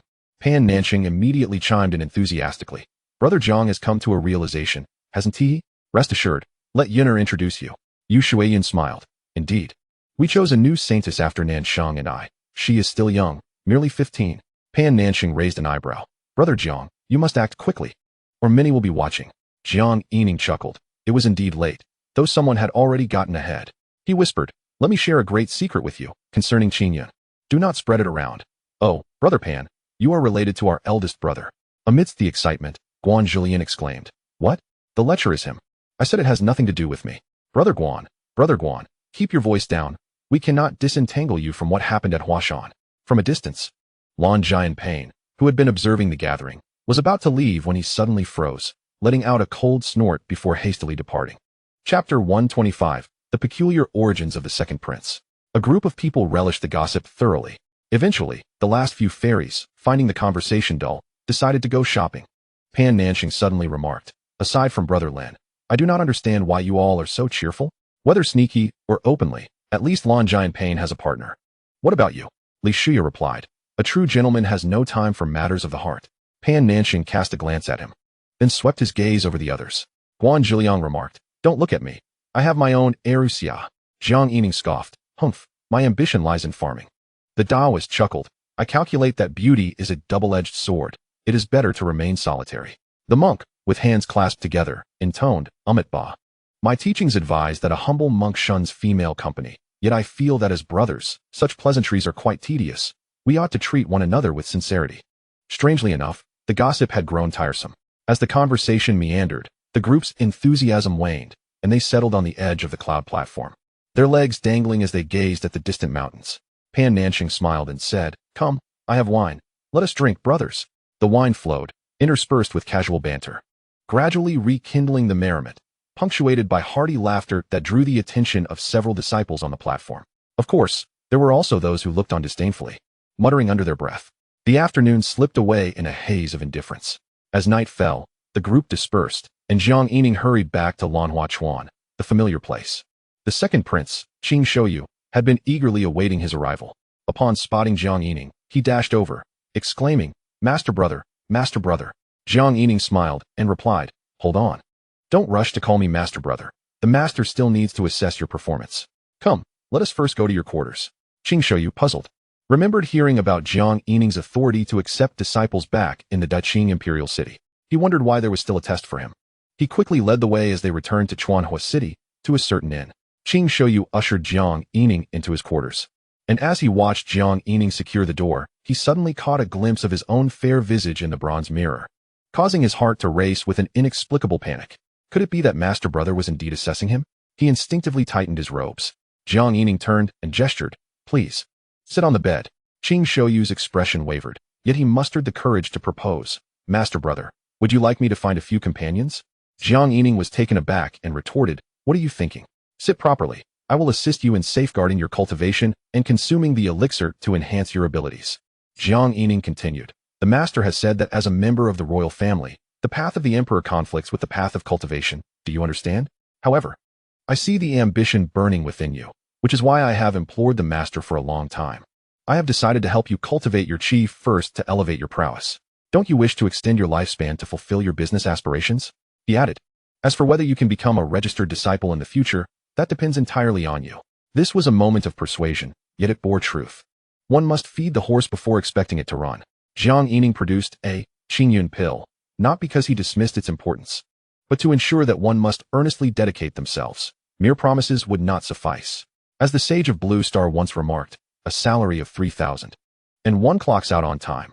A salary of 30,000, and one works overtime. A salary of 300,000, and the company feels like home, with everyone nurturing it. Qing Shouyu, brimming with excitement, bowed deeply, saying, Thank you, Master Brother, whatever you command. Even if it involves traversing mountains of daggers and seas of flames, I will ensure its completion. Jiang Yining inquired, By the way, are you planning to develop your business in Chuanhua City? Qing Shouyu replied respectfully, Not yet, but yes. Chuanhua City is a major city in the western capital. I certainly intend to establish a shop there. I have already been planning this since my arrival. Do you have any suggestions, Master Brother? Jiang Yining shook his head. I have no recommendations. It's just that since you are opening a shop, you may need to help me transport some items back to Qingyun each month. Qing Shouyu instantly assured him, Leave it to me, Master Brother. Rest assured. As for the master, I will rely on your good words. Jiang Yining smiled. Then it all depends on you. However, simply relying on yourself is insufficient. It depends on the yield of the red chili plants. If the cultivation is successful, a steady supply of spicy herbs will make you a registered disciple. Yes, Master Brother, I will strive for that. He exclaimed. Now, let me first teach you how to guide your qi, and then you can take the elixir. The next day, Qing Shouyu awoke with a look of exhilaration. He immediately bowed to Jiang Yining, saying, Master Brother, you have granted me a second chance at life. I have no way to repay you but to follow your orders. The effects of the Qingyun pill were immediate. In just one night, Qing Shouyu broke through to the 5th level of qi cultivation. His demeanor shifted dramatically, the flattery diminished, replaced by genuine respect. He now regarded Jiang Yining with more reverence than even the emperor of Daqing. Jiang Yining waved his hand, noting that it was his first time aiding someone in safeguarding their cultivation, and he was utterly exhausted by the end of the night. No need for so many words. We will see how it goes. You focus on your business, prepare your shop. In about a month, I will return to Qingyun and may need your assistance. He added, And since you have such grand ambitions to spread your business across the 13 great dynasties, splendid. Work hard. In the meantime, please keep an eye on the various sects and regional specialties. Not just the 10 major sects, but all sects across the realm. Of course, that was a matter for another time. If it truly benefits Qingyun, I cannot guarantee anything, but for the Jindance stage, even the Yuanying stage, the master can provide resources. Qing Shouyu listened with growing excitement. Rest assured, Master Brother, I already have a plan, especially in the vicinity of Daqing, where the Wajijian sect thrives in the Daxing dynasty and the Huashan region flourishes in the Daluo dynasty. I have already investigated the markets and can immediately proceed with the establishment of shops upon my return. Each region can accommodate at least 100 cities for shop setups, and I will gradually increase this to fulfill your requirements. He continued, With the opening of these shops, I am confident in the profitability of the new designs. The returns will accelerate. As he spoke passionately about business, Jiang Yining smiled. That certainly sounds like a vast business system. You seem quite confident. Yet, Qing Shouyu hesitated before revealing something that astonished Jiang Yining. To be honest, Master Brother, there are some things I must share that you might find hard to believe. When I was 10 years old, roughly 20 years ago, I fell gravely ill and had a peculiar dream. I dreamt of a white stone chamber filled with mountains of women's clothing sketches and manuscripts. In that chamber, there was a square mirror-like treasure, displaying nothing but designs of garments. There was a window in the chamber, revealing a world that was both strange and beautiful. As he recounted this, it seemed he was trying to recall every detail, while Jiang Yining was filled with uncertainty. What was the world outside like? He inquired. Qing Shouyu shook his head. The most vivid memory is of the peculiar treasure. It was an iron box containing a person running around, and there were flying treasures in the sky like birds. In truth, it is somewhat vague, yet the images of those women's clothing designs are etched in my mind, as if I could draw them effortlessly, so intimately familiar. Jiang Yining was astounded. Could this fellow truly be a time traveler? Had he just implied that the mirror-like treasure was akin to a computer? The iron box, a car? The flying treasure, an airplane? Was he doubting himself? Jiang Yining endeavored to maintain an air of nonchalance, ensuring he had never exposed anything before him. Why then would he divulge such secrets that should remain buried? Was he not afraid of being dissected for research? A myriad of thoughts raced through Jiang Yining's mind. After a moment of contemplation, he subtly nodded and, controlling his true essence, took a strand of Qing Shouyu's hair. All right, you focus on stabilizing your cultivation, he added, not allowing Qing Shouyu the time to express his gratitude, and swiftly departed to seek out the Taoist. Hadn't the Taoist predicted that he was originally destined to have no life, but had instead encountered a great opportunity to evade a calamity? He had also advised him to tread carefully. On the cloud platform, Jiang Yining found the others. Today, it was Sister Su standing in support. The crowd was gathered, and no one was challenging. Upon seeing him, the monk immediately inquired, Jiang Benefactor, did you engage in private affairs yesterday? Jiang Yining forced a smile, having no desire for idle chatter, and promptly pulled the Taoist out of the crowd. The two walked to the edge of the cloud platform, unable to contain his curiosity. The Taoist asked, Brother Jiang, what brings you to seek my counsel in such secrecy? Jiang Yining produced the strand of hair and handed it to him, saying, Tianyan, could you help me discern something about my friend? Oh, the Taoist raised an eyebrow, chuckling ruefully, Brother Jiang, whose hair is this? I do not typically engage in matters of fate. Jiang Yining shook his head, gathering his thoughts. As I pondered, Brother Tianyan's original words during the incident at Bear Mountain echoed in my mind. Young master, you were originally destined to have no life.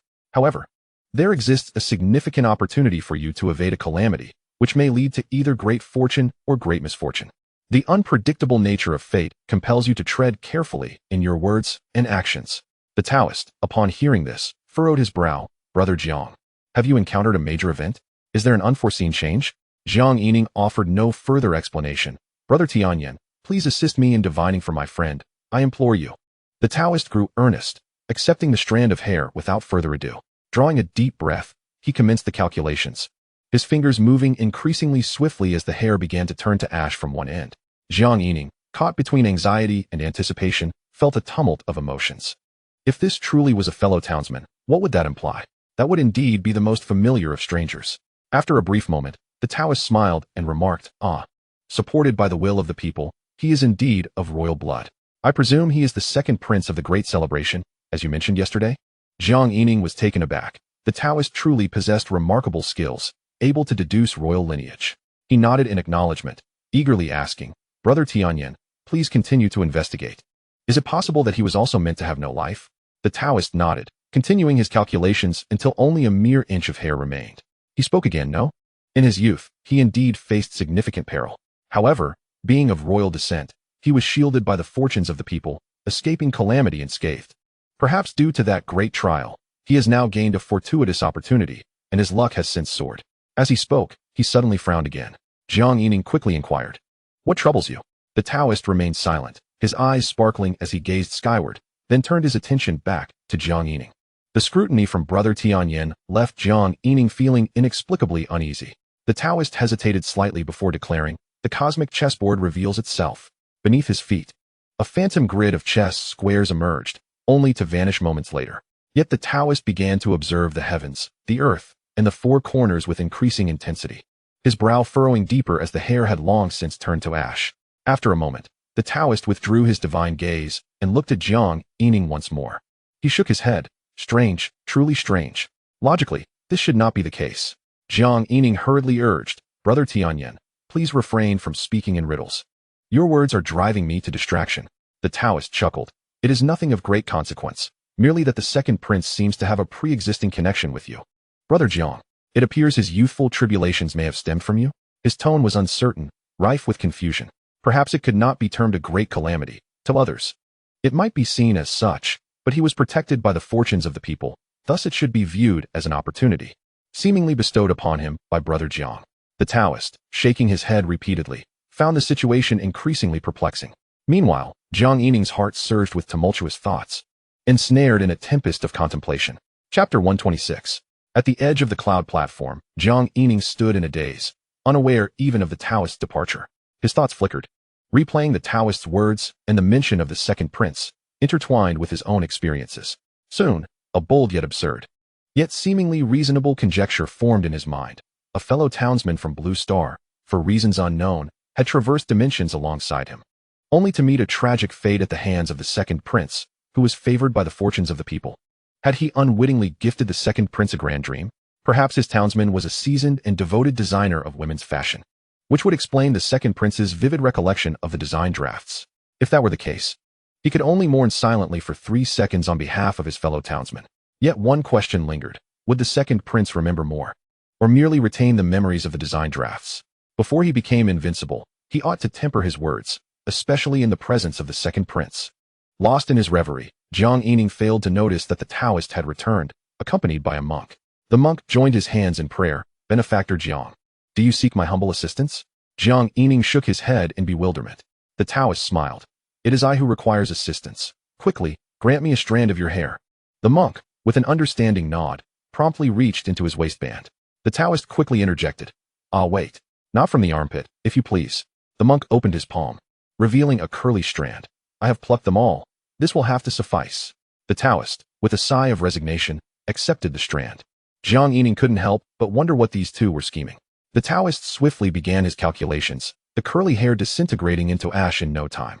Furrowing his brow, he observed Jiang Yining for a significant duration before finally expressing his puzzlement. According to my calculations, our bond with Brother Jiang should be profound. Yet the monk's fate line appears largely unchanged. No, wait, there seems to be a slight alteration, but not as deep as that of the second prince. Jiang Yining had not anticipated that he was still calculating matters concerning the second prince. No need to extend your efforts, Brother Tianyan. Thank you. But I do not wish to press the issue.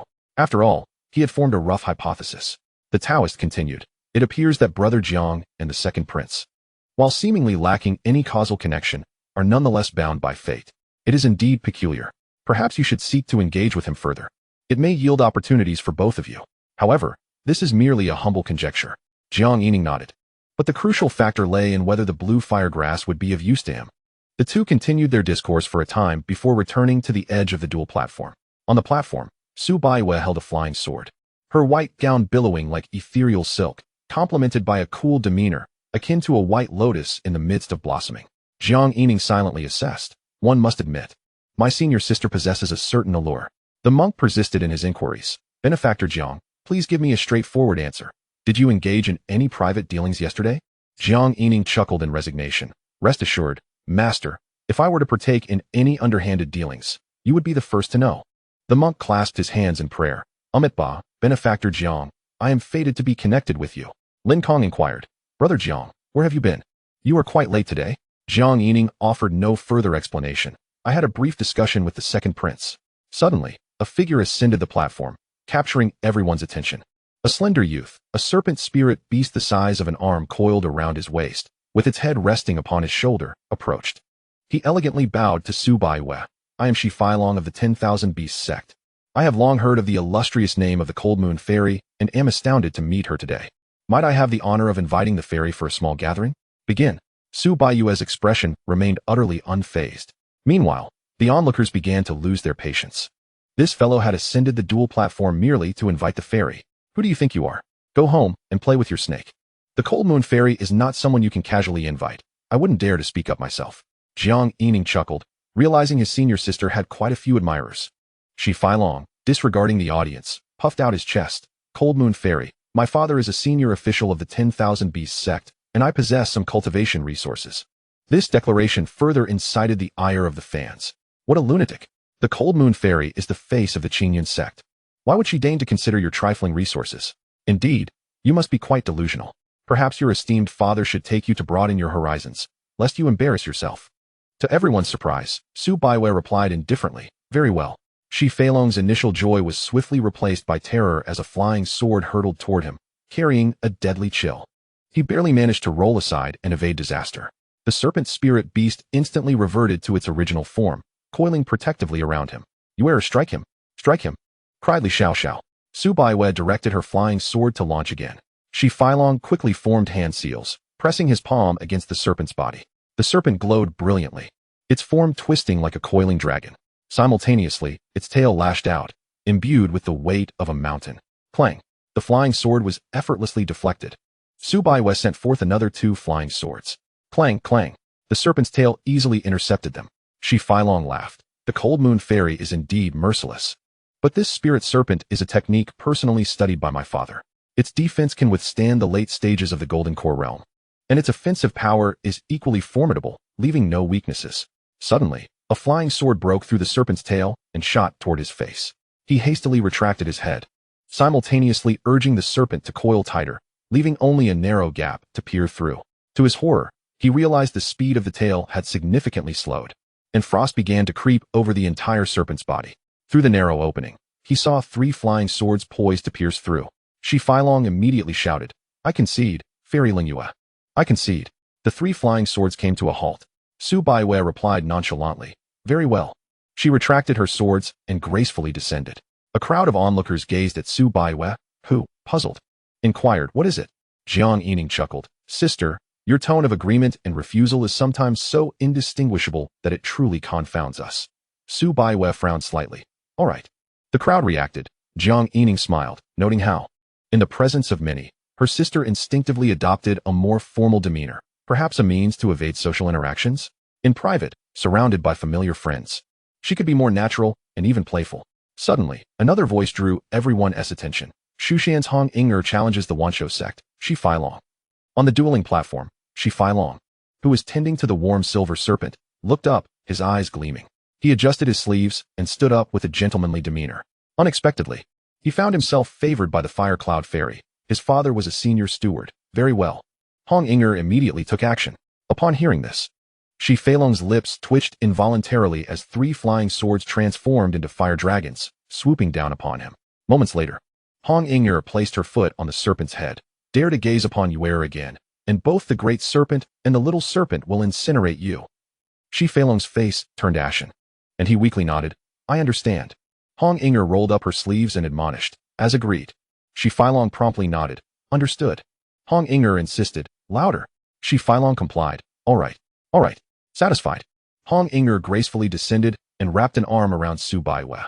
Let us go, little Yuer. We're off to shop. Su Baiwei brushed her arm away, only for Hong Inger to cling to her once more. On the dueling platform, Shi Feilong gazed mournfully at the retreating figures of the crowd. Strangely, he noticed that none of the Wanshou sect brothers came up to comfort him. At the edge of the cloud platform, the cattle and horses lounged on the ground. Utterly bored, Jiang Yining observed Lin Kong exchanging experiences with Guan Zhiliang and couldn't he help but ask, Brother Lin, you seem to have lost quite a bit of weight in the past couple of days. Pan Nanxing immediately interjected, Indeed, Brother Jiang. Do you think comforting the fair maidens is physically effortless? He then turned his curious gaze toward Lin Kong. By the way, how are your fair maidens faring?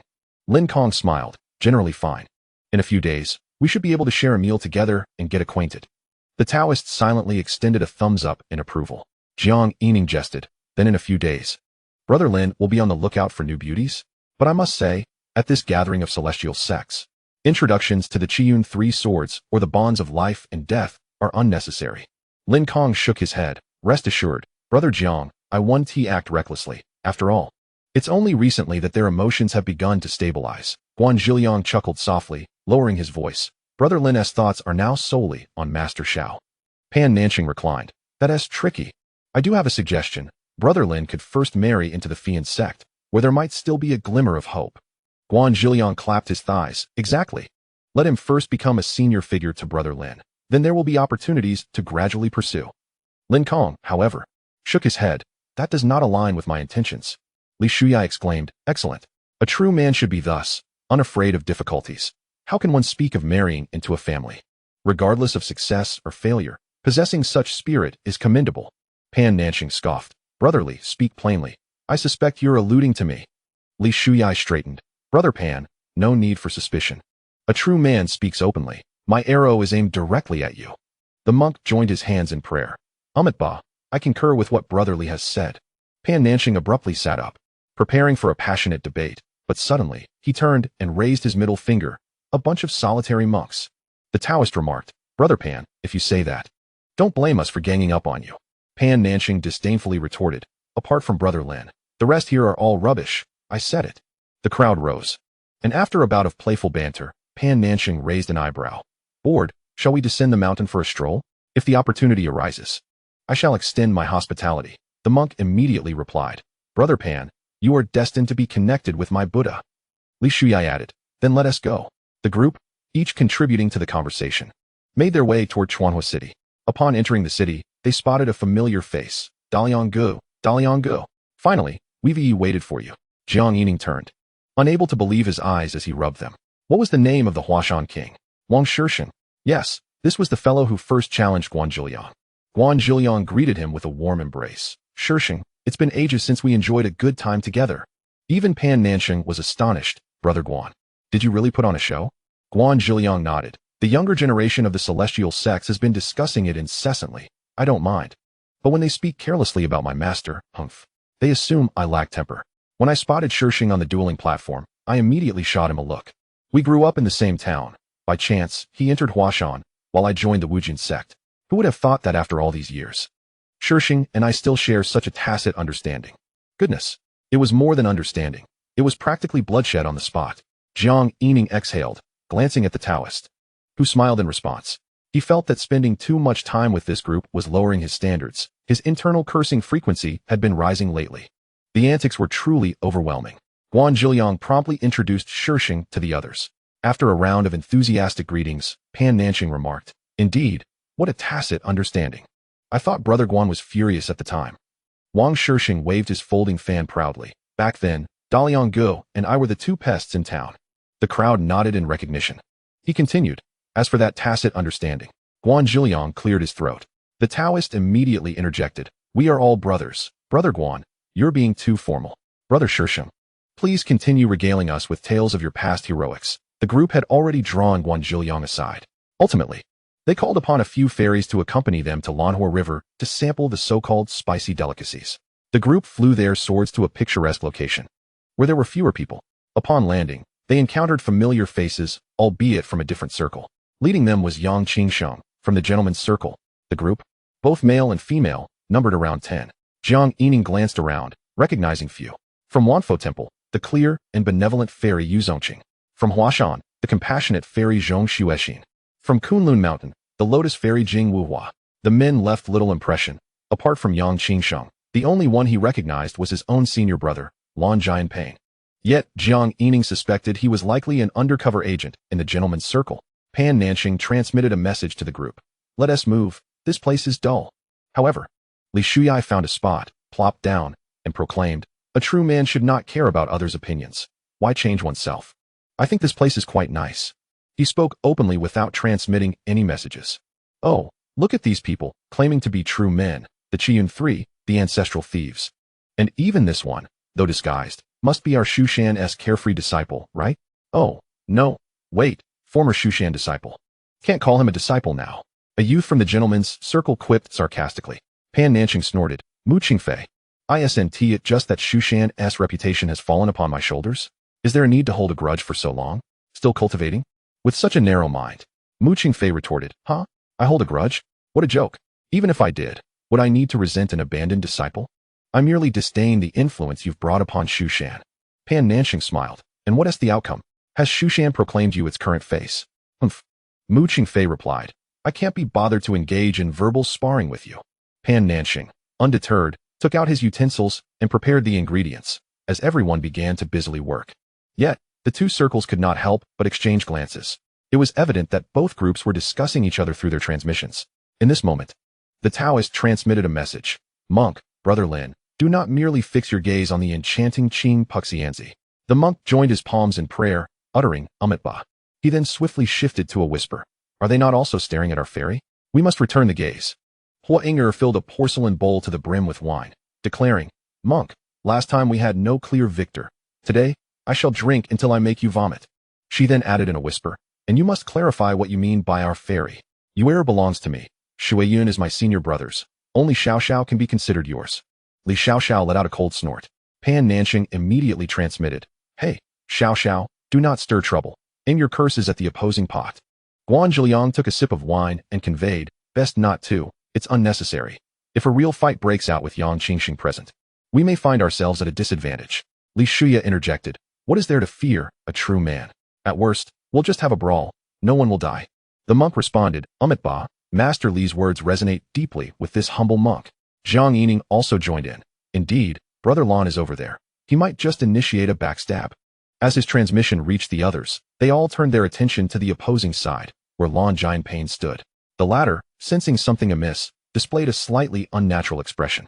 Suddenly, the Lotus Fairy Jing Wuhua spoke. Junior Brother Mu, the red chili you just plucked has red rice worms on it. Mu Qingfei, initially focused on the group across, suddenly noticed a red rice worm wriggling on the chili he was about to eat. He tossed the chili aside and sprang to his feet. Pan Nanxing, possessing the audacity to command a demonist to cast spells, do you have the courage to engage in battle? He challenged. Instantly, the entire unruly faction rose to their feet, including the four fairies. Mu Qingfei instinctively took 2 steps back, but then coldly huffed and stepped forward again, stating, with Brother Yang here, do you still wish to engage in group battle? After glancing at the seated gentleman, he hesitated and added, Brother Yang, please say a word. Chapter 128, A Sword. The chaos of battle was about to erupt. All eyes turned towards Yang Qingsheng, who leisurely chewed a piece of green vegetable before slowly clapping his hands, yet remained seated. He regarded the unruly faction with indifference. I have no desire to engage in any dispute with you. It is childish, tedious, and unintentional. However, should you insist on pressing forward, I would not mind teaching you a lesson. The monk, joining his palms in prayer, exclaimed, Stop the incessant prattling. He surged forth, targeting none other than Qing Puxianzi, Yu Zongqing. Yu Zongqing shouted sharply, and behind him manifested a towering figure of Guanyin. A colossal golden hand of Guanyin descended upon the monk, who, like an ant confronting an elephant, met the blow with a fist of his own. Boom. The shockwave soared into the sky. The battle commenced. Instantly, both sides clashed in a melee. Jiang Yining swiftly crafted a talisman, taking a breath, then 2, and finally 3. Xiaohei, give it your all. The Kunwu giant sword materialized, its tip radiating a deep, ethereal glow. Jiang Yining directed the giant sword towards Yang Qingsheng, aiming to capture the king by seizing the thief. Brother Guan, assist them. The Kunwu giant sword soared past Guan Zhiliang's black dragon, slicing through the torrent of multicolored sword shadows with relentless force. Yang Qingsheng's expression shifted, and he braced himself against the multicolored wheel. In an instant, he unleashed fourfold the torrent of multicolored sword shadows. However, the Kunwu giant sword pressed on, unwavering. Yang Qingsheng narrowed his eyes and swiftly dodged. Crash! A tremendous roar. The multicolored wheel shattered. Everyone gasped in shock, halting their actions. Yet the monk's lips curled into a grin, unable to restrain himself, continuing to fiercely battle Qing Puxianzi. The crowd looked astonished at Jiang Yining. This was beyond anyone's expectations, including the unruly faction. With just a single strike, he had broken through. Well done, Brother Jiang. Pan Nanxing cheered, having braced himself for a beating but, with Lin Kong's assistance, had instead dealt a blow to Mu Qingfei. Unable to contain his mockery towards Mu Qingfei, he quipped, My brothers and sisters fight without hesitation. What about you, groveling for assistance, while perhaps others are slacking off? Truly a disgrace to Shushan. Among them, Lan Jianpain's face turned slightly unnatural. Pan Nanxing felt a sense of relief. His words were not aimed at Lan Jianpain, as he was already an established undercover, but rather at others. In a situation where the numbers were nearly equal, with each faction boasting 10 elites, Lin Kong could control the Kunwu sword formation with one hand while managing 2 giant peak sword formations for himself. It was evident that there were those among the gentlemen who were slacking off. Mu Qingfei, too, realized this, his complexion shifting through shades of blue, red, and pale, ultimately letting out a cold snort as he turned his gaze towards Yang Qingsheng. The Taoist also called out to the monk. Yet, Yang Qingxing merely fixated his gaze upon Jiang Yining. Jiang Yining casually dug at his ear. Is that all? One sword broke through. I thought I could withstand more. However, Guan Zhiliang cautiously approached, saying, together, his 5 elements pearl has yet to be used. The 5 elements pearl? Jiang Yining inquired, puzzled. Yang Qingxing suddenly let out a light laugh, returning to his usual calm demeanor. The Zhongtian sword, barely passable, yet also quite dull. Merely borrowing the might of my esteemed predecessor's swords. Give it 10 years. As he spoke, he turned to leave, hands clasped behind his back. How pretentious. Jiang Yining felt a surge of indignation, but refrained from pursuing a confrontation. For now, his group had gained the upper hand. If that 5 elements pearl truly posed a threat, there was no need to endure unnecessary punishment. He quietly asked, Brother Guan, what is the 5 elements pearl? Yang Qingxing's treasure, specifically crafted to complement the 5 elements rotation, when employed, would amplify his torrent of multicolored sword shadows by at least another fold. During his late golden core phase, he had once exhausted an early nascent soul using the 5 elements pearl. Jiang Yining scoffed, what does that matter? My senior brother, even in his mid-golden core phase, cleanly and decisively slew a nascent soul with a single sword. Li Shia chimed in. The broken swords of the giant sword peak are not the same. Jiang Yining was well aware that his senior brother's hidden sword prowess was that of a true man in an instant, while Yang Qingxing's treasure was merely a constant. Yet, he still felt disdain, gazing at Yang Qingxing's retreating figure, vowing internally, you may be proud now, holding back your abilities. In 10 years, I shall be prouder. And I will not grant you the opportunity to be my opponent. I shall not descend the mountain. With the leader departed, the other gentlemen could only follow suit. Li Shuya rubbed one eye. All right, now we can eat heartily. Pan Nanxing laughed. Brotherly, that eye of yours. Li Shuya replied, it's nothing. He consistently adhered to the principle of being purposeful and restrained. Apart from the monk, he charged in most fiercely, yet despite the gentleman's slacking. One of his eyes had still been turned into a panda. Li Shuya picked up a slice of meat to eat, only to spit it out immediately. Li Xiaoxiao, are you still casting spells? Li Xiaoxiao, hands raised in a floral gesture, replied, no, that was previously prepared. Pan Nanxing chuckled. All right, Xiaoxiao, I admit my fault. Please do not cast spells on us anymore. Hong Inger rolled up her sleeves, stopped the chatter, let's drink, and start with 1. The crowd stood up. Cheers. Haha, delightful. Everyone indulged freely, eating with far more gusto than before.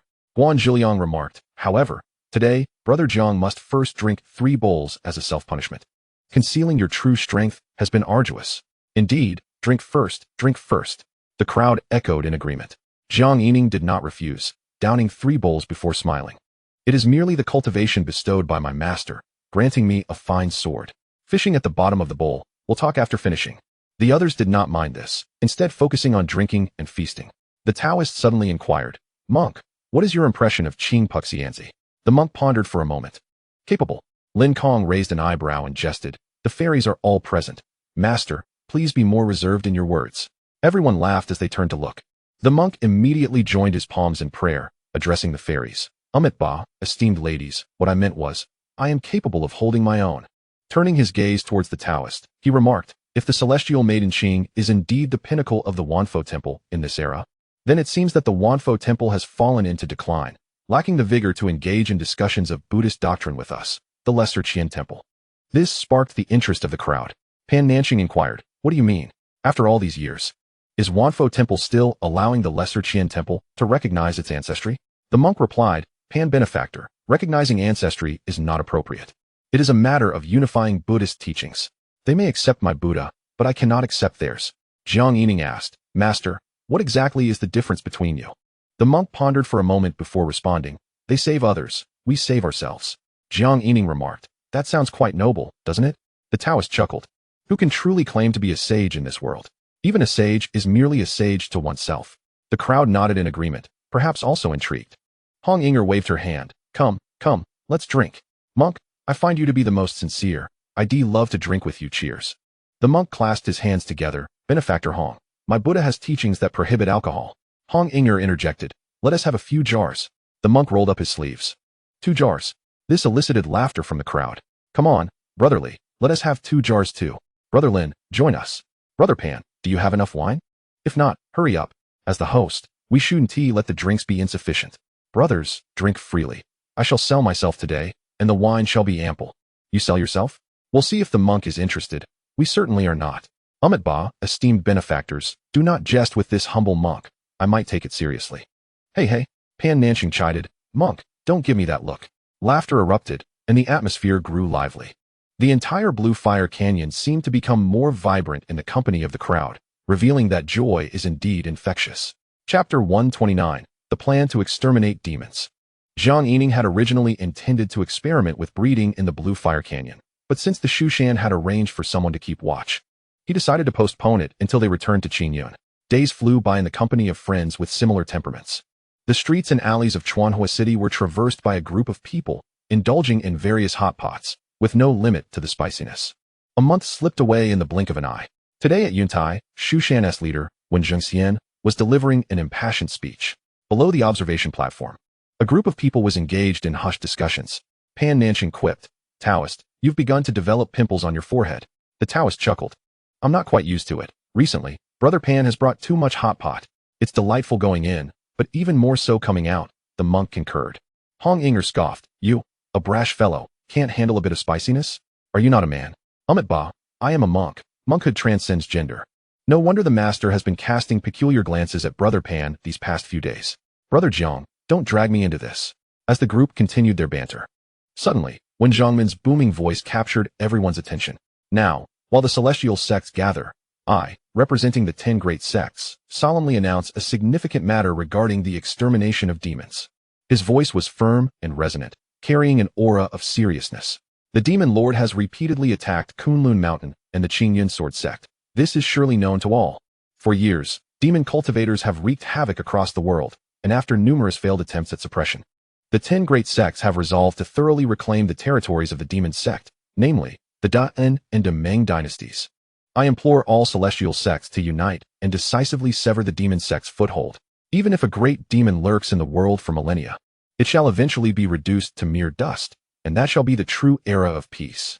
Moreover, by severing the demon sect's foothold, we reduce their ranks, eliminating the manpower needed for grand city slaughtering schemes. The slaughtering of cities by the demon sect aims to collect the blood of billions of souls to taint the 10 great divine artifacts and break the seal of the unimmortal mountain. When Zhongmin articulated the reasoning behind this plan, pausing briefly to gauge the reactions of the various sections, many whispered among themselves, but no one made a definitive statement. When Zhongmin continued with a smile, I understand that the heads, leaders, and elders of various sects may still have doubts. No need to rush. Allow me to elaborate on the decisions of the 10 great sects.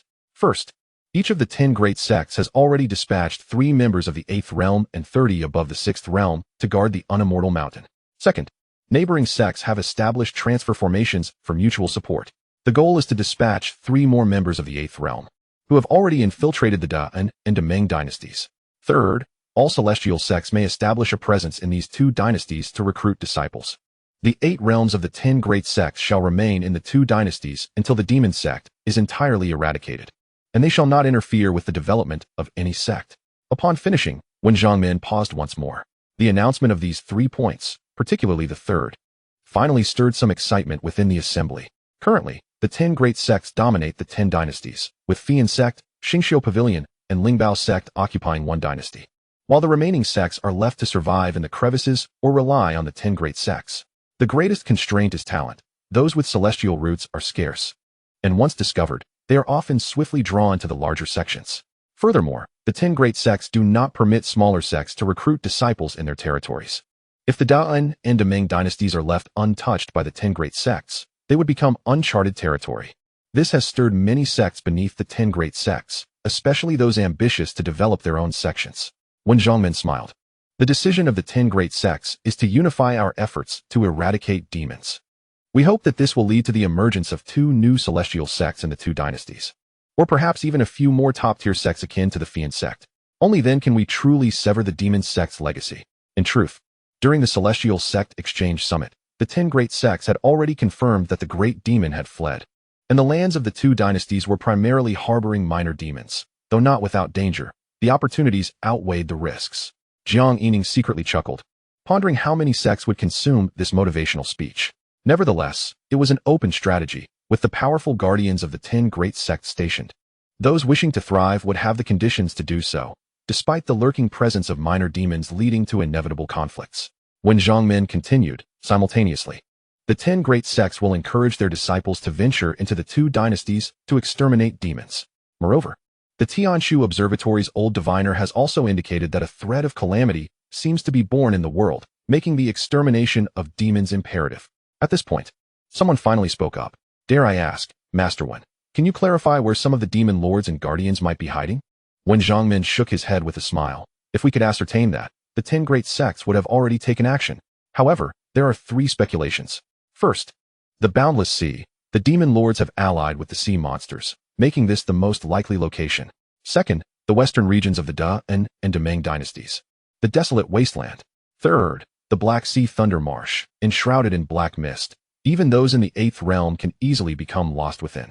After finishing, when Zhangmin cupped his hands to those around him, this time, the 10 great sects are resolute in severing the demon sect's legacy. I hope all celestial sects can join forces to eradicate demons. The final proclamation resonated with conviction. After he concluded, he gracefully departed. At that moment, an elder stepped forward. Shushan, the Celestial Sect Exchange Summit officially concludes. If there have been any shortcomings in hospitality, I hope the fellow Taoists will forgive us. Following this, lengthy formalities ensued. The various celestial sects did not leave immediately. Brother Huang, it is indeed a great fortune to have met you at this summit. I must visit your sect when I pass by Songshan in the future. Elder Lu, what are your thoughts on this plan to exterminate demons? Master Hong, why don't our 2 sects join forces to venture into the Da'an dynasty together? Jiang Yining and his companions gradually made their way out of the crowd. Listening to the many discussions around them, whether bidding farewell to new friends or deliberating on the demon extermination plan, Lin Kong looked at everyone. Shall we have one more hot pot meal before each of us sets off? Good. All gatherings must eventually disperse. Let us enjoy one last hearty drink. Pan Nanching added. It's not that serious. Gatherings can happen anytime in Chuanhua City. Li Shuyan remarked. The ebb and flow of fate is a common occurrence. There is no need to delve into it deeply, for it may hinder our individual cultivation. We must continue to forge ahead. Unexpected encounters are, in fact, delightful surprises. The Taoist chuckled in agreement. Brotherly speaks true. Such serendipitous meetings are indeed joyous. Afterward, the monk and I shall wander the realms once more. And perhaps one day we shall cross paths with all of you again. Hong Inger exclaimed. Monk, today we must settle the score. 5 rounds won't suffice, tonight. I must spend more time with my Yuer. As she spoke, she hurriedly embraced Su Baiwe. Li Xiaoxiao, this is our final feast for today. Can we not indulge without worry? Please, no curses. The group laughed and chattered as they took to the skies on their swords. Chapter 130, Ambush. As they set off back to Qingyun, Jiang Yining encountered Qing Shouyu. His shop was already adorned, a testament to his swift preparations. Upon seeing Jiang Yining, Qing Shouyu greeted him warmly. Senior brother, you have arrived. Jiang Yining regarded him with a complex gaze. An impulse to offer incense in tribute to a fellow townsman rising within him. Would this fellow remember other matters in the future? Qing Shouyu, noticing Jiang Yining's intense scrutiny of his handsome features, felt a twinge of anxiety. Senior brother, Jiang Yining returned to himself. Casting aside his thoughts with a light chuckle, in the future, someone may deliver items here. I have come merely to inform you. As for whether the master acknowledges you, that is up to you. Qing Shouyu nodded repeatedly. I shall defer to your judgment, senior brother. Jiang Yining then inquired, are you planning to remain in Chuanhua City indefinitely? Qing Shouyu quickly smiled and explained, I will not. As it is your first task, I must personally ensure its success. Once everything is in order, I shall return to Daqing to commence my plans and assist you in gathering unique local products. Jiang Yining nodded. What I said before still stands. If there are local specialties that contribute to Qingyun, even if the master does not recognize you, I may still aid in enhancing your cultivation and extending your lifespan. Thank you for your guidance, senior brother. Jiang Yining prepared to leave, but Qing Shouyu hastily interjected, senior brother. I recently encountered a predecessor in Chuanhua City who wishes to take me as a disciple. Oh, Jiang Yining replied with a smile. If such a celestial opportunity presents itself, the decision lies with you. After all, your innate talent is white, and aspiring for a golden core may not be easy. Qing Shouyu clarified, senior brother. Please do not misunderstand. I have no other intentions. Your elixir has allowed me to break through to the 5th layer of qi refinement. How could I possibly turn to another sect? Jiang Yining waved his hand dismissively. I too have no ulterior motives. It is truly for you to decide. The master may not necessarily take you as a formal disciple. You seek longevity, and we can maintain a cooperative relationship, even if you were to switch sects. It wouldn't alter our arrangement. Besides, your innate talent being recognized by a predecessor is still a stroke of fortune. Qing Shouyu spoke earnestly, senior brother. My aspirations lie with uniting the 13 dynasties of the world of commerce. I have no desire to languish in solitary cultivation. Moreover, as a prince of Daqing, having the support of Qing Yun and Daqing is more advantageous for me. Jiang Yining chuckled. What do you believe the old predecessor's intentions are? Qing Shuyu grew respectful. In light of this matter, I shall clarify my ambitions to avoid any future misunderstandings that could lead to your misinterpretation, senior brother. Jiang Yining silently affirmed that his previous decisions were indeed correct. Children possess the potential for growth, while adults harbor convoluted thoughts of their own. Nevertheless, this fellow was refreshingly straightforward. Fine, I shall not meddle. You may proceed as you wish. With that, he exited. Qing Shuyu hurriedly accompanied him. Amidst the tranquil mountains and ethereal mist, 4 figures soared through the sky on their swords. Suddenly, a colossal blood-red palm descended with the might of the heavens. Jiang Yining and his companions were taken aback, hastily summoning their flying swords and treasures. However, their feeble resistance was futile, for the enormous hand continued its descent. In the face of imminent danger, Jiang and Li managed to shield Su and Lin just in time. A deafening crash resounded as Li Shuyan's Xian shield shattered alongside the Qing leaf protective talisman, while Jiang Yining's 10,000 treasures glazed body dimmed instantaneously. The 4 were sent reeling, blood spurting from their mouths. Then, a second blood-red palm fell. The blood palm, a signature spell of the heavenly demon cult, signified at least the 6th realm of cultivation. When the disparity in cultivation levels reached a certain threshold, any struggle became a futile endeavor. At that moment, the 4 were left without even a shadow, their minds blank, devoid of the will to resist. As the blood palm drew near, they instinctively closed their eyes. Oh dear, such a grim fate. Thankfully, the master happened to be passing by. Upon opening his eyes, Jiang Yining beheld a tall figure, a playful smirk upon her face. Jiang Yining was momentarily stunned, then erupted with joy at having survived. Master, I thought you had returned to Qing Yun after the summit. I couldn't find you afterward. In Jiang Yining's eyes, the master radiated the light of righteousness. How fortuitous. After his initial excitement, Jiang Yining turned to witness the cries of despair in the distance. A fiery figure writhed on the ground, soon rendered immobile. Within moments, it was reduced to ashes. Suddenly, Jiang Yining realized, Master, this can be cultivated. Feng Yuqin scoffed coldly. You still have the presence of mind to think of that, and your injuries are not severe. How long do you intend to lie there? The others promptly struggled to their feet. Master, I may need some support, Jiang Yining pleaded, but then quickly added, No, Master, I can move on my own. Moments later, a massive sword aura enveloped the 5 as they departed. They could faintly hear someone muttering, Master, I'm still an injured party. Don't you wield sword aura too? At Qingzhou Peak, in the small bamboo courtyard. It feels so good to be back on my own turf with fresh air. The pumpkin monster was the first to leap out. The great evil and the second evil have returned. Rest assured, this place is well maintained. Jiang Yining playfully ruffled its head. Come here, let me pat your big head. Ha. After being away for over a month, even seeing the pumpkin monster felt oddly comforting. A celestial crane descended, revealing Xiao Bai. Senior brother, I can take sister to fly, she excitedly boasted. Jiang Yining quipped. Hey, you two have the surname Xiong now? He then watched as Xiao Bai dismounted, and a little girl with a beaming smile approached. Master, senior brother, you have returned. I am so delighted, she exclaimed, vigorously pumping her fists, though her voice trailed off. Jiang Yining smiled. Really? That is wonderful. Senior brother now rewards you with a Qing Yun dad. The little girl's smile froze in place. Her eyes filled with expectation as she turned to Feng Yuqin. Master, you look tired. Allow me to fetch you some water to wash your face and rest. Jiang Yining chuckled at her antics. Oh, you've learned my tricks. However, Feng Yuqin nodded in agreement. Seeing this, the little girl leaped for joy, and hurried off to fetch water. Jiang Yining smiled, not interrupting her. Xiong Lar and Gui Nyang emerged from the wooden cabin. Celestial Master, senior brother. Jiang Yining frowned. Lar, why do you keep running to the little girl's cabin? Xiong Lar grinned. Senior brother, you wouldn't know. The moment you stepped out, the little girl stopped her cultivation and frolicked for over a month.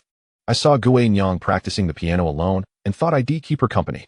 Rest assured, I haven't neglected your tasks, senior brother. He emphasized the importance of transferring the burdens of war. Furthermore, I've been diligent. Xiong Lar suddenly began signaling behind Jiang Yining. Big guy, you're back. Xiong Duang. Do you still want me to help you farm? Xiao Qing dashed in from outside. Xiong Lar chuckled awkwardly, glancing at Jiang Yining. Senior brother. I just taught Xiao Qing a bit about being a great king. He willingly helped me with the work. With a thud, the door closed as the master entered the cabin. The little girl immediately became irate. You big bare head. She placed her hands on her hips, pointing at Xianxiaaudiobooks. I said we must honor senior brother's efforts. We must strive to cultivate. Yet you kept insisting I go out to play, saying you'd help me keep watch. The moment you saw senior brother's sword flight, you immediately called me. Jiang Yining chuckled. No rush, no rush. Let me first bring out the lounge chair. He swiftly dragged out a reclining chair, leisurely sprawled upon it, and gently chided Lin Yuan and Xiao Si, who were engrossed in their cultivation. Hurry up, you two. Come out. Master brother. Xiao Si, you've broken through to the second layer of qi training? Yes, thanks to third senior sister's assistance. She mentioned that she had saved numerous qi training pills specifically for the junior disciples. I haven't ceased taking them these past few days. Jiang Yining gazed at the little girl with a smile. Good, now that everyone is here, let us have a chat. Quickly, continue. Each of you share what good deeds you've accomplished over the past month. He laughed heartily, although he was uncertain how others perceived him. Master brother. Let me speak first. No, great senior brother. You should listen to me first. Silence, servants. Allow this villain to speak first. In an instant, the courtyard erupted into a cacophony of voices, each trying to outdo the other. Jiang Yining observed the antics of the adults and children alike. A peculiar sense of tranquility blossoming within him. Perhaps it was the despair he had encountered on the way back, or perhaps, unbeknownst to him, this little bamboo courtyard had become his tether. Here, he found individuals, objects, and matters that he cherished. Oh, and he must check on Qing after a couple of days of rest. Chapter 131. All is well. Jiang Yining took a 5-day respite. The injury from his return journey, though not severe, was still significant. He sat in the reclining chair, engrossed in the news. The Shushan Exchange Summit has concluded, with the demon sect launching a surprise attack on returning disciples from the Immortal Gate. Unquestionably, all were among the 10 great sects, with a total of 13 fatalities. Namely, Jiang Yining straightened up, the list of names causing a wave of unease within him. After reading through, he felt slightly reassured, thankful that no familiar names were among the deceased. Yet, a wave of fear washed over him. Had it not been for his master passing by fortuitously, would Qingyun not have lost 4 disciples? On the same day, the demon sect, through mortal hands, delivered a letter. The 8 realms of the 10 great sects are to withdraw from Dan in the Great Ming Dynasty, or else their disciples are forbidden from descending the mountain. However, the 10 great sects responded swiftly and discreetly, deliberately sending disciples while secretly following the 8 realms. And that very night, they annihilated the demon sect, slaying 7 from the 6th realm and 1 from the 7th realm. Afterward, the 10 great sects firmly declared, they are entering a state of preparedness for battle, with disciples ready for sacrifice, determined to eradicate the demon. If the demon has the gall, let it send out 8 to launch a surprise attack, and see if they can silence you. Simultaneously, they invite the world's sects to join in the Dan and Great Ming dynasties to eradicate this perpetual menace. For 2 consecutive days, the demon sect seemed to vanish once more, leaving no trace behind. Jiang Yining sighed. Masters, please refrain from making hasty declarations. I am not yet prepared for martyrdom. However, the situation appeared rather grave. The entire page was filled with accounts of this matter, half the column dedicated to various experts analyzing the circumstances. Jiang Yining felt indignant, cursing under his breath. Damn it, targeting the 10 great sects specifically is rather tedious. It was clear that descending the mountain henceforth would require his master's company. He himself must also hasten to elevate his cultivation level. Simultaneously, he pondered over the formation of the 10,000 sword barrier, which would necessitate condensing 10 strands of spiritual resonance into the formation. The 10,000 sword barrier, in truth, only required 1,000 strands of heavenly, descending spiritual resonance. If a precious item averages 10 strands of heavenly, descending resonance, that is not too much, only 100 pieces. Well, that might be a tad excessive. Jiang Yining shook his head and continued perusing the subsequent content, noting that the Qingyun 3 swords also garnered a small mention. In the contemporary era of Qingyun, talents abound, and the 3 swords have emerged prominently, their identities well established. Upon reading this, Jiang Yining smirked. Suddenly, Old Wu arrived. You rascal. You've been back for days, and still haven't done any work. How many seeds have piled up at Master Wan's place? Saying this, he directly dragged Jiang Yining to pick seeds at Master Wan's location. This kept him busy for a full 5 days, with Master Wan accompanying him day and night. Only after 5 days could Jiang Yining extricate himself to visit Sheep Village. By the riverside, as Jiang Yining descended, Qing emerged from the water's surface. The white fish rolled its eyes. Immortal father, immortal father. Upon seeing Jiang Yining, the righteous fish was ecstatic, trembling with excitement. Jiang Yining chuckled at Qing. You've developed a golden stripe on your back. Have you broken through? Qing's voice grew even more animated. A large number of sea demons entered the river. But later, Immortal Father mentioned they have been cleared. However, when the small fish entered the river, they immediately sensed a foul odor in the water. Yet, that odor seems beneficial to the righteous fish, leading it upstream, where it discovered many corpses of sea demons exuding a strong foul aroma. Jiang Yining laughed. That is not a foul odor. It is the blood essence of the sea demons that has been absorbed by you. De Qing tilted its head, blinking its white fish eyes, seemingly contemplating. Immortal Father makes a valid point. As a result, the river has also given birth to some clever little fish and shrimp. Oh, Jiang Yining asked, are those fish and shrimp still in the river? De Qing shook its head. They have all been eaten by the righteous fish. They tasted quite good. Oh well, along with the celestial herbs that Brother Xiong sent me every few days, the righteous fish unknowingly broke through. Jiang Yining nodded, acknowledging that Brother Xiong had indeed not forgotten the tasks assigned to him. All right then, the Three Rivers region has been peaceful lately, right? De Qing quickly blinked. Currently, the Three Rivers region is the territory of the righteous fish, bestowed by Immortal Father, and there are no issues. As it spoke, it expelled a bubble containing a fist-sized essence of water. Recently, Immortal Father has not come to collect the water treasures. The righteous fish has been saving them for you. Jiang Yining smiled as he accepted the water essence. Good, your strength has increased. Be bold and take a tour of the Southtail River. See if there are any treasures to be found. Strive to one day encompass the entire sea within your domain. With that, he chuckled and soared away on his sword. Farewell, Immortal Father. The righteous fish earnestly recited the teachings of its father. Upon returning to Qingzhou Peak, Jiang Yining first prepared 2 barrels of jelly-like spiritual fertilizer. He glanced at the little green who was helping Brother Xiong plant the fiery grass. Little green, the spiritual fertilizer has arrived. Let us go water the monkey fruit trees. All right, big guy, I'm coming. Jiang Yining chuckled. You're a monkey, and yet you've learned bear language? Little green grinned. But I think that Great Bear King makes a good point. It sounds rather imposing. Jiang Yining rolled his eyes. Imposing? Listen, you are to become the Monkey King, so you should say, I, old son, have arrived. Hey, demons, prepare to face me. Try it. Little Green straightened up. Huh? I, old son, have arrived. Hey, demons, prepare to face me. Ah, indeed, you have a talent for this. Then he quickly blinked his eyes. Jiang Yining gave a thumbs up. Very good, splendid. That is how one should sound majestic. Now, go take care of the monkey fruit trees. With you watching over Monkey Mountain, I can rest easy. Little Green stood straight. Big guy, don't worry. I, old son, will head there right now. Good. Jiang Yining watched contentedly as Little Green exited the courtyard, carrying the 2 barrels of spiritual fertilizer. Afterward, Jiang Yining ascended to the peak, focusing his energy on the 10,000-year pine. He mused to himself, how much growth value was it last time? I seem to have forgotten. Current growth value, 76. When the demon sect ascended Qingyun, I remember it had already surpassed 60. Adding to that the Immortal Gate Summit, 2 months have passed, and it has only increased by a few points. Golden Lotus, 43. Jiang Yining contemplated for a moment, retrieving the remaining piece of pale golden large finger bone and burying it beneath the pine tree.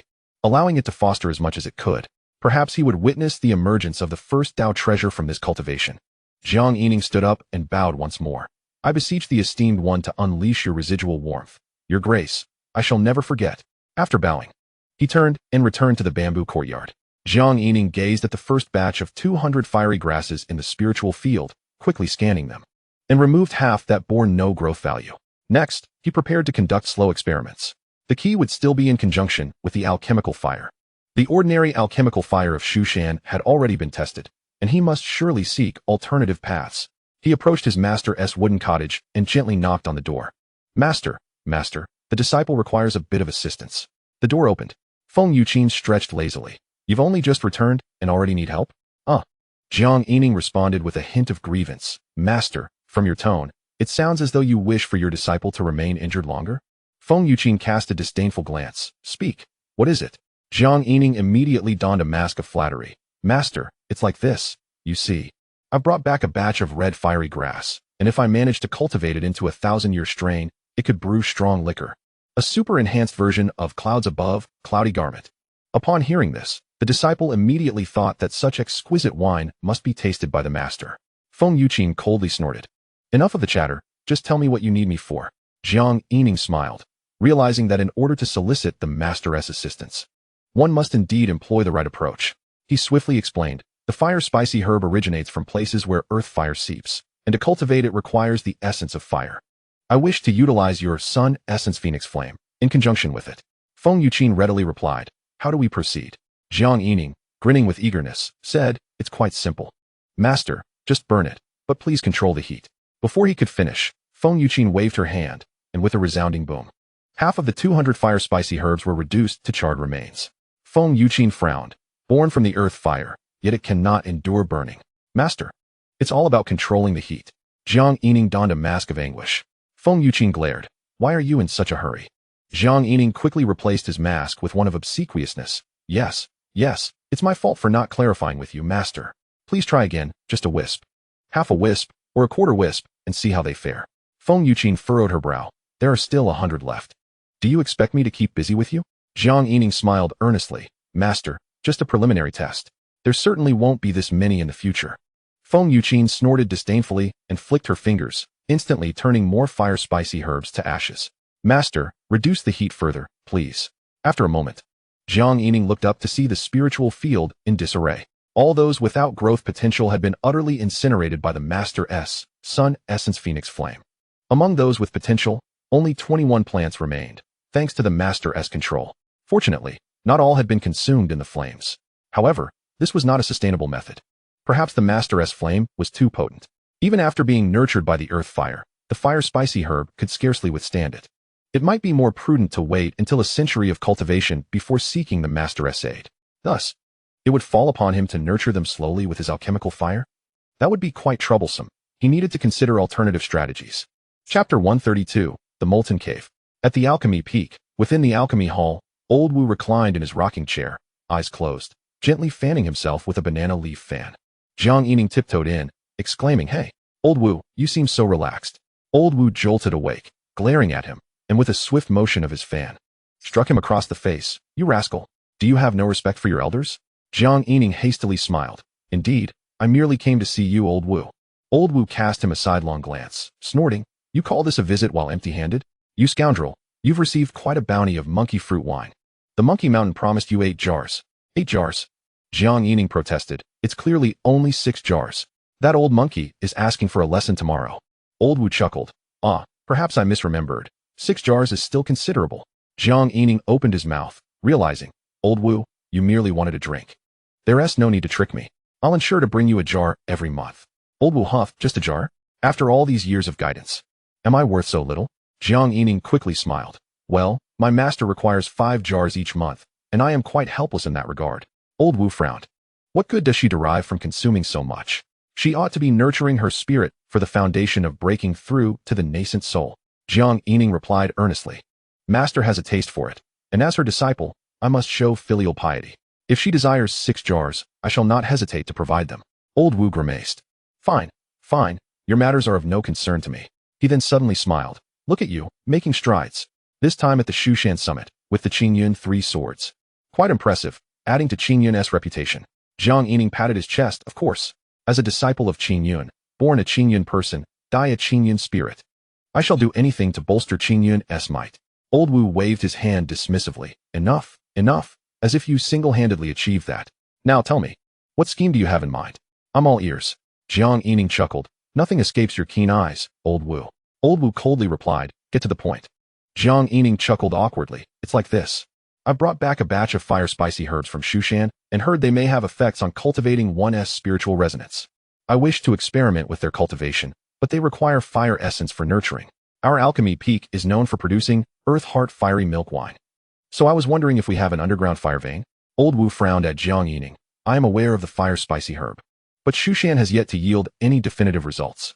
Jiang Yining hurried to explain. "I was thinking, if it could be cultivated in bulk like the Xianling immortal nether herb, perhaps we could achieve significant results. If so, Qingyun would reap great benefits."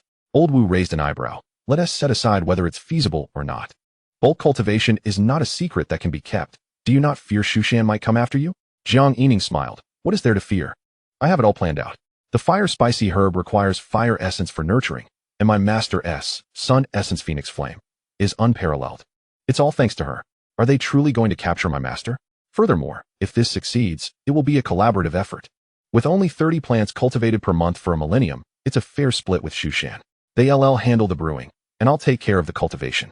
If we manage to cultivate extra plants, we can certainly tinker with them and perhaps create Qingyun number 2 pill."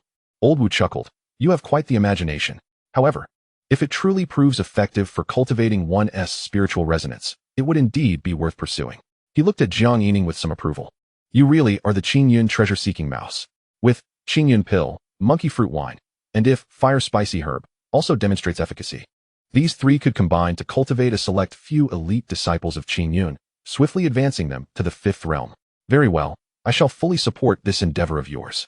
However, the underground fire vein is not located in the alchemy peak, but rather at the Asking Sword Peak. Old Wu smiled. I will first speak to the master of 10,000 peaks, requesting him to give you a heads up.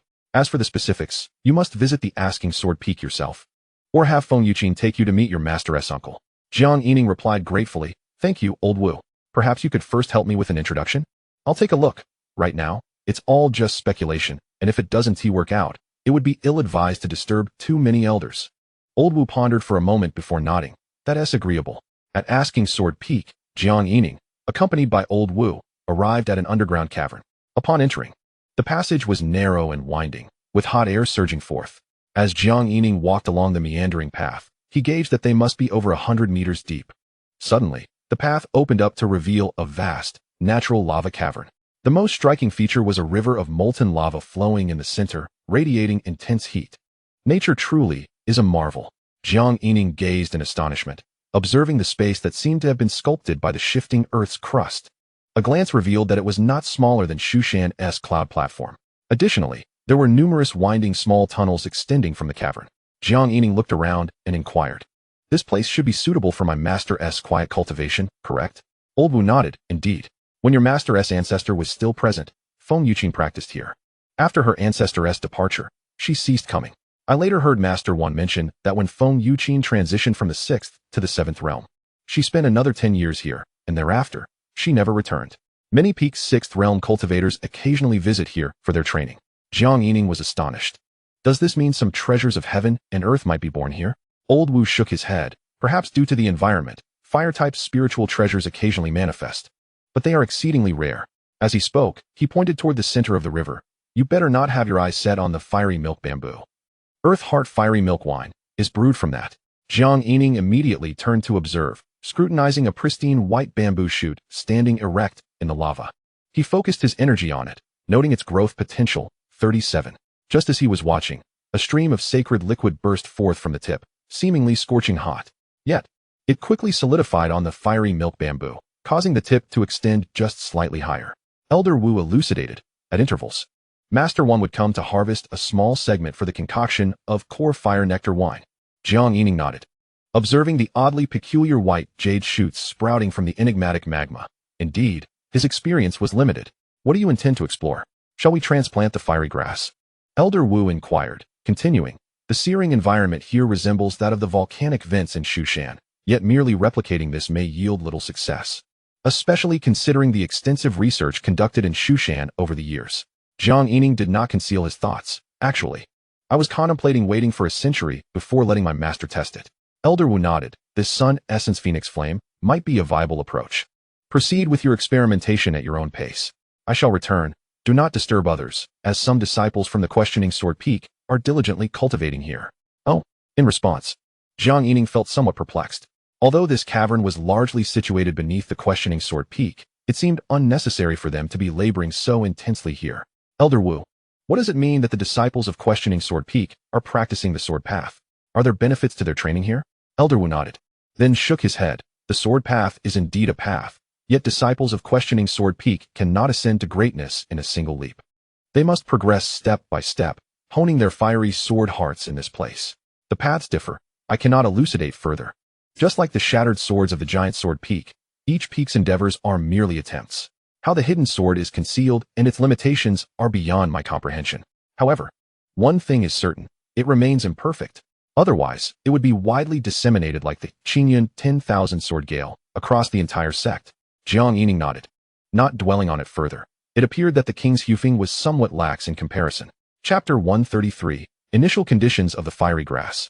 In this vast expanse, there were surprisingly few people. Jiang Yining merely turned slightly, quickly selecting a spot to and fro a few times.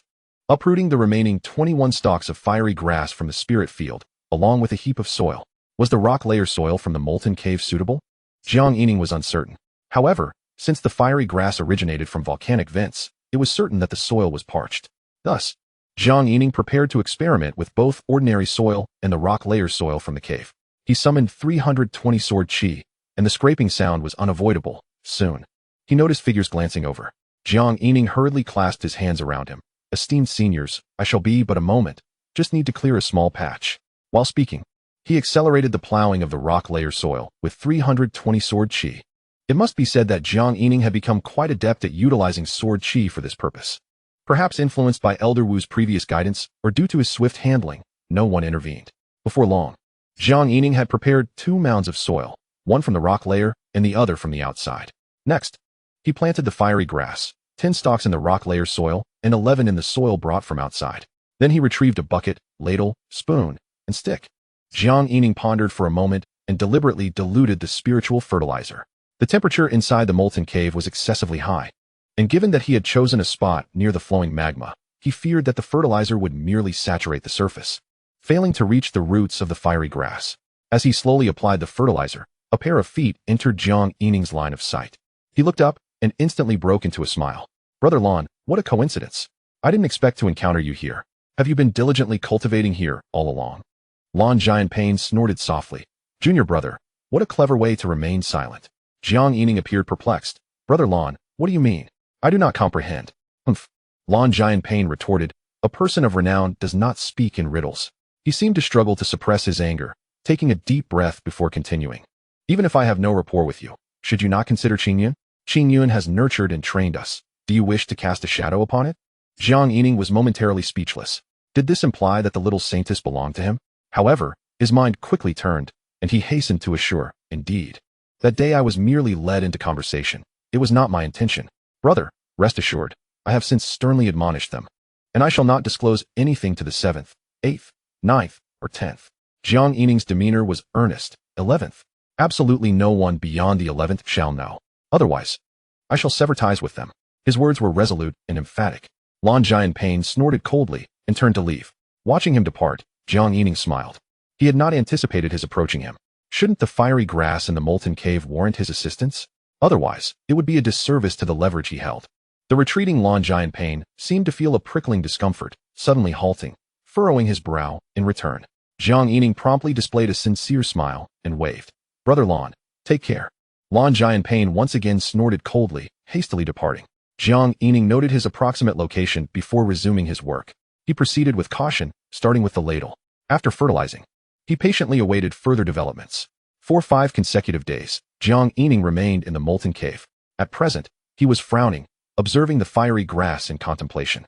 Of the 21 stalks, only 3 had shown changes in growth value. 2 were planted in the rock layer soil, and 1 was from the soil brought in from outside. This seemed to indicate that the rock layer soil was more suitable for cultivating fiery grass. Yet, the small number made it too coincidental to draw a definitive conclusion. Moreover, the growth increments of the 3 stalks were minimal. In less than 5 days, they had barely grown by 10. Regarding the 3 stalks of fiery grass, he had discerned the intervals for fertilization. Every 6 hours, the growth length increased by 1. Thus, only 2 were added in a day. This indicated that the fertilization interval for all fiery grass should indeed be 6 hours. Yet, why had none of the other 18 stalks shown any signs of change? This probability was less than 15, and it merely reflected the proportion responsive to fertilization. One must understand that during the cultivation process, failure was inevitable. Generally speaking, for herb cultivation, achieving a millennium lifespan with a 2 probability was already quite commendable. In his experience with the white moon bone flower, cultivated for Elder Wu, out of 100 stalks, only about 2 would reach a millennium lifespan, and achieving 10 millennia would rely on sheer luck. By this calculation, out of 1,000 stalks, only 500 would progress. Of those 500 responding to fertilization, based on a 15 rate, only 75 would remain. Out of those 75, considering the normal probability for herb cultivation reaching a millennium lifespan, only 1 stalk would likely succeed. The odds of 1 out of 1,000 becoming a millennium herb were indeed dismal. Furthermore, the probability of achieving a millennium lifespan could not be calculated as with ordinary herbs. It might be even lower. No wonder Pan Nanxing remarked that Shushan's attempts were excessively laborious. He could directly exclude those without progress and commence cultivation from the fiery grass at the spiritual level, but the Shushan cultivators had no such recourse. Moreover, after 6 hours of fertilization, he could further eliminate those that showed no response, abandoning them entirely. In this light, if the quantity of fiery grass were sufficient, he could indeed cultivate them. Unfortunately, the quantity was far too limited. He needed to send a message to Pan Nansheng, indicating that his master's sun essence phoenix flame was beneficial for cultivating fiery grass, suggesting he find a way to procure more, or even directly communicate with his master to obtain 1,000 stalks for experimentation. Indeed, regarding the sun essence phoenix flame, perhaps the probability would not be so low. All 21 stalks had been exposed to his master's flame. Although they still thrived, they might have sustained hidden injuries. There was no need to rush his master into action, for a single use could incinerate a batch, evidently indicating that the current fiery grass could not withstand it. As Jiang Yining contemplated returning to King's Hufeng, Elder Wu arrived. "How goes it? Have you made any discoveries?" Jiang Yining replied, "There are certainly varying levels of vitality, but further experimentation is needed to determine whether it is worth the effort to cultivate." Elder Wu nodded. "Good, keep at it, but we must exit first. Master One has already accumulated 3 batches of seeds." Jiang Yining chuckled wryly. "Elder Wu, can we not manage to gather a batch every 5 days, or 10? The frequent returns from the Black Sea Thunder Marsh are also wasting manpower." Elder Wu responded, "We wish we could, but during the inaugural year, Qingyun lacks stock. Disciples require rewards, and various sects must purchase monthly. Once we gradually accumulate stock, you can select seeds once a month." "Very well." Jiang Yining accompanied Elder Wu for a visit. By the time they returned to King's Hufeng, it was nearly evening. "Knock, knock, knock. Master." Jiang Yining observed the door with keen interest, but received no response. Suddenly, a cold snort echoed from behind. "What are you peering at?" Startled, Jiang Yining stood upright, turned around, and forced a smile. "Master, I thought you were still inside the room, as you tread so silently." Feng Yuqin let out another cold huff. "What trivial matter is it this time?" Jiang Yining chuckled. "Master, I have an idea I'd like to discuss with you. As you know, I am currently cultivating the red pepper plant. I mentioned to Shushan that your sun essence phoenix flame has great potential. Under this pretense, I aim to procure a batch of red pepper plants from Shushan." He vividly recalled the beating he received last time. Hence he dared not proceed without prior consultation this time. Feng Yuqin frowned. "Are you asking me to take the blame for you again?" Jiang Yining replied eagerly. "I merely wish to discuss it with you. How could that be considered taking the blame?" Feng Yuqin scoffed. "You burned a patch to ashes in an instant and still claim it has potential? How is that not taking the blame?" "Master, that was from a plant that hadn't matured for 100 years. With a 100-year-old specimen, it might yield results. Let us give it a try. If it succeeds, wouldn't that mean you could brew exquisite wine?" "Fine, fine." Feng Yuqin waved her hand and entered the wooden hut. Jiang Yining smiled, realizing he was indeed appealing to her preferences. "Master, please don't close the door just yet. There's still another matter to discuss." Feng Yuqin turned around and preemptively stated, "Don't even think about asking me to run an errand to Shushan." Jiang Yining immediately chuckled nervously. "Then how about you accompany me to the nearest Qingshan city? It's only 100 miles from the 3,000 mountains. I need to meet Fian to deliver some treasures." Feng Yuqin retorted, annoyed. "Even 100 miles? You expect me to accompany you?" Jiang Yining opened his mouth, frustrated that it was too far, yet too close as well. "Oh dear master, isn't the demon sect making threats against the 10 great sects? Had it not been for your timely arrival last time, I would have been done for." He added with even greater earnestness, "I believe you were secretly protecting me, weren't you? Otherwise, what a coincidence it was. I know you care deeply about my safety. And this time, going to Qingqing might lead to an ambush from the demon sect." Feng Yuqin dismissed his concerns, no matter how audacious they are. They wouldn't dare launch an attack near the 10 great sects. If they were to kill someone, they wouldn't be able to escape. How many of their strong men could they exchange for a disciple from the immortal sect? The reasoning seemed sound, yet if it were to happen, it would be too late. Jiang Yining mumbled, "They have the audacity to kill near Qingyun." Feng Yuqin, irritated, commanded, "Just hold on to the distress pearl. It's merely 100 miles. I can arrive in an instant. The path of cultivation requires one to seize opportunities. Now you're even fearful near Qingyun. Can I protect you for a lifetime?" Jiang Yining nodded earnestly, "Of course." Feng Yuqin let out a cold snort and slammed the door shut. The following day, Jiang Yining summoned Xiong Lar. "Old Xiong, do you still have the distress pearl from when you were guarding the city with the young ones?" Xiong Lar nodded vigorously indeed. "I've kept the Grand Master's belongings safe." Jiang Yining replied, "Good. Today you shall accompany me down the mountain for some fun." Xiong Lar immediately inquired, "Senior brother, does this mean we can feast? I'm quite tired of grass lately." Jiang Yining shot him a sidelong glance. "I have no gold coins." "I have." Xiong Lar hurriedly offered his services. Jiang Yining shook his head. "We'll see how it goes. Remember, if we encounter any demons, Shatter the Master's distress pearl at the first opportunity. With the crimson dragon and the 10,000 treasures glazed body, he could barely withstand a slap from the sixth realm at that moment. The master would surely arrive in full force. What he feared most was ending up subdued like Sister Sue previously, with no chance to call for help. Jiang Yining pondered bringing Xianxiaaudiobooks along to add a layer of protection. Speaking of the crimson dragon, it was still with Wentai, who had gone to witness the Shushan summit. He wondered if the task had been completed. He sent out a message via a flying paper crane. Moments later, without awaiting a reply, he saw Wentai approaching on a flying carpet. Senior brother, I apologize. The summit took longer than expected. I just finished yesterday. And it seems you need it today. What a coincidence. His eyes were red and clearly weary. Jiang Yining nodded. No worries, junior brothering. Your efforts are appreciated. He signaled for the crimson dragon, binding it to his wrist. It was quite exquisite, but the sharp pincers and legs appeared rather painful. Huh. Why is there still blood on the spikes? Wentai seemed slightly flustered. Is that so? I must have accidentally scratched myself while refining it. Senior brother, I have something to attend to, so I'll take my leave. With that, he vanished swiftly into the skies above Qingzhou Peak. Jiang Yining regarded his retreat with suspicion. Had he really just completed the refining yesterday? Would he dare to use it beforehand? Afterward, the duo, one man and one bear, boarded a flying sword, speeding towards Qingqing. In less than half a tea's worth of time, they were nearly upon the city. Suddenly, a loud explosion erupted behind them. Both Jiang Yining and Xianxiaaudiobooks turned to see a dark figure rapidly approaching. Without hesitation, Jiang Yining crushed the distress pearl. He commanded the sword to veer away. Yet the shadow moved with incredible speed, and in an instant, a figure appeared, seemingly possessing a peculiar tail that flicked back. Boom. The space behind him appeared to collapse, sending out a concave wave of white energy. The figure shot forth like a beam of light, instantaneously reaching Jiang Yining and Xianxiaaudiobooks. Run! Xianxiaaudiobooks kicked Jiang Yining, transforming into his true form and leaping backward, his bare paw meeting the incoming assailant.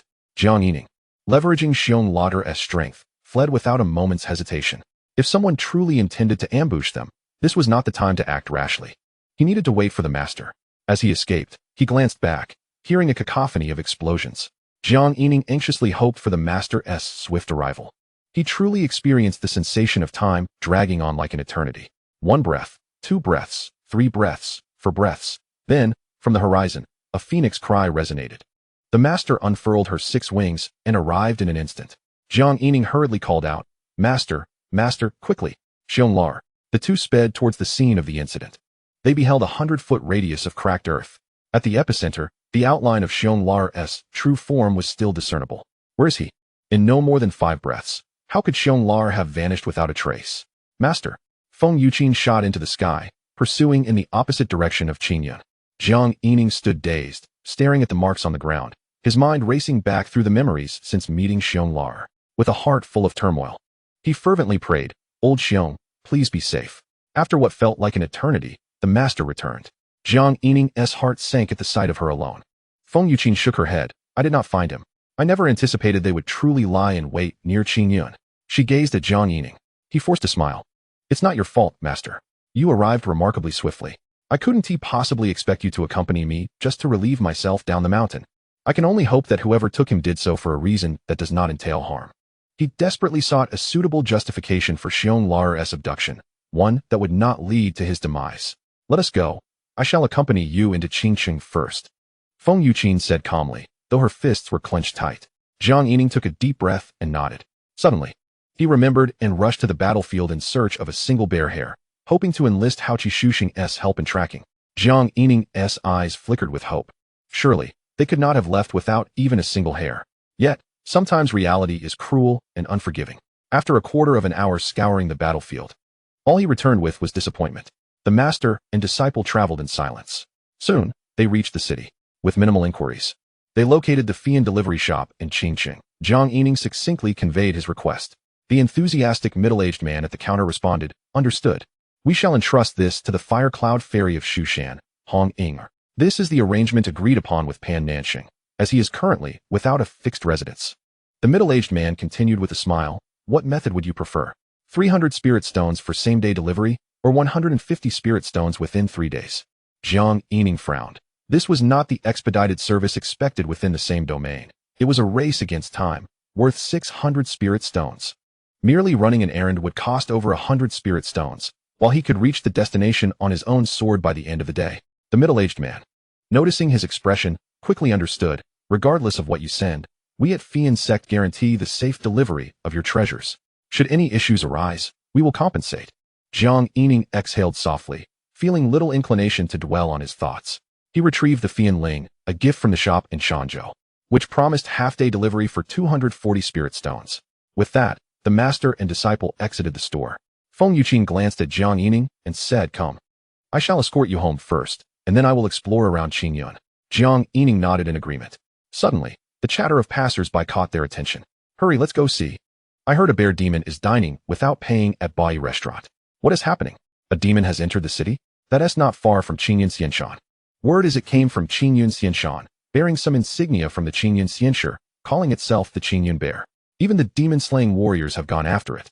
The two exchanged glances and promptly followed the crowd to Bai restaurant. Outside, many people were gathered, pointing and discussing the scene within. Inside, a lone figure with a bear's head occupied the space, with no other patrons in sight.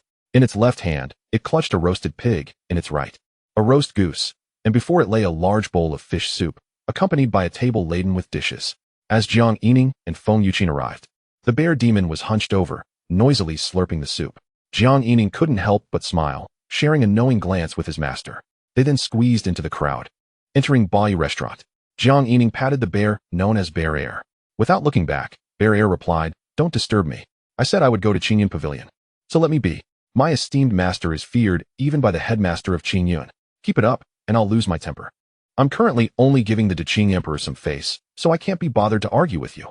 Besides, I've already paid." Bear Air stuffed a piece of roasted pig into his mouth and continued to drink the fish soup. However, as he lifted his head, he suddenly noticed a girl across from him, already digging in with her chopsticks. "You young girl, you bear a striking resemblance to my esteemed master." He blinked rapidly and abruptly stood up, choking on a mouthful of soup and coughing vigorously. "Esteemed master, cough, is that really you? Why have you come down the mountain?" Feng Yuqin remained silent, engrossed in opening a jar of wine. Jiang Yining's teasing voice rang out from behind. "Well, Bear Air, you certainly know how to indulge. Your master has scoured the vicinity of Qingsheng for you, nearly wearing out her legs. And just a moment ago, you referred to her as a little girl." Bear Air turned around. "Senior brother, you're here. After that fellow ran off, I didn't know where you went. So I decided to wait for you in the city." Immediately, he piled all the dishes in front of Feng Yuqin with great enthusiasm. "Esteemed master, I meant to say that you are young and beautiful, even more so than a little girl." His face wore an ingratiating smile. Feng Yuqin waved her hand dismissively. Jiang Yining chuckled and sat down. "Boss, bring out the good wine and fine dishes." Bear Air instantly brightened. "Senior brother, you are truly wise." The boss remained unmoved, his face filled with anger.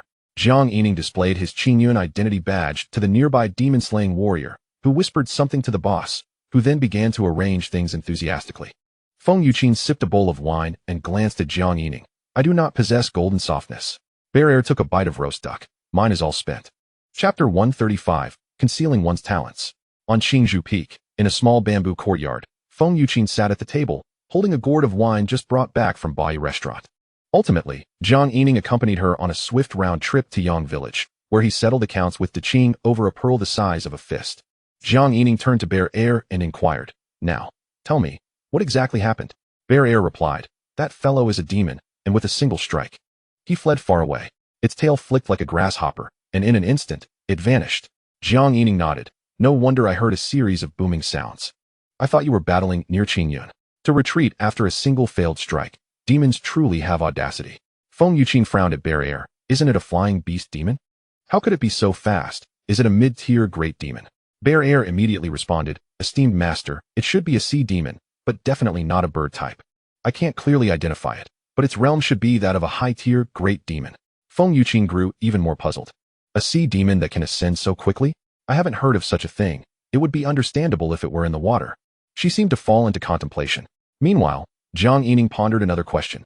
"A high-tier great demon?" He looked at Bear Air, similar to a six-realm powerhouse. "You withstood a blow without a scratch?" Bear Air patted his chest. "Senior brother, I've consumed so many immortal herbs. In a moment of crisis, my bear essence erupted, breaking through to the mid-tier great demon realm. I can even summon thunder with my bones." Bear Air looked at Jiang Yining, a proud glint in his eyes. He raised both hands, one entwined with golden lightning and the other with black lightning. Jiang Yining was astonished. Thunder with your bones? Master, is this? Feng Yuqin cast a casual glance. Under normal circumstances, only those in the Dan demon realm can summon thunder with their bones. A few exceptionally gifted high-tier great demons can achieve the same at the mid-tier level, but it's exceedingly rare. She pondered for a moment. However, ordinary demon cultivators produce golden lightning. Let me see your black lightning, little bear. Bear Air hurriedly approached Feng Yuqin, his palms crackling with black lightning. Feng Yuqin pointed her finger into it, and after a moment, frowned. It resembles the punishing thunder from the Black Sea Thunder Marsh. Jiang Yining regarded Bear Air with astonishment. Master, could it be that he has consumed too much Xianxiaaudiobooks grass? Feng Yuqin shook her head. I'm not certain. Perhaps the little Taoist was not entirely wrong. This may simply be one of the variables. Jiang Yining nodded, reflecting on his understanding that once the body is refined to a certain degree, summoning thunder with the bones could be akin to generating biological electricity.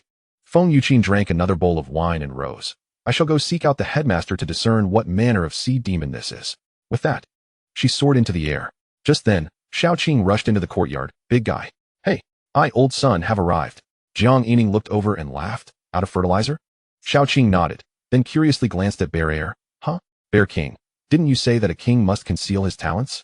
Why are you revealing your thunder to the big guy? Bear Air frantically signaled to Xiaoqing with his eyes. In an instant, Jiang Yining sensed that things were not as simple as they seemed, glaring at Bear Air. Old 2, you've learned to conceal your talents. Speak. What is really going on? Bear Air quickly smiled ingratiatingly. It's just that I broke through while senior brother was at the summit meeting. Jiang Yining retorted. What are you hiding for? Are you plotting against Qingyan? Are you a spy from the Demon Saint Mountain? He hastily placed the blame. Bear Air waved his hands. Senior brother, I absolutely harbor no ulterior motives. It's just that. After an extended moment, he still failed to clarify. Jiang Yining angrily shouted. Why not confess the truth? Bear Air hung his head. I just thought, next time when senior brother spars with me, I'd like to surprise you. His voice grew increasingly faint. Jiang Yining burst into laughter. What a surprise. This fellow is still thinking about giving me a beating. Well done, old 2. You truly are deserving of your former title as king. Very well. I shall wait for the day I fulfill your wish and wrestle with you again. He spoke with mock annoyance. Given today's events, I thought I had been too harsh on you for making you farm daily. But it seems your blessings still fall short. We must cultivate a larger plot of spirit field. He then turned to Xiaoqing. Quickly tell me. What other lessons has Bear Air imparted to you about being a king? Xiaoqing pondered for a moment. To be a king, one must master 2 faces. Not reveal one's innermost thoughts, and wield both grace and authority. After listening for a while, Jiang Yining regarded Bear Air. Old 2. Who would have thought you possessed the qualities of a king? You've been wronged in this little bamboo courtyard. Bear Air quickly shook his head. No. I've long lost the desire to be a king. I just enjoy farming alongside senior brother. I merely teach the little monkey. Now, even if the Demon Saint Mountain sought to elevate me to kingship, I would have no interest. Following senior brother and the esteemed master is the true path for a bear. Xiaoqing interjected. Indeed, to become a king, one must also seek allies.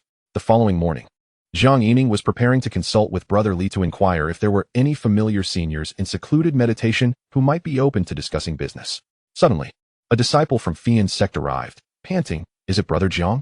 Jiang Yining paused momentarily before responding enthusiastically. A letter from Shushan? The disciple nodded and handed Jiang Yining a storage bag, saying, Brother, the items have been delivered. I shall take my leave. Jiang Yining smiled and nodded, opening the storage bag. To his surprise, Pan Nanqing had acted with remarkable swiftness, delivering a substantial quantity of fire-spicy grass. Why was this individual so unexpectedly proactive? Hadn't the second prince he arranged become a discarded piece on the chessboard? Moreover, he had even wasted a Qingyan pill. After a moment's contemplation, Jiang Yining called out to the disciple from Fian's sect. Junior brother, since Fian has sent treasures, shouldn't we arrange for them to collect the goods? The other party nodded. Of course, this is part of our service. We charge an additional 10 spirit stones for door-to-door delivery. Jiang Yining promptly replied. Then please convey to them that I would like Fian to send someone to deliver goods to my location once a month. The other party required no formalities and, after acknowledging, departed. Following the recent attack by the demon cultivators, Jiang Yining resolved that he would not descend the mountain without his master accompanying him. If he could not cultivate the fire-spicy grass, he could simply cancel the order next time Fian came to collect. Jiang Yining did not immediately extract the fire-spicy grass. Instead, he found a letter atop it. Upon unfolding it, he discovered it to be a correspondence from Pan Nanqing. Dear Brother Jiang, does the effect of the Phoenix Senior's true fire truly hold such merit? I hope you are not deceiving me, crossed out. For your sake, I have gone to great lengths to discuss and assure my master. I can provide you with 10,000 fire spicy grasses monthly. My master's requirement is not steep. Merely 20 stalks of the 1,000-year variety, crossed out. If this matter comes to fruition, though my master has not explicitly permitted my return to Shushan, there seems to be an implied consent, and I entrust you with my significant affairs. Gesture of entreaty. I miss you dearly, Pan. Jiang Yining chuckled. The letter he had sent yesterday indeed contained a touch of exaggeration. 50 stalks was an overstatement. Transforming 10,000 stalks into 50 of the 1,000-year variety was simply implausible. Even if 10,000 stalks were achieved, considering the breeding success rate of 15%, that would yield only 750 stalks. Assuming a 2% chance of successfully cultivating them into 1,000-year varieties, that would result in merely 15 stalks.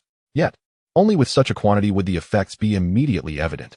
And here it was that 10,000 stalks had been promptly delivered. Chapter 136, Fire Spirit Beast. Magma Cave. Jiang Yining stood before two expansive spirit fields, seething with indignation. Who on earth possessed such a lack of public morality? All 21 stalks of the red spicy grass had been uprooted, leaving not a single leaf behind. Although it held little consequence for him personally, the principle of the matter was significant. Jiang Yining followed a certain path, intending to inquire with Brother Lan first. It was not until he reached the upstream of the magma river within the cave, navigating through a narrow passage akin to a small compartment, that he finally spotted Lan Jianping. The latter was seated cross-legged, his flying sword laid across his lap, staring intently at the blade as if entranced. Brother Lan? Lan Jianping lifted his head, grunting dismissively. Do not disturb my cultivation. Jiang Yining laughed. Brother, may I ask you something? I have no time. Lan Jianping decisively refused. Unperturbed, Jiang Yining continued. Do you know who uprooted my red spicy grass? Lan Jianping retorted. It wasn't me. Oh. Jiang Yining regarded him intently. His initial non-suspicion transformed into doubt due to Lan Jianping's response. Are you suggesting you know who it was? Lan Jianping, disinterested, turned his back to Jiang Yining and resumed his meditation. Jiang Yining chuckled. If you wish to remain uncooperative, then I shall refrain from asking. His words were laden with weight, clearly threatening. Lan Jianping snorted coldly, still ignoring him. Very well, I shall not impede your meditation. Jiang Yining said as he turned to leave, adding thoughtfully, I wonder what my brothers are thinking. Humph. You stop right there. Lan Jianping glared fiercely. Jiang Yining smiled. Brother, if you know who uprooted my grass, please share the information. I would be immensely grateful, and I promise not to mention it. Lan Jianping scoffed. I advise you not to spread rumors about this matter. Jiang Yining quickly assured. Rest assured, brother, I won't say a word. I am a man of my word. Lan Jianping grunted again, clearly skeptical of his promise. Let us hope you uphold your gentlemanly demeanor this time. Jiang Yining grinned. Brother, please tell me quickly, or I might suspect you are taking revenge on me. Lan Jianping shot him another glare, and before he could speak, Jiang Yining interjected. I was merely jesting. I was just joking with you, brother. I said I wouldn't mention it. I truly am a part of Qingyun. This red spicy grass is intended to contribute to Qingyun's success if it can indeed be cultivated, so please do tell. Lan Jianping finally uttered a few words. Fire Spirit Beast, Fire Salamander. Fire Spirit Beast? Jiang Yining exclaimed, looking around in astonishment. Where is this Fire Spirit Beast you speak of? Lan Jianping gestured towards the magma river with a glance. Jiang Yining was taken aback. In the magma? Lan Jianping nodded. In the fifth realm. Jiang Yining inquired. Does Qingyun not have anyone to manage it? Lan Jianping countered. Why should we? It has been living here quite well. Jiang Yining paused. I mean, it could be a combat asset, one worth cultivating. Lan Jianping expressed disdain. Qingyun does not lack a fifth realm cultivator. Occasionally, Master Wanfeng will throw in some elixirs for it. He resumed his meditation. All right, I have shared all I needed to. How you choose to handle it is your business. I must cultivate, so do not disturb me again. With that, he fell silent, closing his eyes in concentration. Jiang Yining pursed his lips, recalling when he first arrived. Had he truly been in a daze? Perhaps he was thinking of the little saintess? Jiang Yining did not press further, instead walking slowly alongside the magma back to the cultivation site. The breeding process still had no clear direction. And now there was the added complication of a fire spirit beast stealing from him, which could prove quite troublesome. Would he have to keep watch day and night? Moreover, he would not stand a chance against a fifth realm beast. Even if it did not oppose him, if it consumed his crops and fled, he would be powerless to stop it. Suddenly, a different thought struck him. Wasn't this akin to the great Qing's treasure-seeking child? Perhaps it could even lead him to the essence of fire. As this idea took shape, Jiang Yining could no longer sit still. How could he communicate amicably with it? They could engage in sincere dialogue. Let us go. I must find Master Wanfeng. He hurriedly exited the magma cave. In the Dan hall, Old Wu noticed Jiang Yining's frantic demeanor. What are you up to, boy? Have you made progress in cultivation? Jiang Yining shook his head. Old Wu. Take me to see Master Wanfeng. Old Wu, puzzled, asked, what is the matter? You haven't even been summoned for seed selection today. This is quite unusual. Jiang Yining smiled. Old Wu, let me ask you something. Does Master Wanfeng keep a fire spirit beast called fire salamander in the magma? Old Wu chuckled. So that's your aim. It's not actually kept by Master Wanfeng. He occasionally tosses a few special elixirs into the magma to see if it can break through on its own. If one day it truly becomes a beast of the 8th realm, it will simply be a spirit beast for Qingyun.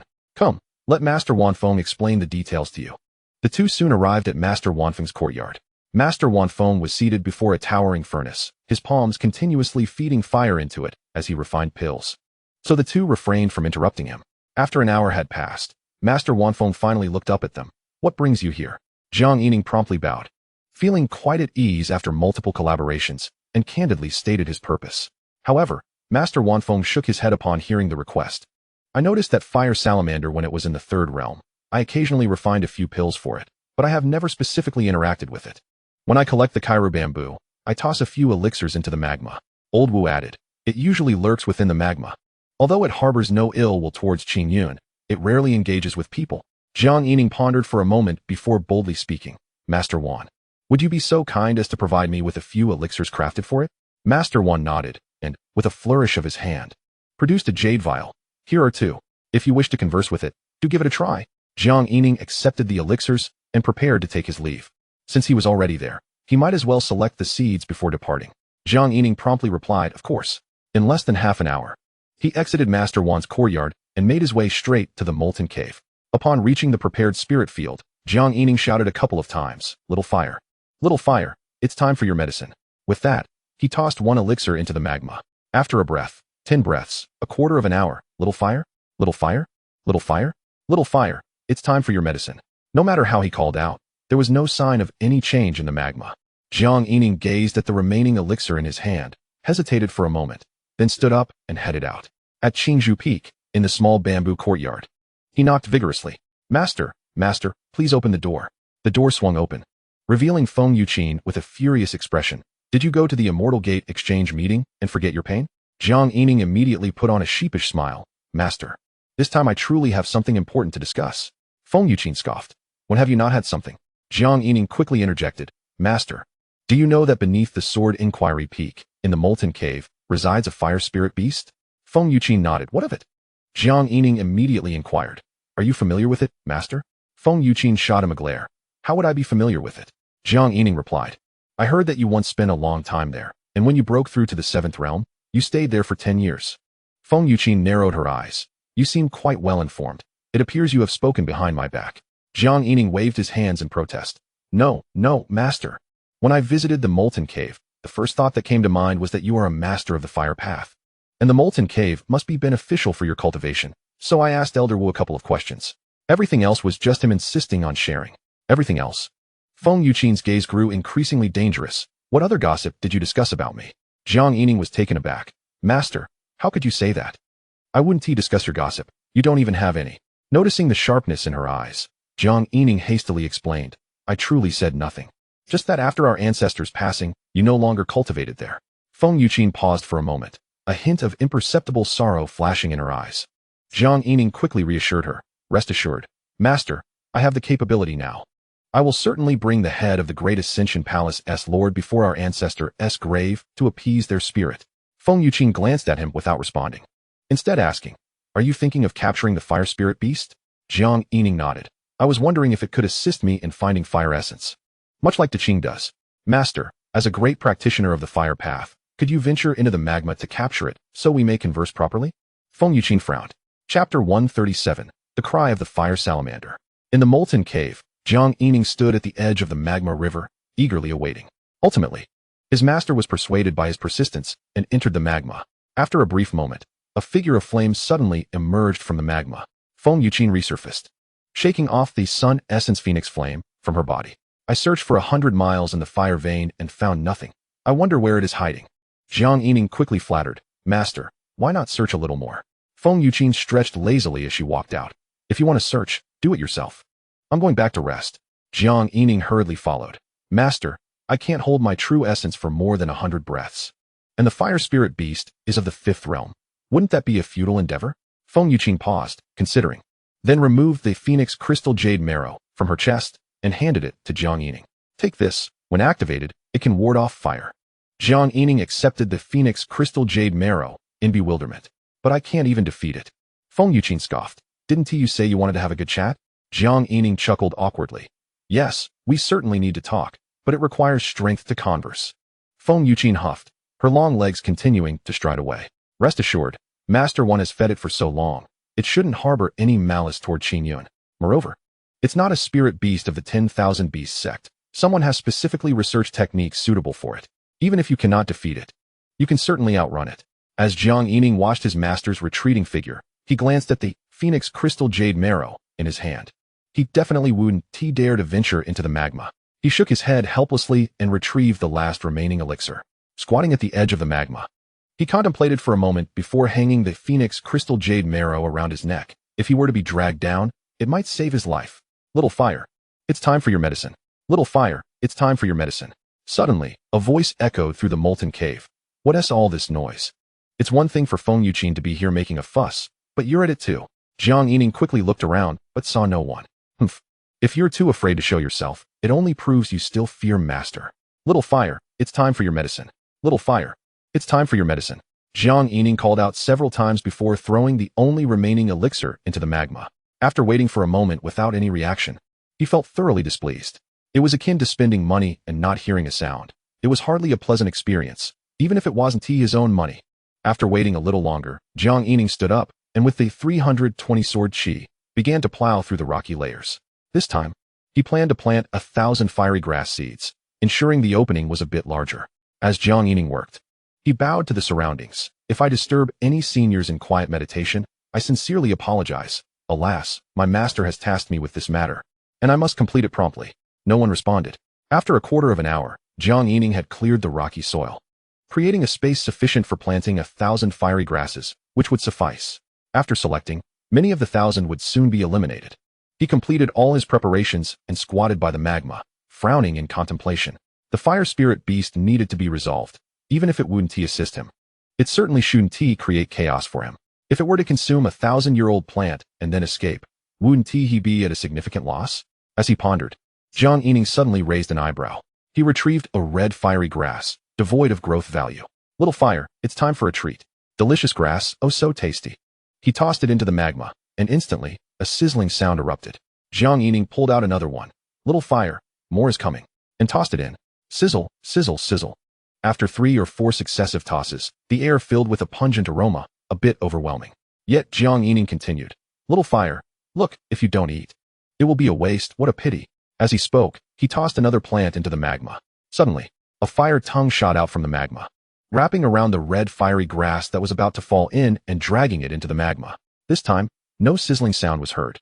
Jiang Yining was startled and took 2 steps back. He immediately focused his energy on the surface of the magma, but alas, the visibility in the magma was even lower than when he was underwater. He couldn't see even half a meter, not even the shadow of the fire spirit beast.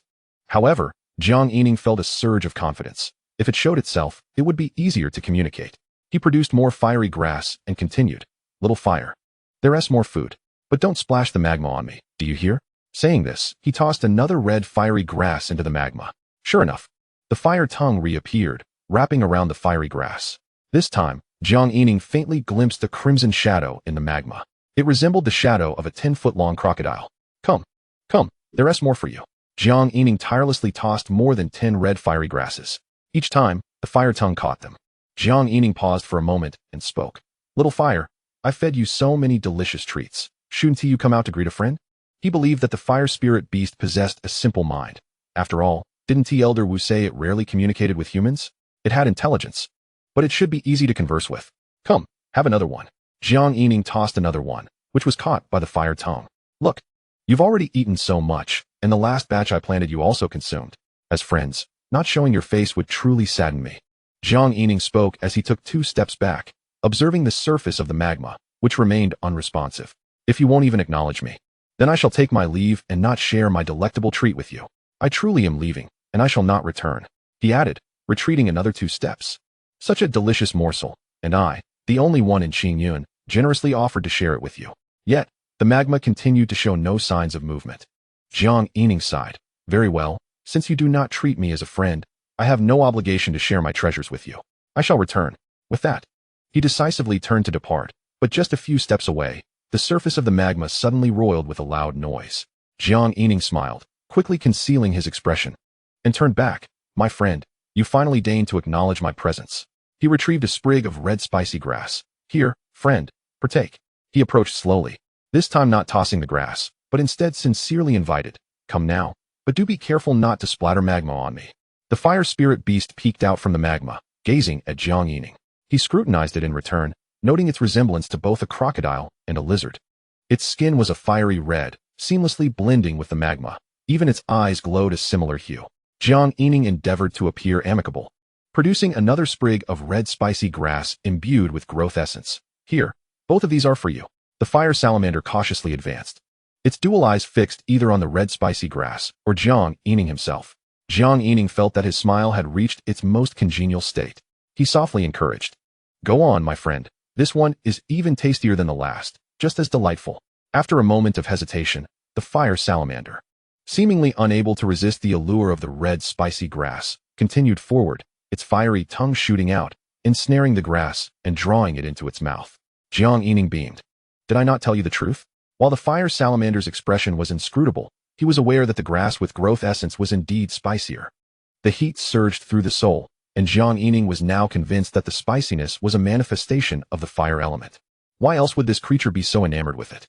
Jiang Yining chuckled. Having shared such a delightful treat, we are now good friends. Should you wish for more, simply seek me out. However, the crops I cultivate are not to be consumed indiscriminately. Wait until they are fully matured for a more exquisite taste, understood? As he spoke, he stepped away from the magma's edge, commencing his cultivation activities. This endeavor spanned an entire hour, involving planting, fertilizing, and nurturing all plants with growth essence. He then sat cross-legged nearby, patiently awaiting. Jiang Yining did not rush into conversation with the fire salamander, aware that, although it was less communicative than the naive Bai, it was not to be underestimated. Patience was key. Rushing would only lead to misunderstandings. He remained seated for 6 hours while the fire salamander continued to hide in the magma, peeking at him. Suddenly, Jiang Yining stood, plucking a sprig and beckoning, come. This one is ready for you to eat. He tossed the red spicy grass onto the shore. Yet the fire salamander remained motionless. Jiang Yining chuckled and plucked 2 more, which had shown no response to the spiritual fertilizer. These 2 are also ready. He proceeded to pull 3 more. Come now, these are even more delicious. Remember you've tasted them before? Ignoring the silence, he continued until he had harvested over 20 sprigs, at which point the fire salamander finally stirred. It swam to the shore, resting its forelimbs on the bank, yet hesitated to come ashore. Jiang Yining encouraged, come on, we are friends. I've shared my treasures with you. What do you have to fear? Abruptly, the fire salamander spoke. You brought people into the magma before to capture me. Jiang Yining was taken aback. It was the first time it had spoken, its voice reminiscent of a youth. He hastily clarified, how could I possibly intend to capture you? I merely brought my mentor to seek you out, wishing to meet and clarify matters with you. I have yet to cultivate the plants you can consume. He continued, consider this. I never blamed you for devouring the celestial herbs I had planted here, did I? The fire salamander fixed its gaze on Jiang Yining, who smiled even more sincerely. Not only did I refrain from holding it against you, but I also continued to share my celestial herbs with you, did I not? Come, eat. Once they are ready, I shall harvest them for you. Yet the fire salamander still did not approach. Jiang Yining chuckled, recognizing its innocence mixed with caution. It was not foolish, but rather prudent. Given this, he decided not to press further, opting to win its trust through action. The number of harvested red spicy grass continued to grow. This time, without his mentor's previous incineration, perhaps there were no hidden injuries. And the probability of a positive response to cultivation had surprisingly doubled, reaching 30. Of the 1,000 just planted, a total of 300 were retained by Jiang Yining. This revelation alone filled him with joy. Consequently, out of 10,000 plants, those with growth essence would amount to 5,000, and based on this probability, the number of plants that would yield a positive response in cultivation could reach 1,500. Jiang Yining promptly stood, channeling his sword's essence, and expanded his spiritual field again. In chapter 138, a new dilemma arose. Jiang Yining remained in the molten cave for 7 days, meticulously selecting from the 10,000 red spicy grass plants that had responded to spiritual fertilizer. Following the previous probabilities, the outcome was indeed close to expected, around 1/500 plants. However, he did not toss all of them to the fire salamander at once. There was a reason. This was a month's worth of rations, and he needed to maintain a degree of leverage until it signaled its willingness to work for him. During the cultivation process, he encountered a new issue. Fertilizing every 6 hours resulted in a growth increment of only 1. Even with 2 applications a day, the total increase was merely 2. Much like the Xianling immortal nether grass, it seemed predetermined. 1/500 plants, each exhibiting the same pattern. This was decidedly abnormal. The immortal nether grass had a correlation with the initial value of the seeds. An initial value of 1 led to a growth of 1, while a value of 2 resulted in a growth of 2. However, the red spicy grass exhibited a uniform growth of 1 per fertilization. Moreover, the decay rate was alarmingly high. After just 7 days, 200 plants had already spoiled. Only 300 plants remained viable for further cultivation. At this rate, the probability of successfully cultivating them to maturity within 1,000 years was less than 1. No wonder Shushan remarked that the effort expended was enormous. Jiang Yining was certain that the issue was still related to fire energy.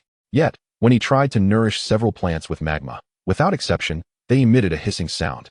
Absorbing fire energy could not be approached in this manner. Perhaps during the 100th or 1,000th year, it might be worth experimenting. For now, it was certainly not feasible. The red spicy grass from Lanhua River did not grow within flames, but rather thrived in the vicinity of blue flames, gradually absorbing fire energy.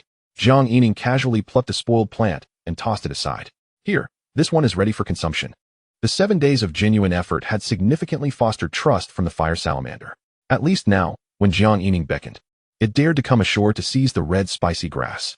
The bond of friendship was drawing near. Jiang Yining smiled at it. Your entire body is a vivid red. So I shall call you Little Qing, shall I? The fire salamander appeared puzzled. What connection is there between red and blue? Jiang Yining shook his head, laughing. Never mind. Just testing to see if you are truly not foolish. Little red sounds better anyway. It seemed that, among friends, using nicknames sounded more endearing. The fire salamander slipped back into the magma without protest, likely indifferent as long as there was food. Jiang Yining continued, you see, during these days, I have helped you cultivate these for your enjoyment as a friend. I have shared my treats with you. Do you have anything delicious to share with me in return? Friends should share mutually, for that is how one doubles their joy, understand? The fire salamander regarded Jiang Yining earnestly and nodded, yes. Wait for me. With that, it dove back into the magma. Jiang Yining smiled, thinking, indeed, human hearts are made of flesh. My selfless actions must have touched you. However, moments later, his smile froze in place. The fire salamander emerged from the magma, clutching a worm the size of an infant's arm, and tossed it beside Jiang Yining. The worm was a pale pink, with 5 fleshy tentacles on both ends, writhing and rolling on the ground, sending shivers down Jiang Yining's spine. Additionally, upon reaching the ground, the worm's surface began secreting a dark red liquid. Hiss hiss. The liquid, upon contact with the earth, emitted a sizzling sound of burning. Jiang Yining used his sword essence to nudge the worm a bit farther away. What is this? The fire salamander's voice was earnest. This is the best I could find. The ordinary ones are only as big as your finger. Jiang Yining gazed at the worm, a creature capable of surviving in magma, undoubtedly remarkable in its own right. Yet he found himself lacking the enthusiasm to delve into research. Hurry up and enjoy it yourself. I shall pass, he urged. Huiyanting looked at Jiang Yining. Jiang waved his hand dismissively. I am quite serious. This is not mere politeness. Only then did Huiyanting extend its fiery tongue, ensnaring the worm in its maw, smacking its lips in apparent delight. The sight of the juices glistening between its teeth made Jiang Yining feel slightly nauseous, prompting him to quickly turn away. Once Huiyanting had finished its feast, Jiang turned to it and inquired, is there nothing with a more abundant fire attribute energy? Huiyanting replied, what I just consumed was rich in fire energy. Jiang pondered for a moment, envisioning what the essence of water might describe, something slippery, tender, and dissolving upon entry. Huiyanting nodded. What I just ate was indeed slippery, tender, and melted in the mouth with a mere chew. Enough, no more. Jiang Yining hastily waved his hand. After a moment of serious contemplation, Huiyanting proposed, why don't I take you down to find something better? Excellent. Jiang Yining smiled, having awaited this very suggestion, though he thought it wise to delay, as their relationship had not yet reached a level of trust. The thought of being dragged down without a means of return filled him with dread. No rush. I am sincere with friends, wishing to share only the best with them. I will cultivate for a few more days to see if I can assist in growing a tastier herb for you. Huiyanting regarded Jiang Yining, its expression seemingly imbued with a touch of acknowledgement. Thus, 10 days passed. Jiang ventured out several times, and to his surprise, Huiyanting refrained from pilfering any morsels. Gradually recognizing their friendship and discovering new breeding patterns. The red spicy grass sent by Pan Nanxing showed growth values that rarely exceeded 10. This was not due to any suspicion of deliberate selection. Others lacked the discerning eye to accurately assess growth potential. And it was improbable that all those above 10 had been chosen. It could only be said that the fire energy in Lanhai Chuan made it difficult for the red spicy grass to continue thriving. Moreover, through observations over these days, he found that among the 1,500 selected specimens, approximately 500 had succumbed to deterioration. He had a rough impression of these 500. Nearly all had been below 5 in growth value upon arrival, indicating that the red spicy grass with low growth values in Lanhai Chuan deteriorated at an accelerated pace. With breeding, perhaps the red spicy grass itself was deficient in absorbing and storing fire energy, leading to its stunted growth and subsequent decay. Certainly, there were other influencing factors yet to be discovered. On this day, Huiyanting was not focused on the herbs, but instead watched Jiang Yining as he plucked over 10 herbs to share. In its eyes, a flicker of indebtedness appeared. This time, it did not extend its tongue to reclaim the herbs, but instead spoke up. "Let us go, friend. I shall take you below to find something delicious. I feel a tinge of unease consuming only your offerings." Jiang Yining smiled. "Such is friendship. Since I genuinely consider you a friend, I shall not begrudge these matters. Eat to your heart's content. Once you are done, I will accompany you down to explore." As he spoke, he plucked a few more withered herbs. After nearly 20 days of selfless dedication, he believed good deeds would ultimately be rewarded. Regarding Huiyanting's gaze, he discerned its intentions. Whether benevolent or malevolent, he could differentiate. It remained relatively innocent, with a kind heart. He felt no trace of wariness towards it. Perhaps what initially seemed like caution was merely a result of its limited exposure to the outside world, leading to a natural trepidation towards the unfamiliar. Reflecting on this, he felt an obligation to guide it in experiencing the vibrancy of this world. Jiang Yining's tones softened further. "Eat. Perhaps you have yet to experience true friendship, where politeness has no place." Huiyanting regarded Jiang Yining as if deep in thought, and after a moment, nodded, quickly consuming the plucked red spicy grass. Then, it dove into the magma, exclaiming, "Let us go. Follow me." Jiang Yining nodded, cradling the phoenix crystal jade, and followed as they submerged into the magma. Before his eyes lay a world of blazing crimson. The phoenix crystal jade enveloped him in a radiant glow, making him feel as though he were immersed in a hot spring. Huiyanting turned back, communicating telepathically, "Friend, hold on to my tail. I shall lead you." It extended its tail toward Jiang Yining. Jiang Yining nodded. "Little Red, I am affectionately known as Big Brother Master. Everyone calls me that. So you may as well do the same." Referring to me as friend feels rather formal. He spoke casually while scanning his surroundings, straining to focus, visibility barely exceeding 2 meters. Huiyanting nodded. "Understood, Big Brother Master." Subsequently, it glided swiftly, taking Jiang Yining on an exhilarating journey through the magma. "Little Red, slow down. I can barely see," Jiang Yining exclaimed, striving to gain a clearer view of his surroundings. Huiyanting turned back. "Big Brother Master, there is no rush. I have consumed most of the nearby offerings. The farther we go, the more food we may discover." Jiang Yining nodded. "Very well. I shall defer to your guidance in your territory." Huiyanting remarked, "It is not precisely my territory. There is also a fire python present." Jiang Yining instantly released its grip on Huiyanting's tail. Huiyanting paused in confusion, glancing back at him. Jiang Yining scrutinized it, questioning whether this creature might seek assistance against him, but based on his observations over the past few days, that seemed unlikely. "Little Red, is the fire python formidable?" Huiyanting pondered before responding. "It used to chase after me frequently.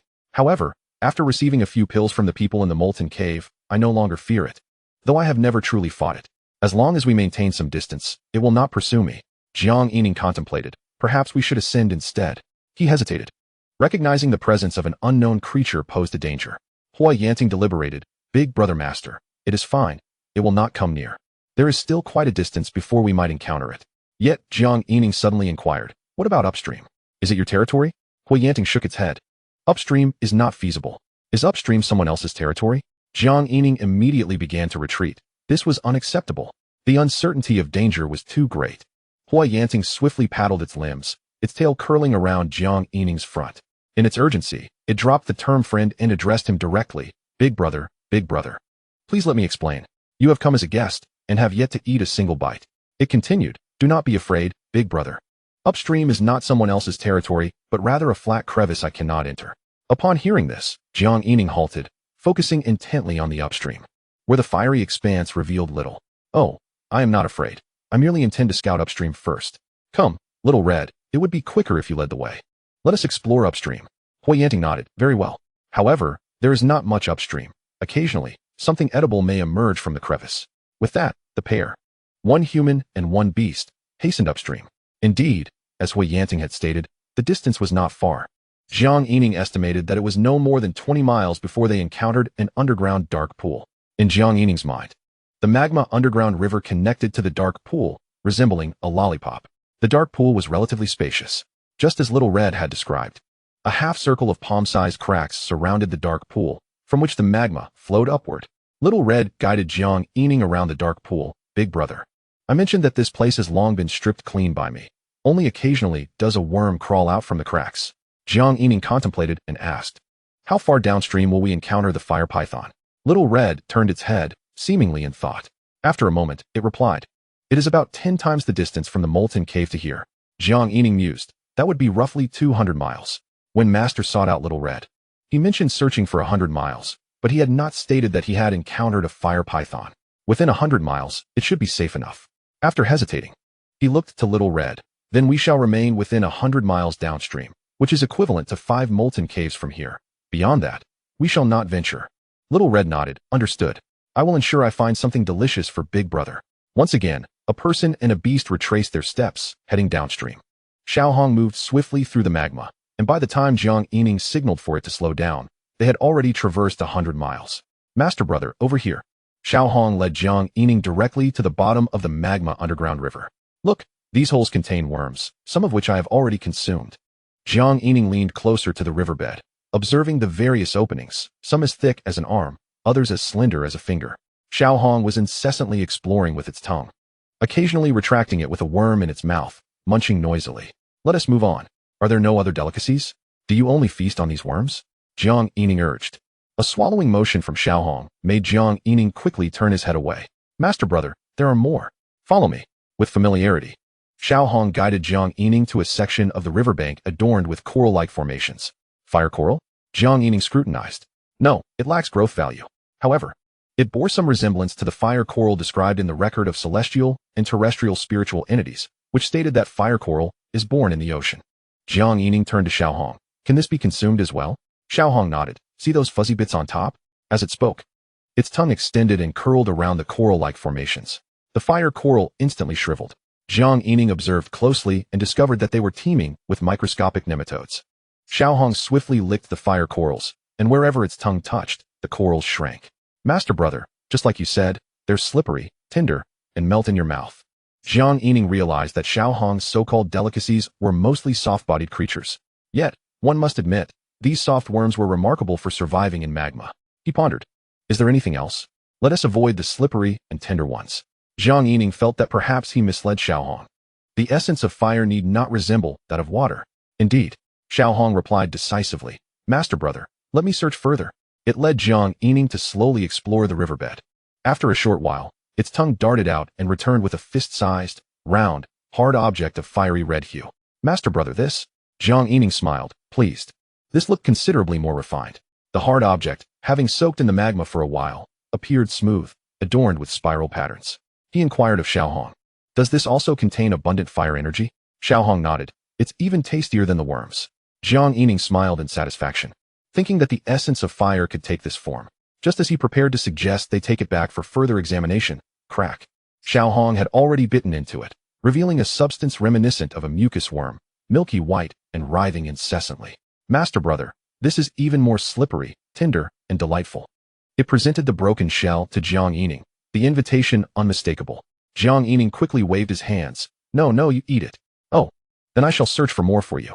As the duo emerged from the magma underground river back into the molten cave, Jiang Yining felt an uncomfortable sensation in his throat, perpetually swallowing as if something was writhing within. It seemed that the essence of fire was not so easily found. Discovering the essence of water was merely a stroke of luck. Xiaohong displayed a hint of guilt in its eyes. Master Brother, if we ventured farther, we might find something delicious. I can hold off the fire python. Jiang Yining chuckled. Xiaohong, it's all right. I'm already quite happy that you're showing me around your territory. As friends, it's enough to keep it in my heart. I don't necessarily need to consume your offerings. Keep up the good work. Once you drive the fire python away, take me to play again. Xiaohong nodded earnestly. All right, next time I will definitely bring Master Brother to find even more delicacies. Jiang Yining smiled, feeling as though the matter had returned to its starting point. Initially intending to find the essence of fire to continue breeding, he suddenly thought, the worms contain fire energy, why not grind them into fertilizer and give it a try? It wouldn't hurt to experiment. He promptly told Xiaohong, help me catch a few worms. Xiaohong looked puzzled. Does Master Brother want to eat again? Jiang Yining shook his head, pointing at the red spicy grass. Not for me, for them. Xiaohong glanced at the red spicy grass in confusion, but asked no further questions and dove back into the magma. Chapter 140, Special Fertilizer. Xiaohong made several trips back and forth. In less than half an incense stick's worth of time, it had brought back nearly half a bucket of worms. A regular bucket wouldn't suffice, as it was quickly corroded by the slime released by the worms. Jiang Yining hurried to the alchemy hall to borrow a jade basin from Elder Wu. Then, he condensed 320 sword energies, reducing them to miniature swords. With a spiral motion in the palm of his hand, he continuously pierced and rotated within the jade basin. It was far superior to any blender from Blue Star. In no time, the basin was filled with half a basin of crimson liquid. Xiaohong had not been mistaken. The worms indeed seemed to dissolve in the mouth. And once ground, the residue was minimal. Jiang Yining immediately commenced his fertilization experiment. Xiaohong watched from the side, seemingly reluctant, as if to say he was wasting it. Jiang Yining also retrieved a few stalks of red spicy grass that had not reacted to spiritual fertilizer from his storage ring, planting them together and applying the fertilizer. Then came the waiting. After 6 hours, Jiang Yining was idly feeding a few stalks of red spicy grass to Xiaohong. He glanced at the spirit field and suddenly sprang up. It worked. There was indeed an effect. The few stalks of red spicy grass treated with worm juice showed increased growth value, and it was no longer uniformly 1. The most vigorous plant increased by 4. Moreover, those that had previously shown no reaction to breeding began to grow again. Jiang Yining was overjoyed. Let us see how you still refuse to thrive. Xiaohong, go catch more worms for me. Xiaohong hesitated, saying, Master Brother, that seems a bit wasteful. Jiang Yining smiled, don't worry. The spirit herbs that will grow from this will be even more delicious. Have you noticed that some spirit herbs are tastier than others? After I plant for a while longer, I guarantee you'll get to feast on the most delectable spirit herbs. Xiaohong pondered for a moment, nodded, and once again submerged itself in the magma. Time passed leisurely, and another 7 days went by. During these days, Jiang Yining was busier than ever, descending the mountain to find Daqing for water essence materials and selecting seeds. However, what pleased him the most was the red spicy grass. He discovered another result. The optimal ratio for fertilization was worm juice, spiritual fertilizer, and water at 1:1:1, simply a golden ratio. Additionally, he uncovered some patterns concerning the red spicy grass.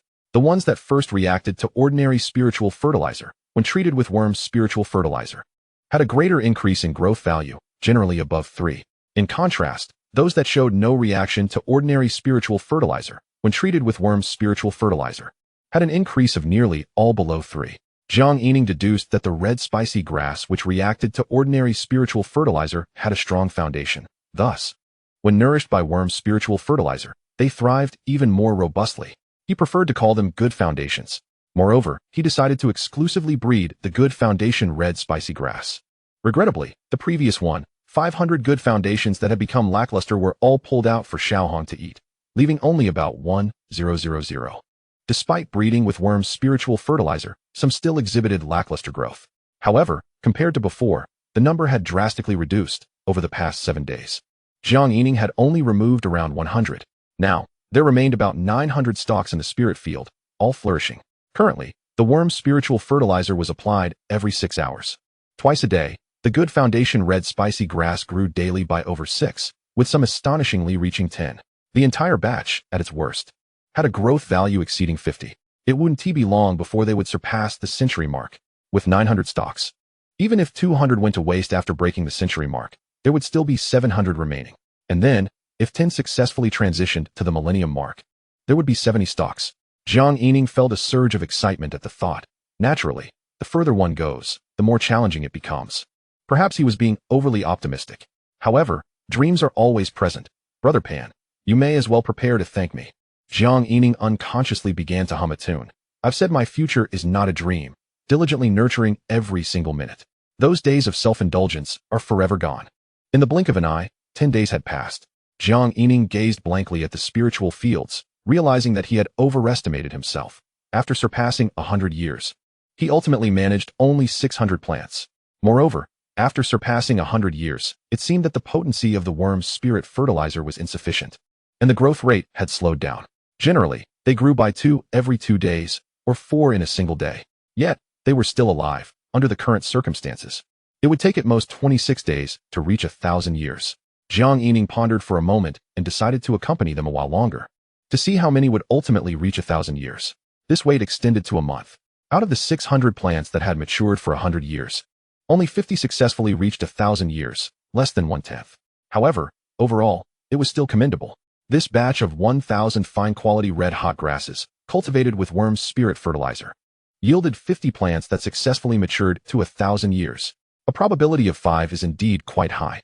In the future, if Old Pan provides 10,000 plants monthly, with 5,000 of them under progression, the fine-quality ones could yield around 1,500 plants, allowing for approximately 75 plants of 1,000 years to be cultivated. Since acquiring the worm's spirit fertilizer, the progress had remained consistent, around a month. He would give Old Pan 30 plants for brewing, keep 15 jars for himself, and continue attempting to cultivate to 10,000 years. If unsuccessful, he would hand them over to Old Wu, allowing Qing Yun to try the second-grade elixir. Yes, that is a delightful decision. Jiang Yining casually plucked 1,000-year plant. Little Red, Little Red. Little Red immediately emerged from the magma, quickly scrambling ashore. These days, it had enjoyed a feast, having consumed quite a bit of the 100-year plants. Little Red believed that its senior brother was indeed correct. The worms did not waste anything, and the spirit grasses they produced were truly more delicious. It looked at Jiang Yining with anticipation. Jiang Yining replied, "Here, this time it's top quality. Enjoy it first." Little Red, filled with anticipation yet slightly reserved, felt a twinge of guilt for having traded some worms for such delectable spirit grass, especially since it had yet to find something tasty for its senior brother. Jiang Yining patted his chest. "Don't be modest. It's from a friend, straight from the heart." Little Red nodded, its long tongue curling around the 1,000-year red-hot grass, drawing it back into its mouth. "Chomp, chomp." Jiang Yining watched and asked, "How is it?" Little Red paused for a moment, speechless, then involuntarily closed its eyes, rhythmically swaying its body. After 40 to 50 breaths, it finally opened its eyes, tears glistening within. Jiang Yining laughed and asked again, "How is it?" Little Red stared blankly for a moment before uttering 4 words, floating like a celestial being. Jiang Yining was even more amused. "Do you want more?" Little Red turned around and dove back into the magma, only its head visible. "Not now. I want to rest for a bit." Saying this, it closed its eyes as if taking a soothing bath. Jiang Yining chuckled and quickly plucked 30,000-year plants from Xianxiafans. He returned whistling. Old Xianxiaaudiobooks was attending to guests. "Come back in a few days. My senior brother has been busy lately." "No problem. But since I've made 2 fruitless trips, on the 3rd visit, I'll need to charge an extra 30 spirit stones. Rest assured, I can handle this. Look at the spiritual fields ahead. We're not lacking in spirit stones." "Hey, senior brother, you're back." Upon seeing Jiang Yining, the guest immediately clasped his fists. "Brother Jiang, you had arranged to collect goods this month, and I've already made my 2nd trip." Jiang Yining nodded. "All right, no problem. 20 spirit stones." He had just overheard the conversation between the Fian sect disciple and old Xianxiaaudiobooks. "What a stroke of luck. Please wait a moment. I still need to write a letter." Jiang Yining quickly returned to his room, unfurling the paper and grasping the pen. "Dear Brother Pan, it has been over a month since the experiment began, and Master Estee Essence Phoenix Flame indeed has remarkable efficacy. A small batch of 1,000-year plants has been successfully cultivated. According to our previous agreement, we shall split it evenly. So Brother Pan will receive 20 plants, crossed out, 15 plants, and additionally, please assist me in brewing 15 jars of super cloud above clouds. This endeavor has cost my master tremendous effort, and it is of great importance. I apologize for the trouble. Missing you, Jiang." With everything prepared, Jiang Yining signed a yellow paper contract with the disciple from Fian sect, clearly stating 30 plants of herbs. Should there be any loss, Jiang Yining could directly seek compensation from the Fian sect based on the contract. After completing everything, Jiang Yining rarely took a leisurely day to relax in his recliner. Chapter 141, 10,000 Years. For 2 consecutive days, Jiang Yining enjoyed a relatively leisurely time, checking on the 1,000-year plants in the melting cave daily. However, their growth had slowed significantly. Of the remaining 19 plants, only 7 were still growing, at a rate of 2 every day. The other 12 had completely stagnated after entering the 1,000-year stage. Jiang Yining contemplated that it was time for his master to step in. As he rose, he plucked another stagnant plant and handed it to Little Red, who had been eyeing it in the spiritual field for 3 days. Its mouth had been watering nonstop. Here, this plant is almost ready. Jiang Yining thought it best to keep Little Red well fed, as it was quick to catch the worms. Keep an eye on the others. Don't let anyone else touch them. If you can't handle it, remember who is responsible. Little Red nodded, clenching the red-hot grass as it swam into the magma, stretching its head out to savor the plant slowly. Jiang Yining couldn't help but laugh, and then hurried back to Xianxiafans. As soon as Jiang Yining returned to the small bamboo courtyard, old Xianxiaaudiobooks handed him a storage bag. Senior brother, this is from the Fian sect. I helped you receive it. Oh, so soon. Has Brother Pan already brewed the wine? Jiang Yining immediately opened the storage bag, filled with red-hot grass, topped with a letter. Unfolding it, he read Pan Nanxing's missive. Dear Brother Jiang, I won't say much in gratitude. I no longer need to disguise myself to live in Chuanhua City. Additionally, does Senior Feng have the capacity to cultivate a few more? If so, my master is willing to provide 50,000 red-hot grasses monthly. Based on cultivating 30,000-year plants from every 10,000 plants, that is 150,000-year plants, my master only requires 70 plants. Brother Jiang can take the majority. The substantial other materials needed for brewing will still be provided by my master. Lastly, the 15 jars of wine are at the bottom of the storage bag. Remember not to unseal them. They can be stored for 60 days. Missing you unchanged, Pan. Jiang Yining chuckled, collecting the red-hot grass and the letter. But he took out the 15 jars of well-sealed super cloud above clouds. He then walked to his master's wooden house. Knock, knock, knock. Master, master. I have fantastic news. The door opened, and Feng Yuqin stretched lazily, then froze upon seeing the 15 jars of wine in the courtyard. Where did this come from? As she approached the jars, preparing to unseal them, Jiang Yining quickly intervened, explaining the situation until Feng Yuqin slowly set the jars down. So you've been in the melting cave all this time, and have accumulated this much 1,000-year wine? Jiang Yining nodded, smiling. Master, with so much wine, I need your assistance. I also want to try cultivating to 10,000 years. If it proves effective, I won't trouble you too much in the future. Just around 75 plants monthly. Oh, by the way, here is the Phoenix Crystal Jade Essence back. I no longer need it. As he spoke, he retrieved the jade essence from his chest. Feng Yuqin accepted the jade essence, and, considering the quantity of wine, readily agreed. Then let us head to the melting cave. Tell me how to proceed, and I shall assist you. In the melting cave, Jiang Yining made his request. Master, please control the heat carefully. For these 7 plants, let us begin with half a strand of Phoenix Flame. The remaining 11 will receive a full strand of Phoenix Flame. And I'll observe for 6 hours before we make any decisions. Jiang Yining was cautious with the 7,000-year plants that had not yet stagnated, starting with half a strand, while being bolder with the 11 that had already stalled, using stronger Phoenix Flame to lead the way. Feng Yuqin nodded. Having learned from previous experiences and understanding the approximate strength of half a strand and a full strand, with a flick of her fingers, 18 strands of Phoenix Flame were infused into the red-hot grass. Jiang Yining widened his eyes, watching intently as the red-hot grass showed no adverse changes. Finally breathing a sigh of relief. Ah, master, you have worked hard. This place is quite suitable. Please take some time to meditate here. Feng Yuqin nodded and directly settled into a meditative posture.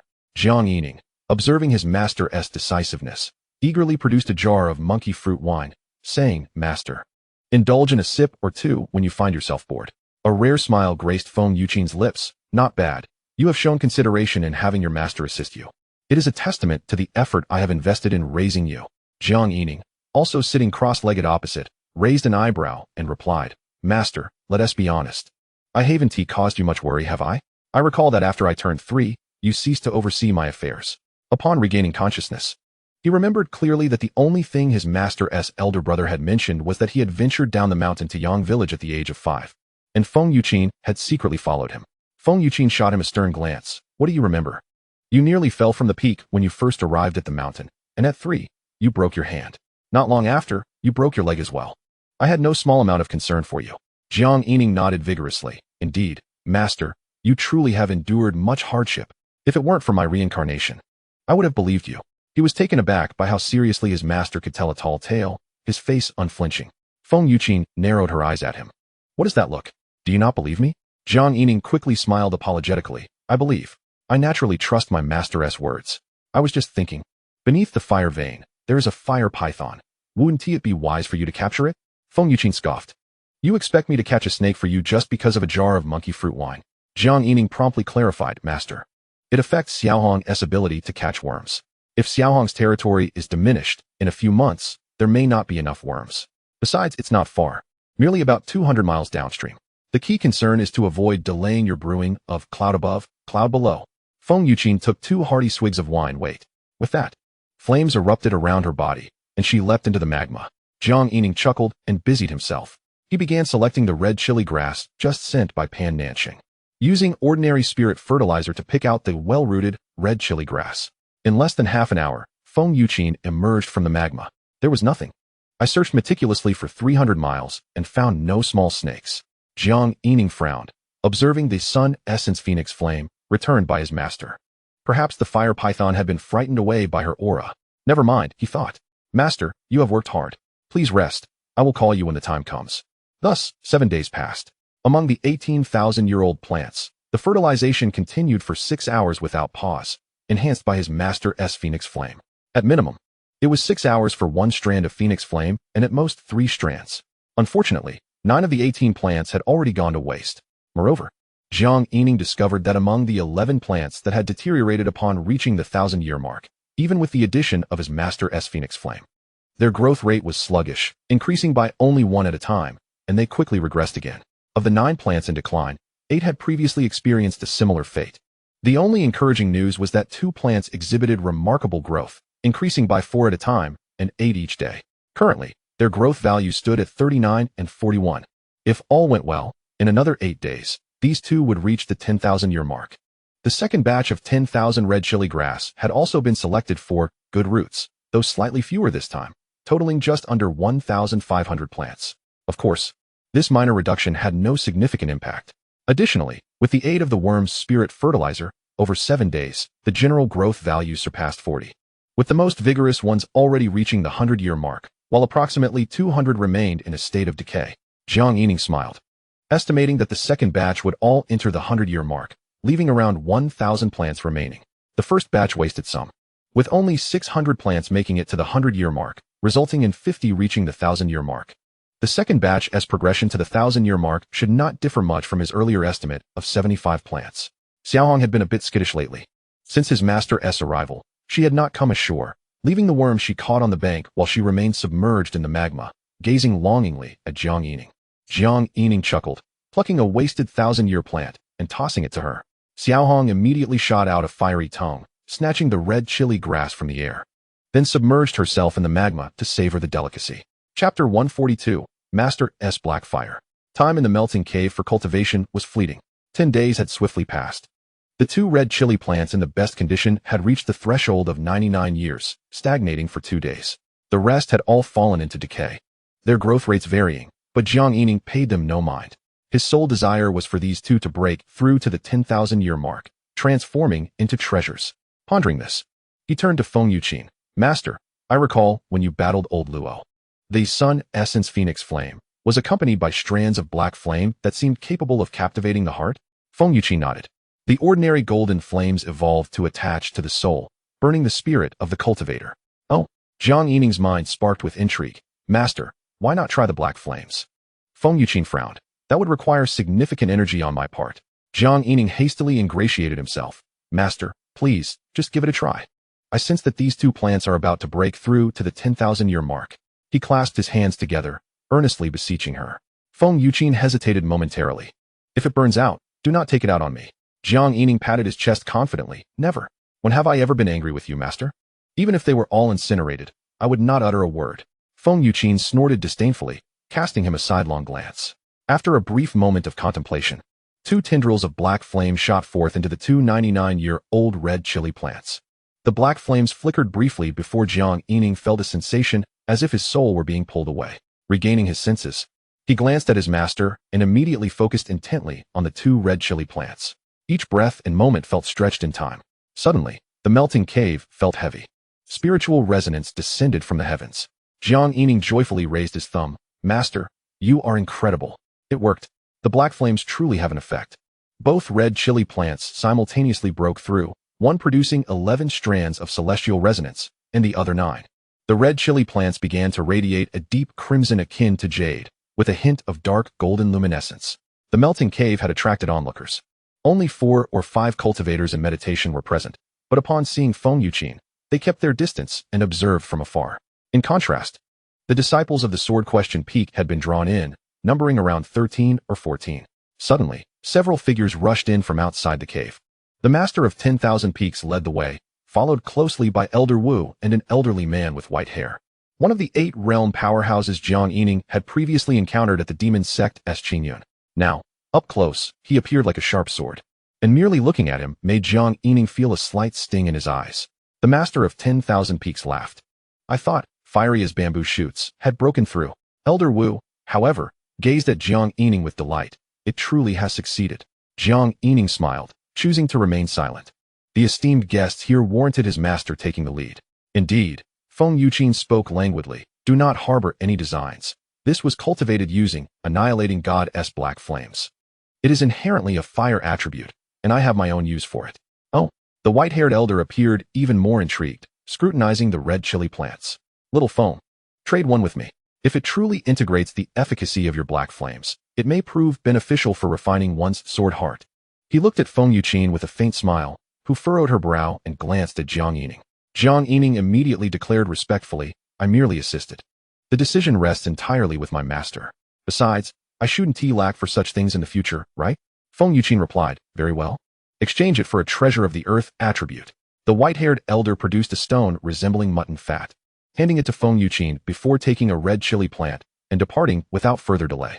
The master of 10,000 peaks chuckled, all right, disperse now. Everyone return to your own matters. With that, the onlookers gradually departed.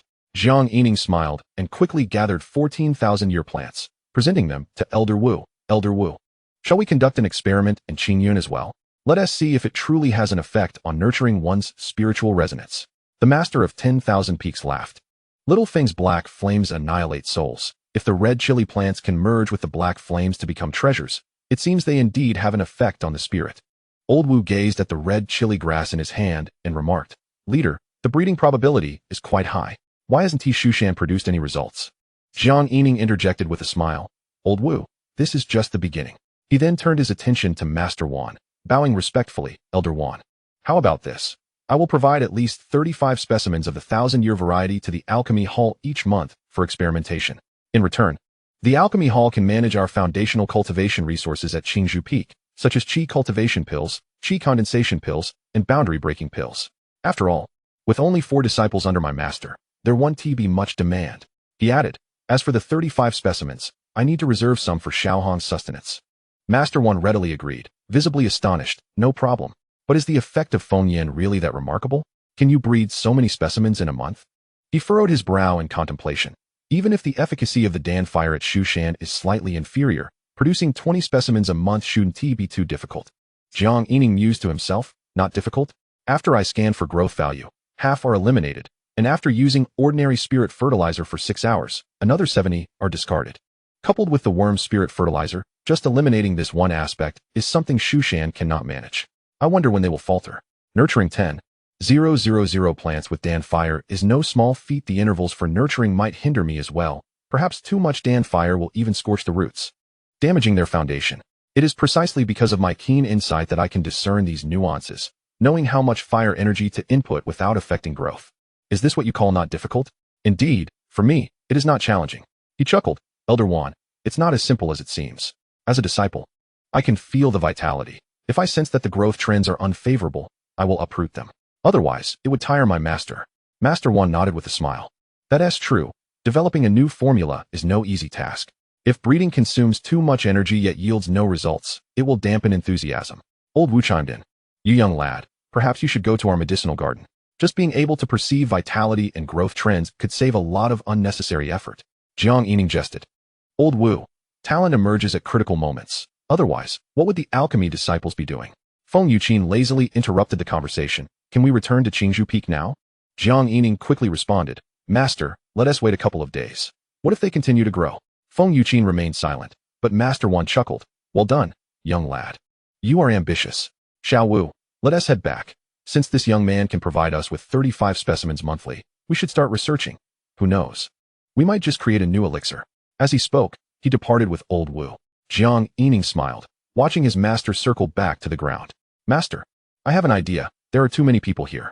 Can we dig a narrow stream underground that reaches directly beneath Qingzhou Peak? Feng Yuqin snorted dismissively. Yanking up a piece of phoenix crystal jade essence. You go dig it yourself? Don't ask me. Jiang Yining quickly flattered. No, master. I can't find my way underground. I still need your guidance. You don't need to dig. Just point me in the right direction, and I'll have Xiaohong assist. He continued. Once we dig it out, we can set up a well in the spiritual field of the courtyard, and then breathe the red chili grass beside it. You won't have to exert yourself so much. You can rest in the wooden house during your free time and occasionally emit some fengyan. He added, in the future, the super cloud above cloud brew we make will at least reserve 8 jars for you each time. Good. Feng Yuqin immediately rose. Go and speak to it. Jiang Yining excitedly rushed to the edge of the magma, revealing 2,000-year red chili grasses. Here, Xiaohong. These are specially left for you. Xiaohong happily swam over. And Jiang Yining quickly added, but you have to help a friend. He pointed at his master and swiftly explained to Xiaohong. How about this? You can come to my place to play anytime. It's so much fun there. There are bears, pumpkin monsters, birds, and even ghosts. I can help you grow spiritual herbs to eat, with many different flavors. Jiang Yining believed that Xiaohong had grown accustomed to the presence of friends. Otherwise, it wouldn't linger around him all day or immerse itself in magma while watching him. Isn't life like that? Once another life intrudes upon its world, returning to solitude becomes quite difficult. After all, raising dogs on Blue Star is just like this. They want to follow their owners everywhere. Although Xiaohong is not a dog, it should be somewhat similar.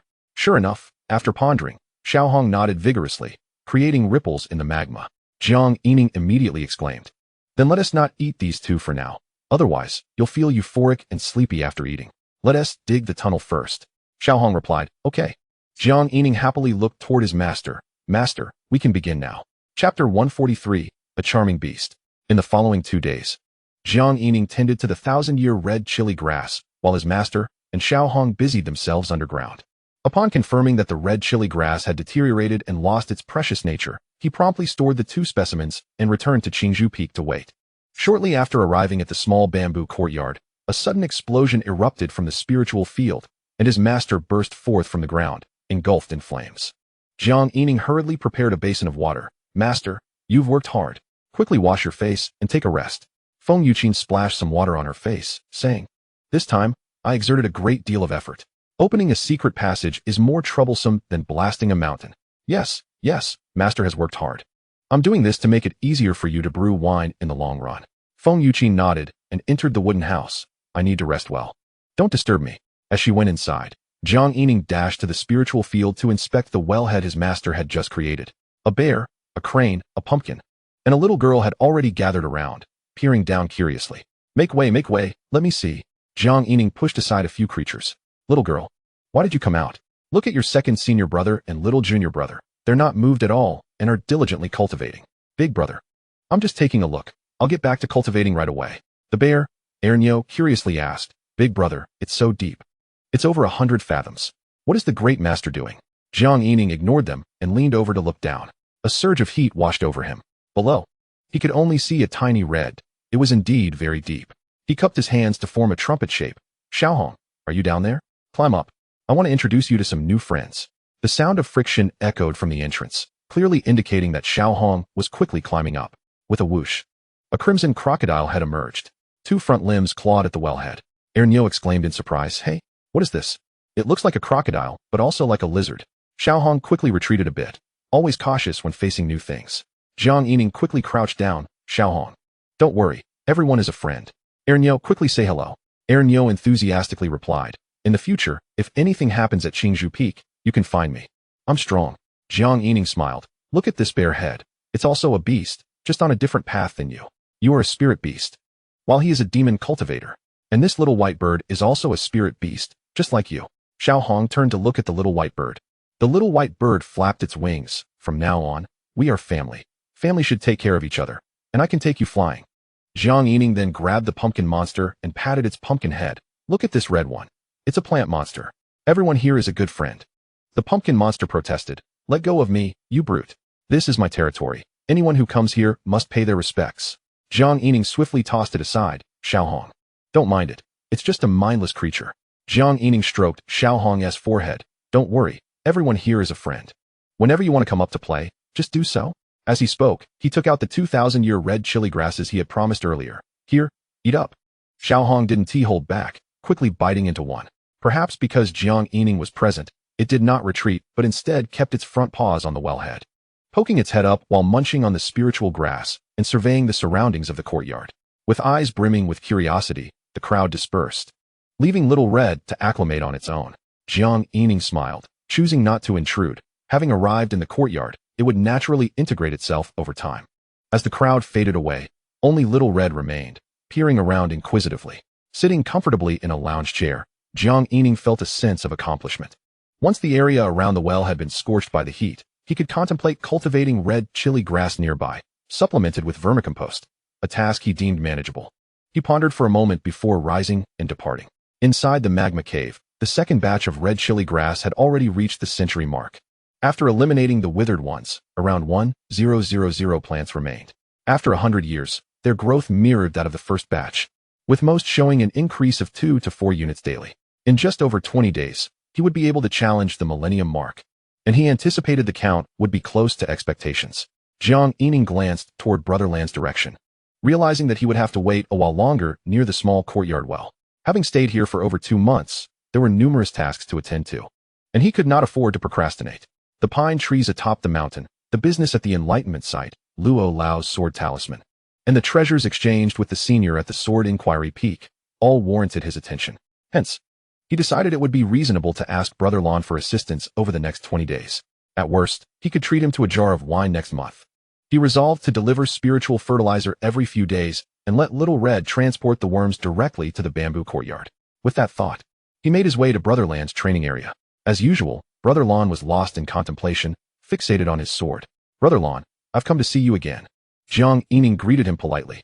Lon Jianpain huffed dismissively. Do not interrupt my training. Honing the sword's heart requires tranquility and immersion. Jiang Yining chuckled and continued. I am here to bring you some wine, as my master has said that the red chili grass has a 99% chance of aiding in refining the sword's heart. Lon Jianpain waved his hand impatiently. Get to the point. Jiang Yining replied, Brother, I appreciate your straightforwardness. Please look after the red chili grass for a few days and apply some fertilizer. Lon Jianpain scoffed. Don't even think about it. By the magma. He squatted down and pointed to a plant of red chili grass, asking Jiang Yining, how many scoops for this one? 3 scoops, brother. Jiang Yining responded. And this one? 1.5. And this one? 3 scoops. Whistling, Jiang Yining returned to the small bamboo courtyard. Just as he sat down, he reconsidered and knocked on his master's door. Master. The door opened, revealing Feng Yuqin, her phoenix eyes filled with irritation. I told you to let me rest. Jiang Yining glanced inside. She had barely closed her book. Master, did you not say that you could use fire-type treasures? How about this fiery chili grass? Feng Yuqin, unceremoniously, took it from him. Then she walked to the courtyard and sat on a wooden bench. Go, summon your cold uncle. Although Jiang Yining was puzzled, he did not inquire further and promptly took to the skies on his sword. In the 3,000 mountains, at a certain spot, Cold Peak Master opened his eyes and looked up. Cold uncle, Master requests your presence. With a swish, Jiang Yining was abruptly lifted. Where? Cold Peak Master inquired indifferently. Jiang Yining instinctively replied, Qingzhou Peak. With another swift motion, they accelerated. When they stopped, he found himself face to face with his master, who looked at him with suspicion. Did you offend your cold uncle? Why were you brought here? Cold Peak Master finally released him. I thought there was an urgent matter. Jiang Yining chuckled and boldly joked. Cold uncle, let us not forget, I've sought you 3 times, and you've lifted me 3 times. Can we change this habit next time? I can fly on my sword, and it's much quicker. Cold Peak Master frowned, coldly replying.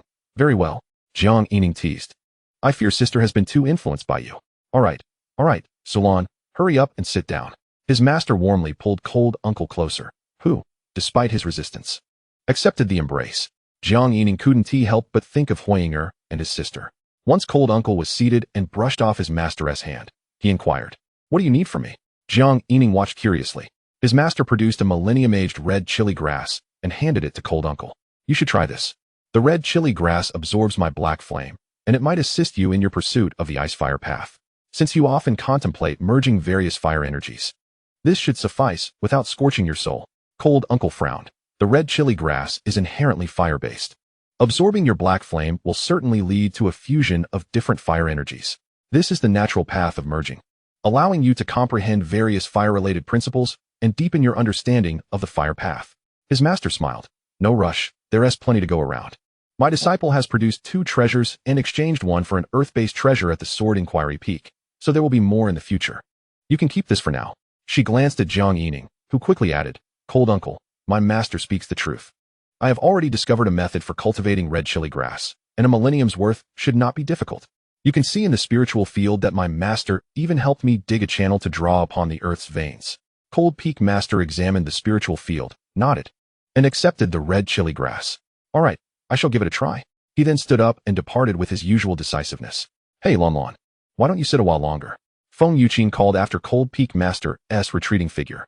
Jiang Yining couldn't help but laugh. It seemed even his master had her moments of infatuation. What are you laughing at? Feng Yuqin suddenly turned and huffed. Oh master, it's nothing. I just thought of something amusing. Feng Yuqin narrowed her eyes. Oh, what is so funny? Share it with me. Let me enjoy a laugh too. Jiang Yining hesitated, then boldly stated, I once read in a book that a certain sage said, who among us does not have a sycophant in front of them? And who does not have one behind them? Sycophant. Feng Yuqin frowned. Why have I never heard of this? Is it some kind of beast?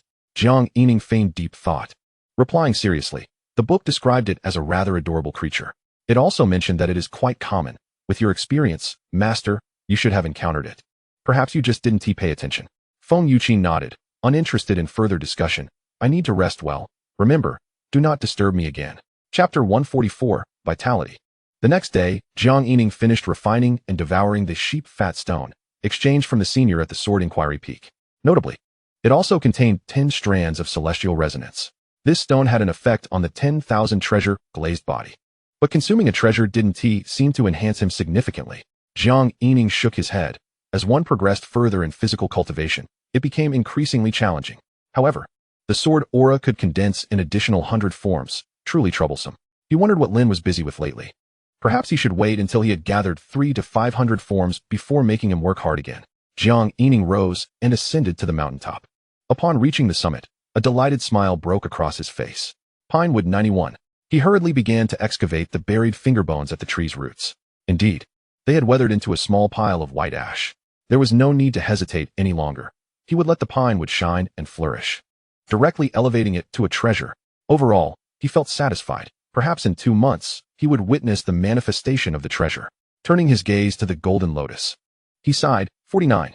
How disappointing. In over 2 months, not even 10 points. He chided it. You need to step up your game. Afterward, he returned to the courtyard. He took out a qingyun pill, chewed one, and then clapped his hands, calling out, Come, come, little ones, let us have a chat. The commotion in the courtyard caught Little Red's attention, who raised its head, peering over. The 3 little ones quickly gathered. Master, immortal, brother. Yes. Jiang Yining nodded. First, I have an announcement. From now on, if you need qi cultivation pills or condensation pills, you may collect them from the alchemy hall. I have already spoken to the elder. Lin Yuan beamed. Master brother, can we take as many as we want? Jiang Yining affirmed. Indeed. But they are solely for your personal cultivation. Thus, you may cultivate ceaselessly from now on. However, he then turned to Lin Yuan and said, But master has decreed that you cannot consume any elixirs for a year. You must cultivate your true energy. Lin Yuan scratched his head and replied, Yes, yes, senior brother. I remember. It has been over 9 months since I took the qingyun pill. Jiang Yining chuckled, finding Lin Yuan to be the most reassuring. He then sighed, Indeed. Time flies. This year is nearly over. Keep at it, and swiftly cultivate to the foundation establishment stage. Once you endure master's refining, the issue of true energy cultivation will no longer concern you. Lin Yuan nodded firmly in agreement. Jiang Yining then produced 2 more qingyun pills, handing one to the little girl and the other to little four. The little girl wore a reluctant expression, while little four appeared quite pleased. Jiang Yining waved his hand. Little girl, hurry up and consume it. In an hour, I will have master refine you. Little four, full of energy, responded, Yes. Jiang Yining then approached master's door to knock, but Feng Yuqin opened it, stretching as she said, You have already reached the golden core stage. Are you still incapable of guarding him while he consumes elixirs? Her tone was laced with disdain. Jiang Yining nodded, ingratiatingly smiling. What if my abilities are insufficient and I cause harm to little four? It would be far more reassuring for master to take action. Such a laborious task is, of course, much easier for master. After all, I nearly exhausted myself when I once guarded the second prince. Feng Yuqin did not retort further, but sat on a wooden bench in the courtyard. Come here and sit cross-legged before your master. Little four replied, Yes. Jiang Yining chided playfully, Little four, you need not speak so loudly to master. She is not deaf. Little Four nodded. However, Feng Yuqin shot Jiang Yining a cold glare and then addressed Little Four. Consume the Qingyun pill and focus your mind on cultivating your energy. Yes, master. Little Four quickly took the pill and entered a meditative state. Feng Yuqin, seated on the bench and slightly elevated, placed one hand on Little Four's head.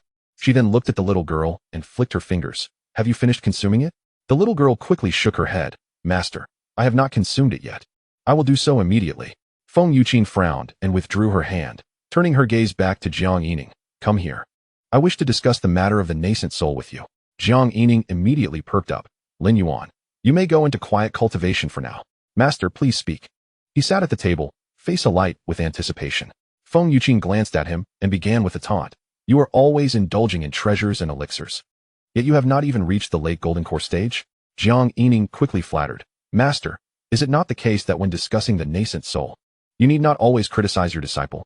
I understand that you are sharp-tongued but soft-hearted, and your concern for my cultivation could be expressed more encouragingly. Feng Yuqin huffed coldly, but did not pursue the topic further. Remember what I said. The first four realms seek inward and self-reflection, while the latter four seek outward and the universe.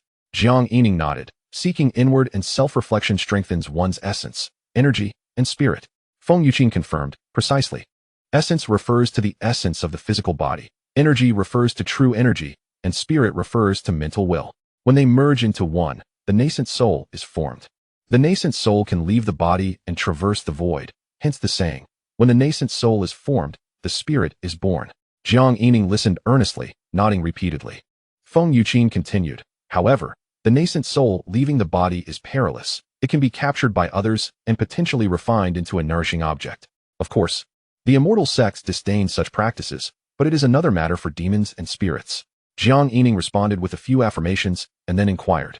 Is it true that one can live for 3,000 years in the nascent soul realm, primarily due to the nascent soul? Feng Yuqin snorted.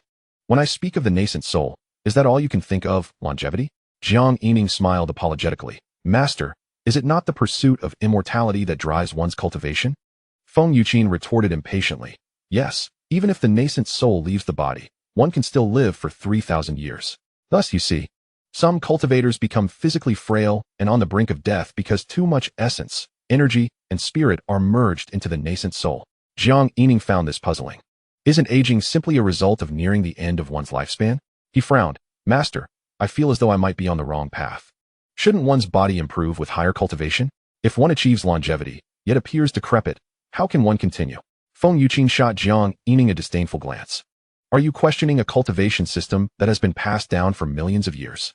Jiang Yining nodded. No, I simply do not understand. If essence, energy, and spirit merge to form the nascent soul, it still exists within one's body, does it not? The essence does not disappear. How can it lead to physical decline? Feng Yuqin replied with a sidelong glance. The merging of essence, energy, and spirit is akin to mixing red and blue. It remains red and blue, does it not? After shaking her head, she added, while this analogy may not be entirely fitting, the mystery of life is such that no one can articulate it clearly. Physical decline is trivial, but the path of seeking inward and self-reflection may become impassable.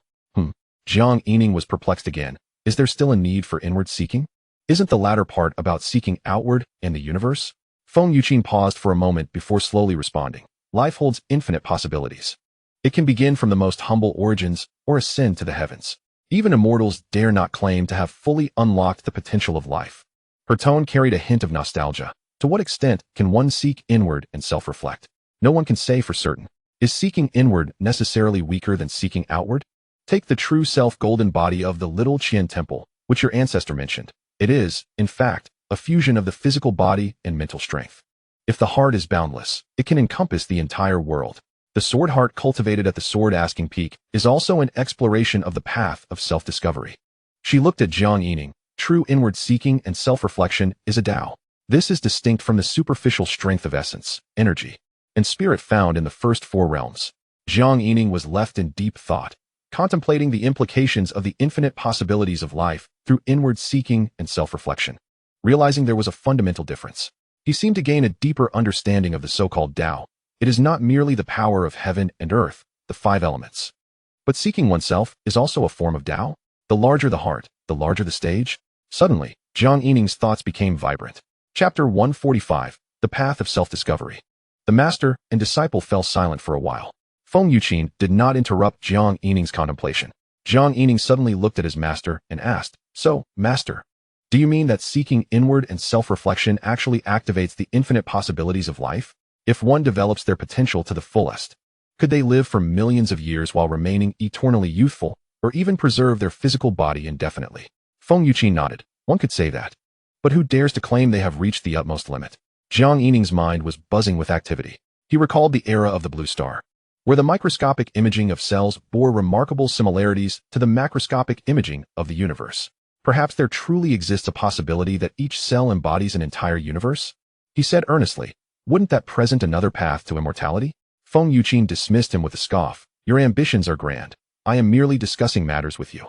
Jiang Yining nodded seriously. "I too speak with sincerity. My heart yearns for this. Is that not a form of Tao? The path of longevity is indeed a Tao, is it not?" Feng Yuqin paused, then coldly huffed. "Let us not delve into such ethereal topics." Jiang Yining persisted, "Master, regardless of whether the infinite potential of life can be fully realized, it should at least extend one's lifespan." Feng Yuqin replied irritably, "Indeed, I have lived for over 60 years, yet I still appear 18. Is that not proof enough?" Jiang Yining couldn't help but steal a few glances at his master's features. "Master is joking. 28 is reasonable, but 18? That seems a bit excessive." Feng Yuqin instantly glared fiercely. "What are you staring at?" Jiang Yining quickly nodded. Yes, I believe Master looks even younger than 18. He suddenly paused. "Oh, Master, do you mean you are also on the path of inward seeking and self-reflection? But aren't you a Taoist cultivator of the fire Tao?" Feng Yuqin waved her hand impatiently. "Let us not discuss this. It is too far removed for you." Jiang Yining nodded a few times, not wishing to dwell on it. "Master, please continue to enlighten me about the nascent soul." Feng Yuqin nodded. "The merging of essence, energy, and spirit to achieve the nascent soul can be likened to viewing these elements as different colors. Through the best ratio, one can create the most beautiful hue. This is something you need not concern yourself with. The Immortal sect has developed a mature technique known as the nascent soul formation method." Jiang Yining quickly interjected, "Master, how does one merge their spirit? I have not utilized my spiritual power much. Isn't the ghostly woman skilled in spiritual techniques? Can I learn from her?" Feng Yuqin shot him a fierce look. "Do not interrupt. Allow me to finish speaking." Jiang Yining quickly fell silent, gesturing for his master to continue. Feng Yuqin snorted lightly before elaborating. "The essence, energy, and spirit are the most challenging elements for golden core cultivators to mobilize. Hence the necessity of consuming the spirit guiding pill during the formation of the nascent soul. Its purpose is to direct the spirit, allowing the cultivator to focus solely on the nascent soul formation method to achieve the nascent soul. The spirit guiding pill is not something you need to worry about. The alchemy hall has it in abundance." Jiang Yining nodded, realizing why his master had advised him against interjecting. The explanation was indeed enlightening. After finishing her explanation, Feng Yuqin glanced at Jiang Yining, seemingly deep in thought. After a moment, she continued, "Remember, what I am about to convey is crucial when forming the nascent soul. There are various choices. Consuming one spirit guiding pill versus several makes a significant difference. Each additional pill consumed will guide an extra portion of spirit, leading to a corresponding increase in the essence and energy fused in the nascent soul formation method. Normally, one would consume a single spirit guiding pill. However, you possess unique opportunities. Your body refinement is already comparable to the nascent soul, with abundant essence. The treasures and elixirs at your disposal are plentiful, and I can assist you in refining your true essence adequately. The monkey fruit wine nurtures the spirit." Jiang Yining's eyes brightened, unable to restrain himself from interjecting. "Does Master mean that I can consume several spirit guiding pills to merge more essence, energy, and spirit, thereby strengthening my nascent soul? Is that correct?" Feng Yuqin nodded. "The stronger the nascent soul, the easier it will be to give rise to its own spiritual resonance, enabling it to carry more spiritual resonance. However, the purpose of the nascent soul generating spiritual resonance is to seek the external world. Merging more essence and spirit can't be definitively categorized as good or bad." Feng Yuqin regarded Jiang Yining seriously. "If you merge too much, it may lead to the issues I mentioned earlier. Many cultivators at the 8th realm, who have lived for merely 10,000 or even just a few thousand years, appear as if they are on the brink of death, far from reaching their lifespan limits. More critically, it may even sever the path of self-discovery." Her tone turned grave. "Currently, without the seal of the immortal mountain, one cannot ascend to the realm of immortals. Seeking the self is arduous, but as you have said, one never knows when a path to longevity may present itself. This offers a glimmer of hope." Jiang Yining furrowed his brows and promptly inquired, How many predecessors have successfully walked the path of self-discovery? Feng Yuqin shook her head. Not many. 1,000,000 years ago, the seal of the immortal mountain was lifted, and only then did they begin to explore the path. ISNT questioning sword, peak, currently seeking the essence of the sword? The true self golden body can be considered unique in making any progress along the path of self-discovery. Otherwise, the small 1,000 temple would not have separated from the 10,000 Buddha temple and become one of the 10 great sects. Seizing the opportunity, Jiang Yining asked, what about the Wugu sect's body cursing technique? ISNT it also a formidable physical cultivation method? Feng Yuqin shook her head. In terms of self-discovery, the body cursing technique is significantly inferior to the true self golden body. The Wugu sect excels in heavenly snatching curse. After a moment of silence, Jiang Yining suddenly shook his head, dismissing the complexity of the matter, and asked directly, Master, if I were to consume 10 to 8 spirit guiding pills when forming my nascent soul, Feng Yuqin coldly retorted, you would instantly experience physical decay. Jiang Yining chuckled awkwardly, Master, I don't mean to consume them all at once. I'm merely suggesting the merging of several portions of essence and spirit. Can I not recuperate later? Feng Yuqin hesitated but nodded. You can, but it is not a matter of recuperation. It is about continuing to break through your own limitations and unlocking potential, though it becomes increasingly challenging as one progresses. Jiang Yining pondered for a moment. If my 10,000 methods glazed body continues to strengthen, isn't that also enhancing my essence? Feng Yuqin nodded. Then that is acceptable. Jiang Yining immediately broke into a smile. Relieved of his earlier concerns, Master, you truly worry too much. When the time comes, ensure to provide me with the maximum dosage of spirit guiding pills. Shouldn't I also consider consuming more treasures to fortify my body? Perhaps I could even achieve physical sanctification myself. Feng Yuqin, observing Jiang Yining's demeanor, snorted coldly. I fear you might exhaust your energy, attempting to achieve dual objectives without success, ultimately leading to despair in your quest for self-discovery. Jiang Yining laughed. I believe this is not contradictory. Cultivation can be quite effortless and not energy-consuming. He glanced at his master. Were it not for the protection of Little Four, I imagine you would come over and slap me. With a chuckle, Feng Yuqin replied, do not think that consuming a few treasures is something extraordinary. Jiang Yining chuckled. Not at all. There are plenty more to consume in the future. Master, please enlighten me. I shall remain silent. Feng Yuqin scrutinized Jiang Yining, who wore a flattering smile. She then continued, you have witnessed the actions of Master Lu from Flowing Cloud Peak during the demonic sect's ambush on Qingyun, have you not? Jiang Yining nodded. Feng Yuqin queried further, do you know why he uses a flying sword instead of sword energy? Jiang Yining ventured an answer. Is it because sword energy is not as powerful as a high-quality flying sword? Feng Yuqin scoffed derisively. He can evoke the spiritual resonance. Sword energy, when merged with a sword formation, cannot compare to the might of a flying sword.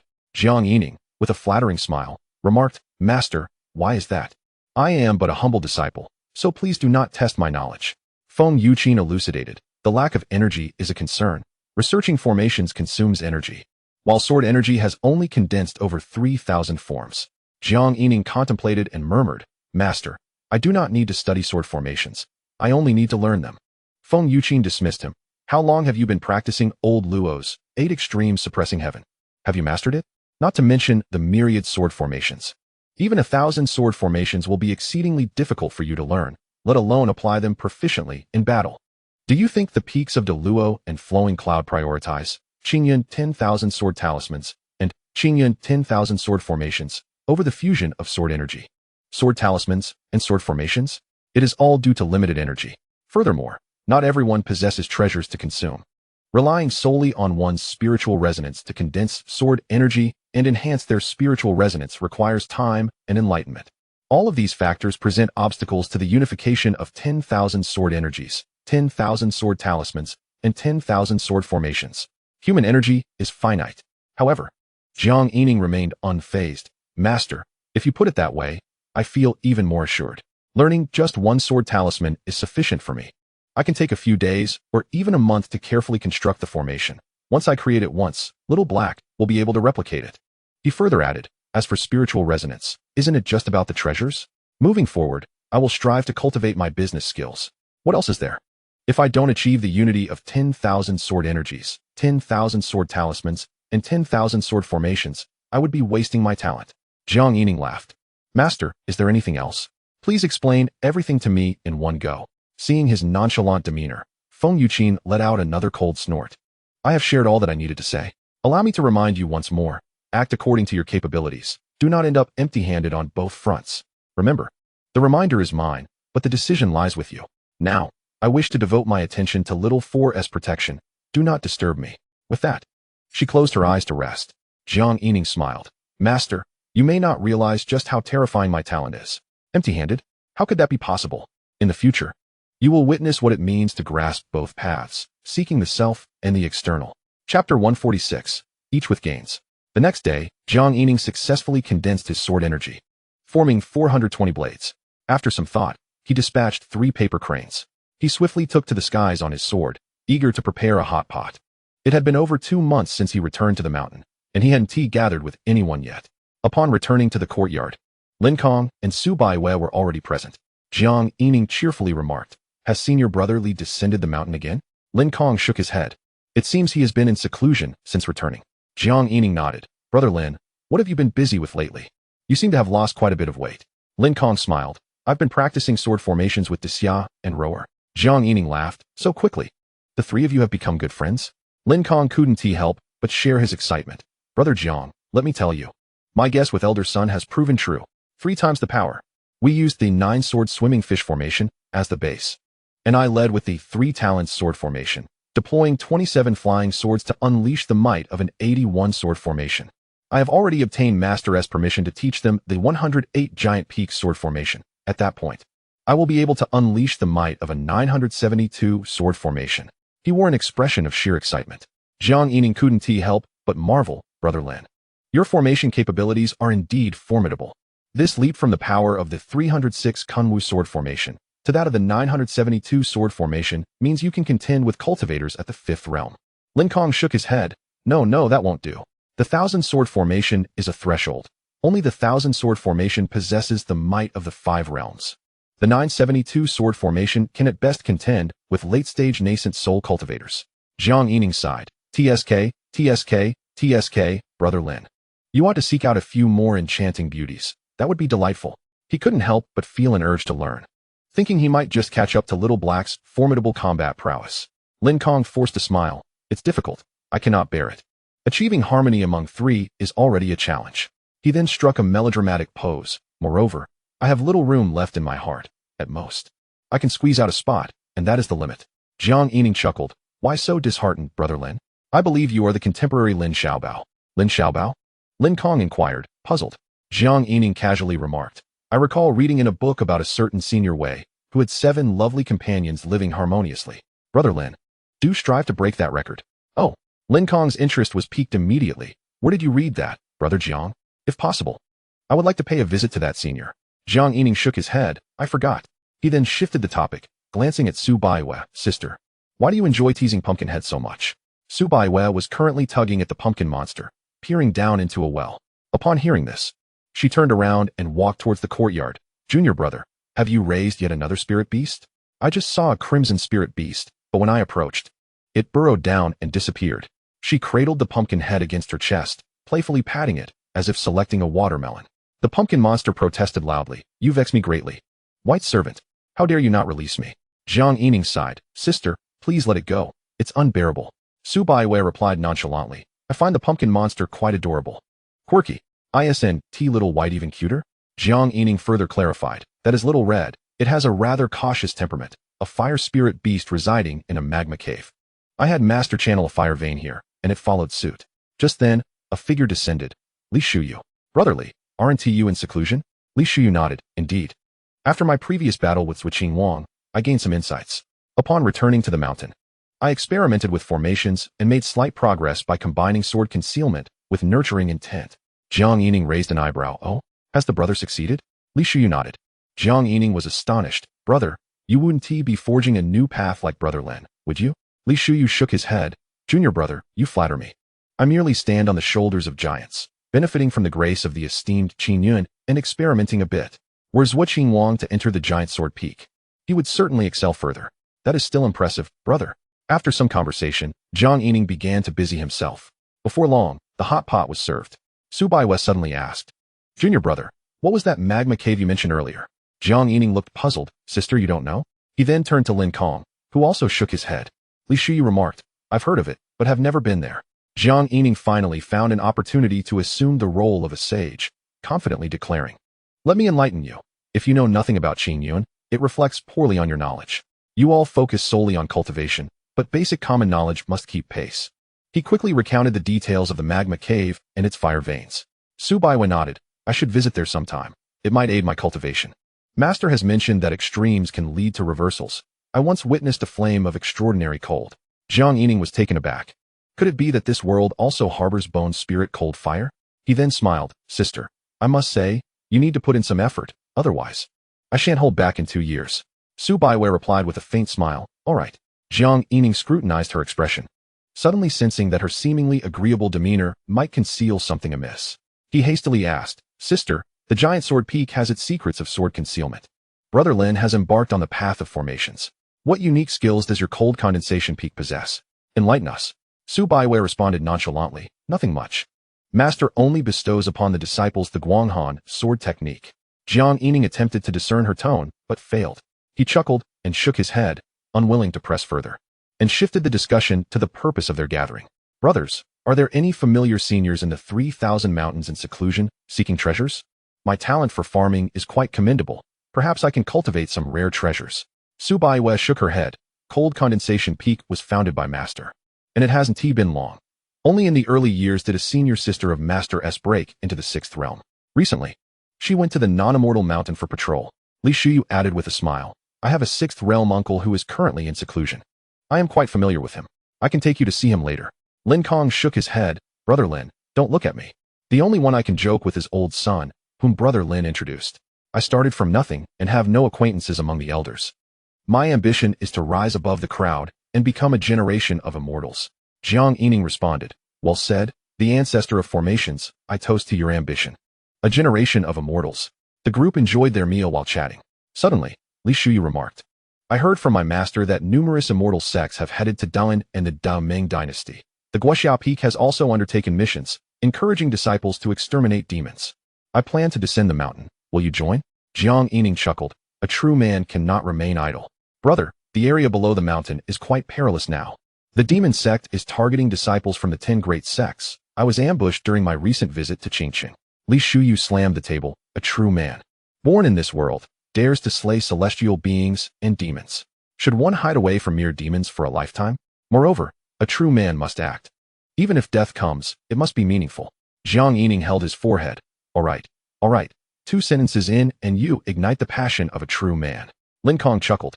"Brother Jiang, surely it's not that severe. I descend the mountain nearly every day, visiting the twins and rower, and have yet to encounter any demons." "Didn't the star constellation report that demons have been hiding?" Su Baiwen nodded. "After my return, I also went down the mountain once." Jiang Yining frowned, feeling somewhat aggrieved. "Is my luck so poor that I just happened to be caught?" Lin Kong then addressed Li Shuyu. "Brother, why not wait a while longer? The twins are on the verge of mastering the giant peaked sword formation. At that time, I will possess the strength to contend with late-stage nascent soul cultivators. And we can travel together. Would that be convenient?" Li Shuyu nodded. "There's no inconvenience. Just don't be overly affectionate in my presence." Lin Kong laughed. "Rest assured, I will be considerate of your feelings, brother." Su Baiwei chimed in. "Perfect. Brother Lin can teach his partner the sword formation. And I'll spend some time in the magma cave, then join you." The group turned to Jiang Yining. He smiled. "I cultivate the farming sword. Anyone interested in farming? Come along. Let us raise a toast in anticipation of abundant harvests." Thus concluded a delightful hot pot feast. Jiang Yining accompanied Li Shuyu to pay a visit to his uncle. Chapter 147, The Black Vine Breakthrough. At Qingzhou Peak, in a small bamboo courtyard, Jiang Yining was rolling on the ground. Having learned about the path to nascent soul, he proactively requested to refine his true essence every 3 days. Feng Yuqin stood on a stool, holding a jug of monkey fruit wine, watching him with amusement. "Have you gone mad? Suddenly become so diligent?" Jiang Yining curled up, biting his cheeks, and shouted hoarsely from his throat, "One must endure hardship to ascend to the peak of immortality."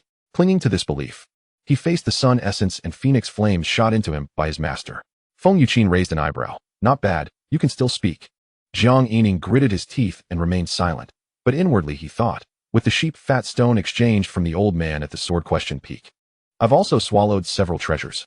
Isn't my cultivation equivalent to mid-stage nascent soul? Does he truly believe I lack prowess?" Feng Yuqin continued to tease. "Why the sudden silence? You're usually quite chatty." Seems you can't handle praise. Jiang Yining inwardly scoffed, believing his master was doing this intentionally. So he decided not to hold back.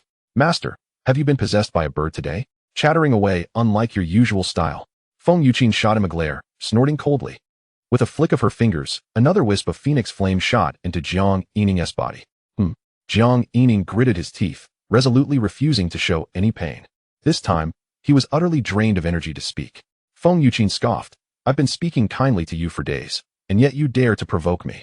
Having spoken, he grasped the wine jar and entered the wooden cabin.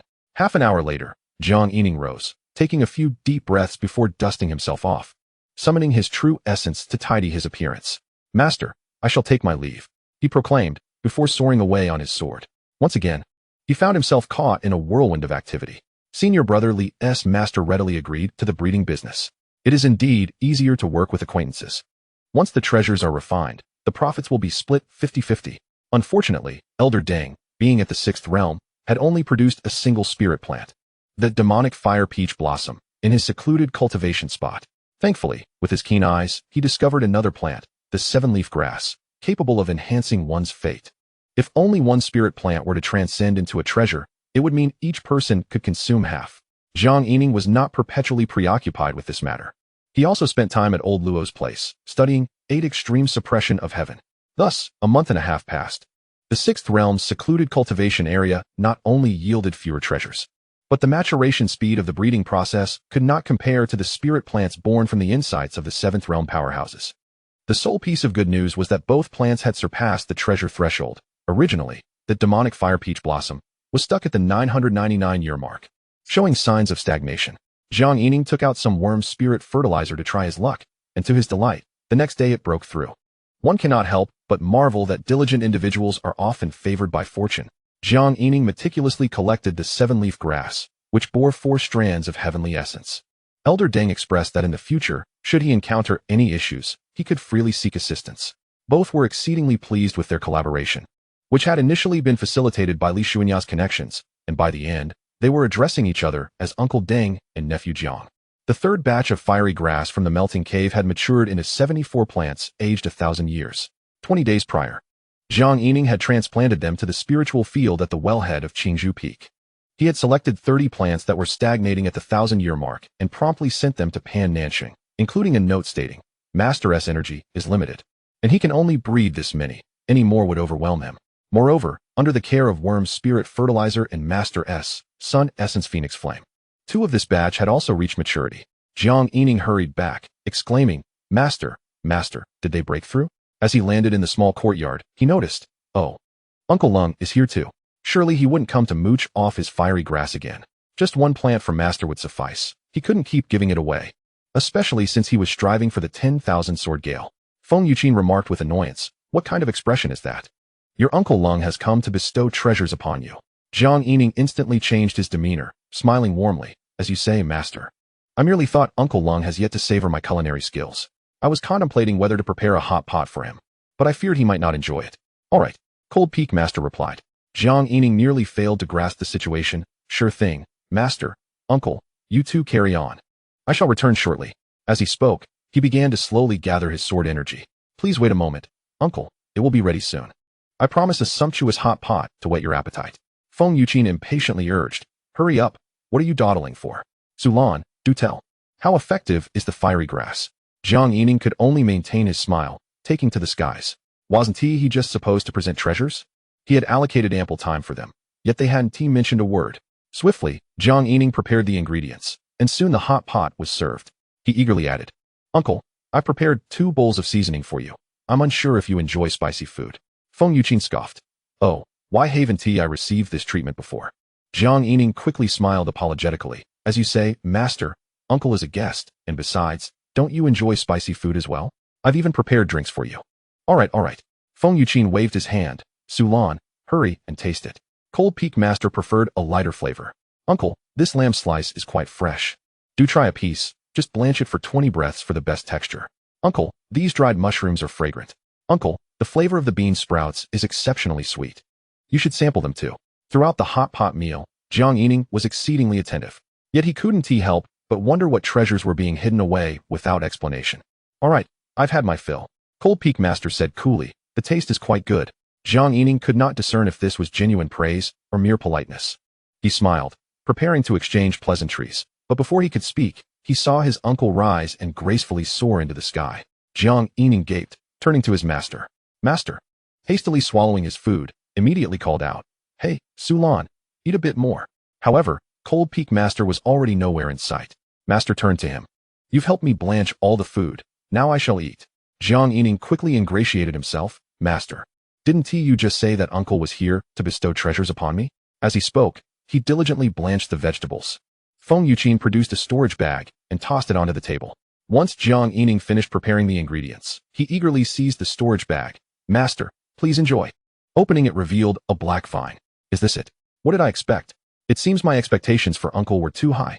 Jiang Yining shook his head, accepting it as better than nothing. Suddenly, he inquired, "Master, is this black vine the one from Uncle's secluded cultivation? Has it broken through?" Feng Yuqin took a sip of wine, nodding as he stirred the pot with his chopsticks, too preoccupied to respond. Jiang Yining gazed at the black vine. This could indeed be an unexpected delight. It seemed that spirit plants languishing at the threshold could still break through with the insights of powerful beings. It would be wise to visit old Luo, old Li, old Sun, and old O when they had time. Who knows? There might be a share for him if they continued to break through. Jiang Yining also glanced at the red dragon, which was still intact. The black vine had already been secured.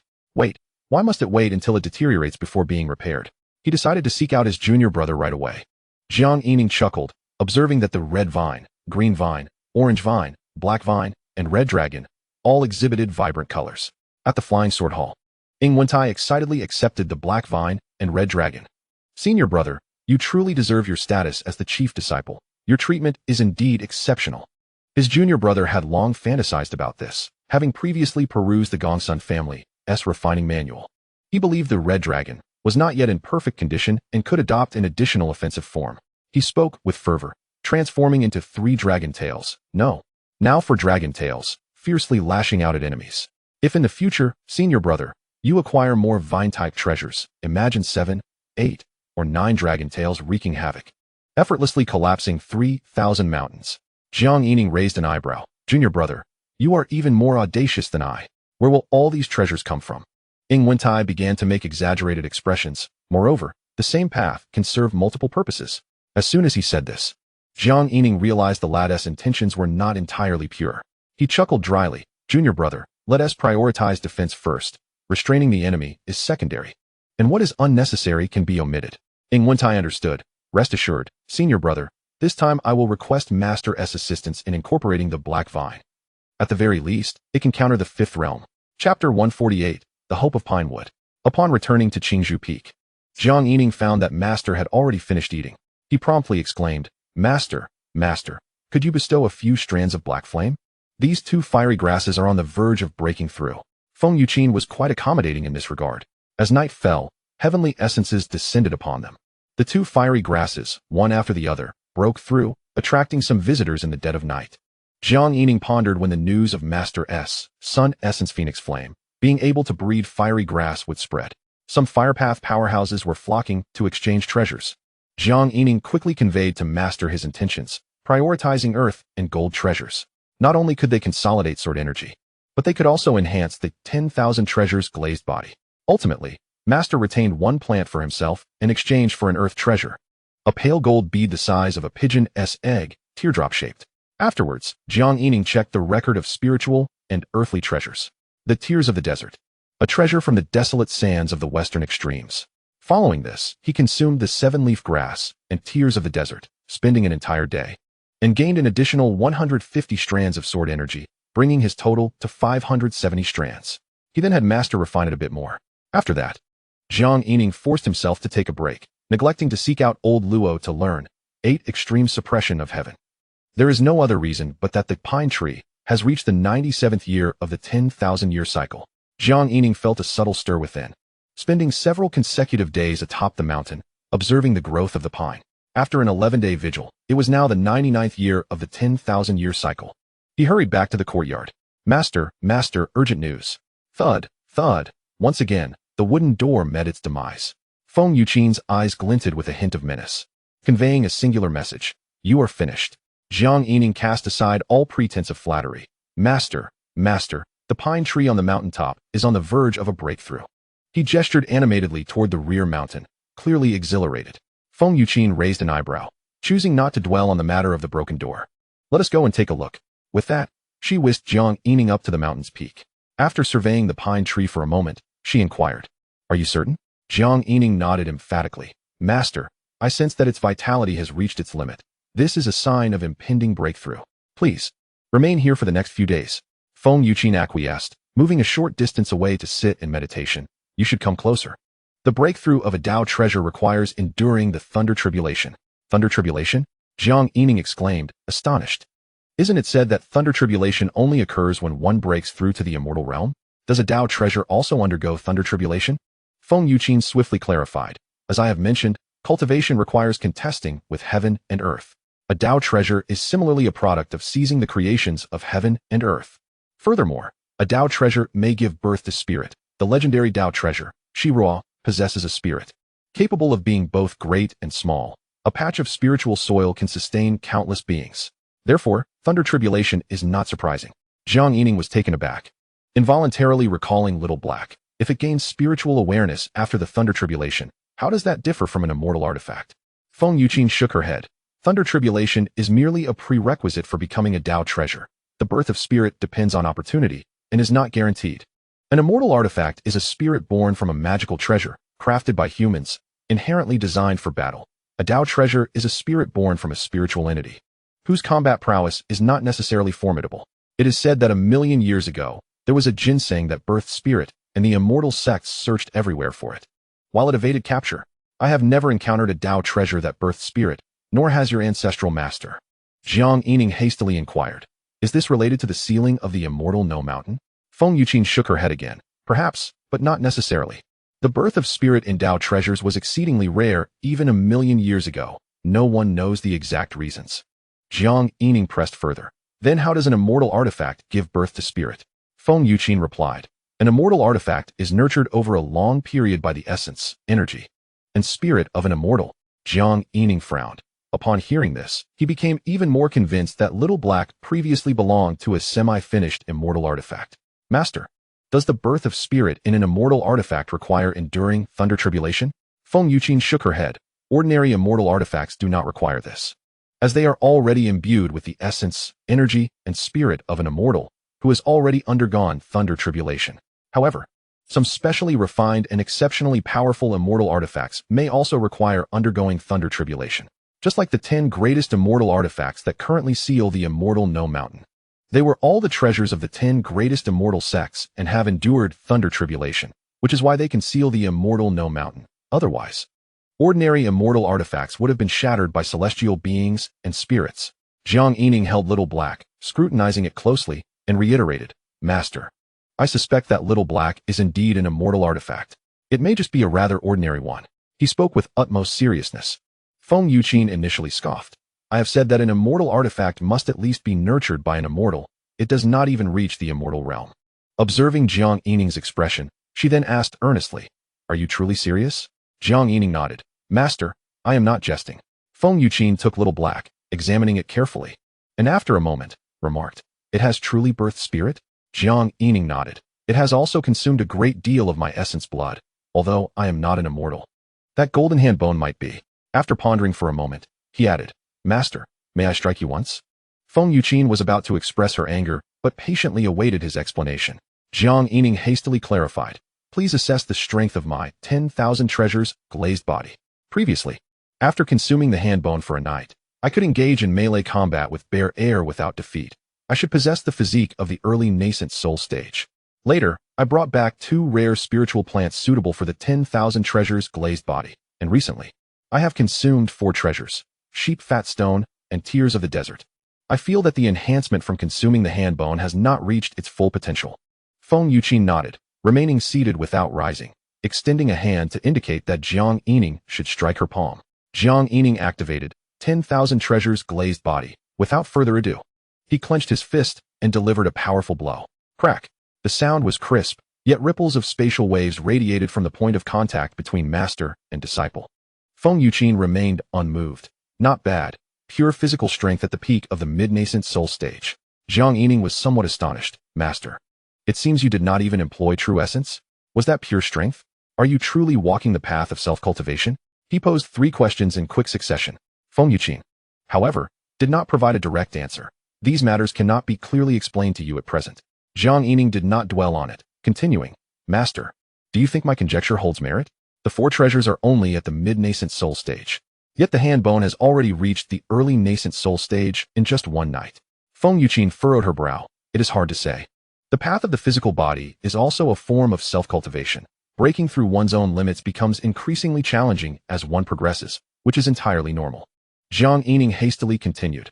However, after the hand bone was buried on the mountaintop, the vitality of the pine tree and golden lotus has been rising. He prepared to mention growth values, but felt it was unnecessary to share with his master, as the concept of vitality was easily understood with the treasure-seeking mouse. While the actual values were challenging to explain, he opted to remain silent on the matter.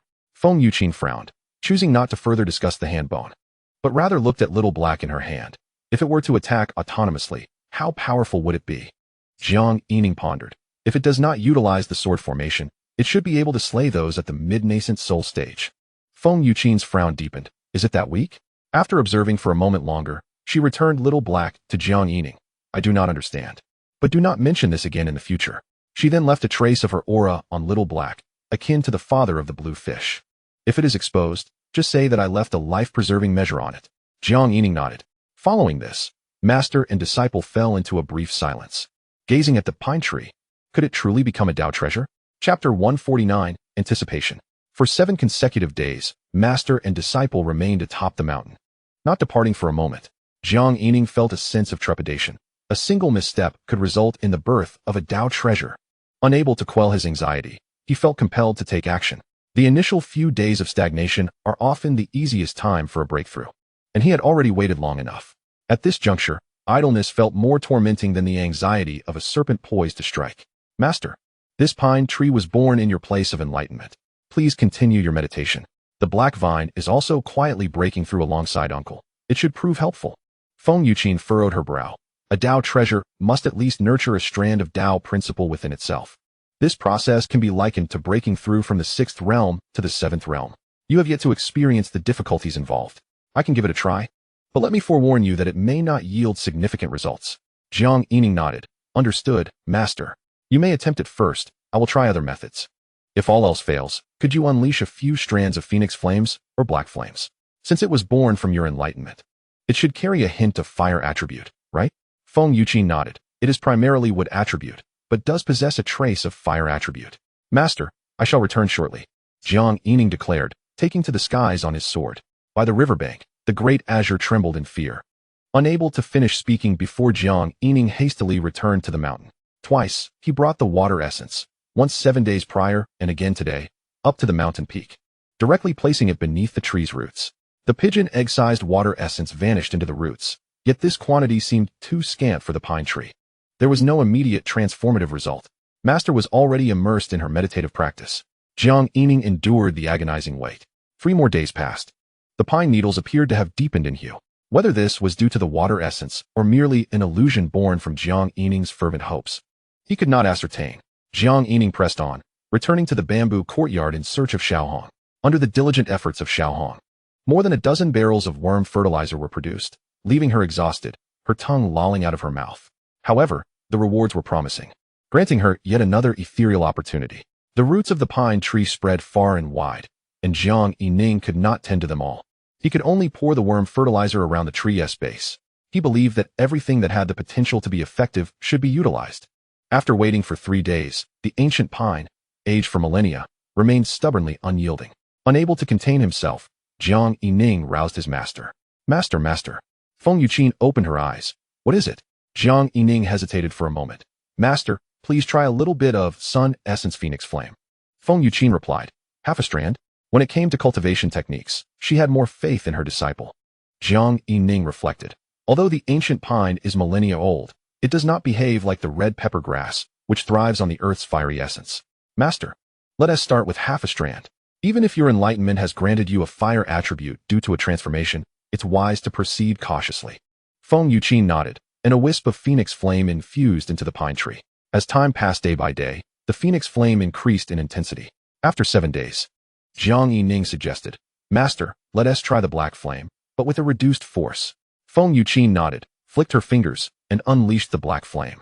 Each time the black flame emerged, Jiang Yining felt a momentary disorientation. Upon regaining his senses, he noticed that his master was already gracefully standing on the tree trunk.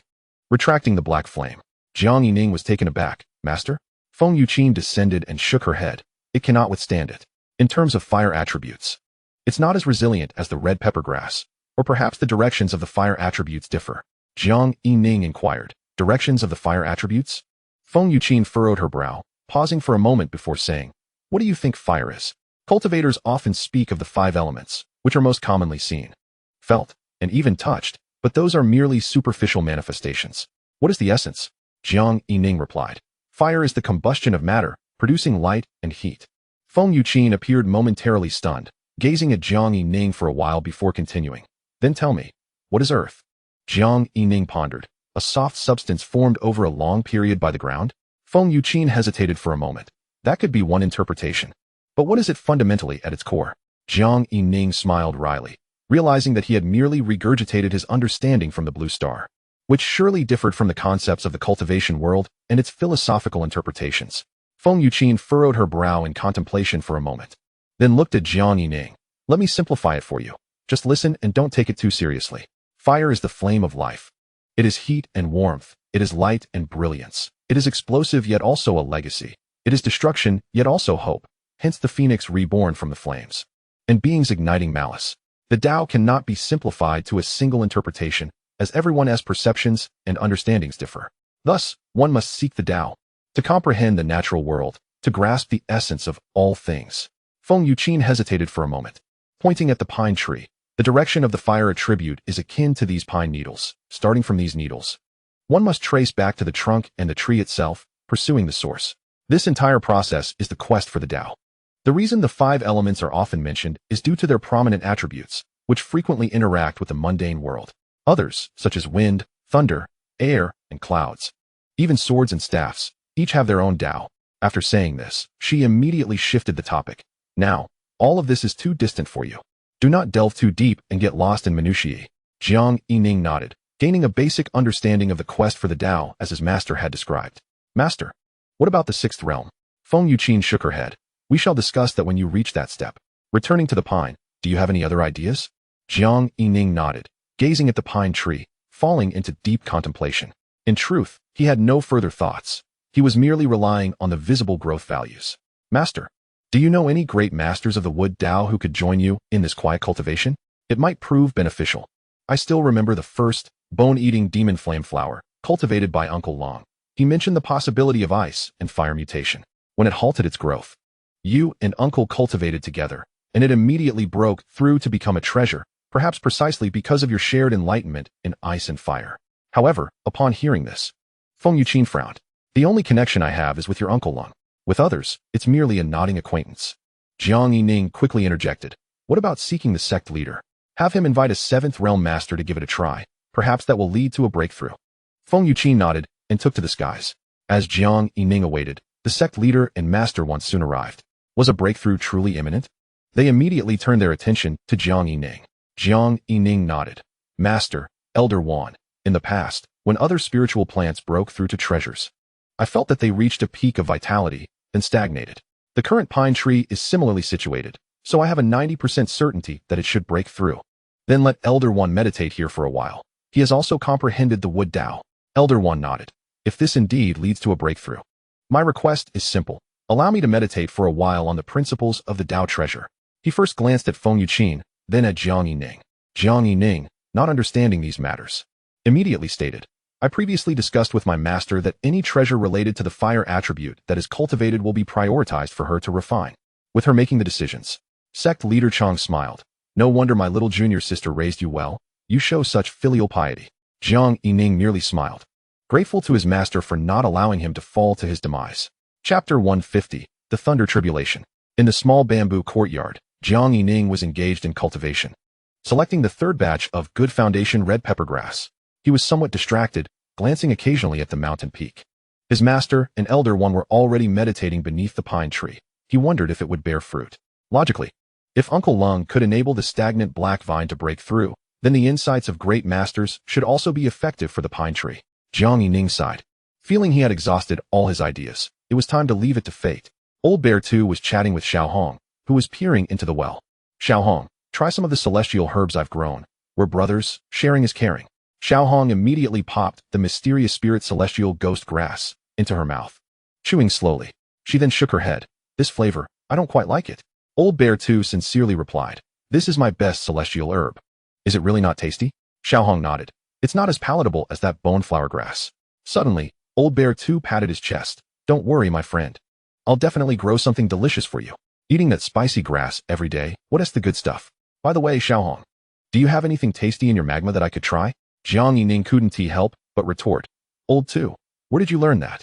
Don't fool her. Speaking of which, Xiao Hong, there are indeed some delicacies down below. He chuckled. Xiao Hong, why don't you fetch a few red jade sweethearts to share the deliciousness with your bear friend? Old Bear too's eyes brightened at this suggestion. Gazing gratefully at his senior brother, Xiao Hong inquired, red jade sweetheart? Jiang Yining quickly nodded. They have a hard shell, but once bitten, the inside is incredibly delicious. Xiao Hong thought for a moment and understood. Bear friend, wait for me. I'll be right back. She turned and dove back down the well. However, a slight doubt lingered in her mind. She couldn't recall when her senior brother had eaten them. Had he perhaps indulged after she fell asleep from the celestial herbs?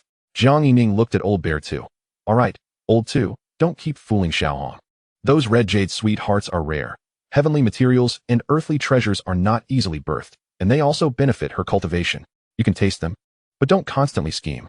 He admonished with a righteous tone. Old Bear too replied with equal righteousness. Senior brother, I'm not fooling her. I'm just trying to communicate more with her to help her understand this world better. The two continued their light banter. Suddenly, Xiao Hong returned with 3 red jade sweethearts. Senior brother as friend, let us eat together. Jiang Yining nodded. No rush. I'll finish planting the celestial herbs first. You all go ahead. By the way, Old too, just hold them in your mouth and bite down. The sweet nectar will flow out. We mustn't waste such heavenly materials and treasures. Xianxiaaudiobooks picked up a jubilant observation. The shell was smooth and rounded like a fiery jade, clearly a precious find. He obediently popped it into his mouth. Jiang Yining exclaimed in alarm. Oh dear. Lift your head up quickly, or your bear-like mouth might spill it. Truly, you have no appreciation for such treasures. He wore a pained expression. Xianxiaaudiobooks immediately complied. Tilting his head back, and with a crunch, he extracted the shell from his mouth, exclaiming with delight, it's exquisitely tender, even softer than silken tofu, and pleasantly warm. As he spoke, he suddenly froze. Why does it seem to be moving? Realizing the situation, he hastily spat it out. Pa pa pa. He stared at the squirming, slug-like creature writhing before him. Without a second thought, he gagged violently. Jiang Yining scolded, Lar, that's rather excessive. Xiao Hong extended a warm invitation. And you should at least refrain from wasting it. He then turned to Xiao Hong. I'm not trying to stir trouble, but can you not agree? My master once advised me that when making friends, one must be cautious of those with ulterior motives. However, you needn't worry too much, with my master watching over you. You will be guided to perceive the world correctly. Xiao Hong fixed her gaze on Xianxiaaudiobooks, and her expression seemed to darken. Indeed, master as friend, we shall eat. Jiang Yining calmly pushed back the red jade sweet. Xiao Hong, there's no need to be polite. You enjoy it yourself.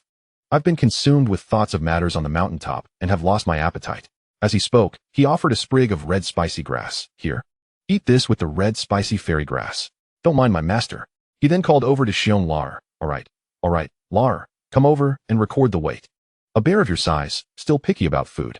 Xianxiaaudiobooks approached, still spitting and glaring with his bare eyes, casting a mournful look at Jiang Yining. Jiang Yining retorted, what are you staring at? Haven't you always planned to surprise me? I'm merely giving you a surprise first. Do you really think my master is just for show? Hurry up. Xianxiaaudiobooks sulkily lowered his head, unwilling. Thus, a month passed in this manner. Jiang Yining found himself unable to concentrate on his cultivation, having visited Lao Luo several times, learning to be distracted, and ultimately decided to rest in the small courtyard for a spell. He spent his days lounging in a recliner, gazing toward the mountaintop. Oh, you rascal, living so leisurely. Not even bothering to cultivate. Jiang Yining rose, greeting warmly, Old Wu, any good news? His face beamed with spring-like joy. Here, this month's Qingyan pill is for you. Old Wu chuckled. At last, I have stepped into the realm of the powerful. Life is truly wondrous. I thought I would remain in the 6th realm forever. Jiang Yining immediately congratulated him. Congratulations, Old Wu, on breaking through to the realm of the mighty. This calls for a celebration. As he spoke, he produced 2 jars of wine, the superlative cloud-on-cloud garment, and monkey fruit wine. Oh, you're quite generous today, Old Wu laughed. However, he soon gazed toward the mountaintop. Are you certain you can truly break through to the Daobao? You haven't even selected seeds in this month. Perhaps I should assist you in seed selection first. Just as Old Wu finished speaking, he abruptly halted. Let us go take a look. Jiang Yining immediately followed. Suddenly, the sky was filled with rolling purple clouds. The purple clouds gathered rapidly, enveloping the nearby peaks. Thunder tribulation. The pine tree's thunder tribulation has arrived. Jiang Yining was exceedingly thrilled. The first Daobao he cultivated was about to be born. At the mountaintop, the sect master and elder were already present. Figures flitted in and out. Elder Long, Master Lu, and the senior from the sword-questioning peak. All the peak masters and mighty beings of the 8th realm. The numerous cultivators from the 3,000 mountains, resting in the 6th and 7th realms, quickly gathered around. The sect master called out lightly, "Everyone, step back." Jiang Yining was pulled away by Old Wu. He focused his eyes, his growth value still at 99. No breakthrough yet. The purple tribulation clouds were gathering swiftly. All eyes turned skyward as purple lightning began to dance and coalesce within the clouds. Soon, there was a thunderous boom. Boom. Jiang Yining felt as if the sound exploded within his mind. A bolt of purple lightning descended from the clouds, instantly striking the pine tree. Sizzle. The entire pine tree was enveloped in fine lightning, gradually absorbed into its body. As the noise subsided, all the pine needles withered. Yet immediately after, another bolt of purple lightning fell. Boom. The crown of the pine tree exploded, shortening by over 10 zhang. Jiang Yining frowned, anxiety gripping his heart. Old Wu, can't you help fend it off? If several more bolts strike, the pine tree will be reduced to ash. Uncertain. He noted that the sect master and others had not intervened. It seemed they couldn't. Old Wu replied swiftly, in a million years, only 10 Daobao have been birthed. The thunder tribulation varies from 1 to 9 bolts. As he spoke, the third bolt of thunder tribulation descended. Boom. This time, the pine tree was halved. The tree trunk was engulfed in purple lightning. As the lightning dissipated, the entire pine tree turned charred black. It emitted thick smoke, and he feared that a gust of wind would turn it to ashes. Jiang Yining's heart raced. Was the Daobao truly incompatible with the heavens? Old Wu gazed at the sky, suddenly exclaiming, "It's gone. The tribulation clouds are dissipating." He couldn't help but feel a surge of anticipation. Did the pine tree endure? Did it ascend to Daobao? This was the unspoken thought of all present. Yet Jiang Yining seemed oblivious, staring blankly at the pine tree. Growth value 1. There's still growth value. It succeeded. Is there still growth value? After the Daobao, is there a celestial treasure? 2 thoughts raced through his mind simultaneously. No, Jiang Yining instinctively tightened his grip on Xiaohe, perhaps like Xiaohe. This growth value represents the birth of a spirit. Yes, it must be so. His master had never mentioned anything above Daobao. So it could only be a spirit birthing Daobao. Was the thunder tribulation more aimed at the qualification for birthing spirits? Jiang Yining's thoughts gradually became more active, as the presence of growth value indicated a potential for nurturing. A gentle breeze passed, scattering the black ash from the surface of the pine tree. The trunk began to reveal tender green, and the crown burst forth with vitality, swelling in the wind. In a breath, 3 breaths, 5 breaths, within a mere 10 breaths, the pine tree flourished once more, reaching a height of 100 zhang. Witnessing the birth of the Daobao, for a moment, no one spoke. Chapter 151, The Decision. Jiang Yining's thoughts were in turmoil. Beneath the crown of the tree, a gathering of 8th realm experts was clearly discussing something, and the figures in the sky were whispering among themselves. Such a thunder tribulation created such a commotion. Daobao is precious, yet its value is so immense that it renders one powerless to determine its fate. He should be joyous, yet he felt a cloud of unease settling over him. This time, it was manageable. His master was a fire path cultivator, and alongside the sect elder, it should be fine, right? But what about next time? It's acceptable to use the Daobao for his master. What about the heavenly golden lotus? Capable of refining a clone that grows with one's own strength, a growth-type treasure. Jiang Yining had long contemplated this. If it were possible, he would never descend the mountain. At the very least, commanding a clone from 100 miles away shouldn't be an issue. Yet looking at the current situation, could he seize it? Could his master claim it? Jiang Yining sighed inwardly. Master, please hurry and break through to the 8th realm. Your strength is becoming insufficient. What about being the first cultivator beneath the 8th realm? Why not aim to be the foremost in the 8th realm? That is far more impressive. Suddenly, the sect master spoke solemnly. Today, our Qingyun has joyfully acquired a Daobao. However, it belongs to Qingzhou Peak, which expended great effort to bring it forth. I have conferred with the Peak Masters. Any fire or wood path cultivators above the 7th realm may consult with the Peak Master phone to come here and comprehend the ancient Pine S path. 1 treasure per visit. Cultivators of the 5th and 6th realms need not disturb Peak Master phone. The Sect Master's serious tone resonated in everyone's ears. Furthermore, the matter of Qingyun's Daobao must not be disclosed. All right, everyone, you may disperse. Those wishing to comprehend the path may later discuss it with Peak Master phone. Jiang Yining couldn't help but inquire. Old Wu, can this thunder tribulation be concealed from the great powers of the world? Old Wu shook his head. The Sect Master speaks with reason. Jiang Yining, too weary to worry, decided that since his master had not objected, he had no authority in the matter and simply returned to the small bamboo courtyard, preferring to remain oblivious. In the small courtyard, everything was directed toward the back mountain. Even the ghostly lady was eagerly awaiting, and Lin Yuan had paused his cultivation.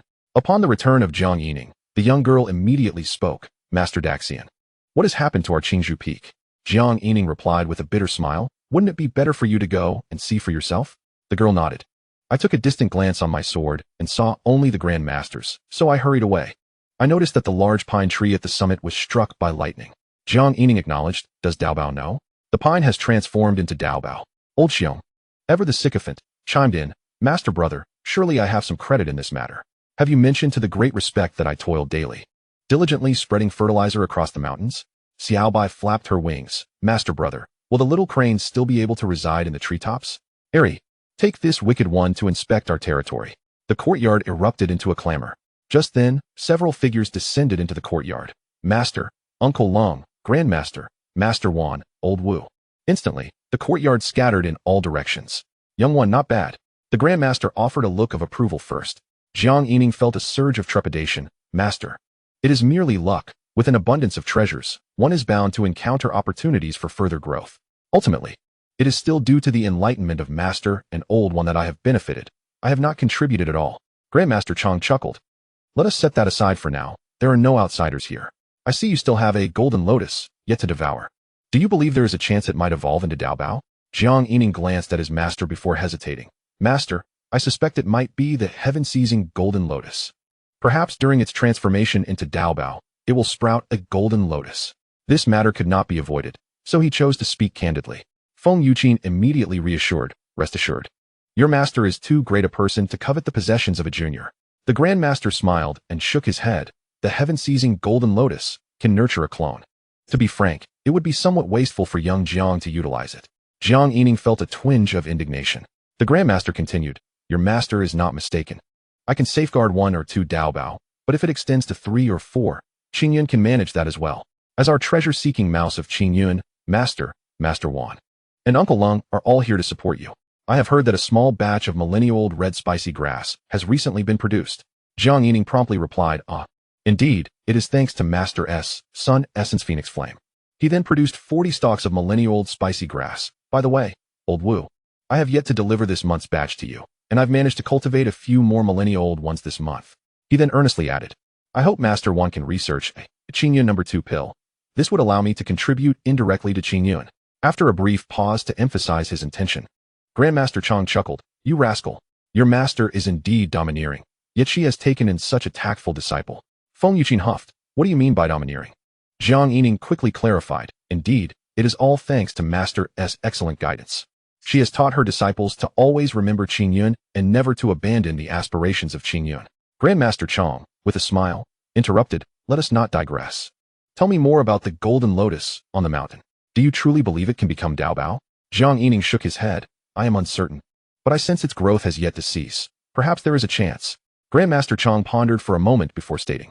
Ancient texts record that when cultivators ascend to immortality, seizing the path of heaven, the might of the thunder tribulation is known throughout the realm.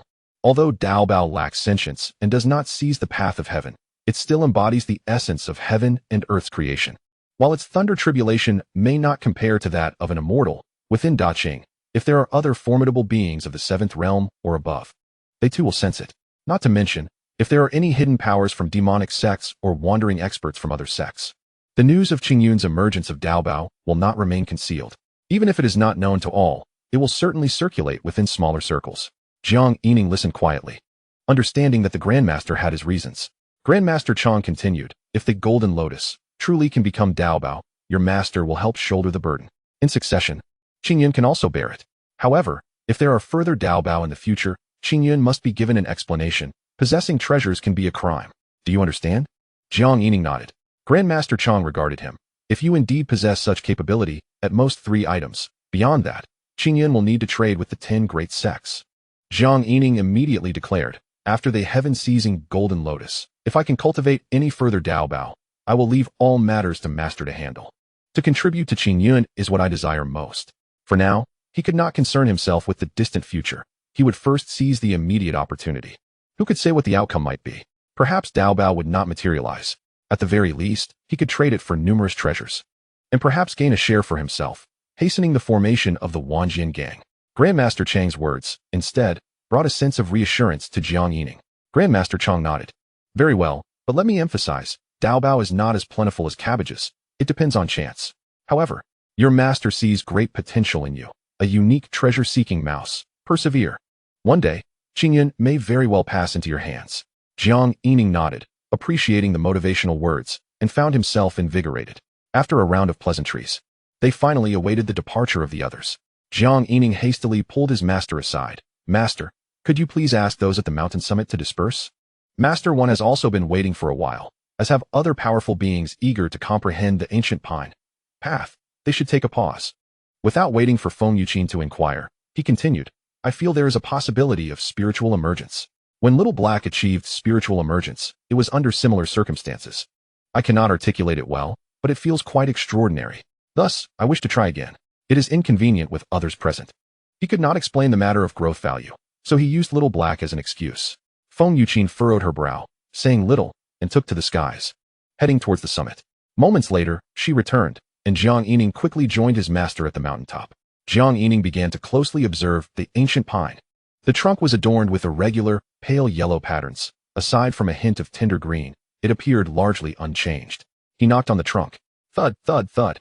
It felt neither entirely wood nor jade, neither iron nor stone. The texture was peculiar, and the sound of the knock was somewhat muffled. Growth value, 9. Remarkably, after enduring the thunder tribulation, it had grown so much in such a short time? Feng Yuqin could not help but ask, have you made any discoveries? Jiang Yining shook his head. Master, let me observe for a few more days. I wish to experiment. The master and disciple remained at the summit, and days passed swiftly. The ancient pine showed no signs of change.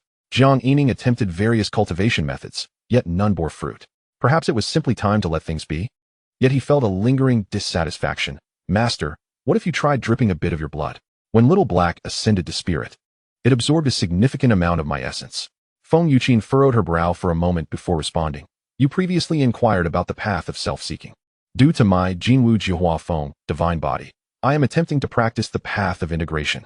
You need not understand the specifics, but my blood is of great importance to me. She stated this with utmost seriousness. It was the first time Jiang Yining had witnessed such a demeanor from his master, who usually approached matters with an air of indifference and nonchalance. He refrained from pressing her further. Then, Master, it is your decision whether to try. If it proves effective, the emergence of the ancient pine might be even more beneficial to you. Feng Yuqin nodded, entering a state of contemplation.